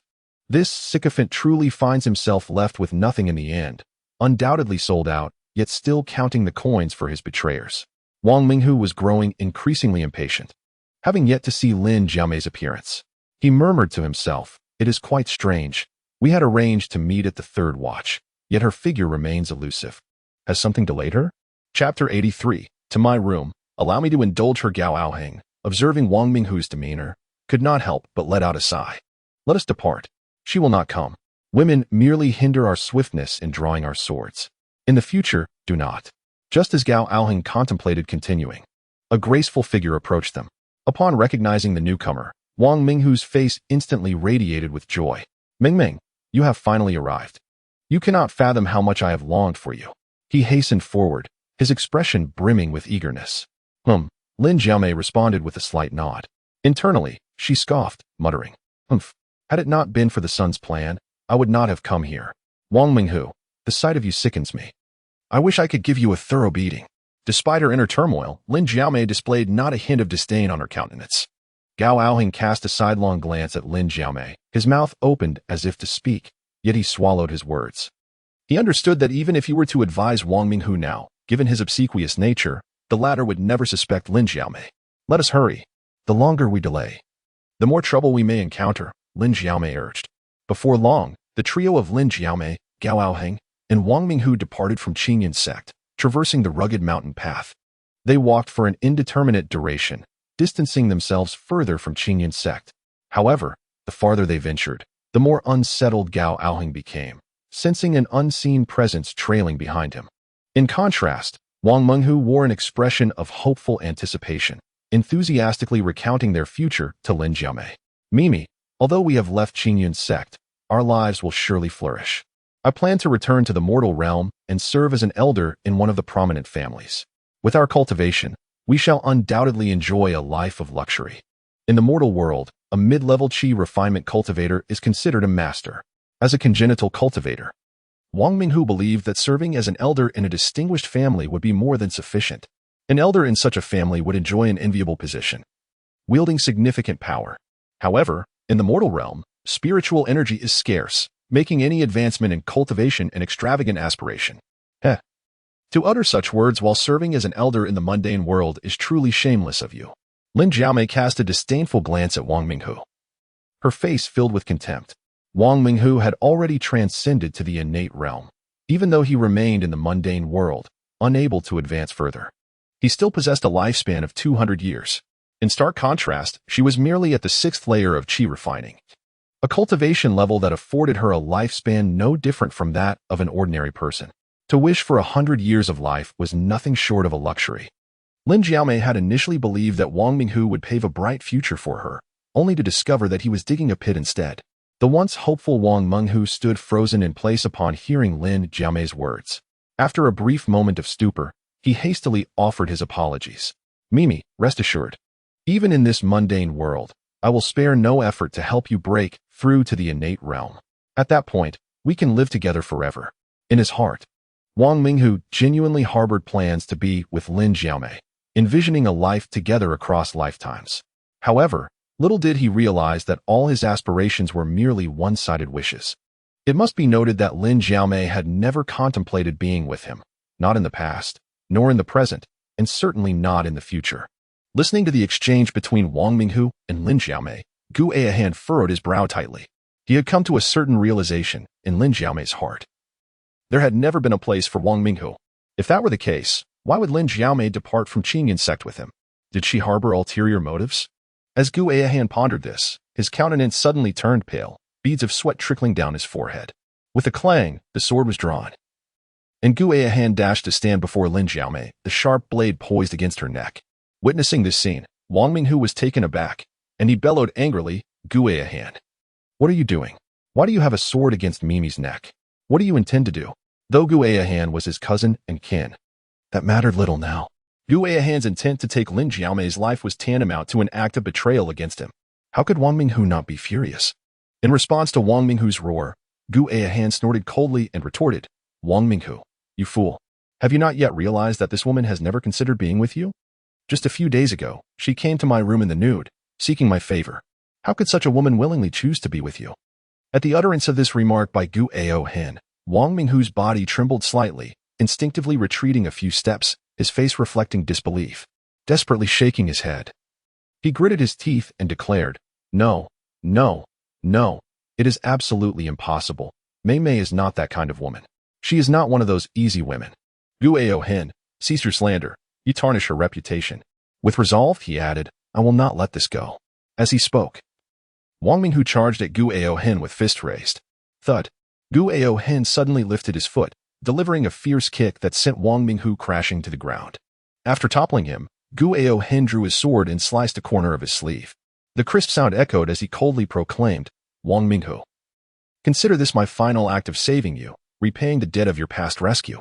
From this moment forth, we part ways, our paths are separate, and there shall be no further entanglements. At that moment, Gu Aohen felt an unprecedented weariness. A foolish ally, utterly burdensome. Perhaps it is better to slip away and preserve my own life. Just as he prepared to abandon Wang Minghu and Lin Jiamei, an imposing voice resounded. Ah, I never expected this performance to be quite so captivating. Chapter 84. You would abandon me? Qin Feng, how did you end up here? Upon seeing the newcomer, Wang Minghu's face betrayed a look of terror. In his mind, they had fled Qingyun's sect to escape Qin Feng.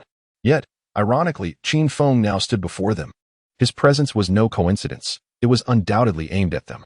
Fool, Gu Aohen muttered under his breath, despair filling his heart. For it was clear that Qin Feng's appearance signified a lethal intent. They found themselves in a desolate wilderness. Even if Qin Feng were to kill them, no one would seek vengeance on their behalf. When Lin Jiamei beheld Qin Feng's arrival, excitement radiated from her. She exclaimed, Saint Sun, you have come to save me. This is truly wonderful. You cannot imagine the torment I endured on this journey. Wang Minghu even contemplated harming me. I, Lin Jiamei, have always remembered that I am the Saint Sun's woman. No other man shall take advantage of me.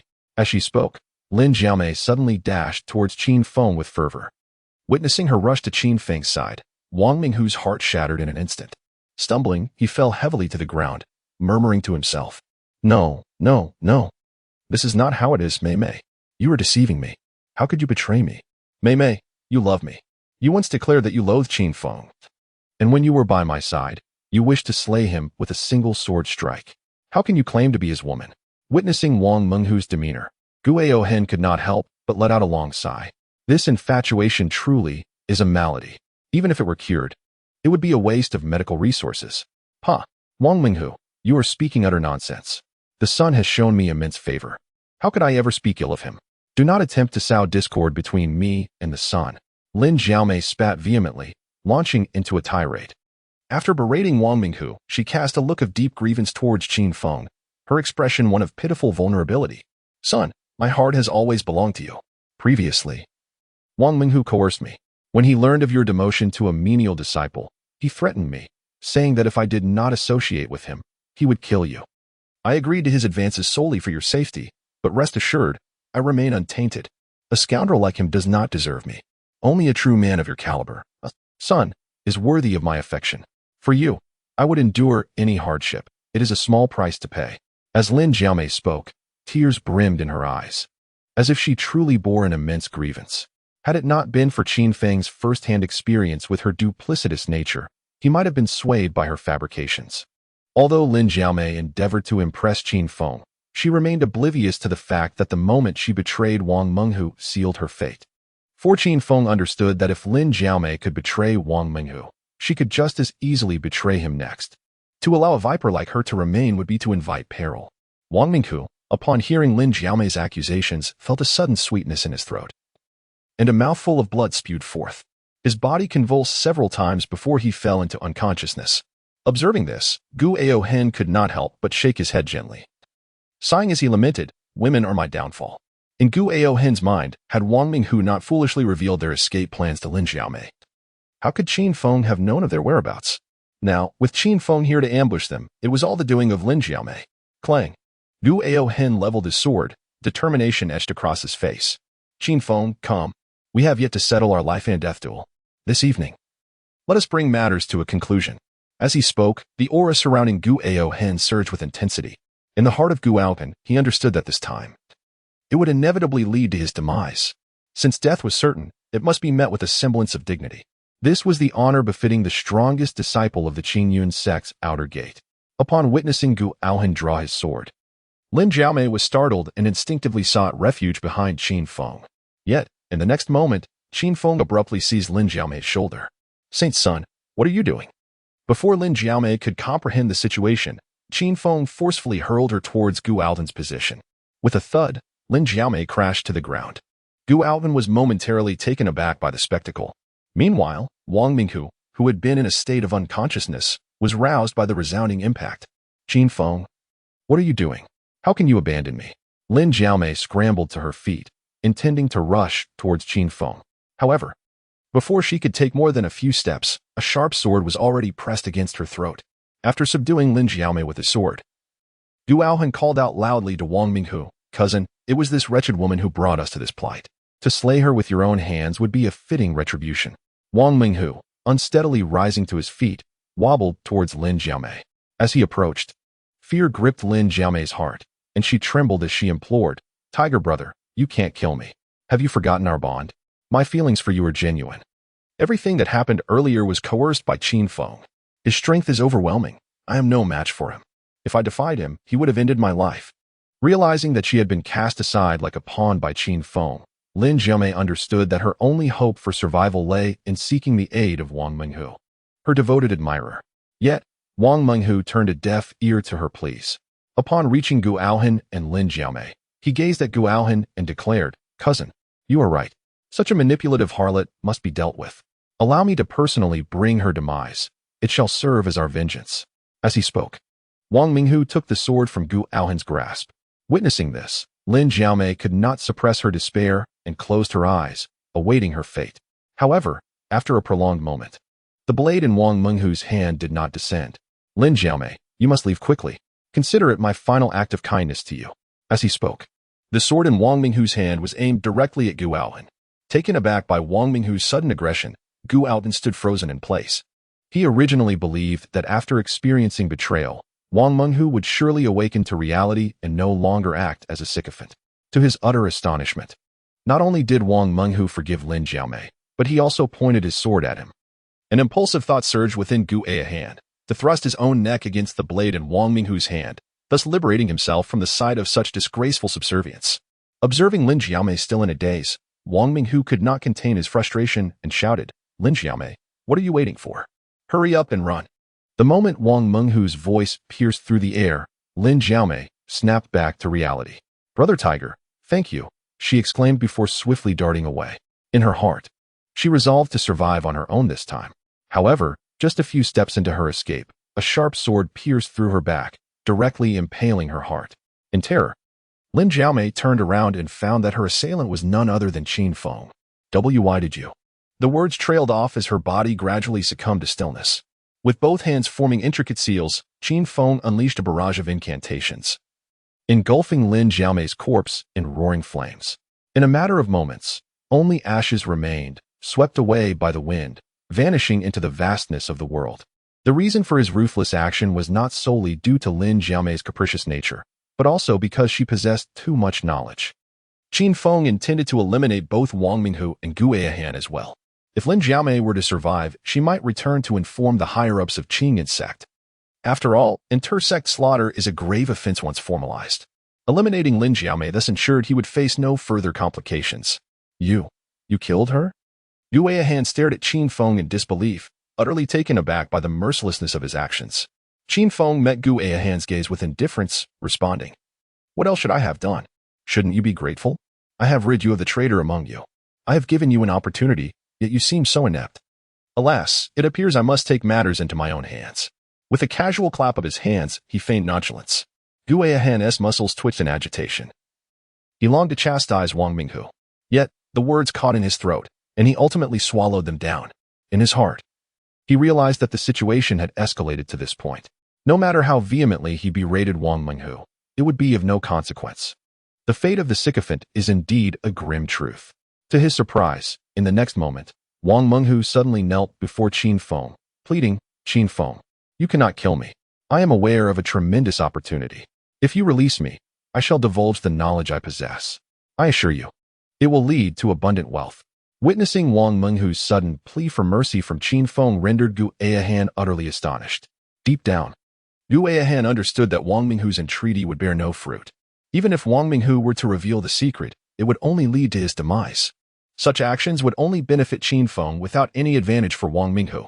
Yet, at that moment, Gu Eihan could not fathom Wang Minghu's true intentions.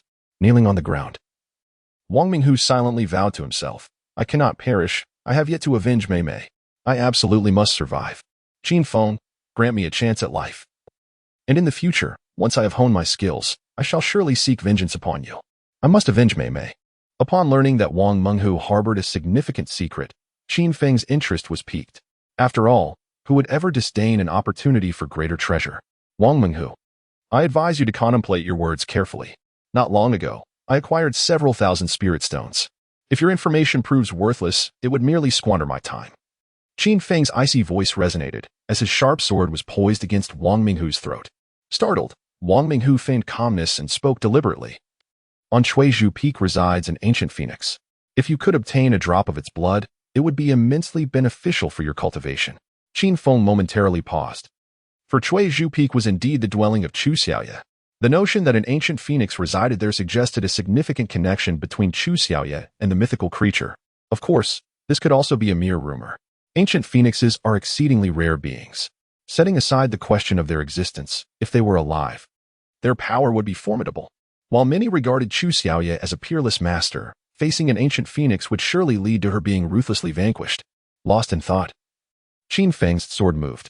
With a swift motion, Wang Minghu's throat was severed.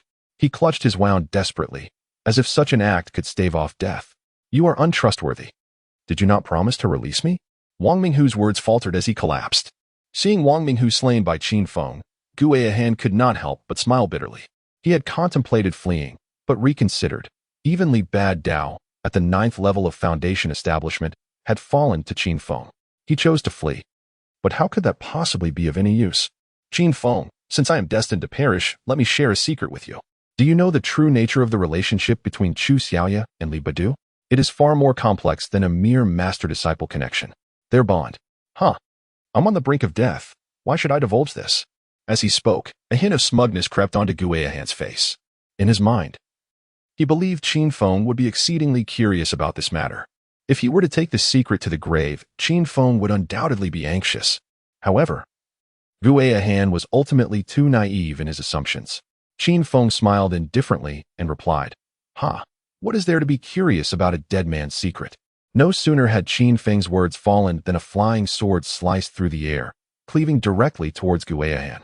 Chapter 86. Coveting his body with a crisp crack. Gu Eihan was abruptly split in two by the longsword. The foremost powerhouse of the outer sect of Qingyan sect, Gu Eihan, was dead. Witnessing Gu Eihan's demise, Qin Feng instinctively tightened his grip on the Yanlong sword. For the one who struck down Gu Eihan was not him, but rather another. The assailant lurked in the shadows. Their allegiance, friend or foe, remained an enigma. In such circumstances, caution was paramount. Suddenly, a woman clad in palace attire appeared before Qin Feng. Upon seeing her, he momentarily froze. For the figure before him was none other than Chu Xiaoye, one of the 4 elders of Qingyan sect. Instinctively, Qin Feng took a few steps back. Chu Xiaoye's sudden appearance could only signify an intent to eliminate him. Are you here to seek vengeance for Li Badu? Qin Feng inquired with curiosity. Chu Xiaoye did not respond immediately. Her gaze bore into Qin Feng, as if she wished to see through him. After a brief moment, she muttered, it is truly peculiar. You possess merely the cultivation of the 2nd layer of Foundation establishment, yet how could you have slain Li Badu, who was at the pinnacle of the 9th layer? Qin Feng, reveal your secret to this elder, and perhaps I may grant you your life. Otherwise, I shall have no choice but to kill you in retribution for my fallen disciple. As she spoke, Chu Xiaoye advanced step by step towards Qin Feng, seemingly poised to strike. Under the oppressive aura emanating from Chu Xiaoye, Qin Feng felt a terrifying force pressing down on his shoulders, compelling him to kneel. With a sudden motion, the Yanlong sword was thrust into the ground, and Qin Feng clutched the hilt tightly, striving to counteract the overwhelming pressure that enveloped him. I cannot kneel. Once I truly submit, the only fate awaiting me is a certain demise, Qin Feng vowed silently within himself. He understood all too well that if he were to kneel before Chu Xiaoye, his end would be inescapable. Indeed, I possess only the cultivation of the 2nd layer of Foundation establishment. Yet, I not only vanquished Li Bad Dao but did so before the eyes of all. Does the method by which I defeated him truly matter? As Qin Feng concluded his thoughts, a disdainful expression surfaced upon his countenance. Listening to Qin Feng's response, Chu Xiaoye remained silent, her enchanting peach blossom eyes fixed intently upon him. "Come, follow this elder back," she commanded, extending her hand to grasp him. An invisible force ensnared Qin Feng, rendering him utterly motionless. He sighed inwardly, recognizing his own frailty. It seemed imperative to summon Lu Ruyan. Only then could his strength experience a swift augmentation. As Qin Feng contemplated this, the voice of the goddess binding system echoed in his mind. Ding! A barrier has been detected in Lu Ruyan's cultivation. To expedite her strength enhancement, a drop of ancient phoenix blood can be provided. Upon hearing the system's notification, Qin Feng felt a wave of darkness wash over him, nearly causing him to faint. The barrier Lu Ruyan faced in her training indicated that he could not assist her in returning to her former state. Consequently, this implied that his own cultivation would remain stagnant for the time being. Though the goddess binding system had also connected to Shangguan Wanner, she was currently in seclusion, facing the trials of life and death. Given Shangguan Wanner's current cultivation level, any potential breakthrough would reasonably span from a year and a half to several years, or even decades. It appeared genuinely necessary to procure a drop of ancient phoenix blood for Lu Ruyan, since Cooling Peak housed an ancient phoenix. Perhaps it was worth a try. Lost in his myriad thoughts, Qin Feng found himself soaring through the skies back to the great hall of Cooling Peak. Thanks to Chu Xiaoye, this was indeed Cooling Peak, the esteemed pinnacle of the Qingyan sect, its spiritual essence unparalleled in richness. As Qin Feng absorbed the ambient spiritual energy, he could not help but exclaim in wonder. The denser the spiritual energy, the simpler the path of cultivation. Chu Xiaoye glanced at Qin Feng with a semblance of a smile and inquired, "Do you enjoy this place? Would you care to reside at Cooling Peak? This elder shall arrange for you the finest cave dwelling." Upon hearing Chu Xiaoye's offer to stay, a shiver ran down Qin Feng's spine. In his mind, he believed that Chu Xiaoye had abducted him to Cooling Peak for some ulterior motive. As for the invitation to dwell there, it undoubtedly harbored nefarious intentions. Upon observing Qin Feng's taciturn demeanor, Chu Xiaoye reached out to tuck a strand of hair behind her ear, executing an exceedingly alluring gesture as she spoke. "Elder still stands by her words. I am willing to accept you as my disciple and shall dedicate all my resources to nurture your potential. I am confident that it will not be long before you ascend to the ranks of the foremost powers within the Seven-Star Empire." In response to the olive branch extended by Chu Xiaoye, Qin Feng gently shook his head. "Elder Chu, I am the one who has taken the life of your disciple. You not only spare my life but also wish to take me under your wing. This defies reason. You must provide me with a valid justification." As he spoke, he instinctively took a few steps back, feeling an unsettling intuition that Chu Xiaoye was not merely captivated by his talent, but rather by his very being. As a man, he understood the necessity of safeguarding himself in such situations, lest he fall into the clutches of a nefarious woman. Is a deceased genius still considered a genius? He pondered. Li Bidheo's demise at my hands merely attests to his inferiority. His signing of a death contract is a consequence of his own actions. I only accept true talents as disciples, never those devoid of potential. And you, my dear, are the genius I have been seeking. As Chu Xiaoye spoke, she suddenly stepped closer and gently patted Qin Feng's shoulder. The unexpected proximity caused Qin Feng to shudder slightly. As he caught a whiff of an enticing fragrance in the air, coupled with the undeniable allure of Chu Xiaoye's mature form before him, this left him grappling with an overwhelming impulse he found difficult to suppress. He silently berated himself. Cursed be this thought. Am I courting disaster? Chu Xiaoye's decision to spare him was undoubtedly tied to her unique relationship with Chu Meiming. Should he dare overstep, he was certain she would not hesitate to eliminate him. Chapter 87. The Reversal of Master and Apprentice. After several deep breaths, Qin Feng resolutely shook his head and spoke. Elder Chu, I have grown accustomed to a life of idleness. Despite years of cultivation, I remain at the third level of Qi refinement. Even if I stumble upon some fortuitous opportunity now, one cannot guarantee that I remain stagnant at the second level of foundation establishment after years of toil. Should I become your disciple, it would only serve to render you the subject of ridicule within the Qingyan sect. Chu Xiaoye's brow furrowed tightly. It was well known that countless disciples had sought to enter her tutelage, only to be met with her merciless rejection. In her eyes, to be her disciple required not just talent, but also the merit to be worthy of her daughter. In fact, over the years, Chu Xiaoye had accepted only one disciple, Li Bidheo, and he was merely a nominal apprentice. This is because, in Chu Xiaoye's heart, she deemed Li Badao's talent to be decent. However, in comparison to her daughter, it was like the chasm between heaven and earth. As for Qin Feng's talent, it appeared to be utterly mundane. even verging on the woefully inadequate. Yet, curiously, her daughter held a profound affection for him. Nonetheless, how could Chu Xiaoya possibly divulge the truth to Qin Feng? Qin Feng, we must calculate this matter carefully. You have slain my disciple before my very eyes, as well as 3 outer sect disciples of the Qingyan sect. Among them was the renowned first among the outer sect, Gu Aohen. You have committed the heinous crime of slaughtering your fellow disciples. If I were to report this to the law enforcement hall, what do you think would become of you? As Chu Xiaoya concluded her statement, a triumphant expression crept across her face. Due to the presence of Chu Mingming, she could not confront Qin Feng directly, but she could certainly incite others to act on her behalf. Qin Feng's facial muscles twitched uncontrollably. He indeed had killed Lin Jiaomei and Wang Minghu. But it was not he who had brought down Gu Aohen. The deed was accomplished by Chu Xiaoya herself. Chu Xiaoya was preparing to cast all blame upon him. Noticing Qin Feng's silence, her smugness intensified. She delicately adjusted the phoenix pattern on her palace attire, seemingly urging him, Qin Feng, why do you hesitate? You might as well submit to me. Otherwise, I shall resort to even more ruthless measures against you. In response to Chu Xiaoya's threat, Qin Feng merely snorted coldly. Humph. Chu Xiaoya, what of it if you report me to the law enforcement hall? As the holy son of the Qingyan sect, what wrong is there in eliminating a few disciples who harbor enmity towards me? You are correct. A fallen genius is merely a waste. The law enforcement hall would never take drastic action against a prodigy such as myself for the sake of 3 deceased weaklings. Qin Feng was acutely aware that if he continued to cultivate as he had in the past, remaining at the 3rd level of qi refinement, he would still be looked down upon, easily manipulated, even as the holy son of the Qingyan sect. However, the current him was a beacon among the younger generation. How could the law enforcement hall impose severe punishment upon such a talent? This was the advantage bestowed by strength. The rules have always been meant for the weak to obey, while the truly powerful are responsible for altering them. Chu Xiaoya was momentarily taken aback, then clapped her hands gently, smiling sweetly. I did not expect you to possess such courage. Since that is the case, I must speak candidly. I wish to take you as my disciple, with the hope that we may cultivate together. Upon hearing the words cultivate together, Qin Feng's mind buzzed with astonishment. It is essential to understand that, before his demise, the aloof and proud figure had remarked that the relationship between Li Budhao and Chu Xiaoya transcended the ordinary bounds of a master-disciple connection. Could it be that a mutual cultivation bond exists between Chu Xiaoya and the proud figure?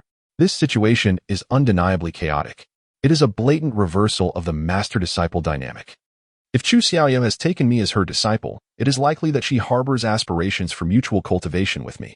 Just as Qin Feng was lost in these reflections, the voice of the goddess binding system suddenly resonated in his mind. A warm reminder. The host has now ascended to the foundational stage and may bind a 3rd goddess. Should you engage in amiable and profound communication with the present Chu Xiaoya, you will be able to forge this bond. Once her cultivation level experiences a breakthrough, you will receive a 100-fold return. Upon hearing the prompt from the goddess binding system, Qin Feng found himself momentarily taken aback. He could hardly believe that the system would provide such an indication at this juncture. Was it not clearly an invitation for him to engage in a master-disciple reversal? As he pondered this, his mind became a blank canvas, his breath quickened, and his mouth turned parched. Damn it, have I been administered an aphrodisiac? A sudden recollection struck him. He had encountered a similar sensation before, akin to the effects of an aphrodisiac. It appeared that the enchanting Chu Xiaoya had indeed spiked his senses, which explained why he found her increasingly captivating. You are not mistaken. I, the elder, have indeed administered an aphrodisiac. Are you feeling increasingly warm, to the point where you might wish to rush forward and tear me apart? Chu Xiaoya remarked, while playfully tugging at her garments, revealing a tempting glimpse of her flawless skin. Qin Feng vigorously smacked his forehead, silently cursing himself. No, I must not act recklessly. This Chu Xiaoya harbors ill intentions. Should I dare to make a move, she would undoubtedly have lethal measures prepared for me. It is likely that the moment I act, she will produce scissors to swiftly cut me down. As these thoughts spiraled in his mind, he bit down hard on his tongue to regain some clarity. System, provide me with an antidote. Surely, you do not wish for me to fall into the clutches of this treacherous woman, he implored silently to the goddess binding system. However, the system's subsequent response nearly caused him to faint. Host, this is your own romantic entanglement. This system cannot intervene. Fear not, for I shall now screen my consciousness. Henceforth, whatever you do, this system will neither hear nor see. In his heart, Qin Feng understood that what lay before him was not merely a romantic encounter, but rather a cunning trap. Clenching his fists tightly, he glared fiercely at Chu Xiaoya, enunciating each word with intensity. Chu Xiaoya, you have schemed against me. Rest assured, even if it costs me my life, I will not allow you to succeed. After Qin Feng uttered these words, he staggered step by step towards the exit. He could not remain here any longer. Otherwise, there would be nothing left of him but bones. Chapter 88. Voluntary Sacrifice. Yet, just as Qin Feng had taken a few steps, an intoxicatingly sweet voice echoed in the air. Qin Feng, how can you bear to abandon a delicate beauty like me? If you are willing to engage in mutual cultivation, I assure you that no one else will ever know of this affair. Furthermore, while I may lack other merits, I can guarantee you pleasures beyond your imagination. As Chu Xiaoya spoke, she deliberately adjusted her attire to accentuate her alluring features. The provocative sound of her voice caressed his ears, while his eyes feasted upon the enchanting sight before him, and the fragrant air enveloped him. All of this undoubtedly stimulated Qin Feng's senses. Unable to suppress his salivation, Qin Feng felt an overwhelming urge to take immediate action against Chu Xiaoya. Damn it. She truly was a bewitching little demoness. What kind of test was this for a man of authority? Which official could withstand such temptation? As he pondered these thoughts, the last remnants of his rationality urged him to continue walking towards the exit. Silently, he reminded himself, no, I must not act recklessly. This Chu Xiaoya is no virtuous person. If I were to engage with her on a deeper level, my demise would be inevitable. However, just as Qin Feng was about to leave the grand hall, a fragrant breeze swept past him. Chu Xiaoya's figure reappeared before him. Qin Feng, what are you holding back? If you desire, anything is possible. Am I not beautiful? As she spoke, she extended her delicate hand, lightly resting it upon Qin Feng's chest. His body trembled violently. At that moment, the last vestige of his reason evaporated. All he could think about was rushing forward and pinning Chu Xiaoya to the ground, demonstrating what true strength entailed. I'm so hot, Qin Feng muttered, reaching to unbutton his clothing. But in the next instant, his gaze fell upon a stone not far away, causing him to shiver. It was not just any stone, it was a shadow stone, equivalent to a camera on Blue Star. This meant that if he were to engage in any indiscretions with Chu Xiaoya, it would all be recorded. In that case, he would undoubtedly become the male lead in a classic film. Beads of sweat formed on his forehead, and the intense heat began to dissipate. Suddenly, Qin Feng pushed Chu Xiaoya away and shouted angrily, "Get lost. I am a man of honor. Even if you have drugged me, I will not lay a finger on you." Qin Feng's voice was laced with fury as he directed his ire towards Chu Xiaoya, who stood before him like a tainted specter. He felt an intense urge to consume her whole. Yet, in a moment of clarity, he found himself chastising her instead. Was it possible that he sensed something amiss? As Chu Xiaoya pondered whether to execute her next plan, a thunderous noise disrupted her thoughts. The door to the grand hall burst open with a resounding crash, and Chu Mingming strode in, her expression fraught with concern. "Brother Feng, what's wrong? Are you hurt? Did that wicked woman bully you?" In that moment, Qin Feng's face flushed crimson, his eyes bloodshot, as he struggled to maintain control over his fraying sanity. However, when Chu Mingming rushed to his side and linked her arm through his, he was plunged into a frenzy. "I've been poisoned with an aphrodisiac. We must leave quickly. I can barely restrain myself." Recognizing the torment he was enduring, Chu Mingming understood that their immediate priority was to escape with him and devise a plan for his salvation. She turned to Chu Xiaoya, her voice ringing with indignation. "What are you doing, you mad woman? Have you truly drugged him? What is your intention?" With a dismissive gesture, Chu Xiaoya replied, "What else could I be doing? I am merely demonstrating that this man is unworthy of your trust. If he cannot withstand such a simple test, what right does he have to remain by your side? Do not forget your true identity, Chu Mingming. I will not permit an ordinary man to linger near you." Chu Mingming scoffed at her words, disbelief etched across her features. "Chu Xiaoya, I have told you before, keep your nose out of my affairs. If you dare obstruct me, do not blame me for being unkind." With that, she scooped up Qin Feng and hastened toward the exit. As she and Qin Feng disappeared from sight, Chu Xiaoya called out after them, "He has been afflicted with the most potent aphrodisiac known to man, the deadly aphrodisiac. If he is not detoxified within half an hour, he will surely perish." Upon hearing her words, Chu Mingming quickened her pace, her determination fueling her as she leapt into the air, racing toward the horizon with Qin Feng in her arms. As the figures of Chu Mingming and Qin Feng vanished from sight, a smile graced the corners of Chu Xiaoya's lips as she murmured to herself, Silly girl, I knew you would come to his rescue. She had initially contemplated sacrificing herself to reveal his true nature to you. However, she never anticipated that this Qin Feng would possess such remarkable fortitude and be able to endure. Yet, it was certain that he could not continue to endure for long. As she spoke, her gaze fell upon the recording stone. It was somewhat regrettable. They had already ventured far, and had it not been so, she could have captured the paid content. Ming Ming, one day you will understand that everything I do is for your own good. He is more formidable than you realize. You are indeed fortunate. Unbeknownst to Chu Xiaoya, at that very moment, Chu Mingming was flying towards Lu Ruyan's cave with Qin Feng. In her heart, Chu Mingming understood that given Qin Feng's current condition, finding the antidote at once was utterly impossible. The best remedy, of course, was to find a woman for Qin Feng to alleviate his affliction. As she pondered this, Chu Mingming suddenly realized that she herself could serve as a suitable antidote. In light of the current situation, should she offer herself to Qin Feng to rescue him from his dire predicament? Chapter 89. Quickly hide under the bed. No. What am I thinking? Brother Feng is indeed poisoned, but how can I take advantage of his vulnerability? Chu Mingming gently shook her head, swiftly suppressing the notion of surrendering herself to Qin Feng. However, Qin Feng, nestled in her arms, was far from compliant. From the moment they departed from the cooling peak hall, his hands had been exploring the mysteries of the mountain, particularly the enticing jelly-like substance that tempted him to indulge further. Qin Feng, you need to pull yourself together. If you continue to act recklessly, I will throw you down. Chu Mingming nearly voiced her warning, but ultimately swallowed her words. Given that Qin Feng was under the influence of an aphrodisiac, he was already in a frenzied state, completely unaware of his actions. In less than a minute, Chu Mingming arrived at Lu Ruyan's boudoir with Qin Feng in tow. Upon witnessing their sudden appearance, Lu Ruyan was momentarily taken aback. If Chu Mingming had come alone, it would have posed no issue. However, the fact that she had brought Qin Feng along raised significant concerns.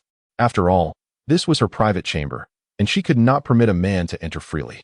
Chu Mingming, why have you brought him here? Lu Ruyan's face darkened with anger. Although she and Qin Feng had shared intimate moments, their relationship was not one that could be openly acknowledged. Once the events that transpired between them come to light, she would undoubtedly be dragged away to suffer a fate akin to being submerged in a pig's cage. Mistress, it is an urgent matter. Qin Feng has been administered an aphrodisiac by Chu Xiaoya, and should he fail to regain control within half an hour, Chu Mingming began to speak, but her words trailed off. After all, the sentiment she wished to convey was already abundantly clear. Upon hearing Chu Mingming's words, Lu Ruyan's complexion flushed a vivid crimson, akin to a ripe apple. Although there had indeed been 2 intimate encounters with Qin Feng, both instances were forced upon her. During the first, she sought to conceive before facing death, yearning to experience the pleasures of love, all while under the influence of an aphrodisiac administered by Chu Mingming. The second time, she found herself similarly affected by the drug. It would not be an exaggeration to assert that both occurrences were merely unfortunate accidents. Yet, at this moment, she was fully aware and present. I am so hot. Qin Feng began to murmur softly, gradually approaching Lu Ruyan. Observing this, Chu Mingming hastily retreated outside. Mistress, please continue. I shall not intrude. For hours later, amidst a chorus of cheers, Qin Feng shivered and slowly emerged from his stupor. What has happened? Upon gazing at the beauty in his arms, Lu Ruyan, he found himself momentarily taken aback. He recalled Chu Mingming forcefully kicking open the door of the Tsueli Peak Hall to rescue him. However, he could not remember the events that followed. Quickly put on your clothes and leave at once, Lu Ruyan instructed, tossing a set of garments towards Qin Feng. After uttering those words, she seemed to feel something at the corner of her mouth and delicately wiped it away with her slender fingers. I apologize for what just transpired. As Qin Feng dressed, he replied, it is nothing. Lu Ruyan shot him a glance filled with mixed emotions. Between them, there was indeed a marital bond, yet devoid of true affection. Perhaps, all along, it had merely been a transaction. It is all right. Your performance has pleased me, Lu Ruyan remarked, her face suddenly flushing a deep shade of red as she realized she had unwittingly revealed her innermost thoughts. Just then, a panicked voice echoed from outside. Elder, you cannot enter. The mistress has already retired. It would be inappropriate for you to barge in like this. Upon hearing Chu Mingming's urgent call, both Qin Feng and Lu Ruyan's expressions shifted dramatically. The elder was approaching. Surely, he must have uncovered the absurdity of their situation. Hide beneath the bed, Lu Ruyan whispered through gritted teeth. Qin Feng could not help but feel a deep sense of unease, for the sensation was akin to infidelity. Should he have fallen in love with another man's wife, it would indeed be an immoral act. However, if the woman he cherished was wed to a man she did not love, yet their connection remained, it could be deemed true love. Alas, attempting to hide beneath the bed was futile. With the elder's formidable cultivation, a mere sweep of his mental energy would surely reveal his presence. If Lu Changfeng were to unleash his wrath, how could his life possibly be spared? Lu Changfeng's voice echoed from outside. Humph, the time we agreed upon has arrived. I am merely curious to ascertain whether she has successfully transcended to the innate stage. Should she have failed to do so, it would be prudent to hasten her marriage to the elder of the Lin family. Upon hearing Lu Changfeng's words, Qin Feng felt a buzzing in his mind. No wonder Lu Ruyan had entrusted her first time to him. It appeared she was being coerced into marrying an odious old man. Perhaps her actions were a final act of defiance before her demise. Yet, Lu Ruyan was now his woman, and he vowed to protect her with his very life. No one could take her away from him. As Qin Feng silently made his oath, Chu Mingming's voice rang out. Elder, rest assured. During this time, I have been urging our master to cultivate diligently. She has already successfully broken through to the innate stage. She is currently at a critical juncture in her training, and any disturbance could lead her to madness. Chu Mingming deliberately raised her voice, clearly intending to remind both Qin Feng and Lu Ruyan in the room. Humph, Chu Mingming. Do not play tricks. Your obstruction raises my suspicions. Is there perhaps a secret within this room that should not see the light of day? As Lu Changfeng spoke, a terrifying pressure emanated from him. He believed that Chu Mengming's interference stemmed purely from Lu Ruyan's lack of progress in her cultivation. If this were indeed the case, her performance would be exceedingly disappointing. Although Lu Ruyan had awakened the phoenix spirit body, which could potentially grow to the level of a divine transformation, cultivating such a spirit required not only extraordinary fortune, but also immense resources. Even depleting the entirety of the Qingyan sect or the Lu family in the imperial capital would be akin to a drop in the ocean. Perhaps hastening Lu Ruyan's marriage to the elder of the Lin family would indeed be a wise decision. Elder, you are the cornerstone of the Qingyan sect, its very foundation. How could I ever dare to impede you? However, it is truly inconvenient at this moment. Our master is currently undergoing a life and death trial, and your interruption could lead her to madness. For the sake of her safety, I absolutely cannot allow you to disturb her. Chu Mingming stood protectively in front of Lu Changfeng, beads of sweat continuously trickling down her forehead. Deep within her heart, she understood that in the chamber, Qin Feng and Lu Ruyan were engaged in activities of an unspeakable nature. Should Lu Changfeng force his way in, it would undoubtedly lead to a most troublesome situation, potentially jeopardizing Qin Feng's very life. Lu Changfeng furrowed his brow tightly, sensing that Chu Mingming's obstruction concealed some untold secret. Thus, he resolved to take his leave for the time being. He declared that he would return the next day, and if Lu Ruyan had not yet achieved her breakthrough to the innate level, he would not hesitate to be less than courteous. With those words, he dramatically flicked his sleeves and departed. Watching Lu Changfeng's retreating figure, Chu Mingming could not help but breathe a sigh of relief. The immediate crisis had finally been averted. As for Lu Changfeng's next visit, as long as Qin Feng was absent, there would naturally be little cause for concern. After all, Lu Ruyan had already advanced to the second layer of the innate level, thus passing Lu Changfeng's test. What a fright! The elder has finally left. Lu Ruyan exhaled deeply in the chamber, patting her flushed cheeks, murmuring her relief. However, just as her words left her lips, she noticed Qin Feng's gaze fixed intently upon her, as if he wished to see through her very soul. Qin Feng inquired, Ruyan, what on earth is going on? You are my woman, and I have the right to know about your affairs. Upon hearing his question, Lu Ruyan's body trembled slightly. In her heart, she could not help but think, he actually claims I am his woman. Does that not imply that he is sincere in his feelings for me? I had originally believed that our connection was merely for release. It seems he truly loves me. Yet, I must concede that certain abilities of his are indeed remarkable. As Lu Ruyan contemplated these thoughts, the door to the room swung open, and Chu Mingming entered, her face a mask of distress. Master, Feng Ge. I was nearly scared to death just now. You should have seen the elder's gaze. It was as if he wished to swallow me whole. It was utterly terrifying. I nearly lost my life. Chu Mingming exclaimed, wiping the sweat from her brow. Mingming, I am profoundly grateful for your help earlier. Without your intervention, I fear. Lu Ruyan began but trailed off, casting a glance at Qin Feng that betrayed her lingering apprehension. She was acutely aware that even if Lu Changfeng discovered the irregularity of her relationship with Qin Feng, he would not dare to harm his own granddaughter. However, the same could not be said for Qin Feng, who could very well face Lu Changfeng's wrath. Chu Mingming waved her hand dismissively, adopting a nonchalant demeanor. It is of no consequence. I too bear some responsibility in this matter. Had I willingly offered myself, then Brother Feng would not have sought you out. Were it not for that wretched woman who drugged Brother Feng, this unfortunate incident would not have transpired. As Chu Mingming spoke, memories of past events flooded her mind. It is worth noting that the first time Qin Feng was coerced into lending his essence, it was orchestrated by her own hand. As she had administered the drug to him, Chu Xiaoya's actions were strikingly similar to her own. Suddenly, Qin Feng took a decisive step forward, seizing Chu Mingming by the collar with a grave expression, demanding, "Chu Mingming, you must tell me the truth about the elder of the Lin family." Chu Mingming hesitated before turning her gaze towards Lu Ruyan. With a gentle nod, Lu Ruyan spoke, "Allow me to elucidate this matter. It is quite simple. The elder of the Lin family intends to forcibly marry me." Listening to Lu Ruyan's account, Qin Feng's fists clenched tightly. From the information he had gathered, the elder sought to wed Lu Ruyan purely to utilize her as a vessel. Once the elder forcibly brought Lu Ruyan into his household, she would face a fate of being drained of her vitality, ultimately becoming a mere corpse. In his heart, Qin Feng vowed, "Ruyan, rest assured. I will strive to grow stronger at the utmost speed. I will ensure your protection. Lu Ruyan is his beloved. He could not permit anyone to encroach upon her." However, for an ordinary person to grow stronger is akin to scaling the heavens. Yet for Qin Feng, it merely required the enhancement of the divine powers of the goddesses bound to him.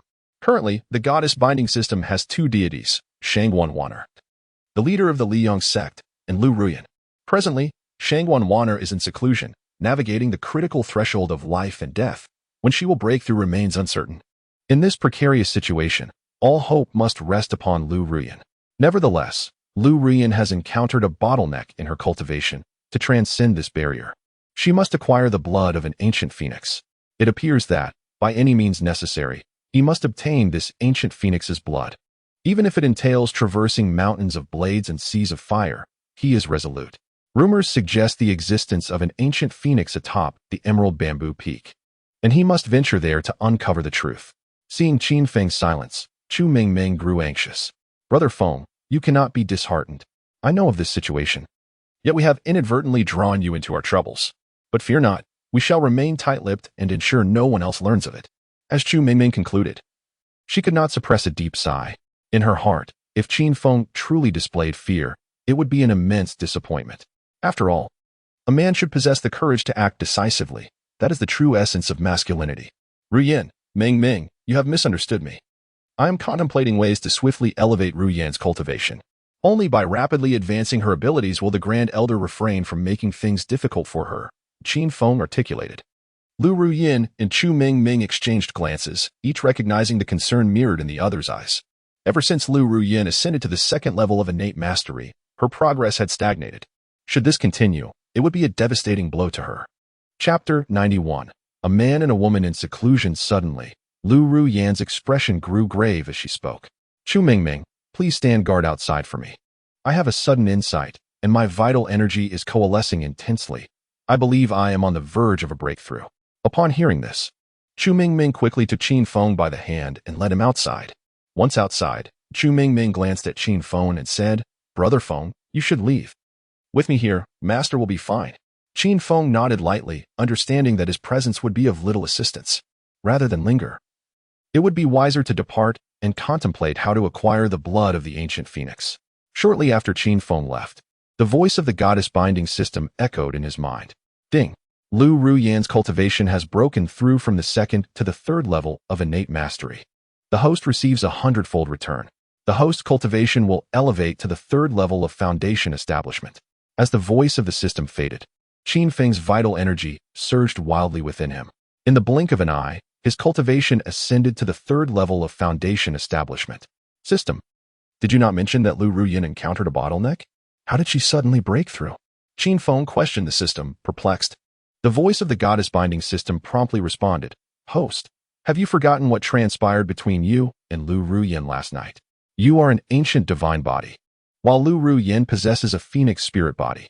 Engaging in dual cultivation naturally enhances your powers. Is this not reasonable? Upon hearing the system's explanation, Qin Feng's eyes brightened. If his dual cultivation with Lu Ruyin yielded such remarkable benefits, why seek the blood of the ancient phoenix? With a bit more effort, investing several billion, or even trillions, could he not directly assist Lu Ruyin in breaking through to the Golden Core stage? Would he not then effortlessly ascend to the nascent soul realm, or even the transformation stage? Yet, the sole dilemma remained. Would Lu Ruyin agree to his request? Meanwhile, on the other side, Lu Ruyin had concluded her cultivation and appeared before Chu Mingming. Master, you have successfully advanced to the third level of the innate realm.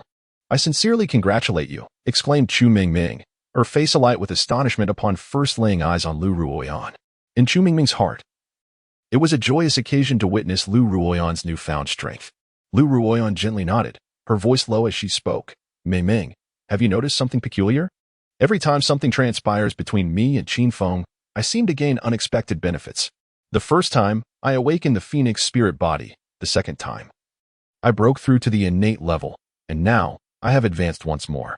Could this be the advantage of dual cultivation? As she spoke, Lu Ruoyan's complexion flushed, resembling a ripe red apple. Although she had experienced these events, voicing them still felt somewhat strange.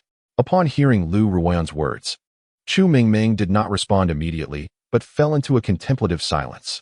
If the first occurrence was mere coincidence, and the second was serendipitous, then what of the third? Was there a hidden secret within? As these thoughts swirled in her mind, an idea surfaced.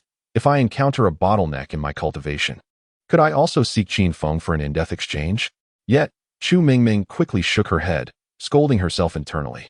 What absurd thoughts am I entertaining? How could such fortuitous circumstances exist in this world? If that were the case, who would toil diligently in their cultivation? One would merely need to engage in procreation to elevate their prowess, rendering effort obsolete.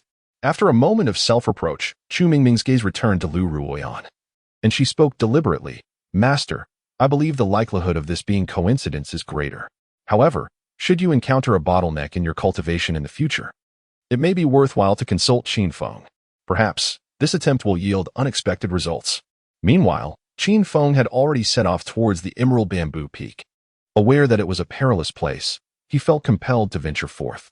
However, before Lu Changfeng had walked far, an aged figure obstructed his path. The figure belonged to none other than Lu Changfeng himself. Despite a sense of foreboding creeping into his mind, Qin Feng respectfully bowed, addressing him. Disciple Qin Feng pays his respects to the elder. Lu Changfeng did not respond immediately. Instead, he fixed his murky gaze upon Qin Feng. Although the intensity of Lu Changfeng's stare sent chills down his spine, Qin Feng forced himself to remain composed. Lu Changfeng stroked his grizzled beard, a smile breaking across his face as he remarked, Indeed, in less than a month, you have advanced from the third level of qi refinement to the third level of foundation establishment. The speed of such cultivation, compared to the prodigious Chu Mingming, is nothing short of remarkable. Qin Feng, would you be interested in becoming my disciple? I assure you, I will provide the finest resources for your development.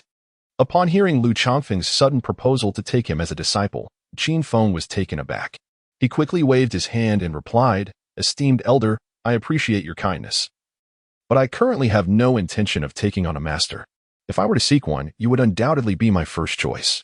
Had it not been for the divine system he had yet to acquire, Qin Feng would have undoubtedly and unhesitatingly accepted Lu Changfeng's offer. However, now that he possessed the system, aligning himself with anyone could potentially reveal his secret. The existence of the system was his greatest trump card. How could he possibly expose it? In that case, do enlighten me as to why you found yourself in the chamber of Lu Ruyin, in the dead of night.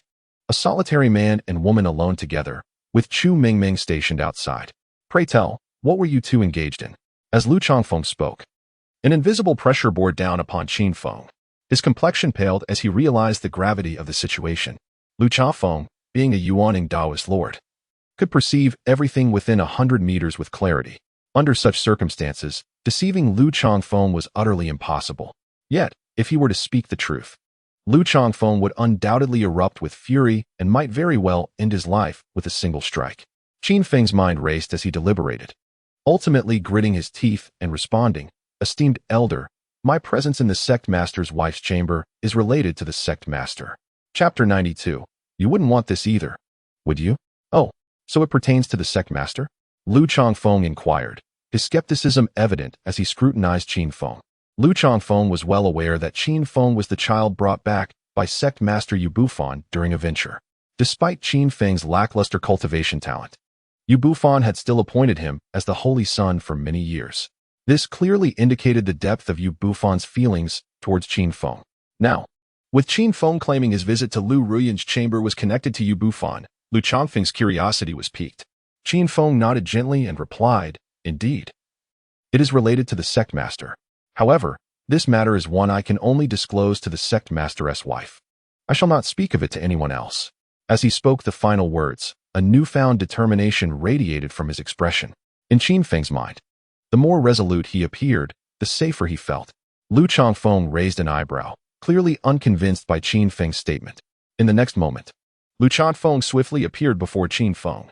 Before Qin Feng could react, Lu Changfeng had already reached out and seized him by the throat. "Qin Feng, it would be best for you to speak the truth. Otherwise, I shall strangle you this instant. I am the Grand Elder of the Qingyan sect, and taking the life of a holy son is hardly a matter of consequence." Upon hearing Lu Changfeng's words, Qin Feng's facial muscles twitched uncontrollably. He gasped for breath, striving to preserve his life. "Grand Elder, how could I possibly deceive you? It was indeed the sect leader who instructed me to relay a message to the lady. Otherwise, why would I dare seek her out at such an hour?" Qin Feng explained, aware that his words were feeble in the face of the situation. Lu Changfeng simply scoffed, tightening his grip imperceptibly. "Qin Feng, do you take me for a naive child? Before leaving the Qingyan sect, Yu Bufan regarded your cultivation as stagnant at the third level of qi refinement, considering you nothing but a waste. If he had something to convey, why not send a message directly to Lu Ruyan or Chu Mingming? Communicating with a worthless individual, has Yu Bufan's mind been clouded?" As Lu Changfeng spoke, his murderous aura intensified, and it seemed he could easily snap Qin Feng's neck with a mere flick of his wrist. A profound sense of suffocation enveloped Qin Feng, nearly causing him to lose consciousness. Yet, he understood that he must remain alert to preserve his life. Succumbing to sleep could very well seal his fate. With great difficulty, Qin Feng raised his hands to grasp Lu Changfeng's arm, gasping, "Grand Elder, this matter is indeed as I say. As for the reasons, I truly do not know. Perhaps the sect leader considered me a mere waste, believing that no one would pay attention to me. In such a case, sending me with the message would be safer. A useless individual cannot stir significant turmoil, can he?" Upon hearing Qin Feng's reasoning, Lu Changfeng furrowed his brow, reluctantly acknowledging the merit in his words. A worthless person would indeed attract no scrutiny. However, after a moment's contemplation, Lu Changfeng coldly replied, "Qin Feng, since you are unwilling to speak the truth, I shall resort to the soul search technique. This method will not only reveal all your actions, but, should you falter, may leave you in a state of idiocy. Surely, you do not wish to become a fool?" With that, Lu Changfeng loosened his grip, pushing Qin Feng aside. Once freed from Lu Changfeng's grasp, Qin Feng gasped for air, inwardly cursing, "Damn that old man, relying on years of cultivation to intimidate me. Wait for me. Once my cultivation surpasses yours, I shall compel you to kneel and sing conquer." After a moment of silent exasperation, Qin Feng finally spoke. "No matter the circumstances, I shall never betray the sect leader. Even if it means rendering myself a fool, I will not grant you your wish, even at the cost of my own life. I shall remain loyal to the sect leader." In his heart, Qin Feng understood that in this precarious situation, only by demonstrating an unwavering disregard for life and death could he hope to survive. Observing Qin Feng's steadfast demeanor, Lu Changfeng lightly applauded, chuckling as he remarked, "It seems I have truly misjudged you. Since this is a task specifically entrusted to you by the sect leader, you must execute it flawlessly. I greatly admire your fearless spirit. You are indeed the pride of Qingyan sect." As Lu Changfeng's praise echoed in his ears, Qin Feng could not help but feel a sense of relief. It appeared that he had indeed gambled wisely. Had he succumbed to the pressure, Lu Changfeng would have undoubtedly taken action to eliminate him. In 7 days, the younger generation of Liang sect would arrive to issue a challenge. As the holy son of Qingyan sect, you must be prepared. Do not bring shame upon yourself. Bear in mind that their holy son possesses a cultivation level of the 3rd stage of Golden Core. If you cannot defeat him, Lu Changfeng's words trailed off, for some things need not be explicitly stated to convey their full impact. Qin Feng's facial muscles twitched involuntarily, for as Lu Changfeng implied, he was being prepared to confront the holy son of Liang sect. Yet that holy son had already attained the strength of a golden core master, while he himself was merely at the third stage of foundation establishment. A clash between the third stage of foundation establishment and the third stage of golden core was akin to throwing an egg against a rock, utterly futile. Furthermore, considering this statement came from Lu Changfeng, it was reasonable to suspect that the Holy Son's true strength might not be merely the third stage of golden core, but rather the peak of the ninth stage. As the pride of Liang sect, it would not be surprising for him to feign weakness. Though apprehension loomed in Qin Feng's mind, he nonetheless patted his chest and assured Lu Changfeng, "Rest assured, Elder. No matter how formidable the younger generation of Liang sect may be, I shall defeat him soundly, leaving him in utter disarray, making them regret causing trouble at our Qinyan sect." In Qin Feng's mind, it was paramount to placate Lu Changfeng for the moment. Other matters could be addressed later. Chapter 93. Walking with hands on hips. Qin Feng, you would do well to remember your words. Otherwise, do not blame me for my lack of courtesy. I am fully aware of your past actions. I too have been young once. Lu Changfeng, deep in thought, reached out to stroke his grizzled beard, seemingly reminiscing about the beautiful moments of his youth. As Qin Feng observed Lu Changfeng's beaming expression, his countenance inevitably shifted. It was evident that Lu Changfeng was aware of the events that transpired between him and Lu Ruyan. Otherwise, how could Lu Changfeng exhibit such a demeanor? Deep down, Qin Feng silently rejoiced, for he had said nothing and had adhered to the utmost discretion. Had he not, Lu Changfeng would undoubtedly have resorted to drastic measures to safeguard the secret. Esteemed elder, if there is nothing further, I shall take my leave, Qin Feng proclaimed before hastily making his exit. In his mind, he realized that it was prudent to flee while Lu Changfeng harbored no intent to end his life. Should Lu Changfeng decide to strike, it would be far too late for him to escape, making his attempt futile. Watching Qin Feng's retreating figure, Lu Changfeng scoffed.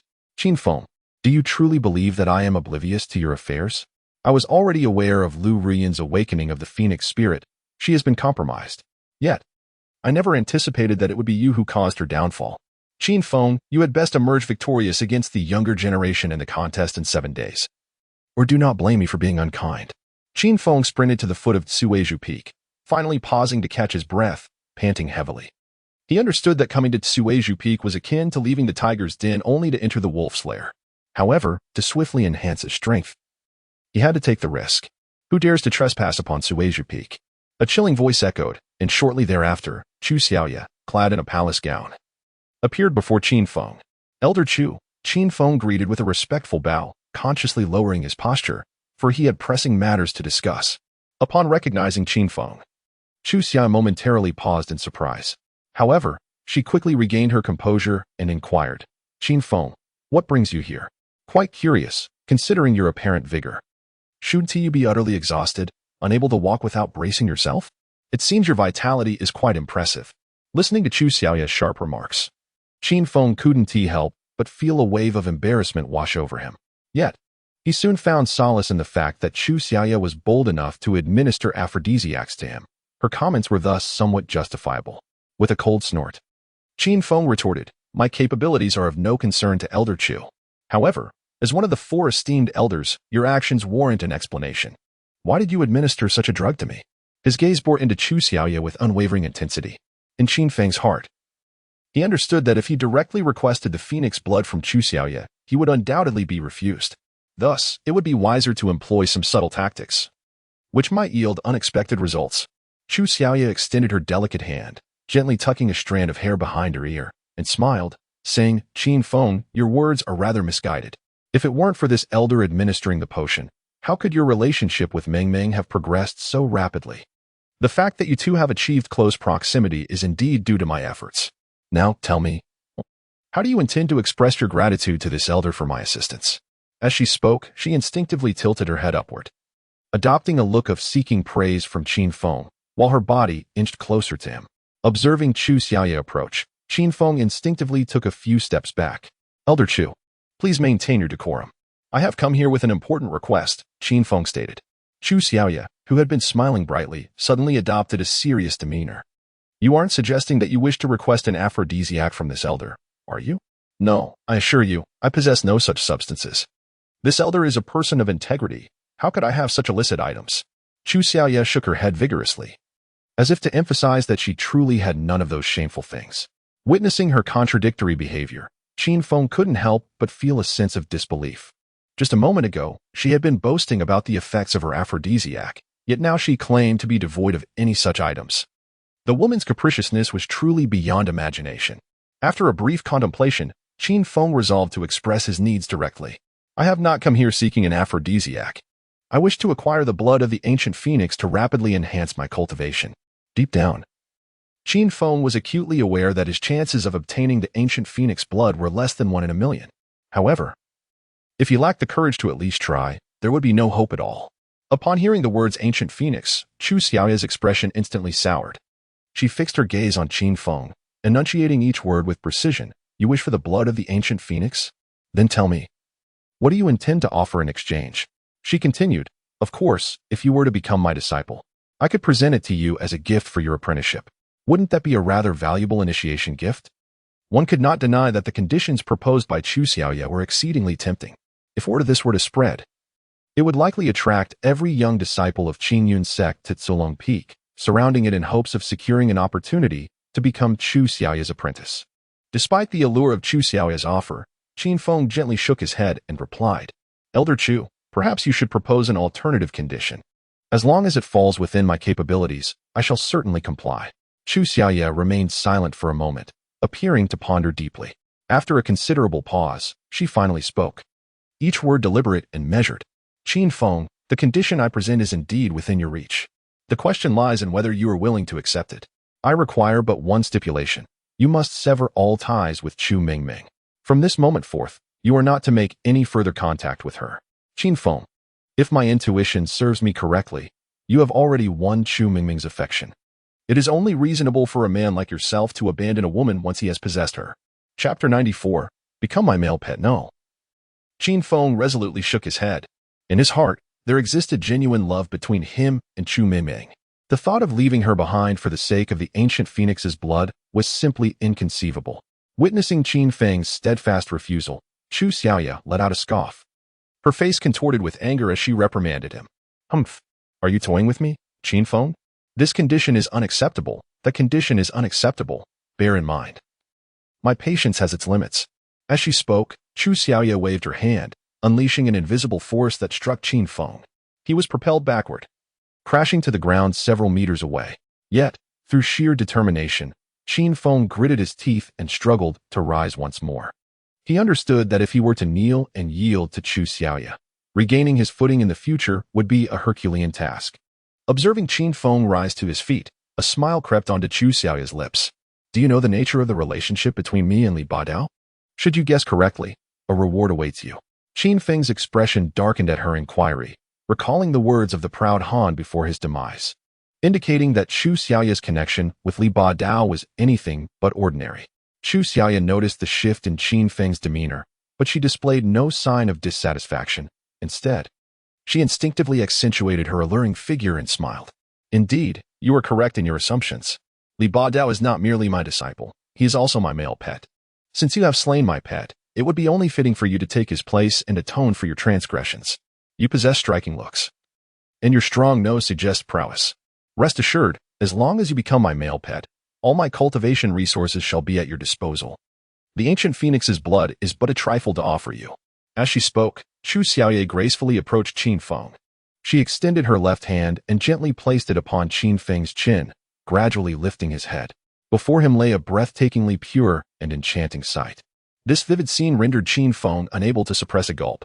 However, after a fleeting moment of distraction, he hastily retreated a few steps. Elder Chu, please maintain your dignity. It is merely a male companion. Rest assured, I shall ensure you are presented with a fine selection that will undoubtedly satisfy you. However, I must confess, I have my own afflictions. This is the torment of a man. As he spoke, Qin Feng could not help but release a deep sigh, his face etched with anguish. In his heart, he knew that his inability was painfully evident. Under such circumstances, Elder Chu would surely abandon the thought of taking him as a male companion. Qin Feng, you have truly disappointed me, Elder Chu remarked, shaking her head with a look of disdain. After a brief pause, she continued. Behind the statue in the Grand Hall of Emerald Bamboo Peak, there lies a switch. Activate it, and a passage shall reveal itself. If you possess the courage, venture forth. As for your survival, that depends solely on your own resilience. With that, Elder Chu turned and departed, her figure vanishing without a trace in an instant. Qin Feng gazed in the direction of her disappearance, instinctively reaching to touch his nose. Throughout their interaction, he had offered her no benefits. Yet she had divulged the location of the ancient phoenix, a secret that was clearly the greatest treasure of Emerald Bamboo Peak. What scheme was Elder Chu concocting? After pondering for a moment, Qin Feng shook his head and sighed. Why dwell on such matters? Perhaps this is all the work of Ming Ming. I should make my way to the hall without delay. Shortly after Qin Feng's figure had vanished, Elder Chu returned. Her gaze fell upon a corner not far away, and she spoke coldly. Come forth. I am aware you are concerned for him, but if he is indeed the man you desire, how could I possibly force him? As her voice echoed, the entire space quivered slightly, and a figure materialized before Elder Chu. It was none other than Chu Mingming, the saintess of the Qingyan sect. Upon her arrival, she did not present Elder Chu with a pleasant demeanor. With a face full of anger, she declared, Elder Chu, is this your method? First, you compel him to leave me, and then you pressure him into becoming your male companion? Previously, you mentioned your desire for Libideo to become my partner. But I never anticipated that Libideo would turn out to be your male lover. To assign your male lover as my partner is indeed a surprising revelation, showcasing your rather peculiar tastes. As Chu Mingming spoke, she cast an incredulous glance at Chu Xiaoye. It is an utterly absurd notion to have one's male companion become their daughter's partner. Such a thought could only originate from Chu Xiaoye. Upon hearing Chu Mingming's words, Chu Xiaoye's demeanor shifted to one of urgency as she hastily began to explain. Mingming, you are gravely mistaken. I have not revealed the truth to Qin Feng. That Libideo is merely my disciple, and there exists no inappropriate relationship between us. In response to Chu Xiaoye's explanation, Chu Mingming simply shook her head gently. Clearly, she harbored no belief in Chu Xiaoye's words, not even granting them the weight of punctuation. Noticing Chu Mingming's silence, Chu Xiaoye was compelled to reiterate her explanation with patience. Mingming, I only compelled him to leave to test his sincerity towards you. I am quite satisfied with his reaction. It is only with such a man that I can confidently entrust you. As for having him as my male companion, that too was a test. His response and determination have pleased me immensely. Mingming, I have resolved that I shall no longer oppose your union. Moreover, I will wholeheartedly nurture Qin Feng to ensure his swift growth. As Chu Xiaoye concluded her statement, a silent sigh escaped her lips. Everything she had done was for Chu Mingming's benefit, yet Chu Mingming had failed to grasp her sincere intentions all along, even perceiving her as an adversary. Perhaps, this Qin Feng is the key to unraveling the entanglement between mother and daughter. Chapter 95, How Can You Like a Eunuch? In response to Chu Xiaoye's explanation, Qin Feng scoffed disdainfully and retorted, Humph, Chu Xiaoye, do not presume that your flowery words can deceive me. I will never forgive you in this lifetime, even in death. Following this declaration, Chu Mingming turned to leave. However, in an instant, Chu Xiaoye swiftly positioned herself in front of her, extending her right index finger to press against Chu Mingming's pulse. With wide eyes filled with disbelief, Chu Xiaoye gazed intently at Chu Mingming and spoke each word with deliberate clarity. What is going on? How can this be? Why have you not yet experienced your first time? When you rescued Qin Feng, he was affected by one of the 10 most potent aphrodisiacs, aside from deep interaction. There is no other antidote. How is it that you have not yet shared intimacy with Qin Feng? Became increasingly agitated as she spoke. In her scheme, she intended for Qin Feng and Chu Mingming to consummate their relationship. However, to her astonishment, she had even resorted to administering poison. Yet, inexplicably, nothing transpired between Qin Feng and Chu Mingming. What could possibly be the reason? Upon hearing Chu Xiaoye's inquiry, Chu Mingming's eyes widened in disbelief, her expression a canvas of incredulity. She had initially presumed that Chu Xiaoye's act of poisoning Qin Feng was motivated by selfish desires, with the intent to possess him for herself. Little did she anticipate that Chu Xiaoye's intention was to deliver Qin Feng to her own bed. Unbeknownst to Chu Xiaoye, Chu Mingming had taken the poisoned Qin Feng to Lu Ruoyan instead, and had kept vigil outside all night, listening to the enchanting duet. Suddenly, Chu Xiaoye slapped her forehead, a look of enlightenment washing over her face. I understand now. That Qin Feng is a eunuch. How could a refined lady like you be attracted to a eunuch? As Chu Xiaoye grew more animated, she recalled that Qin Feng had explicitly confided in her about his hidden afflictions. Furthermore, with Chu Mingming still being a maiden, did this not utterly confirm that there was something amiss with Qin Feng's condition? No, it must be a grave issue. Chu Xiaoye, what nonsense are you spouting?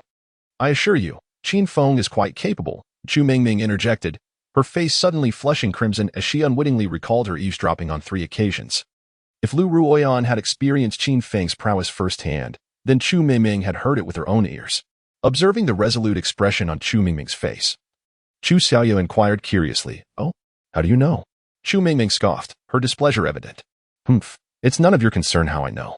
What matters is that he is indeed formidable and can fully satisfy a woman. Now, confess honestly, is there really ancient phoenix blood at that location you mentioned?" Chu Xiaoya nodded vigorously, her expression turning serious. "Yes, but it is fraught with peril. Whether he can return alive is uncertain." Naturally, Qin Feng remained oblivious to the profound conversation that transpired between Chu Xiaoya and Chu Mingming. Had he been aware, he would have questioned Chu Mingming on how she had acquired such extensive knowledge. Following Chu Xiaoya's description, Qin Feng swiftly located the switch on the statue. As he pressed the circular switch, the ground trembled beneath him.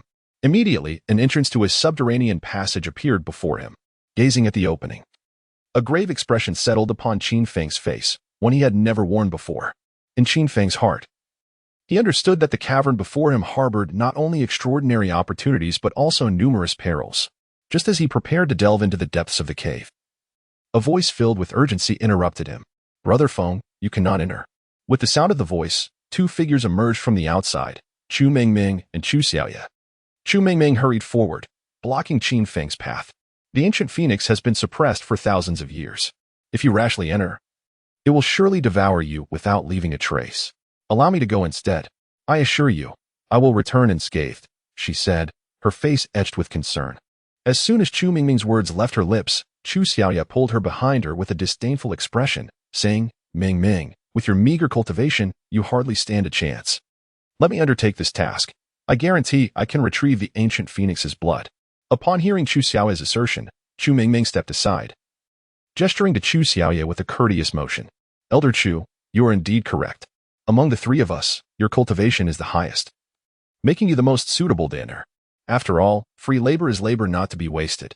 As Chu Mingming spoke, Qin Feng's lips twitched in response.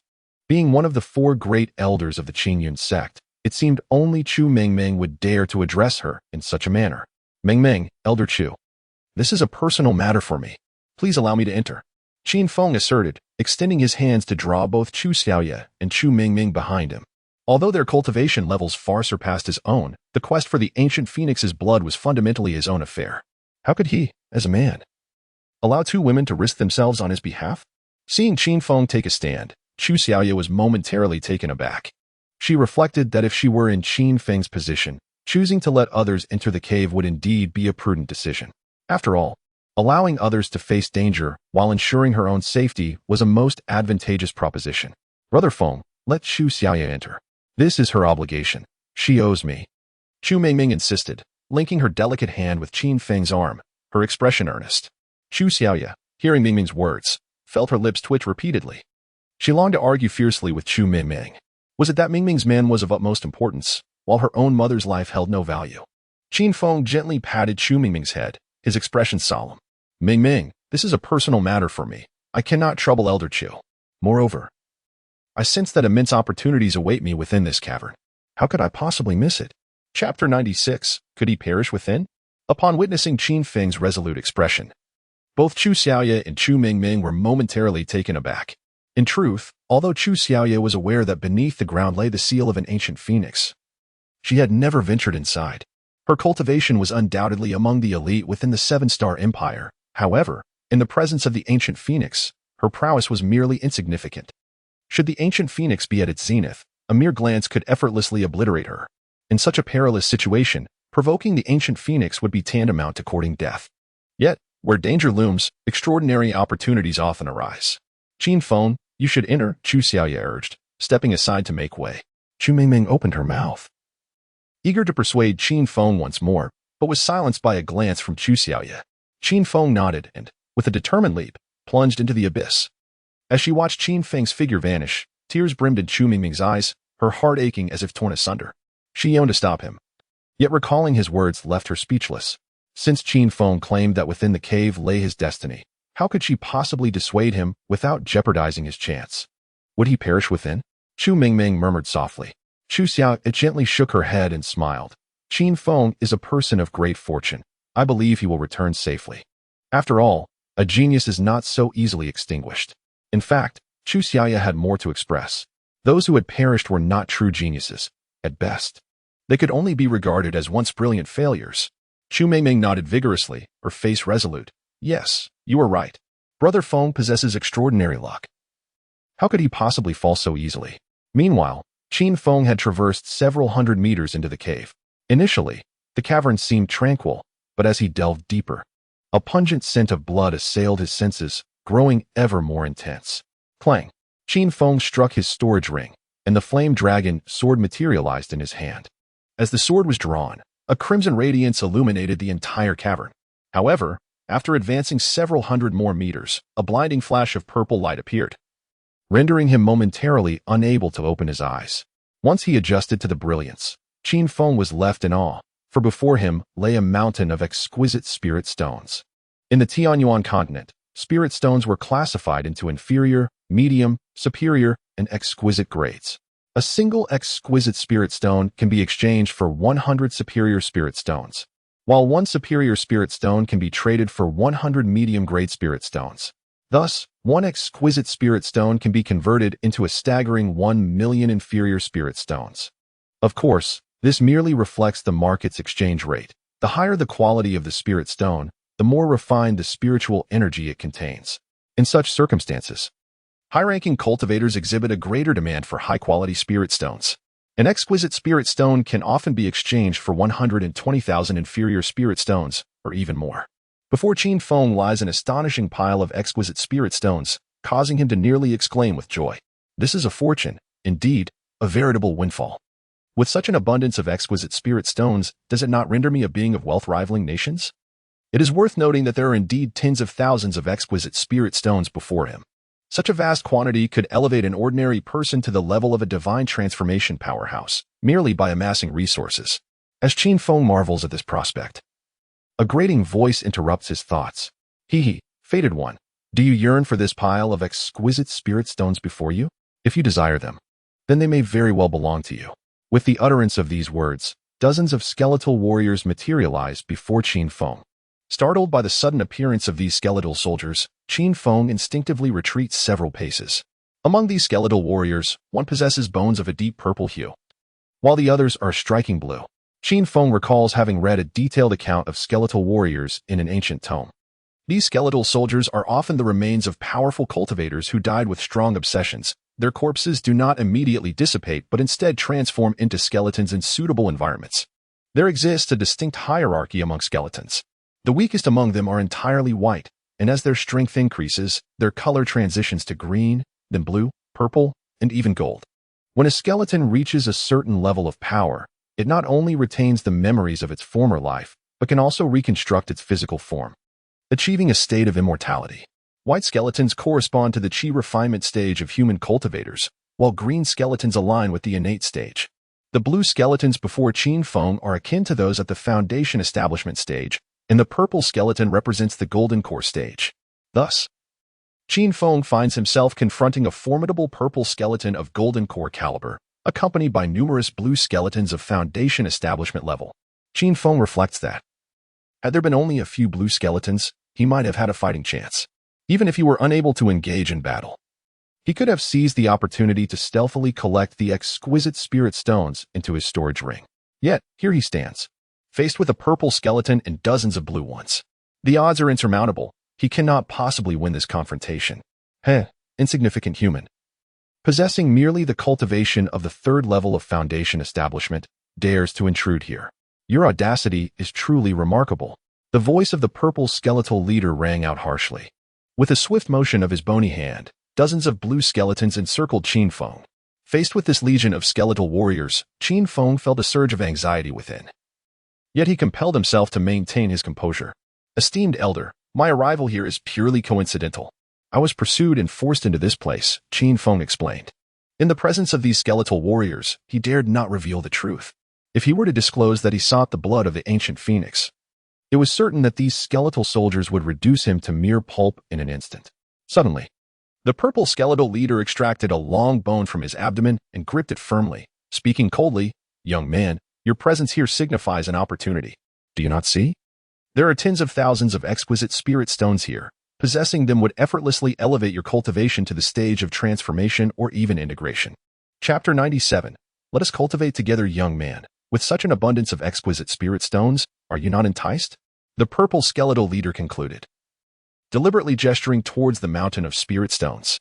Gazing at the magnificent spirit stones before him, Qin Feng instinctively swallowed hard. With such a plethora of exquisite spirit stones, how could he not be tempted? However, desire aside, the question remained whether he would survive to claim them.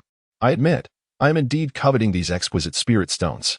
Yet, my strength is limited, and I shall take my leave, Qin Feng said, preparing to evade the skeletal warriors and venture deeper into the cave. However, after taking only a few steps, the purple skeletal leader obstructed his path. Do you not desire these exquisite spirit stones? I am willing to offer you an opportunity. If you can defeat any one of us, these spirit stones shall be yours. Our methods of cultivation differ from those of humans. Otherwise, why would I extend this chance to you? Upon hearing the leader's words, Qin Feng's body trembled slightly. Among this horde of skeletons, there was indeed a light blue skeletal soldier, indicating that one of them possessed the strength of a beginner in Foundation Establishment.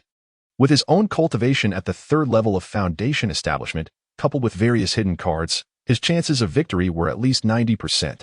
Noticing the glimmer of intrigue on Qin Feng's face, the purple skeletal leader spoke once more. Young man, are you not greatly tempted? Rest assured, I am a being of my word. You may choose your opponent, and even if you lose, I shall not make things difficult for you. Should you triumph, all the exquisite spirit stones shall belong to you. Do you not possess the courage to wager in such a gamble? The purple skeleton leader spoke, slowly raising his head. If he were flesh and blood at that moment, his face would undoubtedly be adorned with a provocative expression. In the face of the purple skeleton leader's taunt, Qin Feng took several deep breaths. He had to concede that the wager proposed by the purple skeleton leader was akin to presenting him with a fortune. However, was this gamble truly as simple as it appeared? System, please identify which of these skeletons possesses the weakest strength, Qin Feng inquired within his mind to the goddess-bound system. After all, he was a man endowed with a system, and relying on it for an advantage in critical moments was entirely reasonable.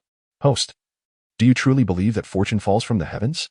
The voice of the goddess-bound system soon echoed in Qin Feng's mind. A slight tremor coursed through his body. The notion of luck raining down from the sky was utterly implausible. Yet, the occurrence of sticks falling from the sky was indeed a reality. Leaving behind a classic saying, Darlong, it is time for your medicine. Now, with the goddess-bound system unexpectedly uttering such words, it was undoubtedly a warning to him. Senior, I previously mentioned that I stumbled into this place by mistake. I shall take my leave, and you may keep these exquisite spirit stones.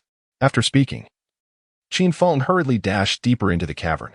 However, he had scarcely covered several dozen meters when a cacophony of thunderous sounds erupted behind him. Boom, boom. Upon hearing those deafening noises, Qin Feng's body quivered slightly. When he turned to look back, he was rendered speechless. The once mountainous pile of exquisite spirit stones had vanished without a trace, and even the skeletal soldiers had disappeared. Had I just fallen into an illusionary formation? Qin Feng could not help but exclaim in astonishment.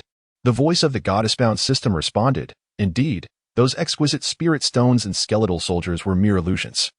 Had you truly attempted to seize the spirit stones, you would have met your demise within the illusionary array. Qin Feng instinctively wiped the sweat from his forehead. It was well known that the existence of those exquisite spirit stones could drive countless individuals to madness, while the skeletal soldiers represented a most ordinary trial. He pondered that, had it not been for the system's warning, he would surely have succumbed to excitement and perished. Just as Qin Feng silently celebrated his narrow escape from death, a sweet voice resonated, Brother Feng, you have arrived. Upon hearing that melodious voice, Qin Feng's body trembled slightly, but anger swiftly manifested on his face. Chu Mingming, have you lost your mind? How could you enter here? Are you not aware of the countless dangers lurking within? In Qin Feng's heart, the dangers within this place far exceeded his imagination. Under such circumstances, it was sheer folly for Chu Mingming to dare to venture inside. It was tantamount to courting death. Upon hearing Qin Feng's reprimand, Chu Mingming wore a face full of grievance. Brother Feng, I was worried about you, which is why I followed you in. How could you say such things to me? That would truly hurt my feelings. As she spoke, tears glistened in her eyes, creating a pitiful visage that instantly shattered Qin Feng's heart. Unable to resist her sorrowful appearance, Qin Feng reached out and drew her into his embrace. Ming Ming, this place is exceedingly perilous. You have no idea that just moments ago, I almost lost my life. By the way, did you encounter any illusions upon entering? As he spoke the last part, his gaze fixed intently on Chu Mingming, as if trying to glean some useful information from her expression. Chu Mingming lifted her head, a proud expression adorning her face as she replied, "Yes, I did. You know, I am a master of formations. Such a mere illusion is no challenge for me." Hearing her response, Qin Feng couldn't help but breathe a quiet sigh of relief. As one of the most formidable formation experts among the younger generation of Qinyan sect, how could such a trivial illusion possibly ensnare her? "Brother Feng, what did you encounter in the illusion? Were you injured?" As she spoke, she reached out to tug at Qin Feng's clothing, seemingly intent on inspecting any injuries he might have sustained. Seeing this, Qin Feng quickly waved his hand and gently pushed away her delicate touch. "I am fine. Although the illusion is formidable, I am not defenseless. Such trifling illusions cannot harm me. You should leave quickly. The dangers within are manifold." He had intended to continue, but suddenly, Chu Mingming leaned in, her alluring lips inches from his.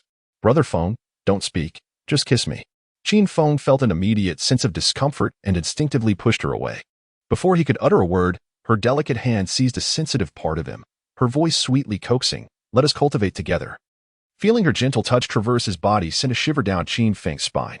It is known that the most lethal force in this world is undoubtedly the proactive allure of an enchanting beauty, especially when that beauty is the object of one's affections.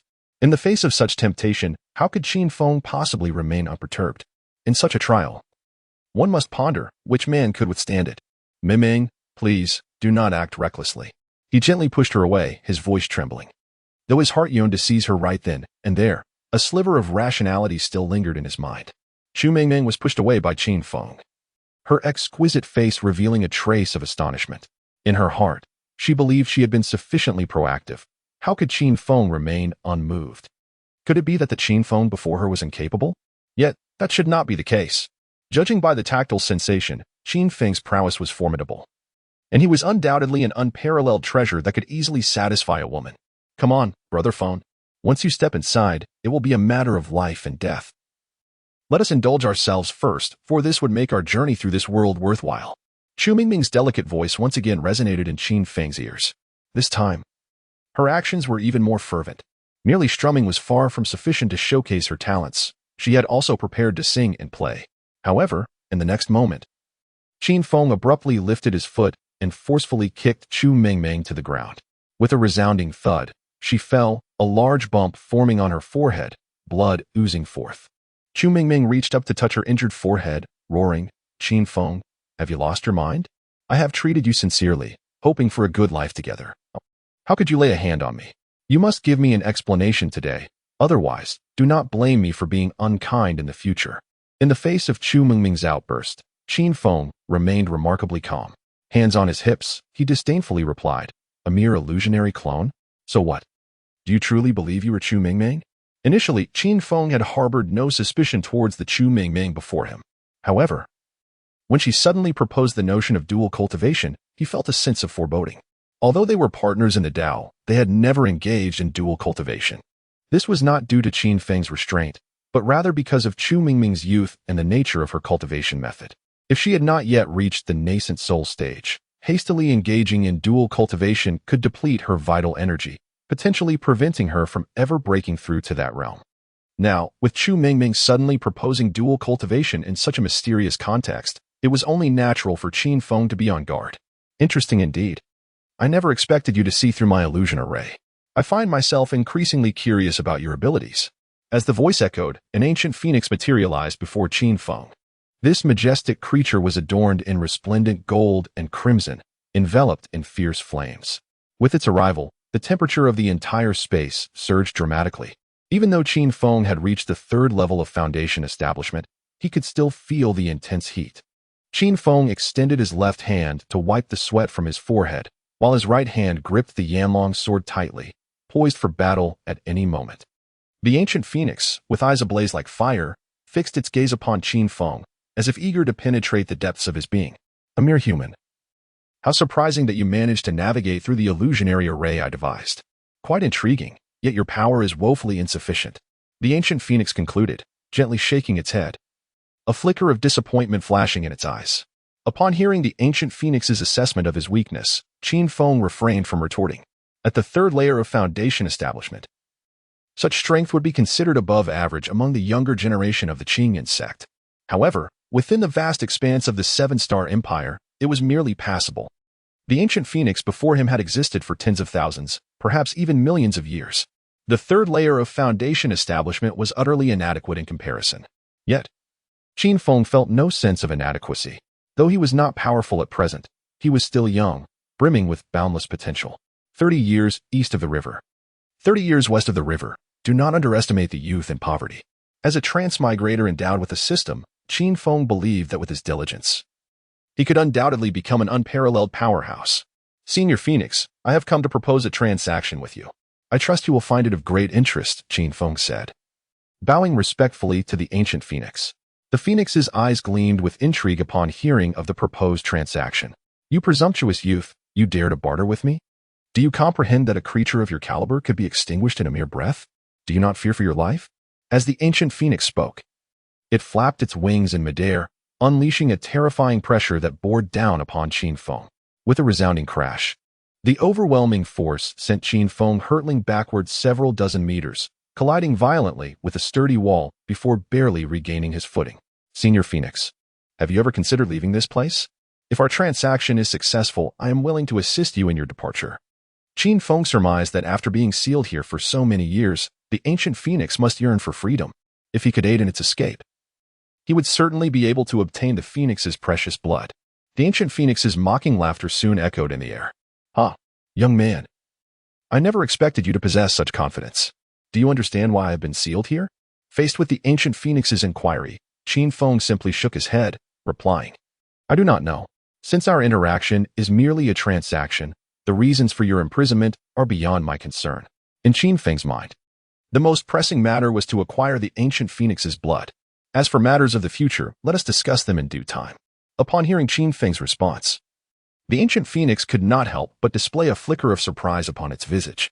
It seems that after all these years, my fearsome reputation has been forgotten by the world. What a pity indeed. Chapter 99. Respect for others' fate, young man. Allow me to be candid. In my prime, a mere flick of my hand could obliterate entire empires. It was the combined might of your human race that ensnared me in this predicament. I once vowed that if I were to escape, I would wreak havoc upon humanity. At this juncture, the ancient phoenix paused, its gaze fixated intently on Qin Feng. Do you comprehend, young man, that if my seal were to be lifted, it would unleash an unbridled fury upon your kind? Under such circumstances, you still wish to release me? As the ancient phoenix concluded, it gently shook its head and let out a long sigh.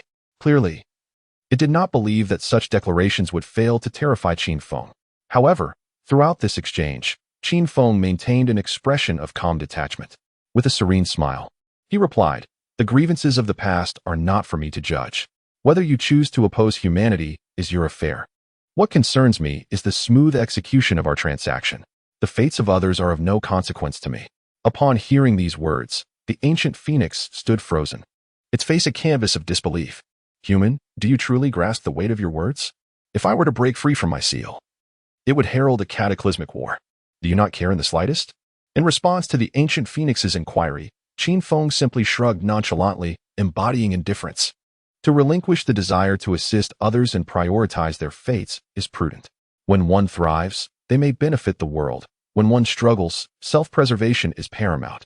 I am currently in a state of struggle, thus I shall tend only to myself and my kin.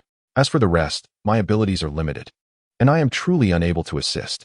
Though Qin Feng spoke in such a manner, he harbored his own intentions. He did contemplate breaking the ancient phoenix's seal, but this was contingent upon a crucial prerequisite.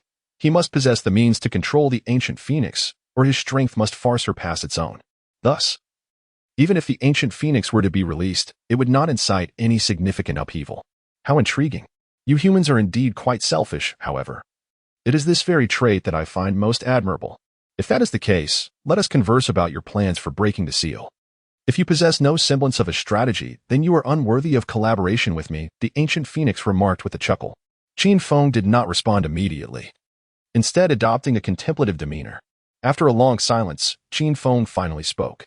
Your limbs are now bound by the chains of the heavenly Tao, and your chest pierced by them as well. There are two methods to rescue you. The first is for my cultivation to reach the great ascension, followed by acquiring an ancient divine weapon to sever the chains. The second method involves a death-like rebirth as a member of the Phoenix clan. You possess the ability to rise anew from the ashes. You could choose to self-detonate, allowing your soul to be reforged, thereby reconstructing your body with supreme divine techniques. However, this would transform you into a mere phoenix egg, stripping you of all memories and powers. If not careful, it is entirely possible that you could be roasted and consumed by humans. At this point, Qin Feng paused momentarily before continuing, in truth.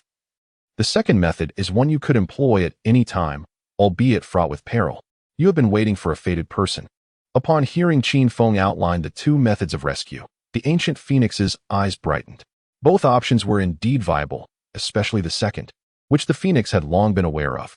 Yet, it had refrained from executing this self-rescue, fully aware that if it were to be reborn through fire, it would become an egg, an entity utterly devoid of self-defense. Should a glutton come across it, the egg could very well be roasted and consumed. Thus, it would be a case of premature demise before achieving its goals. Indeed, it seems I have underestimated you. Both methods are feasible. But given your current cultivation at the third level of foundation establishment, transcending to great ascension is akin to scaling the heavens. The second method, however, is worth consideration. But if I were to become an egg, who could guarantee that you would not inadvertently cause my demise? The ancient phoenix's concerns were not unfounded. Having lived for countless ages, it had witnessed too many instances of familial betrayal and brotherly strife. Its connection with Qin Feng was merely superficial, and in such precarious circumstances, who could assure it that Qin Feng would not harbor ill intent? We could establish a master-servant contract. If you become my spirit companion, I assure you that I would not harm you, Qin Feng stated with calm assurance. The moment Qin Feng's words left his lips, the ancient phoenix was instantly engulfed in fury. Insignificant human, what are you saying? You wish for me to become your spirit companion? I am a noble phoenix. Even in death, I would never deign to become a human spirit companion. In the face of the ancient phoenix's wrath, Qin Feng remained remarkably composed. If the phoenix was unwilling to become his spirit companion, he would not force the issue. Yet, should the ancient phoenix choose to submit to him, it would present a monumental opportunity. Having an ancient phoenix as a spirit companion would undoubtedly render him a victor in life. After the tempest of rage, the ancient phoenix swiftly regained its composure. We may enter into a master-servant contract, yet it must be established with me as the master and you as the servant. To become a servant of mine is a privilege that many covet. In response to the olive branch extended by the ancient phoenix, Qin Feng chuckled softly. It appears you possess not an ounce of sincerity for collaboration. I rescued you, yet instead of expressing gratitude, you seek to become my master. How shameless of you. If I were to acquiesce to your request, it would merely serve to invite a living ancestor into my life. Qin Feng understood that he currently held the advantage. Under such circumstances, how could he possibly yield to the ancient phoenix? I am a noble being of the ancient phoenix lineage and shall never become your servant. As for the transaction you propose, I suggest you reconsider. While I have yet to unleash my wrath, you would do well to depart swiftly. The cold voice of the ancient phoenix resonated. Observing the ancient phoenix's overt dismissal, Qin Feng shrugged and turned to leave. Just as he was about to depart, the ancient phoenix, in an urgent tone, called out, "Halt. You have yet to clarify what sort of transaction you wish to propose." Chapter 100. I desire you. Upon hearing the ancient phoenix's command, Qin Feng felt a surge of elation. Were his power sufficient, he could compel the ancient phoenix to part with a few drops of its essence. However, given his current strength, defeating the ancient phoenix was beyond his capabilities. The very fact that the ancient phoenix was open to a transaction was indeed fortuitous. Qin Feng spoke, "I desire you." Yet, before he could finish, the ancient phoenix erupted. "What nonsense are you spouting? How could you desire me? I am a mythical beast, and you cannot simply claim me." The peculiarities of humankind never ceased to astonish me. Having heard of the sun serpent, I never envisioned that someone would dare to covet the sun phoenix. Your tastes are rather peculiar indeed. The ancient phoenix's ire grew, and disdain flickered in its gaze as it regarded Qin Feng. Hearing the ancient phoenix's words, Qin Feng's expression darkened. Were it not for the stark disparity in their strengths, he would have lunged forward and delivered a few resounding slaps. What experiences had this ancient phoenix endured to harbor such a vile mindset? From the outset, its words were laced with such ferocity. "You misunderstand. I seek your essence to rapidly enhance my strength, Qin Feng explained patiently. The ancient phoenix paused, a hint of embarrassment creeping across its features. It became evident that it had gravely misinterpreted Qin Feng's intentions, and the misunderstanding ran deep. Was it truly so simple? A mere few drops of essence for cultivation? This transaction is hereby accepted. However, we must enter into a life and death contract. You must take me away. Otherwise, not only will our cooperation be annulled, but I shall also take your life. The ancient phoenix declared with an unprecedented determination etched upon its visage. Upon hearing the term life and death contract, a look of confusion crossed Qin Feng's face. If it were a master-servant pact, he could comprehend that. Yet, what could a life and death contract entail? As these thoughts swirled in Qin Feng's mind, the ancient phoenix gently tapped its claw upon his forehead, and a wealth of information flooded into his consciousness. It turned out that the life and death contract spoken of by the ancient phoenix was one of equality. Once signed, their fates would be irrevocably intertwined. Should one perish, the other would too. Clearly, the ancient phoenix sought this arrangement to ensure its own safety. After all, should it choose to undergo rebirth through fire, it would lose all its cultivation and revert to an egg entirely devoid of any means of self-preservation, vulnerable to being consumed at any moment. However, if its life were bound to Qin Feng's, he would undoubtedly protect it without hesitation, for in doing so, he would be safeguarding not just an egg, but also his own existence.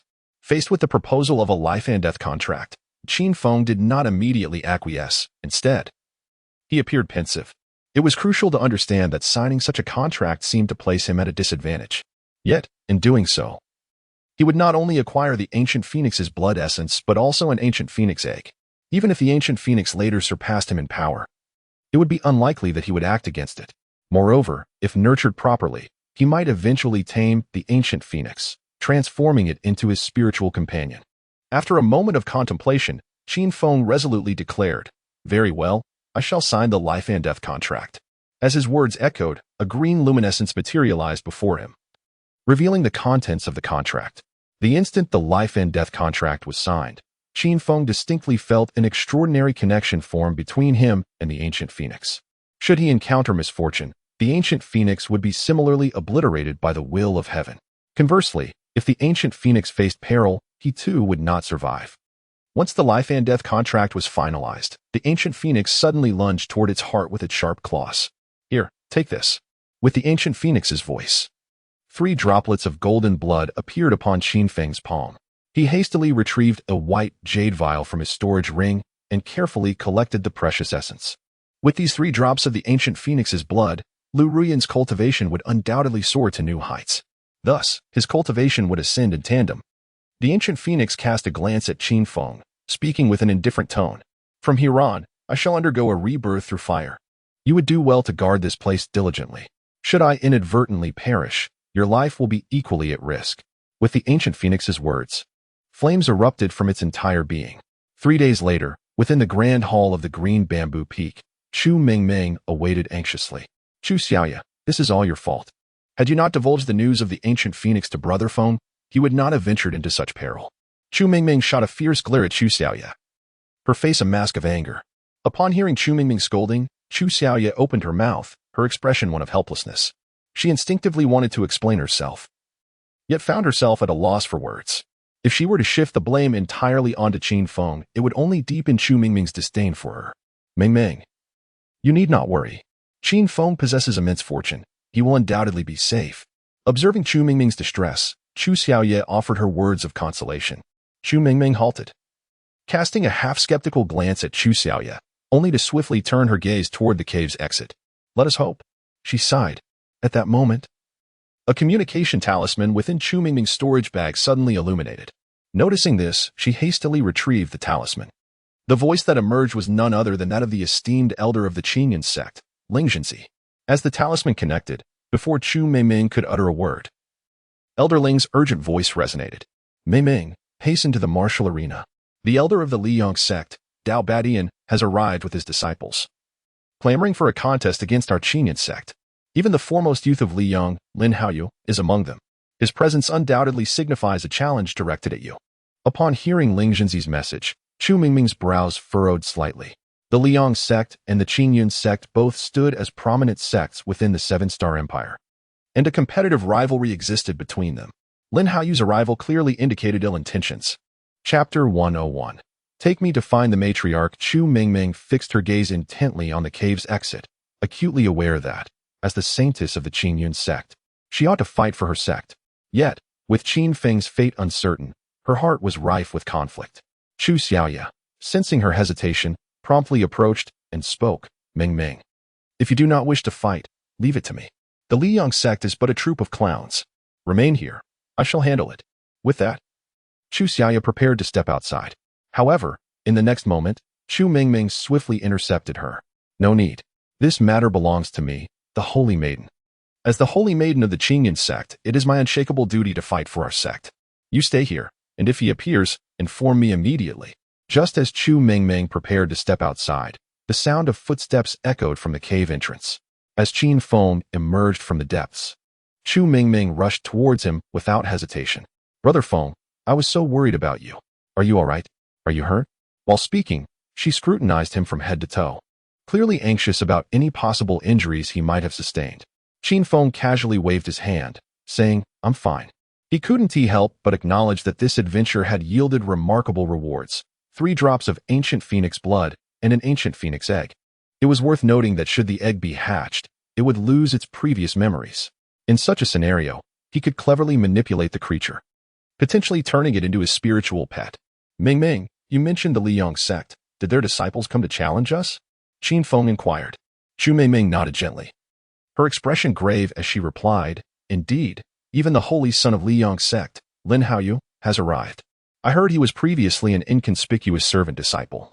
But 6 months ago, he suddenly awakened the sun-swallowing spirit body, experiencing a meteoric rise in his cultivation. In just half a year, he advanced from the Qi refinement stage to the golden core stage. Such a monstrous talent is hailed as the greatest genius of the 7-star empire. As she spoke, her delicate fists clenched unconsciously. Although Chu Mingming was exceptionally gifted, it took her over a decade to reach the golden core stage, while Lin Haoyu achieved the same in merely 6 months, truly a prodigy among prodigies. Upon hearing Lin Haoyu's name, a serious expression crossed Qin Feng's face. A surname of Lin. Daring to adopt the name of the sun, he is undoubtedly a born protagonist. More importantly, Lin Haoyu had been a waste for years, but awakened his sun-swallowing spirit body half a year ago, subsequently breaking through to the golden core stage. Without a doubt, Lin Haoyu had some sort of cheat system. Investigate Lin Haoyu's detailed information, Qin Feng commanded within his mind to the bound goddess system. The system's voice soon responded, Host. Lin Haoyu's information is obscured by the heavenly mechanism. This system is unable to assist. Hearing the system's response, Qin Feng's expression shifted. Clearly, his suspicions had not been unfounded. Lin Haoyu undoubtedly possessed the halo of a protagonist. However, he, Qin Feng, was certainly not a timid person. Just because Lin Haoyu had an advantage, did that mean Qin Feng lacked one as well? Mingming, take me to meet the mistress, Qin Feng said, directing his gaze toward Chu Mingming. Both Chu Xiaoya and Chu Mingming were momentarily taken aback, their faces betraying a hint of skepticism. In their minds, they believed that their immediate priority should be devising a strategy to deal with Lin Haoyu. Why then did Qin Feng seek out Lu Ruyan? Chu Mingming scrutinized Qin Feng with a discerning eye, unable to suppress a thought. Could it be that the aphrodisiac within him had not yet been completely eradicated? His search for the mistress must be in pursuit of an antidote. Indeed, the aphrodisiac needed to be resolved. Although Chu Xiaoya was unaware of the relationship between Qin Feng and Lu Ruyan, she began to entertain a different notion. Given her understanding of Chu Mingming, the holy maiden of Qin Yun sect, she knew that her friend had very few companions, especially female ones. Previously, when Qin Feng was afflicted by the aphrodisiac, Chu Mingming had taken him away, undoubtedly seeking someone to cure him. With no female friends, could it be that Lu Ruyan was the one to alleviate Qin Feng's condition? As this thought crossed her mind, Chu Xiaoya instinctively covered her mouth with her hand. If Lu Ruyan, as the sect leader's wife, were to engage in such a relationship with Qin Feng, it would undoubtedly cast a shadow upon the sect leader. Such explosive news, if leaked, would surely bring ruin to both Qin Feng and Lu Ruyan. With this thought in mind, Chu Xiaoya spoke up, This elder shall accompany you.